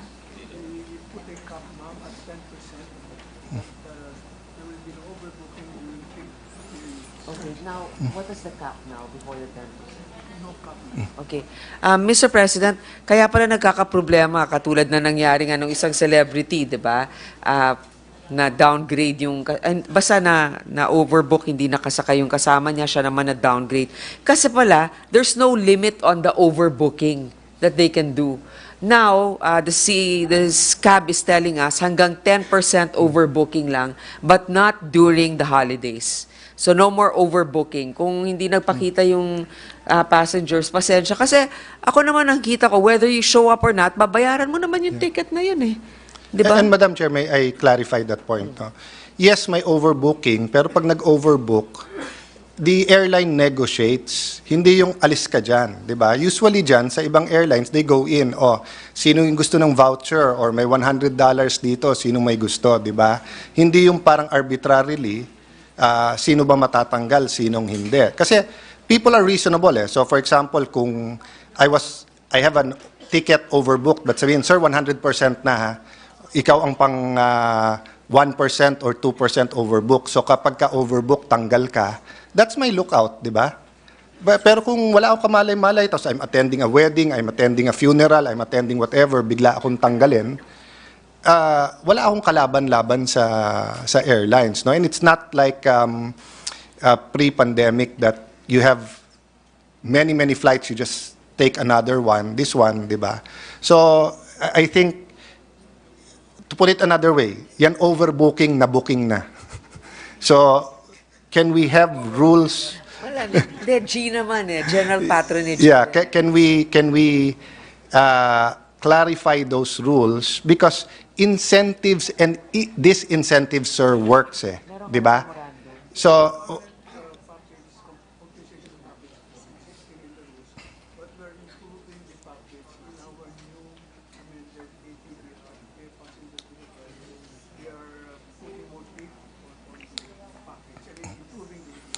yes, Mr. President, going back to the observation of our colleague, that's true. Usually the airlines will offer so that you can voluntarily give up your seat for a certain amount of compensation. Sadly with PAL and other airlines sometimes, they'll say, sorry, hindi ka pwede. They don't ask, yes. They just choose. Ikaw hindi ka pwede. Yeah, that's what I meant, Madam Chair, yes. Diba? So, in terms of business-wise, again, sa DTI ko ito i-bring up. But for example, sa amin sa sulok kasi kami ng Taguig 2-3 times a week, namamatay yung Sky Cable, yung internet, di ba? One time, namatay for 3 days. I see one of our officials there na ganun din, no? But pagdating ng bill sa amin, buo pa rin yung bill, di ba? Hindi nila binabawasan. So, ang point ko is if the regulators or people overseeing them make sure na masakit sa kanila to overbook, then it will become not a matter of kindness to them, but a matter of a business decision na, uy, mas mahal sa amin mag-overbook kasi pag nahuli kami or ganito yung overbook, mas maganda pa nga sigurong may isa o dalawa mag-cancel, may fee pa rin, eto lang lugi namin. Pero pag 10% in overbook at dumating yung 100%, yung 10% pag binayaran namin yan, mahal yan. So in reality, incentives and disincentives really work. So may I just suggest that as they are preparing that package, how do I put it? It benefits them when they're very efficient, but masakit sa kanila financially when it's not. And that will also prevent litigation in the future, diba? That will prevent people filing suits against them dahil na offload sila, na cancel yung flight nila or whatever, diba? Mr. President, actually, airing airlines are penalized in accordance with the provisions of RA 776. However, given that the penalty is limited to 5,000 pesos lang per violation, the CAB is in the process of amending penalty provisions in accordance with the Public Service Act signed into law. The amendment includes the modification of penalties for violations of the PSA, increasing the penalty from 200,000 to a range of 5 million to 2 billion? From 200 pesos to a range of 5,000 pesos to 2 million pesos But Madam Chair, that's per the- violation. Yeah, I agree with that and I'll support you when you take that up, no? But iba siguro yung penalty at saka yung compensation, di ba? Oo, iba. So, pwede namang meron din tayong rules on how you will compensate a passenger, but it is not in the nature of a penalty. So, yung penalty kasi, may rules kang hindi sinunod. Ito naman, it's more contractual. Dahil hindi mo nasunod yung kontrata, ito yung bayad mo. Di ba? Mr. President, if I may, this is just a draft that they plan to give to the airlines. For overbooking, the compensation is the carrier shall pay to the passenger higher or either the full value of the fare or an amount of 5,000 pesos for domestic and 10,000 pesos for international flights. Yes, Madam Chair. But if you're just going to return, kailangan pa rin niya mag-travel eh. So mas masakit yun sa passenger kaso doon sa airline. Dapat masakit sa airline. So kung sasabihin mong isosole plus may libre kang ticket, masakit sa airline yon. So I don't want to dictate, Madam Chair, because of course we want their finances to be also healthy. Hindi naman tayo pwede mag-suggest ng outrageous na compensation, then malugi, magsara din naman yung airline. So I leave it up to the authorities, but I'm just saying it should be painful to the company, but feasible na bayaran. And then for the passenger, inisman siya na hassle siya, but enough yung compensation na natuwa siya, di ba, na nangyari. In fact, minsan katuwaan yun sa abroad, di ba, pagka yung short flights na tanggal ka pero may $500 ka kasi may pang-shopping ka. Kung abroad ka. Abroad, yeah, di ba? Last point on that, just the attention to details because even if you watch movies, people value yung loyalty at saka yung miles program. So I remember this pastor that we invited to the Philippines. Tapos sabi ko nga, if he can go to San Francisco or LA, I'd really love him to try PAL. But since may miles program siya sa isang American na airline, sinunod niya yung sa kanya. So if you look at the last 20 years, for example, ng PAL, may expiry, wala. May expiry, wala yung miles. And then, sasabihin nila, ganito kadali. And then, sasabihin nila, pag peak season, hindi pwede yung miles. Tapos, pag 2 weeks before, hindi pwede, etc. I mean, in a day na may apps ka and everything, why don't we just make the rules simple? Bakit yung miles hindi as good as cash?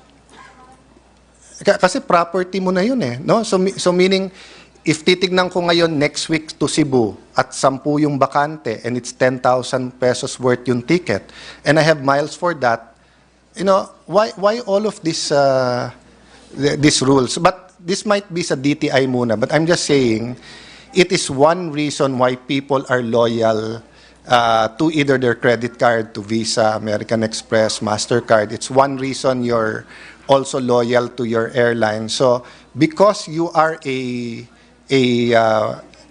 flag carrier, your word matters eh. So they don't have to follow yung sinabi ko na good as cash, but pwede bang your yes is yes, your no is no? Hindi yung na biglang sabihin nyo, biglang may expiry yung miles, biglang wala, etc. So parang you lose faith on the airline. And problema, it carries the name of the Philippines eh.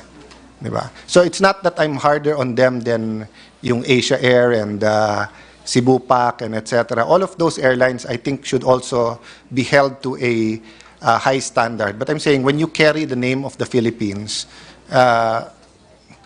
medyo dapat just like Singapore, di ba? They followed that. Na in the end, everything about Singapore government is integrity.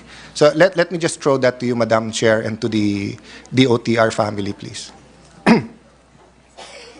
The next is just, maybe we can take up in your committee the details, but just concept-wise, I just want to understand this concept. If you look at the TRB website, sa Southern Luzon Expressway, it starts in February 1, 2006. But way before that, you already had the South Luzon Expressway. And I remember when my dad was teaching me to drive, wala pang Skyway nun. Sinasabi nga niya na eventually, anak, libre na to. O kaya mura na. Kasi ang concept ng tolls is that the government uses private money to fix the road, then they give you X number of decades or years to recover, and then afterwards, pag recover, pang maintenance na lang. So the question I want to ask DOTR, do we still follow that 70s, 60s, 80s philosophy sa toll road or nagbago na ba? So, hanggang kailan yung mga toll? Yung mga 30 years. Yeah. There's a concession agreement, an average of about 30 years for the concessionaire. So it's still the same principle, but I would assume that the reason why some of them have been there forever is because aside when their term is about, or their franchise is about to end, or the concession agreement, they add something like repairs or they extend the line, kaya they remain. Thank you for that, Madam Chair. Actually, you read my mind. So, my first question, if ganun pa rin ang principle. Kasi it's the same as yung sinabi ng economic team sa PPP, di ba? That you encourage private money to come in for infrastructure para yung limited ng gobyerno magamit din doon.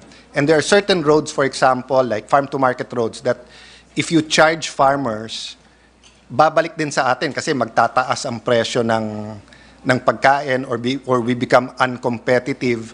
So you promote import from China. So, but there are certain roads, NLEX, SLEX, SETEX, that if you build it with a private partner, you can actually make the money back. So, I'm glad they said yun pa rin, because moving forward, okay.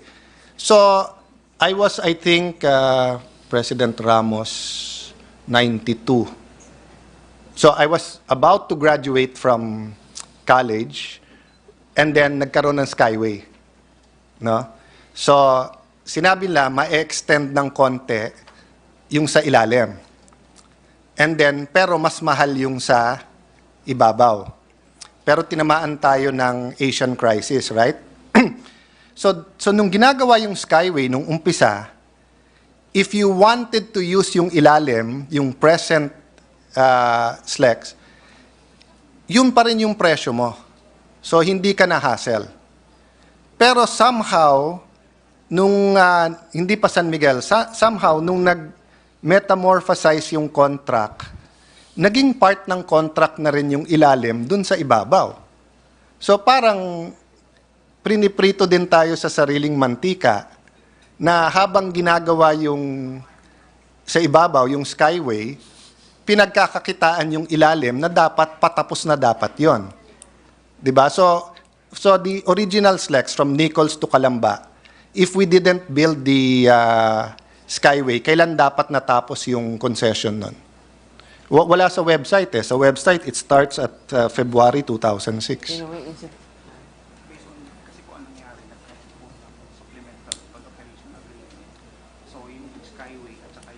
Yeah, before the supplemental, kung walang Skyway, kailan dapat natapos yung sa ilalim?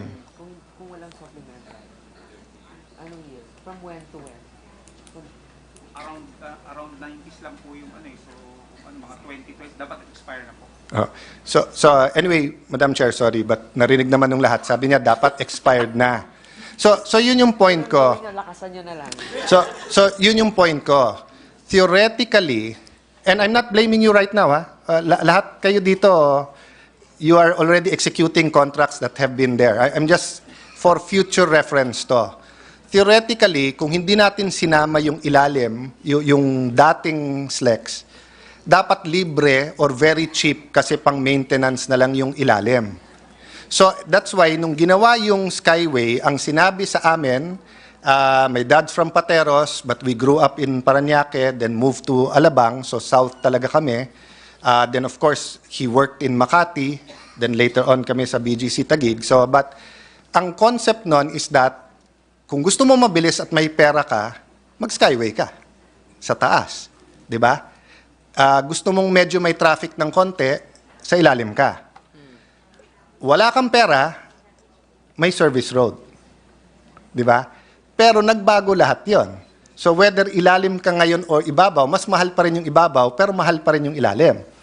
And for me, it doesn't make sense because the President, pinagbawal ngayon yung mga LGUs from the stickers and the fees, pero kung titignan mo yung increase ng SLEX at NLEX, mas malaki pa yon dun sa sinisingil ng mga LGUs. And ang pinaka-price sensitive is Calabarzon, Central Luzon, and Southern Luzon. Di ba? So, makikita mo, on one hand, you're telling all the LGUs, don't charge your 500 peso sticker. That's 500 pesos one time.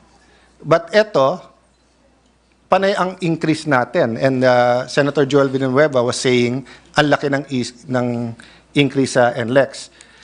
Is it correct? Hindi ka kasi familiar sa buong NLEX, but is it correct, many parts of NLEX walang service road? That's correct. Yeah. And is it correct, what the government did over the last 20, 30 years is that ang pinagaganda na lang yung MacArthur. So yung alternative mo sa NLEX is yung MacArthur. Yeah. Actually po, meron po kaming ilang service road na pinayagan sa side ng NLEX. Okay. These few Yeah. So for the record, Madam Chair, dahil narinig naman din natin lahat na meron pinayagan. I'm happy na pinayagan nyo. This is my point lang. In future toll roads, dapat kasama sa kwenta yung service road. Because it's a win-win. One, it allows people na wala talagang pera, those using jeepneys, doon na yung jeep puno ng mga manok or puno ng mga goods. So it allows them to do business kung hindi nila kaya magbili ng toll. Secondly, it actually develops the land beside the service road.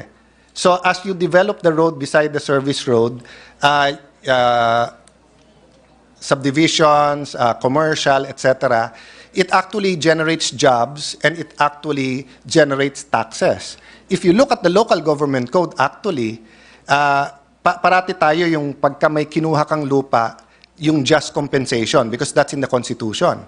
But actually, if you look at the local government code, pag kumuha kang lupa and yung may-ari napakalaki ng lupa and kumita siya, you can actually charge him. Him or her or the entity dun sa kinita. So there's so many areas around the Philippines na kung tama yung pagkagawa ng tollways, you can still have a good service road na mura, you can still have the businessmen make money from the toll road, di ba? But then may development din sa tabi, no? Which I'd like to go to the next point, no? Are these concession agreements confidential? No. May confidentiality clause po. Okay. So again, for the record, Madam heard the Chair, same thing. and I thank you very much na magaganda boses ng mga taga-DOTR, so naririnig natin lahat. I'll not go into it right now. I mean, deep into it, but I have a problem with that. Parang may mali na kasi nga chinek namin yung supplemental agreement for SLEX was denied under the Freedom of Information, denied na bigyan ng kopya kasi may confidentiality din. Kasi the agreement, you're supposed to be able to compute. So let's say if 1 billion yung investment niya, and then you allow him to make 10% of that or 15% of that. So, sir, you're allowed to 1 billion, at the end of the 10 years, you can make, let's say, 30%, 1.3 billion, di ba? And that's how TRB will compute the tolls. Hindi arbitrary ang pagko-compute ng toll. Ang pag-compute mo ng toll is ano yung cost para mabawi plus yung allowable na tubo plus yung maintenance ng lugar. Pero kung yung agreement mo ay confidential, how do we know kung 2036 pa tayo maghintay? Baka naman 2028, bayad na yan. I think when it comes to the dates of the concession agreement, that's available for the public to know, right? Yes, Madam I Chair, don't know but the date has to do with the authority of the concession vis-a-vis yung recovery niya. So kung hindi... What is the question again? My point is that kung confidential yung agreement, how can we as ordinary consumers know that tama yung computation nung toll? Mr. President, I think at the proper time, we can clarify which parts of the agreement are confidential because I know that it's not totally confidential. So, ano yung confidential? Yun po mga business. So just business model. Pero yung actually, yung income, hindi naman. So yung business model lang daw. No, but they don't give a copy. I mean... I guess we can request. Hindi naman Coca-Cola yan na meron kang formula. Di ba? Hindi naman yung Kentucky Fried Chicken na hindi mo pwedeng gayahin yung recipe. I mean, anyone running tolls around the world naman, halos pare-pareho yan. So the point is, Madam Chair, is that halos any infrastructure in the country, including for example, yung underground, yung ating subway, if I ask for copies of the contract, is that confidential? Or if I ask for the Bulacan Airport, private pa yon, ha? That's not confidential. But somehow, yung sa toll, confidential. And then people umaangal na pataas ng pataas. But I will follow the chair and not belabor the point, and because I'm quite sure she will take that up in the committee or we'll look into it together. So my point lang, Madam Chair, is let me close with this point sa tolls. No? Number one, kung ano itanim natin, yun ang ating anihin. So let's stick to the original concept ng toll na para magamit natin yung DPWH money sa iba at para DOTR magamit natin sa railways, magamit natin sa RORO, magamit natin sa port, sa airport, let's get investors doon sa toll. But since, am I correct, by the way, last question on that, Madam Chair, am I correct, ang may-ari ng lupa, gobyerno? Yes. So since ang may-ari ng lupa ay gobyerno, di ba, you're just allowing the concessionaire to make back their money and make a profit, di ba? Then, if they want to make more money, hanap pa sila ng ibang lugar sa Northern Luzon, Southern Luzon, sa Mindanao, na pwede silang gumawa ng ibang toll using their expertise at doon naman sila kumita. Because it's win-win. Habang kumikita sila, gumaganda din yung ekonomiya. But katulad nun na, since I was born, we were paying toll sa South Luzon, I don't want to die na nagbabayad pa rin ako ng toll doon. Tingin ko, hindi pa naman ako mamamatay ng 2036. Ano pa lang ako noon? 65. But you never know. But ang point ko, it 65? Was... Remember, compared to Enrile, we are all very young. Diba? So we have to find his secret. So having said that, Madam Chair, so first point, yun nga, sana yung original concept ng toll, di ba? And then sana sa concession agreement, nakalagay na doon na sa 2036, pagkatapos, maintenance na lang ang sisingilin. Magkano yon? Kasi kung hindi, there will always be someone na isama mo sa kontrata, isama mo. But I have this, by the way, I don't take it against the concessionaires right now, na napriprito tayo sa sariling mantika, in the sense that yung kinikita sa ilalim ginagasto sa taas because we approve that business model. They're businessmen, they're capitalists. They want to make money on their investment, no? Which I will now go to the train. Somehow, ang maganda sa, I'll say yung maganda naman sa toll. Ang maganda sa toll, nakahanap tayo ng models na kumikita. So our biggest businessmen and maybe Maharlika Fund in the future would like to also fund some of the tolls. Di ba? Kasi alam natin for sure na kumikita. And alam natin na ang toll regulatory can be sensitive to the public but also give enough leeway na kumita. Unlike, for example, sa train, I've been in government for 30 years. I've known that pag may crisis sa gobyerno, minsan tinitigil yung increase sa train kahit na malulugi because masyadong sensitive ang publiko.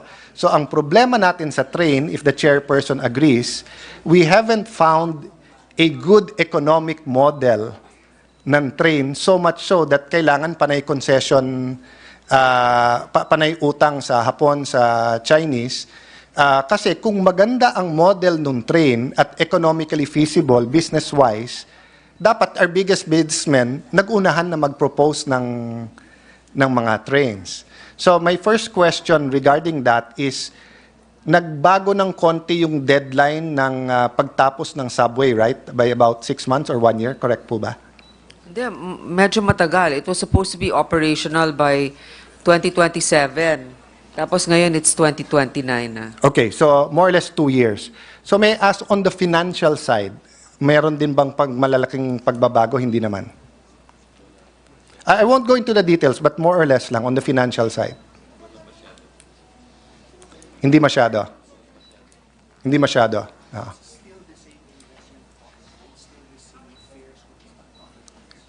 Still the same investment costs and Yes. fares when it starts operating. Well, for 2 reasons, I will accept that answer. First, I heard your answer. Secondly, inaanak kita sa kasal, so I believe you. Okay. Okay. So, assuming we're able to meet the deadline, assuming wala pong fortuitous events and God forbid, di ba, may mga problema sa in the first year of operation, how much subsidy under the present financial law will the government have to pay?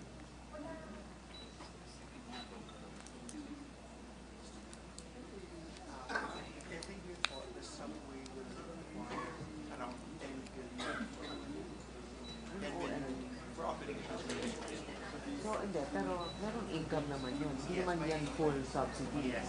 No, I know that there's a subsidy that we give. Basta they need about 10 billion for operations, but the actual portion of the subsidy... Madam Chair, may I clarify my own question? So, 10 billion, dun lang sa first phase na i-open? So, 2029 ba, lahat ng stations na in-announce or lahat open na yon? Okay. 10 billion, kasi I remember when that was being discussed, there were amounts like 25, 50, 100 billion possible subsidy in the first few years, and then it will taper off. So, hindi na yon?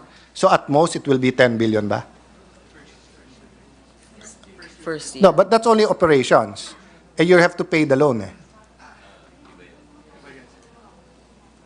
Oh, di ba, Madam Chair, so what I meant by subsidies, if you have to pay 10 billion sa loan, and my income... Of our colleagues, can we state the answer given to our colleague? Because we can't hear the answer, and we're having a hard time in recording it, Your Honors. Okay. Thank you.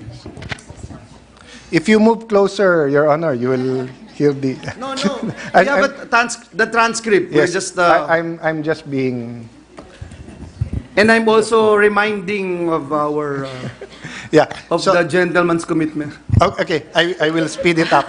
No. I will end sa trains. I'll just make my point, and then to follow na lang yung financials, no? So my point is, let's say if you have to pay 20 billion in 2029, and ang kinita mo lang is 5 billion, so yung 15 billion na bayad mo is a subsidy, di ba?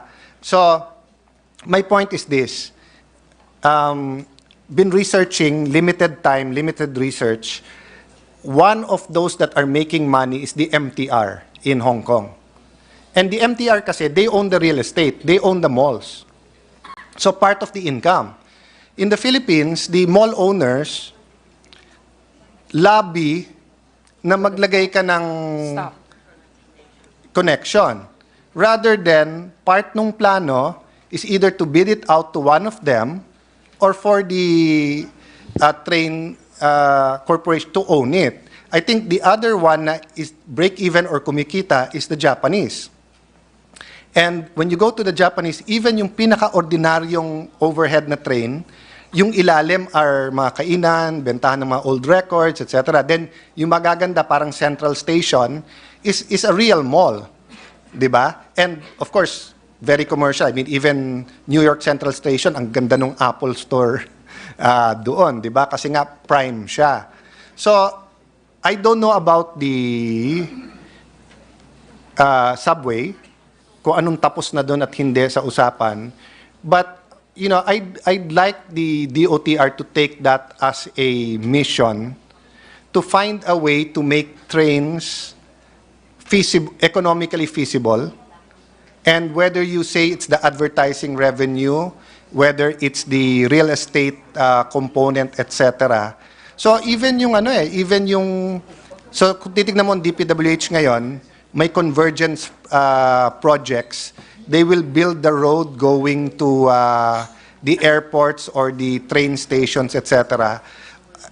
All of this should either be government or babayaran nung gustong magtayo ng commercial doon, no? I mean, I'd go so far as di ba nang mag-increase yung cost kung halimbawa sa isang train station may katabing 5 hektarya at binili din ng gobyerno.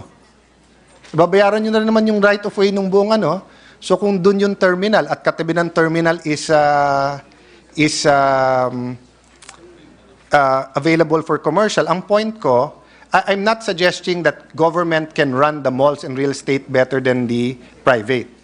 Nandun pa rin ako sa private. Ang point ko lang, integrate it into the plan para maging feasible economically yung trains. Hindi yung paganda ng paganda yung sa stock market nung pinakamalalaki, pero at the expense of the Hindi ba tayo ba kikita doon? Kikita ba tayo?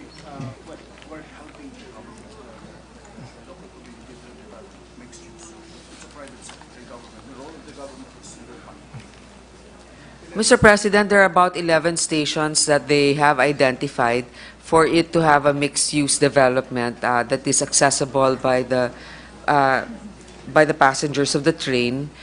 It's an initiative with the local government, but the government owns the land, and then the private sector will develop the. No, I appreciate very much the work you're doing, and again, ano na yung kontrata na yan eh. So there's just so much you can do, di ba? But as we know, sa ilalim, may stasyon yan. So lahat ng concessionaires doon, we know advertising is very valuable. Yung outdoor advertising, yung LED, etc., bumabalik na yan. So ang point ko lang, Madam Chair, is whatever we can do with the present contracts so that lumiit yung subsidy. But what I'm saying is that for the future na plano nyo na mga whether it's a light railway, whether it's the Chinese-funded na hindi na matutuloy, you know, I'd like to see DOTR be creative and think like a business person. And again, I'm not suggesting you run it. Kasi the people who are running the real estate in the country know what they're doing. But I'm saying is that hindi pwedeng angkas na lang sila. Di ba? Dapat partner yung gobyerno sa kanila, di ba? So, kasi remember, inaasahan natin taxes eh. But if the trains report a loss, mababa din yung tax mo. Di ba? But walang problema kasi if all of this kumikita ng malaki, mataas ang income tax natin. No? Third point, very quickly, bikes. We were taking this up, Madam Chair, but we had limited time during the committee. Are we integrating in all of the DOTR projects? You know, I'll ask the same question sa DPWH or I'll forward it to them. We integrating yung mga gumagamit ng bike. So whether it's an airport, the subway, so like sa subway, you can, if you bike to the subway, then go in the subway, pwede mong dalhin yung bike mo. Or are there areas where you can park and leave your bikes and everything? Yes. Yes. Yes. Yeah, thank you for that. Local concern, LTO, LTFRB, and I don't mind the huddle mamaya sec. Tinatanong sa akin ng mga taga-EMBO, under their license, it's all EMBO Makati. They have to change it to Taguig. So is there a way that they'll change it na hindi sila i-charge? Can we work on it? LTFRB and so LTFRB for the anyone with franchise in that areas. Kasi mahirap sa kanila kung yung passport nila Taguig tapos lisensya nila Makati. And since final naman yung Supreme Court decision, my question lang naman is, can we work on it? Is it feasible, di ba? Yeah. Okay. I don't know kung They will work on it. Right now, they have no objection, but they have to work on the guidelines. Okay. Yes. So we'll work on it with you. DBM has already issued a memorandum that anything that is EMBO in the GAA should be under Taguig. So, last year, I spent so much time with DPWH on the ramp from Arca to the Skyway. And finally, they promised na matatapos to. But then during this year, they were quoting TRB na may kulang pang sa right-of-way. And several buildings have suspended their construction. So I just met Secretary Bunoan. He said they'll do their part. Can I just get assurance from TRB na totoo na talaga? Kasi 10 years na to. 10 years no, 2014, 20, yeah, almost 10 years. After. Yeah. Put it this way, Madam Chair, can they tell me now kung may problema? Kasi kung right-of-way funds lang at walang problema, it's okay. They're waiting for the memorandum of agreement between SMC and Ayala. Right. They've been telling me that for the last 5 years. Eh. Nung speaker ako, kinulong ko kayo lahat except for TRB in my office. San Miguel said okay, Gan said okay. Last year Ayala wants it. Mr. Ramon Ang himself told my wife, Mayor Lani, tuloy na yan, wala na makakapigil dyan. So, you know, I mean, kung yun talaga ang factual report niyo, wala akong magagawa. But do you have the assurances that in 2024 you'll get that ramp done?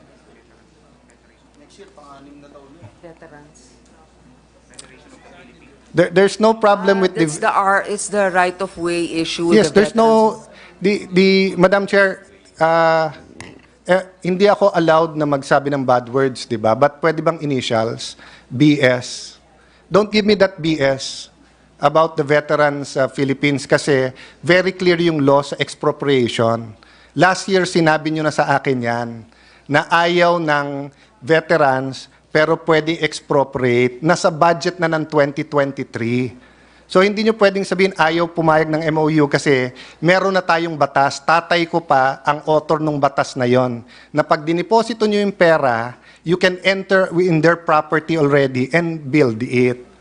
So that's why I'm asking diretso TRB, gagawin nyo ba yung rampa ng 2024 or hindi? I'm only asking for a promise. Malamang hindi nyo namang gawin eh. Nangako na, tutuparin pa, di ba? They will commit. You know, we have a list already, yung mga commitments for... No, Madam Chair and TRB, no, again, minana nyo yung problema. This is good for everyone. Do you know how much per square meter ngayon ang binebenta sa Fort Bonifacio? May condominium na nabenta sa Fort Bonifacio. Condominium, hindi Roland, at 880,000 per square meter. Yung Roland is at 1.7 per square meter.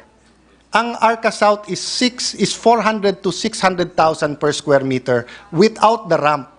With the ramp, easily 800 to 1 million. So, any way you look at it, it's a win-win for commerce, for taxation, for ganyan, di ba? So, I don't know what the real story is behind that, but nagsawa na ako asking the solution eh. So between DPWH at DOTR, napakaikling rampa from FTI to Skyway, hindi natin kayang gawin. You have the power, you have police power, you have the power of taxation, you have the power of eminent domain.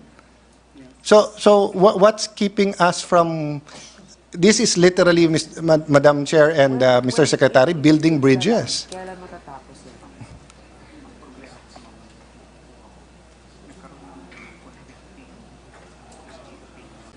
Sabi ng conflicting OSG opinion siya. Later on, issue siya na under opinion not compensable. So, nang umupo po ako, nag-request ako sa DPWH to ask OSG for clarificatory opinion kung talagang compensable or not. Nagpadala naman po sa DPWH until now, kaya lang wala pa yung clarificatory opinion ng OSG. So just for the record, they've been coordinating with the OSG, but the OSG has come up with two different opinions. Number one, it was compensable. Number two, it's not. Okay. Madam So- Chair, may I warn the TRB, hanggang 3 bullshit lang kayo ha. Sorry, 3 BS lang kayo. 2 na yan. Pag pangatlo, wag muna natin tuloy yung budget nyo. Kasi inupuan ko sila, ng DPWH last year. Sinabi nila, sir, kailangan natin ng OSG at DOJ opinion kasi ang gusto ng veterans, may share sila sa toll. So, tinanong ko sila, anong stand nyo? Kasi kung yung stand nyo, de lahat na lang ng may lupa, si Senator Bato, di ba, may lupa na tatamaan ng Mindanao Railway? So lahat na lang magsasabi, pengen din kaming share. So ang sabi ng DPWH, sir, kailangan na may opinion. So sabi ko, bakit nyo kailangan ng opinion? Alam nyo naman yung batas. Ano ba yung batas? Pag meron kayong gagawin, pwede nyo expropriate. So pagka in-expropriate nyo, ano yung batas? You deposit the money, tapos. Ang problema, abogado din ako ginagamit nyo yung OSG sa gusto nyo at hindi. So I asked the DPWH, sir, kung opinion ng DOJ, hindi pwede, hindi natin pwede ituloy, pwede sir. O pag ang opinion nila pwede natin, pwede sir, opinion lang yun eh. Diba? So ang ganda na ng takbo natin ngayon, but don't give me BS. Ano bang nasa likod ng rampa na yun na ayaw nyo ituloy? Actually, the OSG is supposed to be, it's not really a decision that they cannot. Kasi the OSG is just representing the government. That's right, Madam Chair. And there's a single issue, Madam Chair. Whether or not you can expropriate. And the Supreme Court, in a line of decisions, have said that even property that already belongs to the government or any government entity or any quasi-public entity can be expropriated for public use. You are not expropriating the whole 60 hectares of veteran center. You're getting a hectare or two to build a ramp na kalye.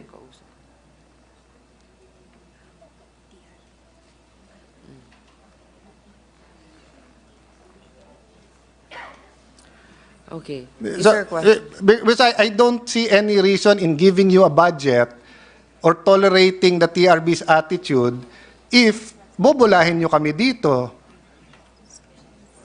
May kalokohan dyan na ayaw nyo ituloy yung rampa eh. Ang Ayala, sinabi tuloy. Ang San Miguel, sabi nyo tuloy. Ang una yung sagot sa amin kanina, wala pang MOU. Ngayon nung sinabi kong kalokohan yung MOU na yun, sasabihin mo, ayaw ng veterans. Nung sinabi ko sa inyo ngayon, na wala naman choice ang veterans dahil you can expropriate, sasabihin mo naman yung OSG.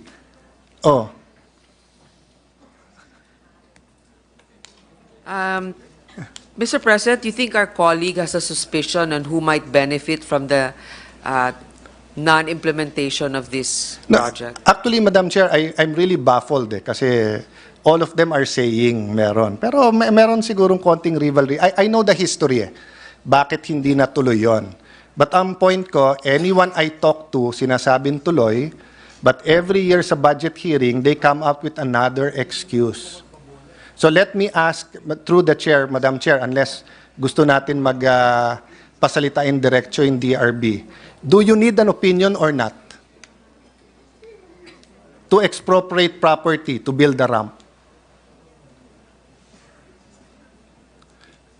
Because if you tell me you don't need the opinion, I'll ask you to resign. Any lawyer will tell you, you do not need any opinion. Lahat ng may-ari ng lupa sasabihin sa inyo, ayaw nilang daanan ang property nila. Kaya nga may batas ng expropriation. Subway nga, laki-laki ng mga problema, nagagawan nyo ng paraan. Ito, rampa lang. Ang dami-daming rumarampa sa Pilipinas, rampang isa lang, hindi nyo mamabigay. Oh, so for the record, Madam Chair, do they need an opinion or not? They will commit to acquire, Mr. To Acquire the land. this year. Okay. Thank you for that, Madam Chair. But, Madam Chair, I don't know who's telling... Mr. Secretary, Madam Chair, 2024 pa Mr. President, please look into this. Hindi dapat ganyan. Lahat ng presidente, President Marcos, President Duterte, President Aquino, ang gusto nila transparency. So kung ayaw niyo yung rampa, sabihin niyo na lang na ayaw niyo. Kung gusto, gawin natin, 'di ba? And please stop using that na kailangan ng opinion because tumanda na ako dito sa Senate 'Di ba? We know that you do not need that opinion. Lastly, Madam Chair, i-manifest ko na lang kasi ayokong tuloy-tuloy uminit ang ulo. May I just request the Secretary to take a look at the Laguna Lake. Alam mo, ever since na sinabi sa akin ni Architect Palafox na, Alan, alam mo bang ang buong Singapore ay kasya sa loob ng Laguna Lake? You know, nagbago ang tingin ko sa Laguna Lake And unfortunately, tinamaan tayo ng pandemic, but after the Boracay clean-up, and then after the development of Clark and the airport, yung tinutulak na namin kay President Duterte kung hindi tinamaan yung pandemic is a development plan for the Laguna Lake. But I don't think you need a total development plan. Yung magkaroon lang talaga ng way to get from point A to point B around Metro Manila, Laguna, Rizal. Kasi we've tried ferries in Pasig River, and I think that's going well, and I think there's going to be a Pasig River highway. But I think there's so much potential. So it might be something this administration would like to look at. And I think there's so much potential there, no? So tingnan nyo lang from the point of view of transportation. Madam Chair, thank you very much for your patience on this issue. I would have, maybe in the next time, I'll take it up directly. But, you know, I've been assured by so many people that wala nang problema to, ayos. So nasashock ako pag biglang may bago na namang... If I talk to 10 people, 2 of the most head says wala nang problema to. And then the 8 other people biglang sabihin, sir, may ganito, may ganito, may ganito. So kung ayaw, sabihin na lang na hindi gagawin, we'll make na lang other plans, di ba? But anyway, since pre-namis na, so, you know, I'll babantayan ko yan. But just for the record, no, this ramp is a win-win for everyone. This ramp, by the way, Madam Chair, will not only benefit the Arca South, it is the location of the 5-hectare transport hub that will connect the Skyway to the train. Kasi yung old FTI ito Nandyan talaga yung train. Ang problema, hindi siya nakakonekta sa C5 or sa Skyway. Matagal na yung FTI na yan Kasi nga, yun pala yung problema, yung ramp. Yes. So, 2015 pa yan. I'm familiar with the problem between 2015 to 2018. But simula 2019, it's been passing the ball between DPWH, mostly TRB. Sa upper levels ng DPWH, wala daw problema. But anyway, Madam Chair, I leave it that. And I hope na whatever misunderstanding we have here, ma-implement naman. Kasi kawawa yung mga investors in that area. Yeah. Thank you, Madam Chair. I would like to guarantee our colleague here that if the TRB does not honor their commitment, that they will definitely not have an easy time come next budget season. Thank you, Madam Chair. Thank you very much. Thank you. Thank you for the short but long interpellation, manifestation of May I our- suspend my interpellation till next year? Can we take a 5-minute break? May we ask for a minute suspension, Mr. President? Session suspended. Just,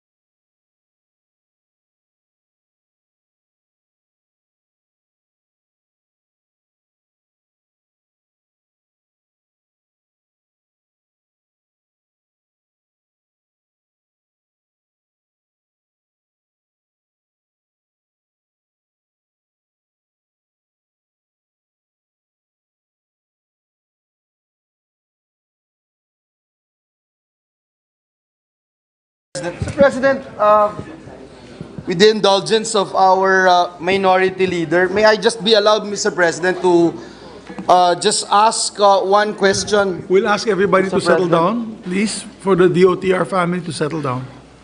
Thank you, Mr. President. May I just be allowed to ask one question to our distinguished sponsor, Mr. President, distinguished colleague? If the sponsor would yield to just one issue that I'd like to raise, Mr. President. Yes, to the quote-unquote best majority leader. No insult intended to our Senate I will no President. longer Because there's pursue these only one questions, Mr. majority President. leader at this time, Mr. President. Yeah, Ano, may mga deputy pa pala. may mga deputy. But please proceed, please proceed. Thank you, Mr. President. Mr. President, distinguished colleague, this year, 2023, we started 2023 with a bang. But unfortunately, sa halip na liwanag at saya na dapat sineselebrate natin yung New Year, Mr. President, kadiliman at stress yung sumalubong sa ating mga kababayan dun sa NAIA noong bagong taon. Malapit na po ulit matapos yung taon ngayong 2023, kaya gusto nating malaman sana, Ginoong Pangulo, kung ano po yung plano ng DOTR upang maiwasan yung mga ganitong pangyayari. Napakalaki po nung economic cost ng power outage at malaking dagok din ito sa reputation ng ating bansa, lalo na po sa larangan ng turismo. Bukod pa po dito, walang katumbas siyempre, Mr. President, na salapi ang dulot na stress at pangamba sa ating mga kababayan. Which means, Mr. President, distinguished colleague, yung power outage in NAIA did not just happen once, Mr. President. It happened again in May 1, Labor Day. In June, nangyari ulit. And these are just reported incidents, Mr. President, distinguished colleague. Hindi pa na-report yung iba na nabanggit ng mga nakaraang hearings. Mr. President, during the hearings on NAIA power outages, we discussed its privatization as a possible solution to this problem. Ilang administrasyon na rin po yung pinag-uusapan ng NAIA privatization. 2014, nung una po nating marinig ito, inaaral po natin yung sa PPP Center, if I recall. In 2018, we got promising proposals, but the ball was dropped again, Mr. President. In September this year, sabi po, merong in-announce ang DOTR that magkakaroon ng deadline for submission, Mr. President, of bids for NAIA privatization. Tapos na-move na naman, Mr. President, from September, naging, if I recall, naging November, tapos ngayon, December 27 na daw po. And that announcement of winners will be done by the first quarter of 2024. So, Mr. President, to date, there are already 8 bidders. I remember, Mr. President, your airport, Mr. President, since I became a member of this August chamber, I have been hearing of your airport. I'm sorry, Mr. President, for the record,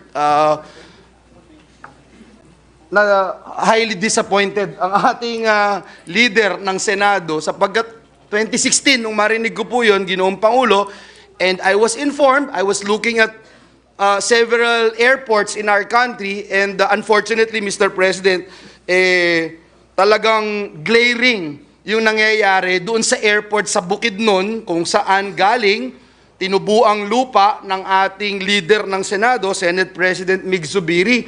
9 bidders po yung nandun, March 2023 pa. 6 months na po, Ginoong Pangulo, ngunit wala pa rin na-awardan. Dito po, sa airport natin, 8 bidders na, Ginoong Pangulo. So, ang sa akin lang po, Mr. President, distinguished colleague, yung deadline namumove unto a later date. And because of that, people are speculating. And you cannot blame them. Meron bang hinihintay ang ating departamento? Ano po ba yung polisiya natin sa bidding, Ginoong Pangulo? Pagdating po sa mga ganitong tinatawag na urgent and priority projects. Hindi po ba dapat pag sinabing priority, meron po tayong sense of urgency? Hindi po ba, Mr. President, hindi na po ako magpapaligoy-ligoy pa. Ito ho, 8 taon ko nang naririnig po sa inyo, yung sa airport po ninyo.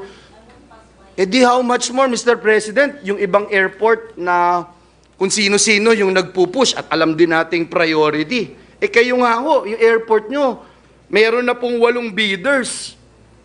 Ang deadline was set since March 2023. Eh di lalo pa itong nandito po sa Metro Manila na kung saan lahat po tayo naghihintay ng kasagutan. So again, Mr. President, this is just one issue that I'd like to raise.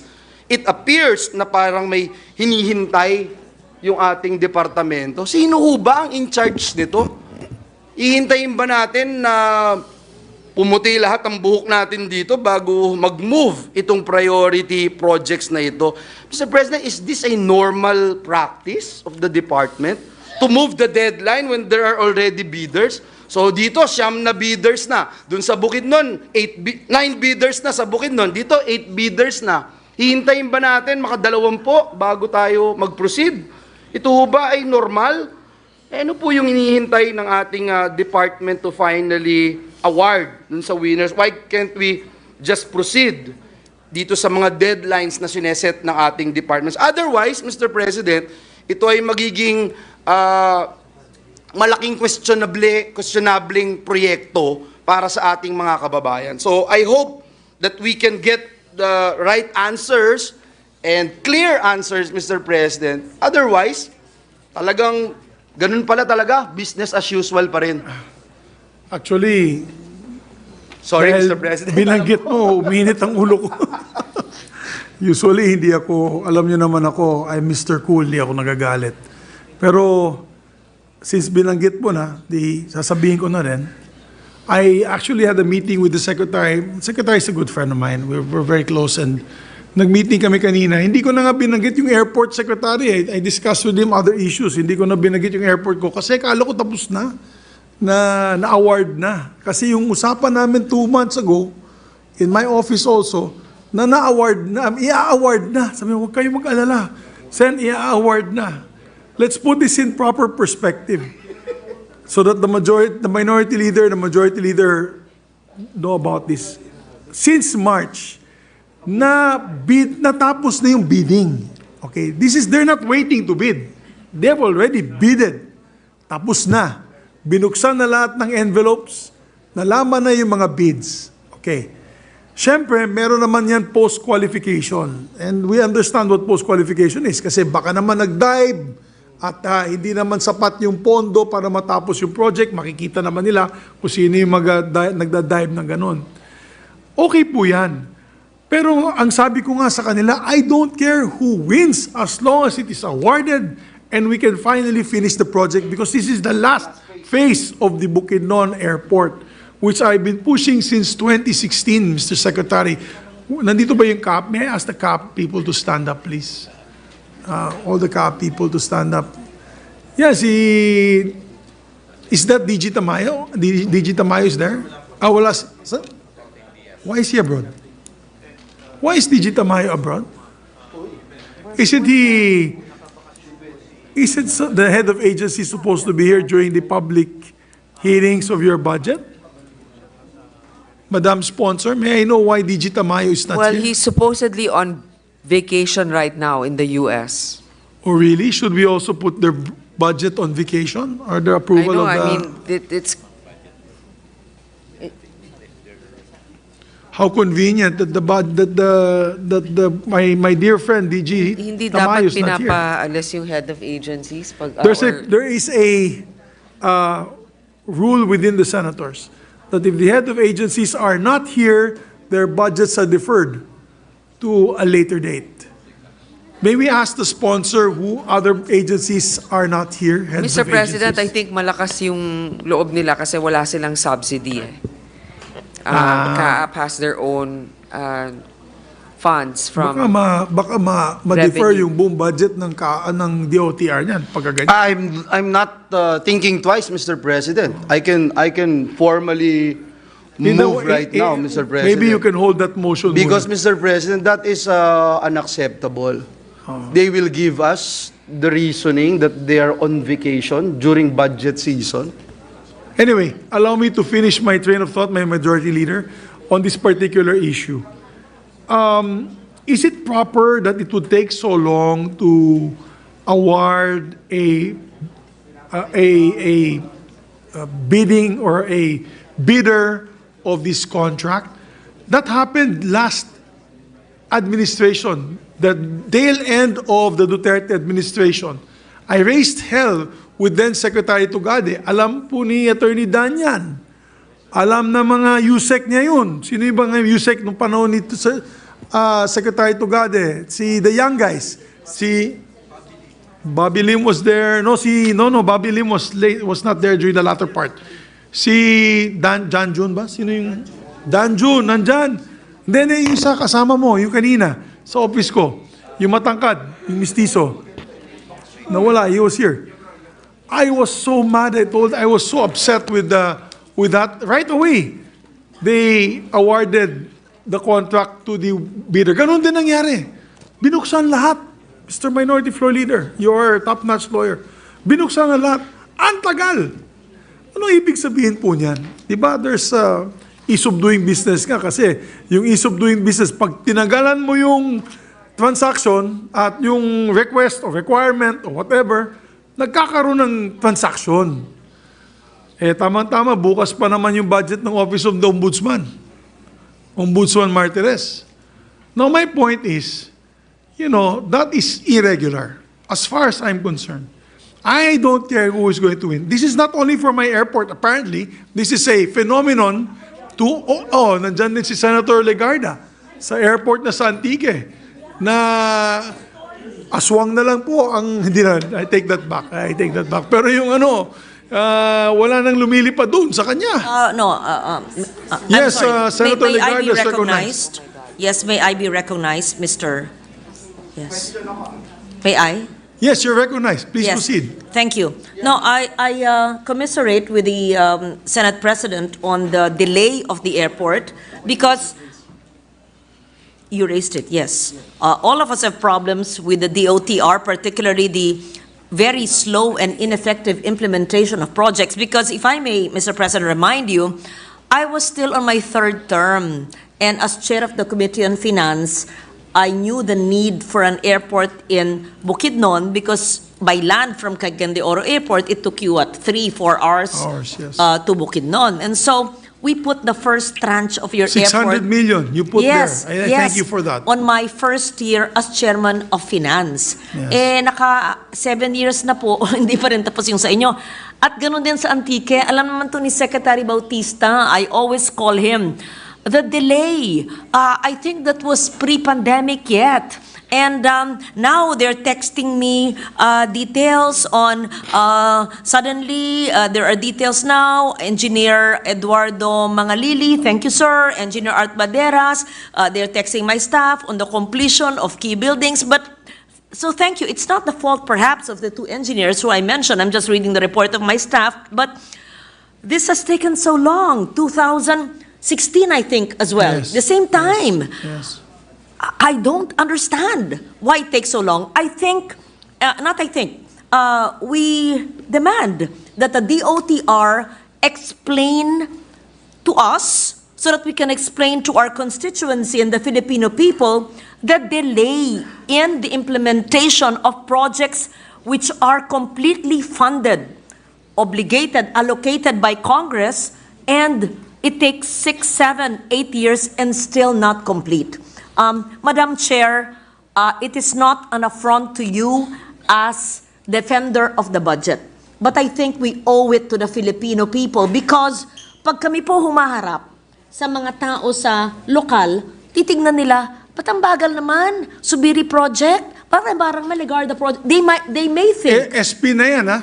I'm Yes, the Senate President, House and Majority pro tempore. Leader, and House Senate Yes. President. Hindi ko na ilusot. But of course, all of us know we have nothing to do as lawmakers with the implementation of the project.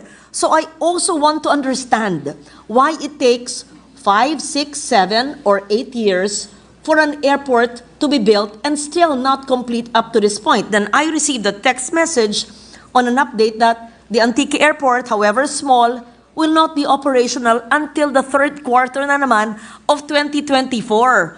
When I was Congresswoman in 2019, they said in 2020, patapos na. Now they find a convenient reason and they say it is because of the pandemic. O, tapos na ang pandemic, ganun pa rin. Now, December or the third quarter of 2024. So what do we tell the people? But there must be a reason why we in government tolerate such delays.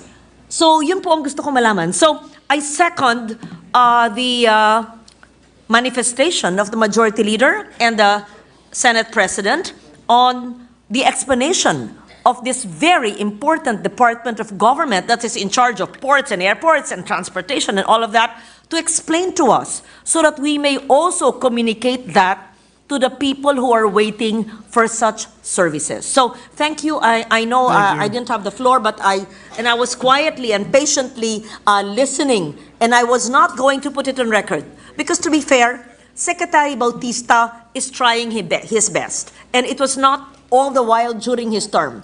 He's a very kind man. I feel his frustration. I know it can be exhausting sometimes, but we owe it to our people to explain. At ako po, nandito ako since 1998. Ang palagi pong problema, sa maraming problema sa gobyerno, isa na yan sa pinakamalaki. Hindi lang po ngayon, Mr. President. Dati pa, DOTR, hanggang sa unang administrasyon, mga airport na naglaan ng pondo, hindi ko nababanggitin kung sino ang secretary noon at inong administrasyon, sabihin nila baka blaming, tapos hindi na natatayo yung mga regional airports. Eh bakit ganun? Hindi sa walang pera, hindi sa walang need, naglagay ng pera kasi na-vet, kasi may pangangailangan. Hindi lang na itatayo, may problemang malaki. Okay, thank you, So, Mr. having said President. that, thank you. No, thank you. May I just continue, dear sponsor? Thank you very much, Madam Senate President Pro Tempore. And I apologize the use of the word aswang. I'd like to withdraw that on the record. But it just shows our frustration. I was just very angry earlier. And we just need to be able to fast track these projects. So, what are our commitments, Madam Sponsor, for these ongoing projects that are very important in nature? You know, the Bukidnon project is a gateway not only to Bukidnon, but to North Cotabato, to Llano del Sur through Wao, to Buda, Davao City. Alam ni Senator Coco yan, central yan. Tignan mo yung mapa ng Mindanao, yung Bukidnon, nasa gitna. Nasa sentro yung Davao, yung Don Carlos. And as a matter of fact, ang Laguindingan Airport, when they did a survey, about 40% of the passengers come from that particular area. So it can be a hub for the center of Mindanao, central Mindanao. Kaya, Madam Sponsor, ano ba talaga mangyayari dyan? Once and for all, kailan po nila i-award yan, tapos na yung bidding, please don't tell me there will be a failure of bid because I'm really going to blow my top. We've been waiting for 6 months. Can they be awarded as soon as possible time? Wala akong pakialam kung sino manalo dyan. Basta may manalong na tapat at yung efficient, effective contractor that will be able to do the work of the completion of the airport. This is the terminal. We have no airport without the terminal. Pwede ko lagyan ng bahay kubo dyan. Ako nagagastos. Pero yung terminal, kailangan natin dyan. Mr. President, there are three distinct questions here. Number one, NAIA. Number two, Bukidnon. And number three, Antique. Okay. Yes. So let me take it up one by one. When it comes to the NAIA one, according to DOTR, there are two bidders have requested that the bid submission date be moved 1 month from December 27 to January. Requests are from foreign prospective bidders who are saying that considering the magnitude and scope of the project, they will need additional time to do due diligence, secure approvals. And then, however, as chairperson of the Public Services Committee, I would rather not see any deadlines moved. Because it's been moved so many times. Why are we accommodating these particular two? Wag naman natin sa hayaang ma-postpone hanggang hindi na naman ito matuloy kasi eventually mas mata-turn off yung mga magpa-participate. Bakit yung mga nakapag-submit na nagawa nila samantalang ito iintayin pa natin? So Ano, December 27. So apparently they're not moving anymore the deadline. It's already December 27, Mr. Bobby Lim? Okay, yes, okay. So, Mr. President, if I may, because I raised that question, you are not moving the deadline anymore, Mr. President. Is that the correct answer that we are getting from the department? Sir, they're sticking to the original deadline. Sticking to the original. Oh, kasi kung Thank you, Mr. President. Thank you for asking that, Majority Leader. In fact, they're not just liable to the legislative branch, but to their own executive branch because the President already said, bilisan na natin ito. Yes, and just to point out, Mr. President, I think it's a matter of policy. And that's why I'm asking and raising this particular question. Because it's a matter of policy. We cannot have a policy na pwede all of a sudden we just move deadlines, Mr. President, considering na meron ng mga nag-bids, parang ine-extend natin, it gives a wrong perception that we are waiting for someone else to come in, Mr. President. So I just wanted to raise that and put that on record na it will no longer be moved and we will proceed with the deadline set by the department. Yes, I agree because we don't want changing goalposts in the middle of the game. That's exactly we want, diba, predictability also. So anyway, going back to the Bukidnon Airport, apparently Secretary Jimmy already spoke to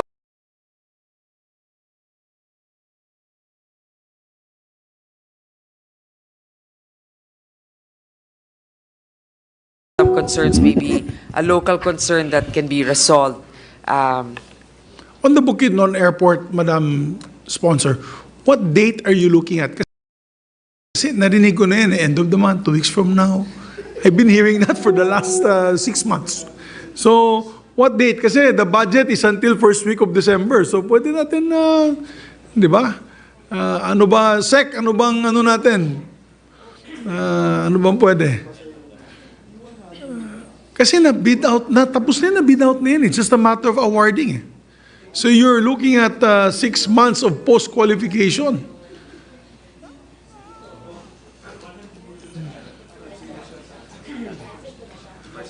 Magkano bang Office of the Secretary na budget, Madam Sponsor? Madam Sponsor, magkano ang Office of the Secretary budget? 171.8 billion. That's for what use? For what is that? To be utilized for? Personal services, capital outlay, what is Office of the Secretary, 140 lang. Meron rail, ang total 170. For the Office of the Secretary, ang kasama, rail, roads, and maritime. Hindi, sa office lang niya. Yung office lang mismo. Sa office lang ni Secretary. Secretary, magkaliwaan tayo. Pag hindi na-release yun, lipat namin sa Coast Guard yung pondo mo as CIF. Pwede. Wala talagang breakdown na ganun, kaya nag-iya si Secretary. Hindi natin nakikita yung No, breakdown. I'm just kidding, Secretary. You know my frustration, Sec. You know, I just want the President to finally inaugurate it. That was a campaign promise in 2022. It's now may campaign promise in 2025. So please don't make it the campaign promise for 2028 because hindi ibang presidente na mag-turn over niyan. No, that was a campaign that was ano pa. No, that was my campaign promise. So, yun lang, Secretary. So, when can we, you mentioned earlier, November, was it November 15 or 2 weeks from now? Sabi ng attorney mo, Attorney Dan, ano bang pwede natin ibigay dyan? Para for the record. Let's put it on the record. As I can hear, Mr. President, the Secretary saying end of the month. End of the month. No, what day end of the month? Kasi APPF tayo dyan. End of the month 2023, Mr. President. Not 2025. Which month? This month. So end of November. November this year, 2023. Seka, do you swear to tell the truth, the whole truth, and nothing but the truth, so help me God? Do you want to put that on record? We will suspend rules with the permission of the minority leader. He agrees. rules are suspended. May we hear the answer of the good secretary when that will be finally awarded the last phase of the Bukidnon project. Madam Sponsor, we suspended the rules. You can allow the secretary to sit down for a few minutes to take your time. give his commitment. Your Honor, November 30, November 30, of which year, Your Honor? 2023. 2023. So maraming salamat, Secretary. We hear that loud and clear. So, Madam Sponsor, you're recognized. Thank you. Thank you very much for that. I'm doing this not only for my constituents, but for the rest of Central Mindanao. Matagal na po ito, and this is not only for this project, but for all projects, Mr. Secretary, I suggest you review the policies for that because nagkakaroon po na tayo ng black eye. Meron akong project for Camiguin to expand the Camiguin Airport because I'm looking out for my region. This Camiguin Airport expansion, with due respect to the DOTR, I'm going to ask the DPWH, who's the next agency, to be the one to implement it. Pasensya na lang po. Sir President. Yes, Senator, with the permission of the sponsor. Just Senator because Cayetano. I feel your pain, November 30 is a holiday, so they'll award on a holiday. Tama. It's Bonifacio Day. Bonifacio Day. Well, with the honor before November 30 naman siguro yan. Thank you. Yes, sir, Madam Sponsor. Yeah, Mr. President, there's no need actually for you to remind us that it's just a very local concern. In fact, connectivity in the Philippines is really important to also boost our revenue, tourism, diba, and even local travel. Okay, That's correct, Madam Sponsor, because our plan sana is to expand the Camiguin Air, because I'm looking out for my region as Senator Joel is also looking out for his region. The others here are looking out for the regions. Imagine you can fly to Bukidnon on a Thursday and then proceed by land to Camiguin Island, enjoy the beautiful Camiguin Island on the weekend, and then fly home to Manila from Camiguin Island. That's the whole idea. Alam ni Yusek Lim yan because he used to be with tourism. Diba? That's the best interconnectability of all these areas. Interoperability, interconnectability. So that's the reason why we're doing it. It's not for personal concerns. It's for tourism to come in, more investment opportunities. I remember when the good sponsor went to campaign in Bukidnon, what did she tell me? Ang layo ng probinsya mo, Migs. Remember, you told me that. Ang haba-haba ng biyahe namin. So, buti sa eleksyon lang ako nakakabisita. So, she told me that. But that's true because if you're coming in pa from Laguindingan, it's a 4-hour travel to Maramag, my hometown, 4 hours. And 2.5 hours to Malaybalay. Kasi mas malayo na yung airport from Lumbia. Kaya, sana maawa naman po kayo sa mga tao na nakatira doon sa mga lugar na yun. It's about time we have an airport as well that is functioning. So yun lamang po. Thank you, Secretary. Maraming salamat. Buhay po kayo. And to the members of the CAP, thank you. Mr. President, before we recognize the Deputy Majority Leader, do you want me now to move that we lift the Yes,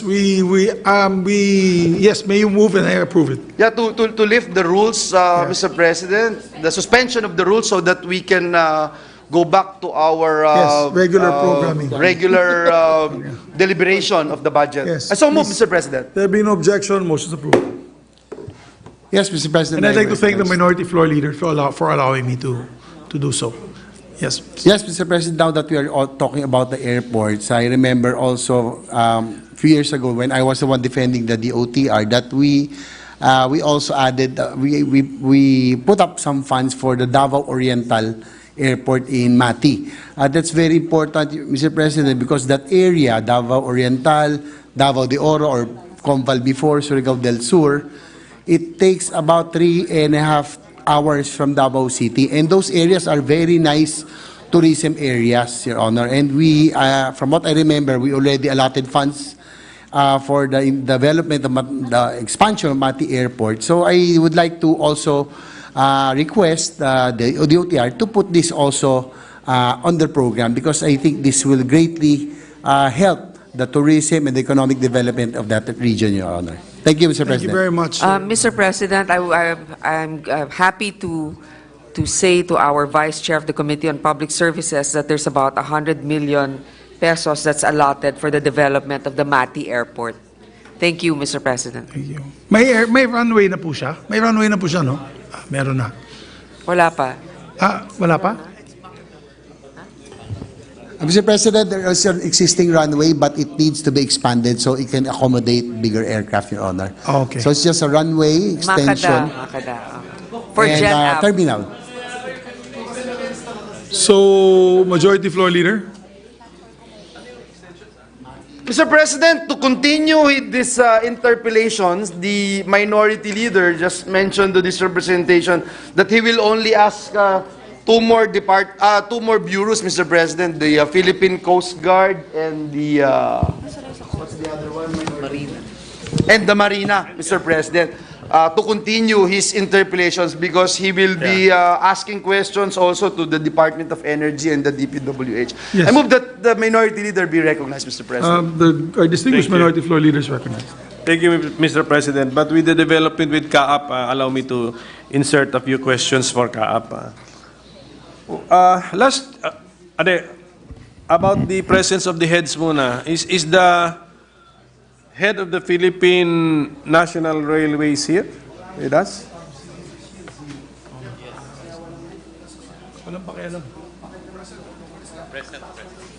Who is the head, Secretary? Regino. Regino. Jeremy Regino. Yeah, he wasn't feeling well, so... Tama ba yan? Nag-CR. Nandito na siya. Kumain. Okay. PNR. Sige po. So they're all here except the CAAP head, and the reason is that they're not asking for any hindi to subsidy, but is this a subsidy? When CAAP asks for a budget, is that a subsidy or a regular programmed appropriation? Can you explain CAAP's nature to us? Okay, so okay, the answer. Wala silang pakialam.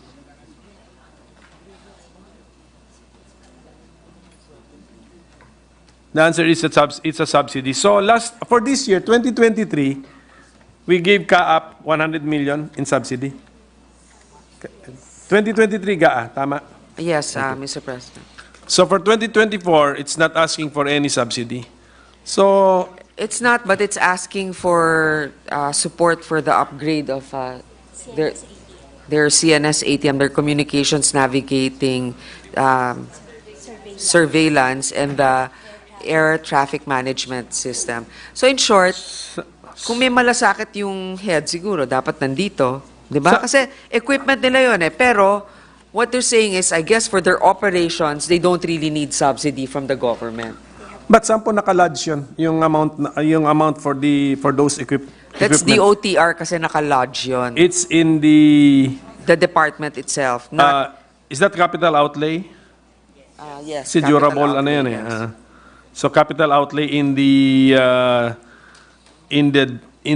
DOTR budget. Okay, capital outlay. Okay. But who bids it out? In the procurement of that equipment, who bids it out? DOTR. DOTR, not CAAP. Okay. Sige po. So, may we know the sources of revenue of CAAP? The sources of revenue is actually from the commercial flights, the takeoff and landing, and then the airport concession fees, passenger fees, and air navigation charges. Did So marami CAAP silang sources. Did CAAP submit its corporate operating budget to the committee or to the subcommittee for 2024?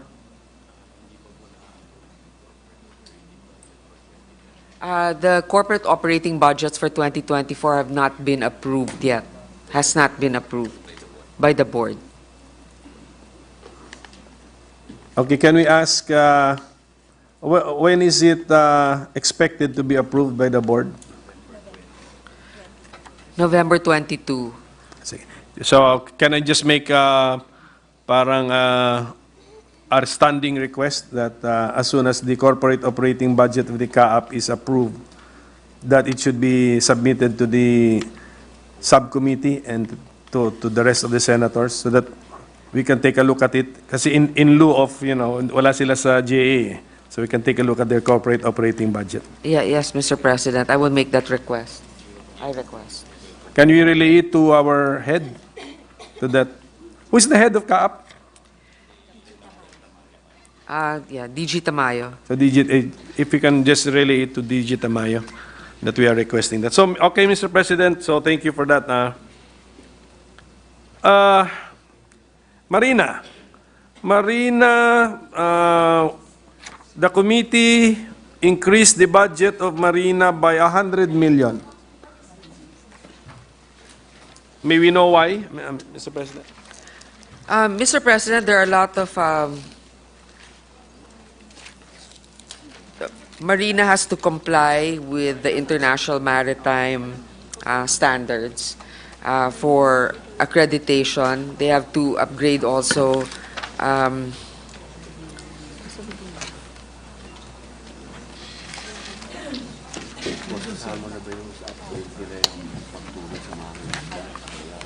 Doon sa yung nabangga. Ano ba yung pangalan ng for the ILO commitments, Mr. President. And then ano kaya? Ano ulit yung nabangga?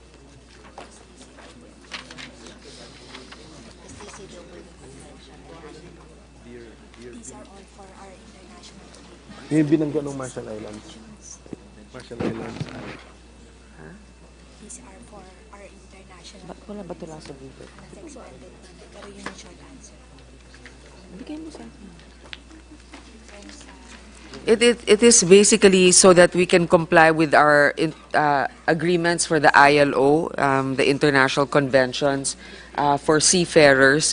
As you know, recently we were actually at a scare that we have not complied, but part of it is conducting. Ito lang yung tatlong convention. So the EMSA, the ILO, and STCW. So ano to, mga training of what? I know the international conventions, but I don't know. Sino yung nabangga na Pilipino? I know, but then what? You're training our seafarers? What?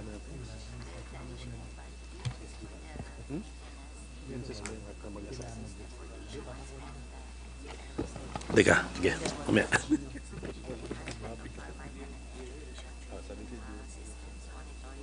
Bakit kayo ba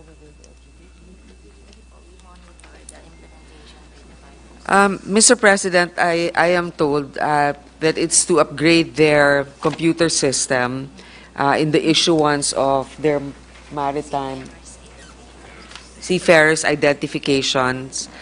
It's also for the enhanced monitoring of the different maritime schools and also in the continuing education and retraining for the compliance of the international standard requirements by the EMSA, the ILO, and the STCW. Sige. And that all those will cost us 100 million, Mr. President. Sino ba in charge? Marina is a recipient of confidential funds. Yes, but then for their confidential funds, it's actually been 600,000 was retained from the NEP. The initial NEP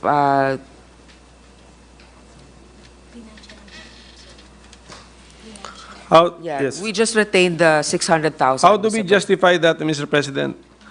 If we if we apply the joint circular, Marina civilian agency, so you could only be entitled to confidential fund, but it should be because you conduct surveillance activities for your operations of the mandate of your agency. So, is that justifiable? It's for the surveillance of shipping companies, operators, maritime education and training institutions. The confidential fund is necessary for the conduct of delicate and confidential surveillance activities. This is critical in ensuring that they're operating in accordance with existing laws. Marina is also in receipt of complaints against Marina-accredited entities as well as employees of the agency on allegations of corruption.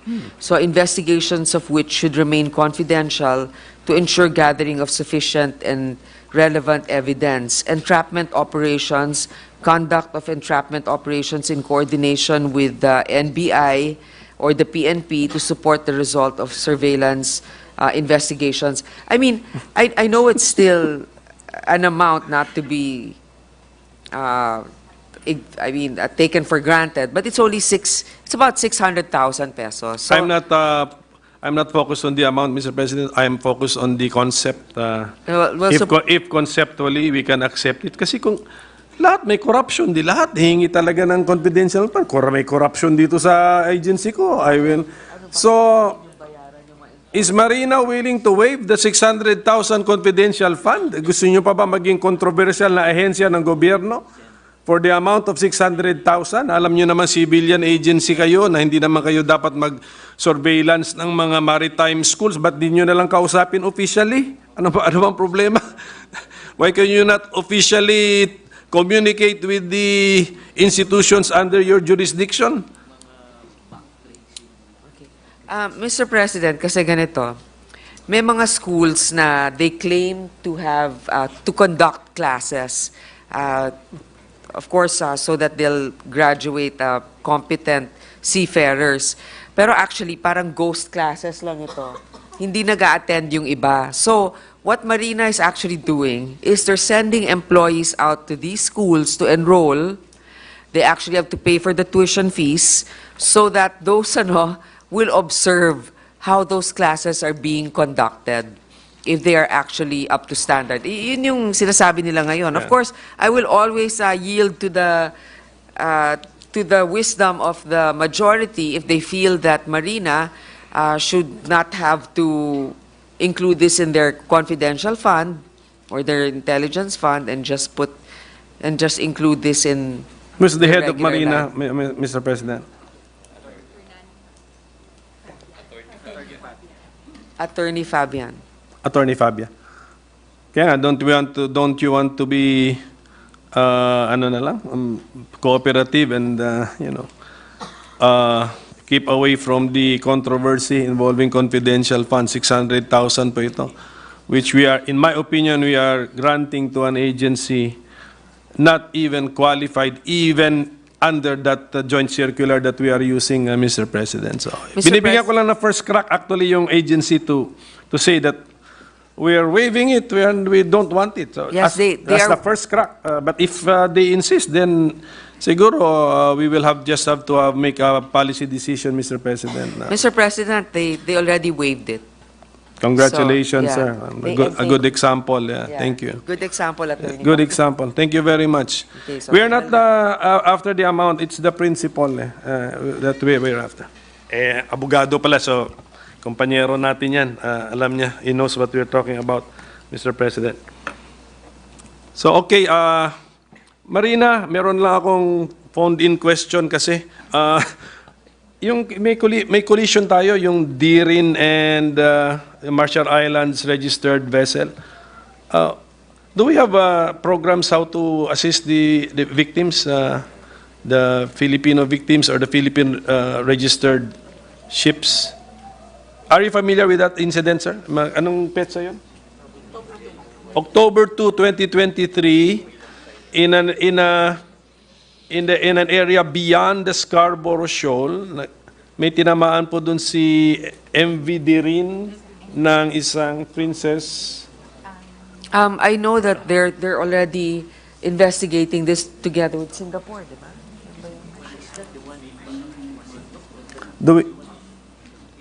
Can you clarify again what area, Mr. President? It's beyond our territorial waters. It's beyond Scarborough Shoal. Yeah, within our EEZ, if I am not mistaken.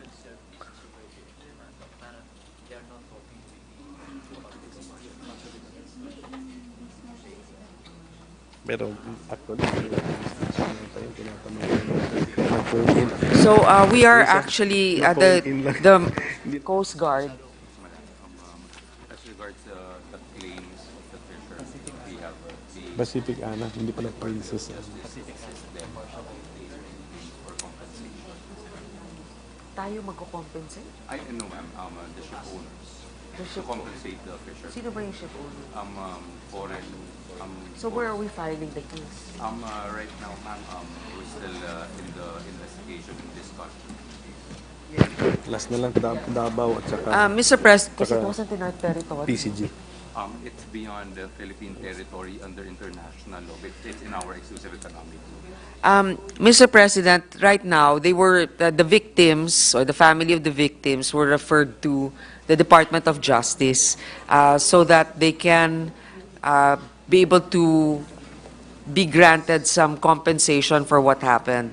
But at the moment, it's still being studied what route to take because it is beyond our territory, but it is within our exclusive economic zone. The victims are Filipinos. Yes, so Mr. I think so. Marina does not have a program to help in these kinds of situations. No, because it, Okay. more like Coast Yes. Guard nga is the one that... Okay lang. Just to clarify, basta the answer is this is not within their jurisdiction. Opo, is the Davao International Airport Authority here? It's asking for. Are we hearing that also right now? The Davao International Airport Authority? Meron yata siyang. The general manager of the Davao Airport Authority is not present, Mr. President. But if it's a general question on the airports and the status of the... It is receiving budgetary support to the tune of 121 million pesos. Yes, yun na nga. They are requesting a budgetary request because when the Davao International Airport board was convened,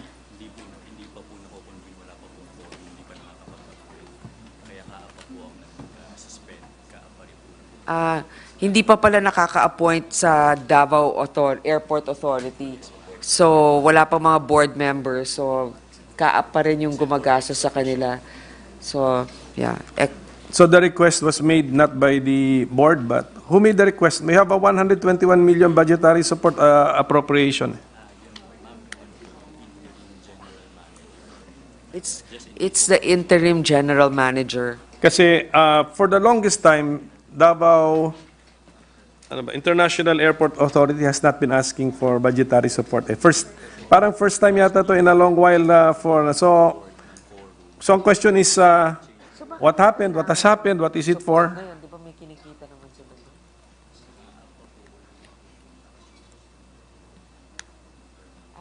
Nata-turn over lahat. Okay.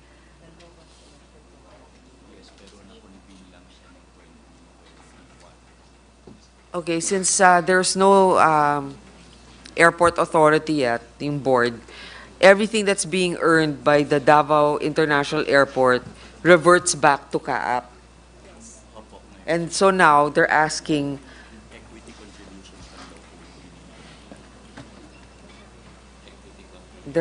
for equity contributions. Equity? Pero since ma'am, hindi pa po sila nakakapag-convene, kulang pa po yung form of CAAP po muna mga gastos. CAAP rin po muna yung revenue. So we maintain them hanggat wala pa po silang working board. This is for the airport system maintenance program. Okay. In the National Expenditure Program for 2024, the amount of 121 million is proposed to cover the national government's contribution to the capital of the Davao International Airport Authority pursuant to Section 9 of RA 11457.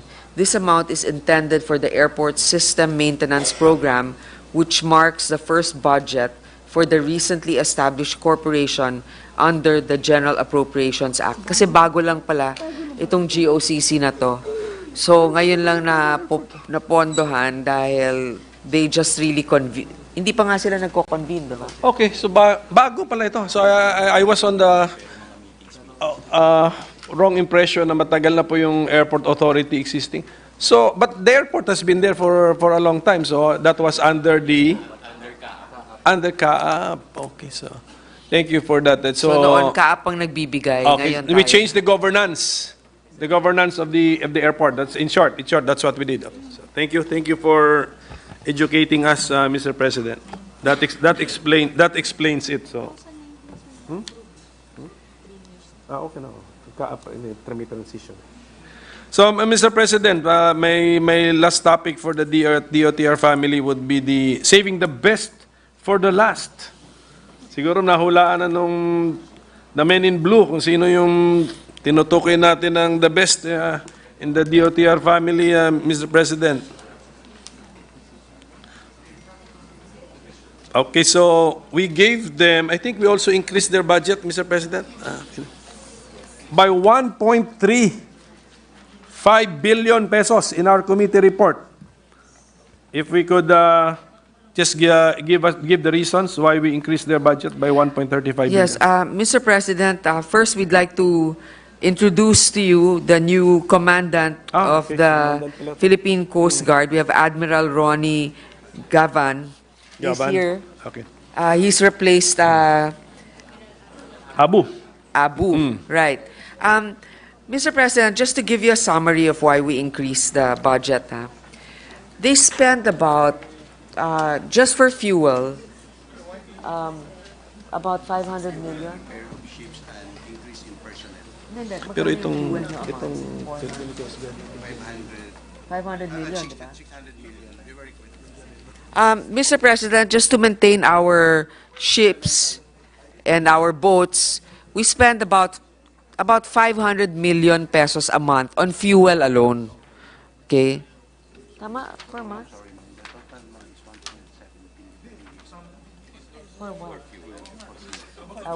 I'm sorry, 1.7 billion for fuel alone. Okay, yun na yung ginagasta natin. A month? A year. Okay. Not to mention, when we had a meeting with the Coast Guard, we found out that a lot of their ships are inoperable because they're not being maintained. Wala silang pera for maintenance. Okay. The recommendation is they should be maintained every month and then dry dock at least twice in 5 years. Yung overhaul ng inspection. So, actually, the Senate gave the most increase in their budget given the scenario that we have right now in the West Philippine Sea. Sila yung ating first line of defense doon. Eh kung wala namang gasolina para patakbuhin yung mga barko nila, walang mangyayari. Hindi tayo makaka-inspect. Yes, actually, recent events have shown us the importance of the Philippine Coast Guard. So, West Philippine Sea, nung pandemic, kayo rin, anong ginawa ninyo? Kayo nagtao sa mga airport yata, at saka and then every day bago payagang maglayag ang mga barko, the Philippine Coast Guard is there to also. Do you give the clearance for the trip? Yes, we inspect the ships. Inspect and give the clearance, siguro. They certify the ship owner certifies the ship operator certifies. Yes, the Philippine Coast Guard certifies the seaworthiness of the vessel and also checks for the certificate of yung mga ano ang tawag doon, captain certificate ba yan? Okay, mga safe departure checks. Lahat yan, bawat mga port, meron talagang Coast Guard. And that's every day, every trip. Are you involved in every trip, every day? The Philippine Coast Guard. Yeah, they have to get clearance from them. Tama yan, di ba? Tama. Ganun. So that's why, ganun nga kayo ka-critical.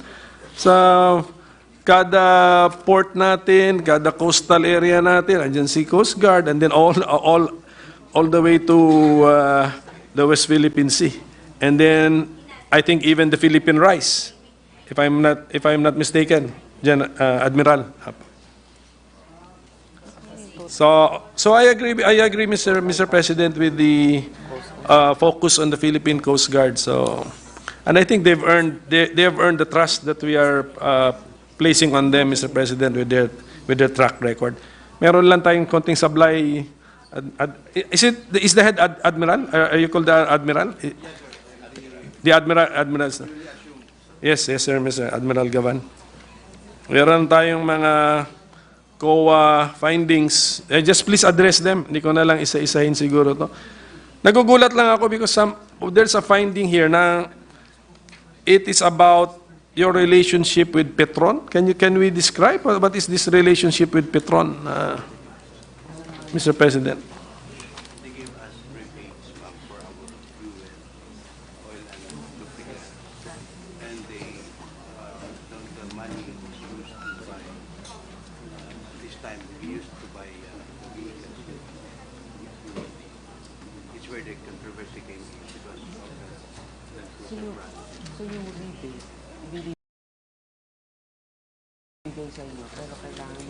Okay na. In kind sa kotse. So kung only cars, but also other motorcycle, machines that we need, motorcycle. So meaning, if you buy gas from them, you get points. Yes. Okay. So parang, actually it's a business arrangement, no? A capitalist arrangement. In order for this company to win the contract or suppose the loyalty, let's say, of a particular government agency, they give rebates. You can't blame them, di ba? Wala naman tayong sinaspecify na you're supposed to buy it from this. Pero may mga bidding yan, di ba? Dapat. So, they won the bidding, right? Pero ang nangyayari, if you go to this particular fuel provider, after you go a certain number of times, you get rebates. So nagbibigay sila ng sasakyan, nagbibigay sila ng motorsiklo, in exchange for your loyalty. Doesn't COA have any opinion on such an arrangement? Hindi naman because they've won the bidding process. They supply it at an amount that we have approved. The rebates are considered donations Donation ba yan? to the agency?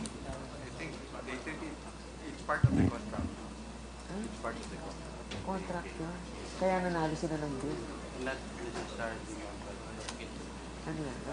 Ang findings ng COA is that while it was rebate, it should have been purchased with OP authority because all vehicles are purchased with, DBM authority rather. Since sa rebate sa pinag-aano. Ano yan? Nag-explain sa explain sa kabila. Okay. Dinilist na lang nila to comply with the COA. Okay. So the vehicle, as an initiative of the command to comply with the requirements and recommendations of the auditing body, the PCG returned the Toyota Land Cruiser Prado to Petron Corporation and subsequently received it from the vehicle supplier. On August 4, 2023, the amount initially allocated for the acquisition of the Land Cruiser Prado was reverted to the PCG accounts as rebates in the amount of 4,999,000. As of 31 August 23, the Land Cruiser has been successfully delisted from the PCG books of accounts by CGASO. So basically, kasi the finding of COA nga, hindi pwedeng mga rebate na ganon. They have to be able to get the approval of DBM to acquire it. So, ang ginawa na lang ng dahil nga disallowed yon in a way, they returned it na lang. And then the money was rebated, given to them. So, under a rebate system, PCG has in effect some additional sources of revenue. We can put it that way. Cash, additional cash yun. Yes, for our capital outlay. It's not cash. It's not cash. Given by the company procures the things that we Pa- parang points lang, kunyari ang nilabas mo lang talaga 10,000 pesos pero pag bumili ka, let's say, sa isang department store, yung 10,000 pesos mo na yon will be equivalent to another, let's say, 100 points. You can buy something, you have that to use it to acquire from the same place, let's say, fuel. You have an extra, let's say, 100 pesos out of the 10,000 that you spent. So thank you for that explanation. Medyo pipicture ko na yung what is the relationship. Pero Admiral, ang gusto ko lang sabihin, ano po kayo you are a trusted government agency. Now is the time to tell us what you need, what you want. Makikinig ang Kongreso sa iyo and most likely will grant it. Okay? So, huwag na tayo dumaan sa ganun. Sayang na nagkaroon pa tayo ng finding doon. Sana wala na sana tayong pinag-uusapan. So, okay, let's just be careful because let's not, in any way taint the very positive image of the Coast Guard right now. Okay?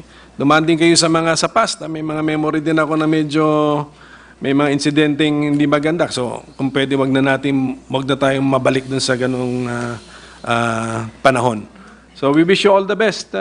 Basta, mark my word, minority ako. I'm telling you, kung anong majority gustong tulungan ka, pati minority andito po ready to help the Philippine Coast Guard.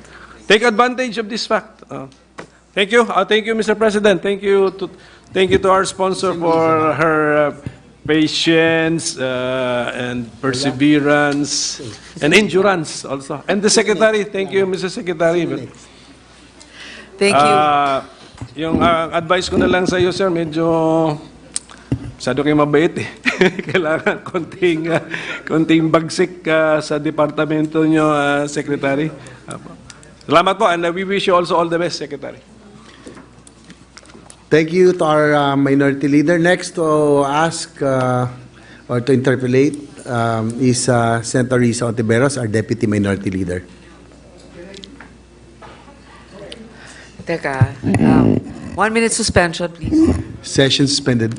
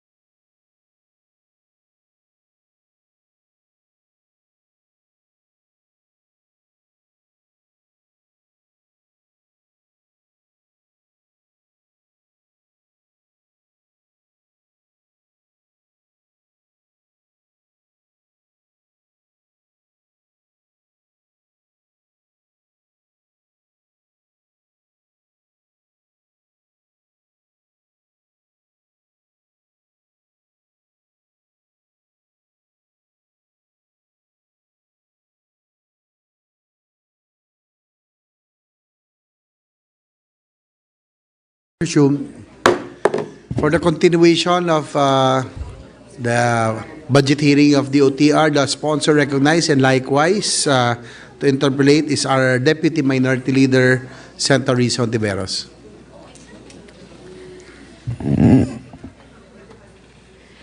Salamat, Mr. President, at magandang gabi sa good sponsor.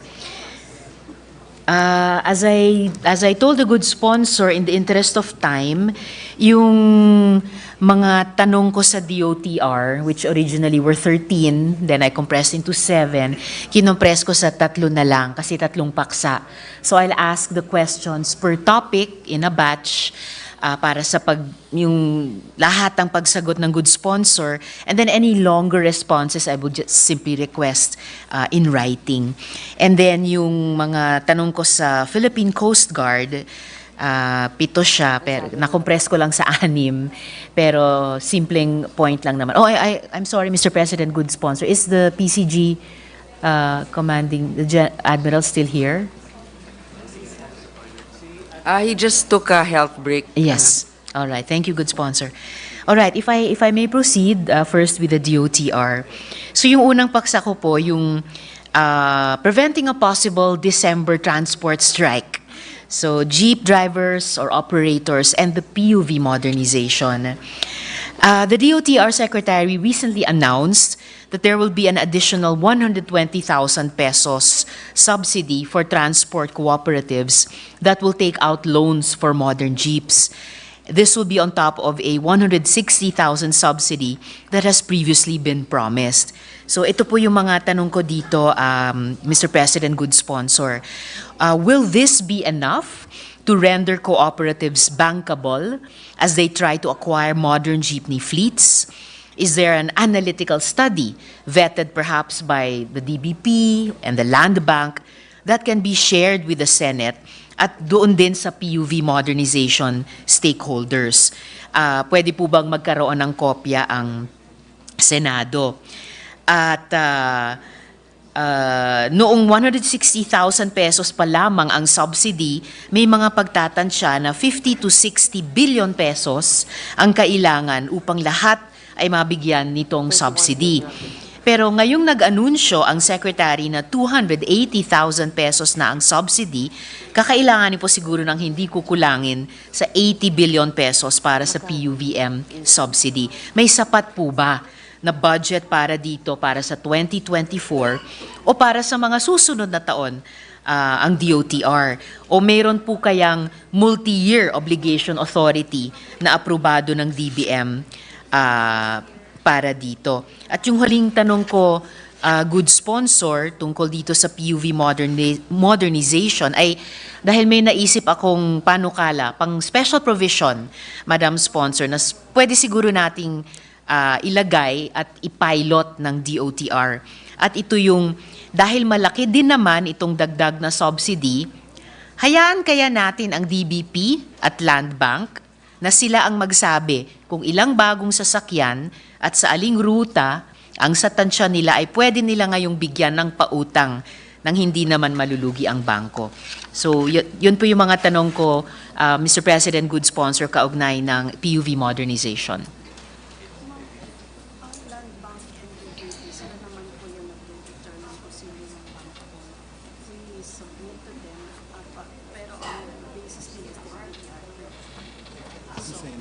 Wala pa kayo na.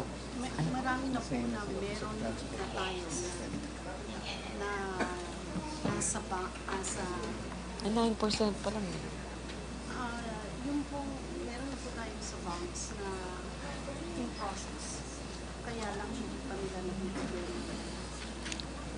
Hindi tayo nila Madam Mr. President, if I may be candid about this is the reason why we have given them a zero budget. Because for the route LPTRP, which is the route rationalization, napakababa pa ng porsyento ng sinubmit nila sa atin. Okay. So, the condition of a bank, especially the Land Bank and the DBP, is before they release the loan amount, the drivers have to present a valid route, approved route rationalization plan for them. Wala pa nga yun, hindi pa nabibigay ng DOTR sa lahat. Mababa yung percentage. Pero ang sinasabi naman nila sa akin ngayon is they need the initial budget now so that they can encourage more drivers to join the cooperatives. Yes. Okay, now, let me just differentiate. In the modernization process, what the Secretary is telling us, the deadline for December is not necessarily the phase-out of the PUV or the jeepneys. It's just a deadline for them to consolidate and join a cooperative. So, not to belittle the different organizations that would like to strike, because in fact that is their right to strike. We've seen that it's true that there are already a lot of cooperatives that were formed, that whenever there's a threat of a strike, we're not really totally paralyzed, as in the past. Now, that shouldn't be the only reason why we will not hear the sentiments of all the members of the sector of the public utility vehicles. There is really a valid reason why they feel there's injustice. That's why this chairman is also being careful not to release, not to approve or recommend the budget unless we get a firm commitment from the DOTR that they will really take care also and transition to a just and humane PUV modernization. So, is it possible, Mr. President, good sponsor, na ano kaya mag one more pitch for the year ang DBP at Land Bank? Meron kaya silang analytical study that would show na... Pero kino-confirm po ba, Mr. President, ang good sponsor na sinabi ng DOTR Secretary na tataasan po sana yung subsidy? Yes, from all right. 210 to 280,000. Yes, to Now, 280. Mr. President, in fact, the Land Bank and DBP will grant the loan as long as there's a route ration, the LTPRT. Okay. The LPTRP, as long as they have that. So now, we are actually we are pushing the DOTR to release it already. But they said that it's in conjunction with the local government units before they can submit. Yung mga ibang LGU hindi pa nakaka-comply. Kaya hindi pa sila nakakapagbigay sa lahat. Opo, Mr. President, good sponsor, at parang nade-deja vu ako ngayon dahil pinag-usapan din po natin ito nung budget plenary nung nakaraang taon na ang kahirapan naman ng ibang mga transport co-ops ay halimbawa kung hindi nila kasundo yung chair ng Committee on Transportation dun sa local government unit nila. So just to try to push this one more time in this topic, ano kaya kung pati yung pag-generate ng LTPRP somehow ay kung papayag, yung dalawang bangko, ang DBP at ang Land Bank ay somehow in partnership sa LGU, sila ang mag-generate nun. Dahil dun sa naisip ko pong panukala na pang special provision na pwedeng ipilot ng DOTR, ay yung dalawang bangko ang magsasabi kung ilang bagong sasakyan at sa aling ruta sila dadaan. At ito ay magiging laman, ilan sa mga elementong laman ng LTPRP. Ano ito pong tingin ng department I think doon? hindi pwedeng magdetermina ang Land Bank or DBP and approve it kasi that's not naman their core competence. Sila lang is if they will be able to recoup the money that they release in terms of the loan. So I think maybe it's even better to request Land Bank and DBP, mag-release na lang kayo, basta nag-consolidate na sa co-op, kahit wala pang LTPRP. Diba? Opo. Mag-release na lang sila. Although, wala naman kasi yan sa powers ng DOTR to compel Land Bank or DBP. So maybe, Mr. President, our colleague here is right also to ask, maybe we should meet with Land Bank and DBP. Diba? Yes, good So there's sponsor. no May panahon pa stalemate. bago Disyembre. bago matapos ang Disyembre. Kasi nga, yung ibang LGU hindi pa nakaka-comply. Yes. So wala talagang marerelease ang DOTR na route rationalization plan in a certain area. Mag-release na muna basta nasa kooperatiba na yung legitimate, recognized cooperative, yung mga drivers na yon. Mr. President, ako po'y nagpapasalamat at nagpupugay sa good sponsor for, proactively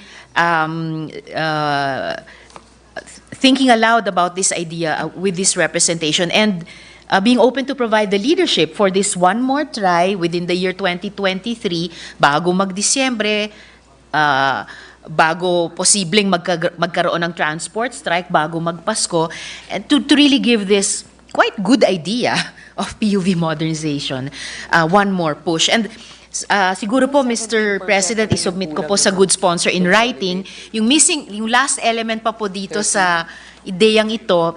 Pasensya, hindi ko po nasabi agad in the effort to compress the questioning, ay ang gobyerno na muna ang magmay-ari nung mga jeep. And then, para matest lang ng mga transport co-ops, viable pala ito. And then, mas may konfiansa sila to take out the loans from the banks, pwedeng on a lease to own. Pero i-detalye ko po, Mr. President, I'll submit it to the good sponsor in writing in time for the meeting that she may call with the two banks at yung iba pang stakeholders dito, lalo na yung ating mga jeepney drivers and operators. Maraming salamat po. Thank you para to our colleague for her interest in not just legislating but providing solutions also, administrative solutions. Salamat po, good sponsor, Mr. President. Pangalawang paksa po para sa DOTR, service contracting. Isa na namang walang kamatayang paksa natin mula pa nung pandemya. So, I understand that you proposed a 2024 Tier 2 budget for service contracting to the DBM, but it was rejected. Ano pong kakailanganin para yung service contracting ay maging bahagi ng Tier 1 kapag nag-propose naman ng budget early next year? So ito po ay pagkatapos ng budget call ni Presidente para nasa 2025. Pero anong kakailanganin? Legislation ba? At kailangan pa ba yun? Di ba yung service contracting bahagi na ng Philippine Development Plan? Good sponsor, Mr. President. To date, the department, the OTR, through the planning office, closely coordinates with the Interagency Technical Committee of the NEDA for the inclusion to the PDP as it is identified as one of the priority activities next year. So target timeline for the NEDA board is approval for it in the first quarter of 2024. So for 2024, we proposed 1.3 billion as committee amendment to fund the service contracting program. Actually, zero siya, di ba? Zero. Pero the Senate, we approved it. This doesn't only work here in our country. Kahit naman sa mga countries like Singapore, meron sila talagang mga subsidies na ganito. So PUV contracting is about 1 billion 1.2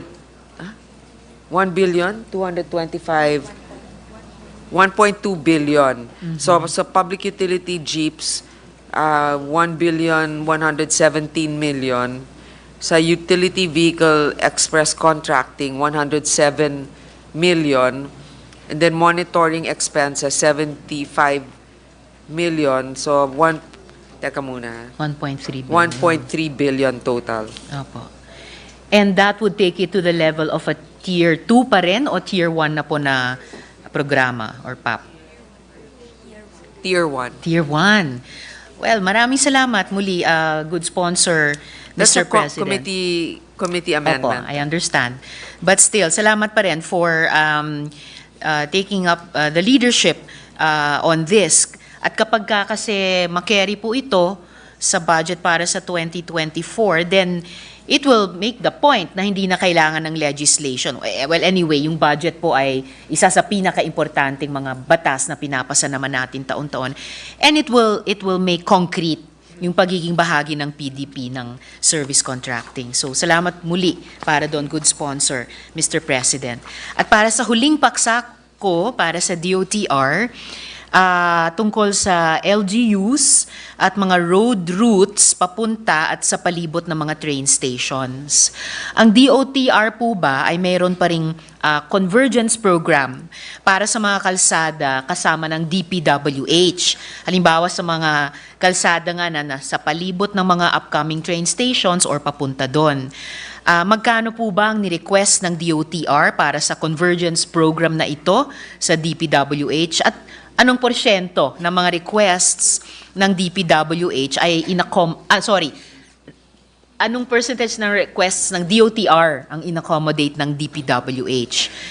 May master plan po ba para sa pag-layout at pagpinansya ng ganitong mga kalsada papunta at sa palibot ng mga stations para yung access sa stations ay namumultiply at para mas maraming pasahero at ang gobyerno hindi na niya kailangang i-subsidize yung future rail operations sa pamamagitan ng pag-utang. At huli, dito sa huling paksa ko rin, anong magagawa ng DOTR kung hindi ipaprioritize ng DPWH ang mga kalsadang ito? Would sponsor, Mr. President.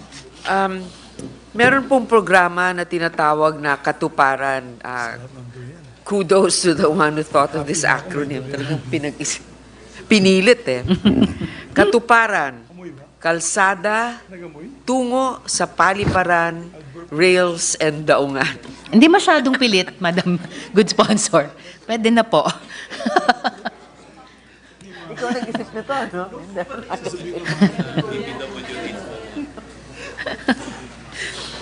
Sana ganyan din kasigasig yung mga nag-iisip ng mga acronym no? It's a convergence program between DOTR, DPWH, wherein DPWH develops road projects to connect to DOTR airport, railway, and port projects. Note, however, that construction of roads leading to upcoming train stations is within the ambit of the DPWH. So as of February 2022, meeting with DPWH, the implementation of Katuparan was announced to be developed from DPWH to the LGUs following the Bandanas ruling. So they presented that no projects will be requested after 2023. So parang yung nangyayari ngayon dito, dahil nga sa Mandanas ruling, sabi ng DPWH, o di kayo na yan kung gusto ninyong maging maayos dun sa lugar ninyo. Kaya siguro in some areas, di ba, meron yung, I think in Cavite, di ba, yung kay Villar? Anyway, parang nagiging local initiative. Kaya siguro, Good Sponsor, Mr. President, may impormasyon ako na yung Katuparan Convergence Budget is the smallest compared to DPWH convergence with other agencies like the Departments of Tourism or Agriculture. Baka kailangan natin kumbinsihin ng DPWH, bigyan ng mas mataas na prioridad at budget considering kung gaano ka importante yung hindi lamang isa, kundi several modes of transportation at yung mga networks nun para sa pagpapaunlad ng ating bansa. Magkano yes, Mr. Madam President, just to Sponsor. add to that, Opo. I understand the sentiments of our colleague. However, DOTR is not really in the business of constructing roads. This is really something that should be taken up with the DPWH. On the other hand, like the DOTR, what they are trying to do in terms, kasi it has to be a moving vehicle, either land, sea, or air. They have provided, for example, the MRT from the airport connectivity of the Metro Manila subway was actually expanded to be able to reach NAIA. So yan merong connection doon. That's a DOTR initiative because it's within their mandate and their purview. But the concern of our colleague here, Mr. President, I think it really should be pressed upon the DPWH to consider it. Okay. Well taken. Good sponsor, Mr. President. I wasn't planning to interpolate the DPWH, so maybe I'll just add it to the, I'll just offer it to the minority leader when he interpellates the DPWH.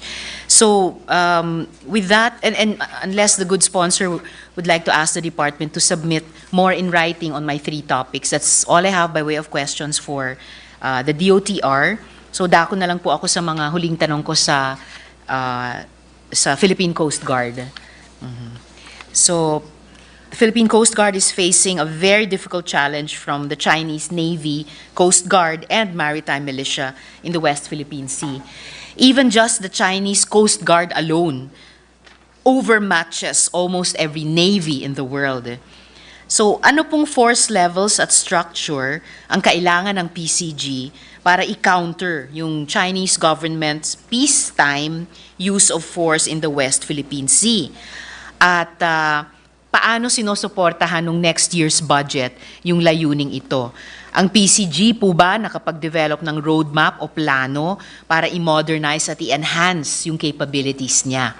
Good sponsor, Mr. President.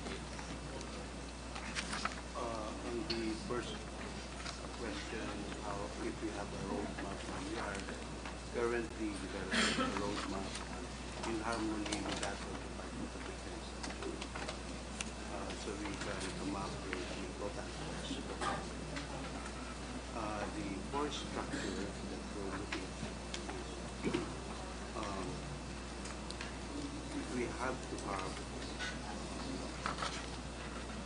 a fleet which is complementary to that and it will interoperate with that of the military. So we can transition seamlessly this time. Do you add something? Okay, I will answer. Actually, for the one question, they are developing a roadmap together with the military, but they haven't really produced one yet. When's the deadline? Kailan ang deadline? It's really a work on progress. I mean, we're actually late in the game, but at least they're doing it now. But number 2, how are we able to maintain the security in that area? As I mentioned, we increased the budget of the Philippine Coast Guard. This is the initiative of the Senate because they need about the total budget of the Philippine Coast Guard is 27 billion. We increased that because of their about 100-something million a month on fuel alone. Yes. And then they also need 600 million for the total of, they also need for repairs. I don't know. 563 million for dry docking repair of PCG vessels, 600 million for fuel requirement of PCG vessels. That these are supplementals pa.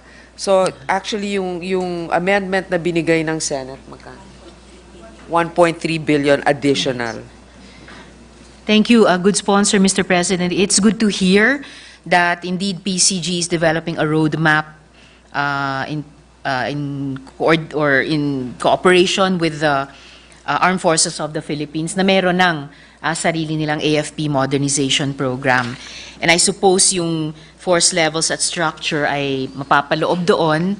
And so we are well-minded year on year na masuportahan yung mga layunin nung roadmap na yon every year sa pamamagitan din ng budget. Mr. President, I would like to add that right now we're all focused on the West Philippine Sea and defending our territory. But actually, the Coast Guard is also combating illegal fishing, piracy, terrorism, illegal drugs, smuggling, human trafficking activities in Philippine waters. So, in a way, kasi parang peacetime patrol sila eh. So, first line of defense natin sila ngayon. Salamat, good sponsor, for that reminder na mas madalas naririnig ngayon ng mas maraming Pilipino mula sa Coast Guard na tama, urgent yung sa West Philippine Sea, pero actually, binabantayan din nila yung ating karagatan all over the archipelago at kaugnay ng iba't ibang ganitong mga issue na sinabi ng good sponsor. So, in relation to that, yung susunod kong tanong, what resources have been devoted to enhancing yung maritime domain awareness sa ating karagatan? I'm sorry, the question again. Anong resources ang dinedevote ng Philippine Coast Guard sa pag-enhance ng tinatawag nilang maritime domain awareness sa ating mga karagatan? Okay. They are requesting for an executive session to detail that. I think we understood. We don't want to spell out our line of action. Very well taken, good sponsor, Mr. President. And looking forward to that executive session. So, sa susunod kong tanong, the Chinese maritime militia has done irreparable damage to our coral reefs through poaching and participation in large-scale reclamation and island building. Pwede ba tayong at least mag-develop ng capability na i-disrupt yung mga activities ng Chinese government maritime militia?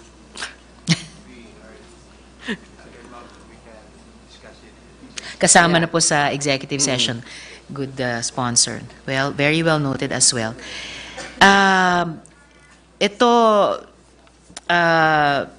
Well, kung kasama man sa executive session, pero i-put on record ka na lang at least yung tanong. The PCG is also developing an indigenous maritime surveillance UAV, the Dodeca Hybrid VTOL drone. Paano pwedeng masuportahan ng Kongreso ang pag-develop ng isang domestic defense industry in general at suportahan din yung improvement ng Dodeca drones capabilities in particular?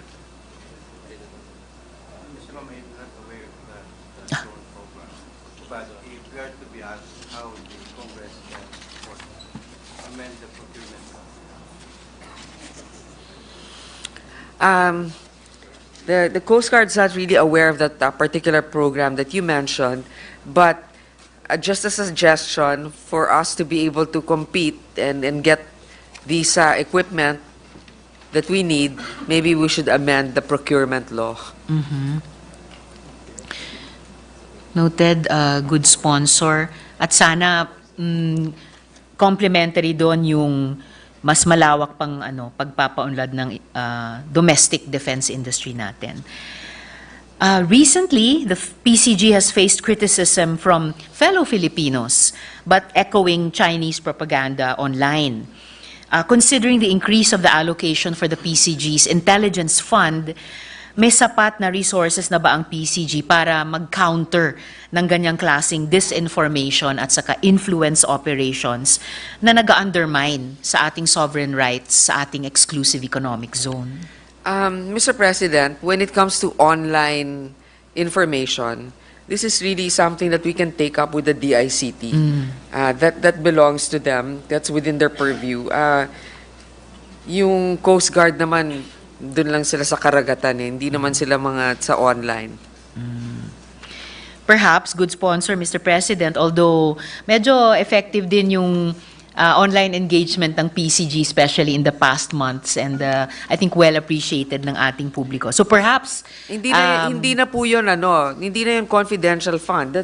Yes. That's actually communication fund, 'di ba? Yes, it is. Sa labas po talaga ng confidential and intelligence funds ng Coast Guard. So perhaps posibleng larangan ito ng partnership between PCG at yung ibang mga departments at agencies natin na engaged sa national sovereignty sa West Philippine Sea. Partnership nila at ng DICT. At sa huling tanong ko po, good sponsor, Mr. President, recently a Chinese research vessel was sighted in the area of Benam Rise. Concerns have been raised that this is basically a reconnaissance or surveillance mission. Anong intensyon ng PCG, paano i-regulate yung ganyang klaseng research activity sa ating mga katubigan gamit yung budget na ibinigay sa kanya, considering na ang coastal state ay may jurisdiction sa maritime scientific research sa exclusive economic zone?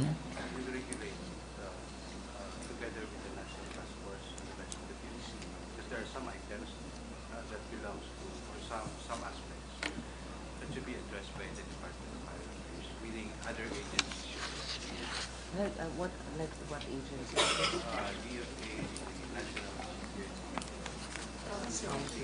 So the PCG alone won't be enough. It should be an interagency. The PCG alone cannot be enough to regulate. It should be an interagency council composed of the DFA, the National Security Council, at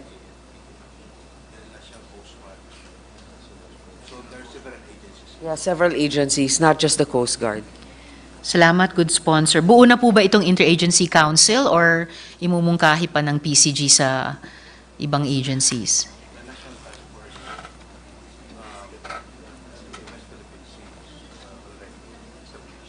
Okay, the National Task Force for the West Philippine Sea is already established. Yes. But when it comes to the issue of the Benham Rice incident,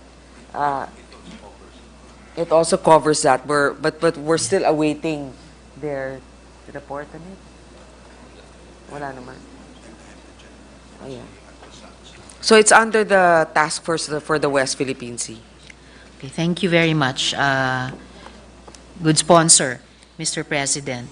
So, yun lamang po yung aking mga tanong para sa PCG at saka sa DOTR. Inuulit ko publicly yung sinabi din ni Minority Leader, yung suporta po ng buong minorya, all two of us, dito sa Senado para sa PCG at yung kanyang mahalagang gawain. At muli, pagpapasalamat, appreciation, pagpupugay sa good chair, good sponsor, sa leadership. She's already taken on the service contracting and that she will further exercise on the PUV modernization. Maraming salamat po, good sponsor, at sa DOTR family, kasama ang PCG. Daghang salamat, Mr. President. Mr. President, I'd like to thank our colleague from the minority, Senator Risa, for actually keeping it shorter, the interpellation, but very meaty nonetheless. And anytime it's her turn, we tend to calm down a little bit because of her very soothing voice and manner. So thank you, Mr. President. Yes, we'd like to thank the Assistant Minority Floor Leader for compressing her 13 questions earlier. Thank you for that, ma'am. And I'd like to, before we end, I know that there are no more members who wish to ask questions on the DOTR. I'd just like to put on record, Madam Sponsor, that this representation and the leadership and all members of the Senate will be increasing the budget of the Coast Guard, the Philippine Coast Guard. I will not anymore mention the amounts and what it's for, but we've already discussed it in private. They will be very happy and pleasantly surprised with the outcome. We have one more colleague, Madam Pia. Senator Pia Cayetano. Thank you, Mr. President. Mr. President, not an interpellation, just a statement.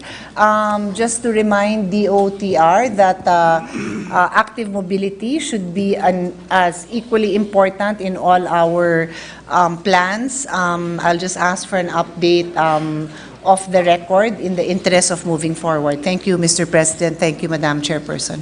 Thank you very much, Senator Pia.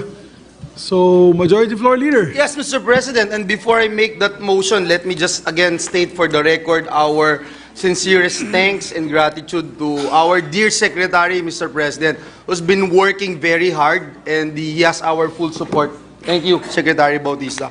With that, Mr. President, and there being no other reservation for interpellation, I move that we close the period of interpellations and debate and consider the budget of the Department of Transportation, Office of the Secretary, Civil Aeronautics Board, Maritime Industry Authority, Office of the Transportation Cooperatives, Office for Transportation Security, Philippine Coast Guard, Toll Regulatory Board, Davao International Airport Authority, Light Rail Transit Authority, and Philippine National Railways to be deemed submitted for the body's consideration. I so move, Mr. President. Yes, I'd like to reiterate also our thanks to Secretary Bautista. I know you have a flight tomorrow with the President, so we wish you good luck. I hope it will be a very successful trip to the U.S. for the APEC Summit. So with there being no other member who wishes to interpolate, no objection to the motion of the Majority Floor Leader, the budget of the Department of Transportation and all its attached agencies are deemed submitted. Congratulations. Thank you, Mr. President. Can I ask for a minute suspension, Mr. President? Session suspended.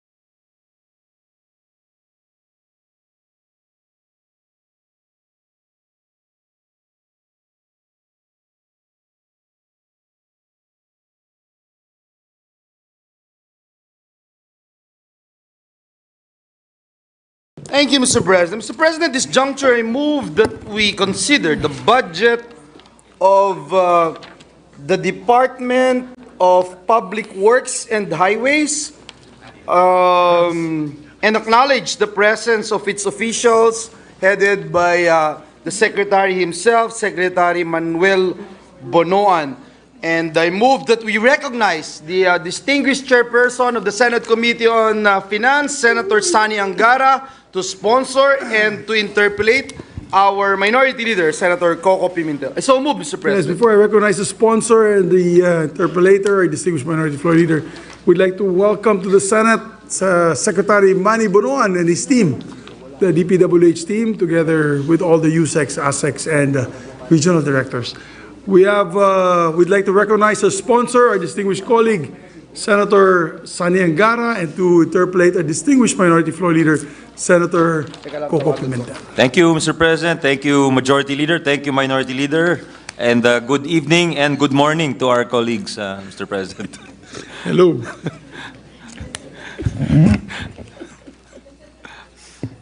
The budget of the DPWH, for the record, in the committee report, Mr. President, is 822,892,746,000 pesos, for the record.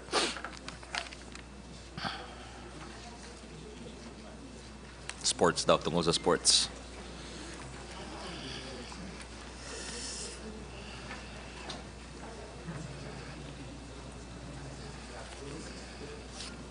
Thank you, Mr. President.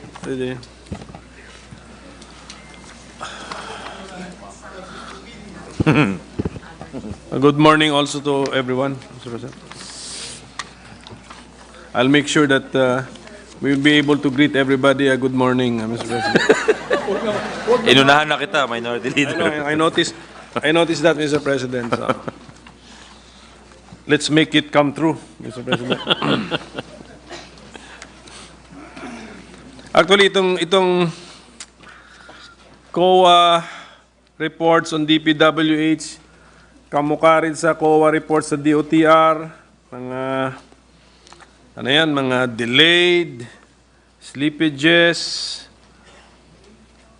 Marami din po ba tayong mga terminated or suspended? Kasi sa DOTR, marami dun eh. Maybe you know, Mr. President, coming from the department itself na to volunteer the information. Alin yung terminated or suspended? Which ones were terminated and suspended?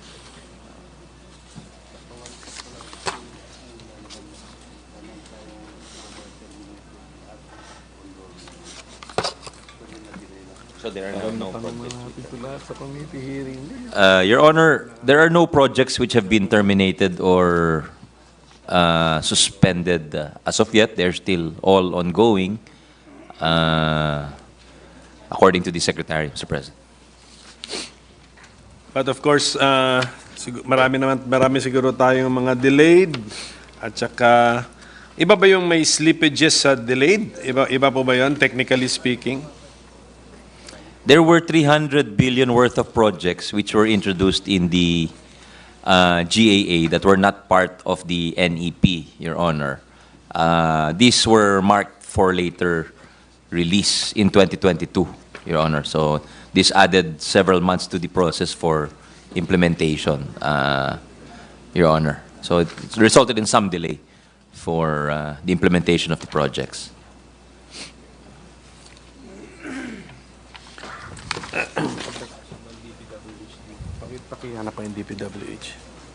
I think this is why I remember in recent years tayo sa komite hinihingi natin sa ating mga miyembro na i-validate yung mga projects at may magkaroon ng program of works that's prepared by the officials of the department, Your Honor. Kasi that will result in a smoother, more efficient implementation of projects, Your Honor. Kasi yung initial work ay nagawa na ho nila. I noticed, Mr. President, that our committee report retained the amount of the GAB for the Office of the Secretary at 822.89 billion. What is the level of the NEP, Mr. President? The NEP is 821 billion, 821.1 billion. Your Honor. So a slight, so the gap just gave it a slight increase, Mr. President? Yes, Your Honor. If our committee knows, Yes, there's a net increase of 1.786 billion for, there's 104 million for pre-feasibility study, 1.6 billion for asset preservation, 1.9 billion for network development, 9.6 for flood management, 39B for convergence and special support. And then on the minus side, there is a negative 2.6 for general administration support, negative 25 for right-of-way, negative 2 for payment of contractual obligations, negative 1.6 for bridge program, negative 5.9 for PPP strategic fund, negative 14 for foreign assisted projects, Your Honor.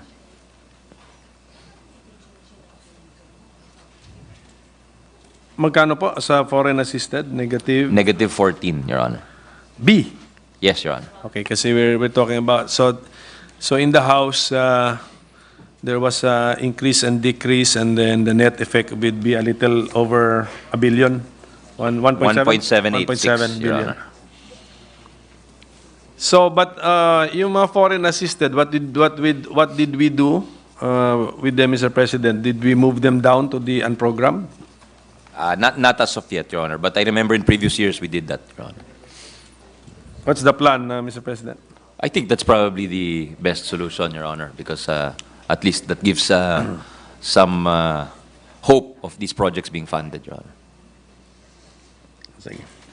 I just caution the body, Mr. President, of the theory that I have developed that even Congress cannot increase the amount of the unprogrammed appropriations as proposed by the President, Mr. President.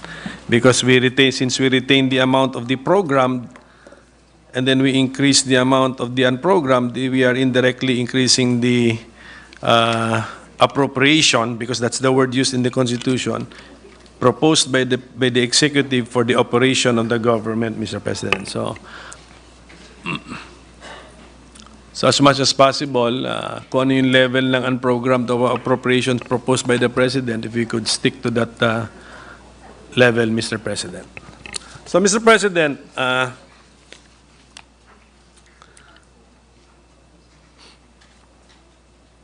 our flood management, Mr. President. The DPWH has 5 main programs: asset preservation, network development, the bridge program, flood management program, and then convergence and special support. Is that correct, Mr. President? Meron siya lang 5 Yes. main programs. Yes, Your Honor. Magkano yung network development? Wala akong notes sa network. May we get the appropriated amounts on a per program basis, Mr. President? For the asset preservation, Your Honor, it's 115 billion, 115.3 billion, approximately, rounding off. For network development program, it is 122.9 billion. For the bridge program, it is 25.9 billion. For the flood management program, it is 203.6 billion. For convergence and special support program, it is 213.5 billion, Your Honor. Okay. So, thank you for that, Mr. President. So, those are the amounts in our committee report. Yes, Your Honor. I surmise, yes. So, comparing those with the NEP levels, the biggest increase or increases would be in the convergence and special support program and the flood management program. May we know, Mr. President, kasi in the convergence and special support program, 174 billion yung nasa NEP eh. So, 213 yung committee report natin. So, Ilan po yan? Mga 29B increase, Mr. President? There's a 39.4 billion 39. increase made by the GAB, Your Honor, 39. by the House in the GAB. So, what are the PAPs under the Convergence and Special Support Program, Mr. President? Under the Conversion and Special Support Program, Your Honor, there is the rehabilitation of disaster-related infrastructure and other facilities. 1 billion. There's the construction improvement of access roads leading to airports, 921 million. These are rounding off, Mr. President, Your Honor. Construction improvement of access roads leading to seaports, 1.7 billion. Construction improvement of access roads leading to declared tourism destinations, 14.29 billion. Construction improvement of access roads leading to trades, industries, and economic zones, 10.04 billion. Construction rehabilitation of water supply, septage and sewerage, rainwater collection systems, 2.1 billion. Ano to? Construction improvement of various infrastructure in support of national security, or the TICAS program, 5.848 billion. Construction improvement of access road leading to railway stations, 58 million. Construction rehabilitation improvement of facilities for PWDs and elderly senior citizens, including gender-responsive facilities, 480 million. Special road fund motor vehicle users charge, 18.6 billion. Sustainable infrastructure project alleviating gaps, 74 billion. Access roads and or bridges from national roads leading to major strategic public buildings and facilities, 38.8 billion. Access roads and bridges from the national roads connecting to indigenous people, IP communities, 326 million.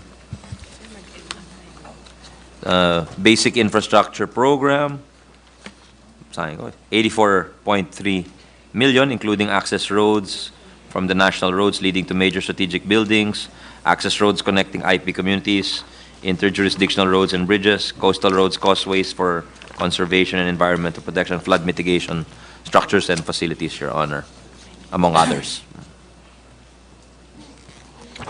Thank you, Mr. President. So you just gave us the description of the activities within the program. But how about the details, for example, the exact location of the activities included in the Convergence and Special Support Program? Where did these details come from, Mr. President? They are located in the GAB also, the committee report, Your Honor. There's a listing, there are annexes. May we know who suggested these specific places? Was it during the budget call? Identified na po yan sila? Yes, that's correct. That's correct. Your So, Honor. for example, if it's tourism destination, were the specifics or the details, especially the locations, finalized in coordination with DOT? Ganun po ba yan? That's correct, Your That's the Honor. meaning? Okay, sige po. But this, itong special road fund po natin, motor vehicles charge,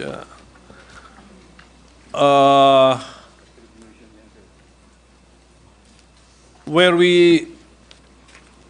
the GAB made it 18.6 billion from the 15.2 of the NEP. Okay. Ano pong eksaktong gamit po nito? Meron pong detalye po ito? Is this a central fund or it's already an itemized expenditure, Mr. They're President? itemized, Your Honor.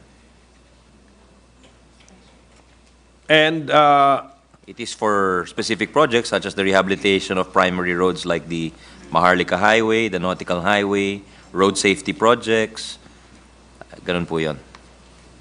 And for the road to be included in the funding of the item, Mr. President, who decided for the inclusion of these specific roads, Mr. President?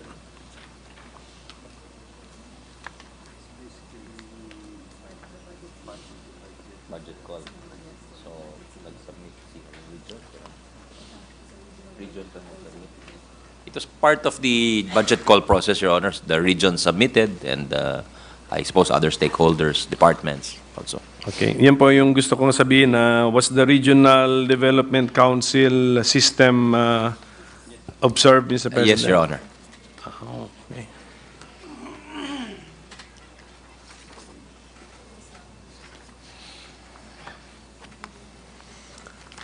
Then the flood management program, Mr. President, from the NEP level, we also increased it by around 9 billion, Mr. President. So now the level is now 203.6 billion or so. What would be, so that's the program, what would be the activities, the description of the activities to be charged to this program, Mr. President? Well, the focus of the flood control efforts is on major river basins, principal rivers, and their direct tributaries, as these areas are particularly prone to flooding. Additionally, drainage systems often overflow during heavy rain, exacerbating flooding. To address these, the design of flood control structures has been improved from an average 25-year return period to a more robust 50-year return period. And this enhanced design is meant to account for exceptionally heavy rainfall events, offering better protection against flooding, Your Honor. Dito po sa activity na construction, maintenance of flood mitigation structures and drainage systems, 115.7 billion po ito. How do we determine the specifics of this item, Mr. President? There's a line item, there are line items, Your Honor. So merong Metro Manila Flood Management Project, Phase 1, that's 3 billion. Flood Risk Management Project for Cagayan de Oro River. Cavite Industrial Area Flood Risk Management Project. Ambal Simoy River and Rio Grande de Mindanao River Flood Project. Pasig Marikina River Channel Improvement Project. Integrated Disaster Risk Reduction and Climate Change Adaptation Measures. Infrastructure Preparation and Innovation Facility, Output 2. Integrated Flood Resilience and Adaptation Project, Parañaque Spillway Construction, Flood Risk Management Project in Cagayan, Tagoloan, and Imus Rivers, among others, Your Honor. Parang we encounter these areas or river systems year after year, Mr. President. So, ano po ba ito? Are these open-ended plans, Mr. President? Or pag sinabi mong phase 1, from the very start, we know already how many phases there will be and what would be the final cost of the project, Mr. President?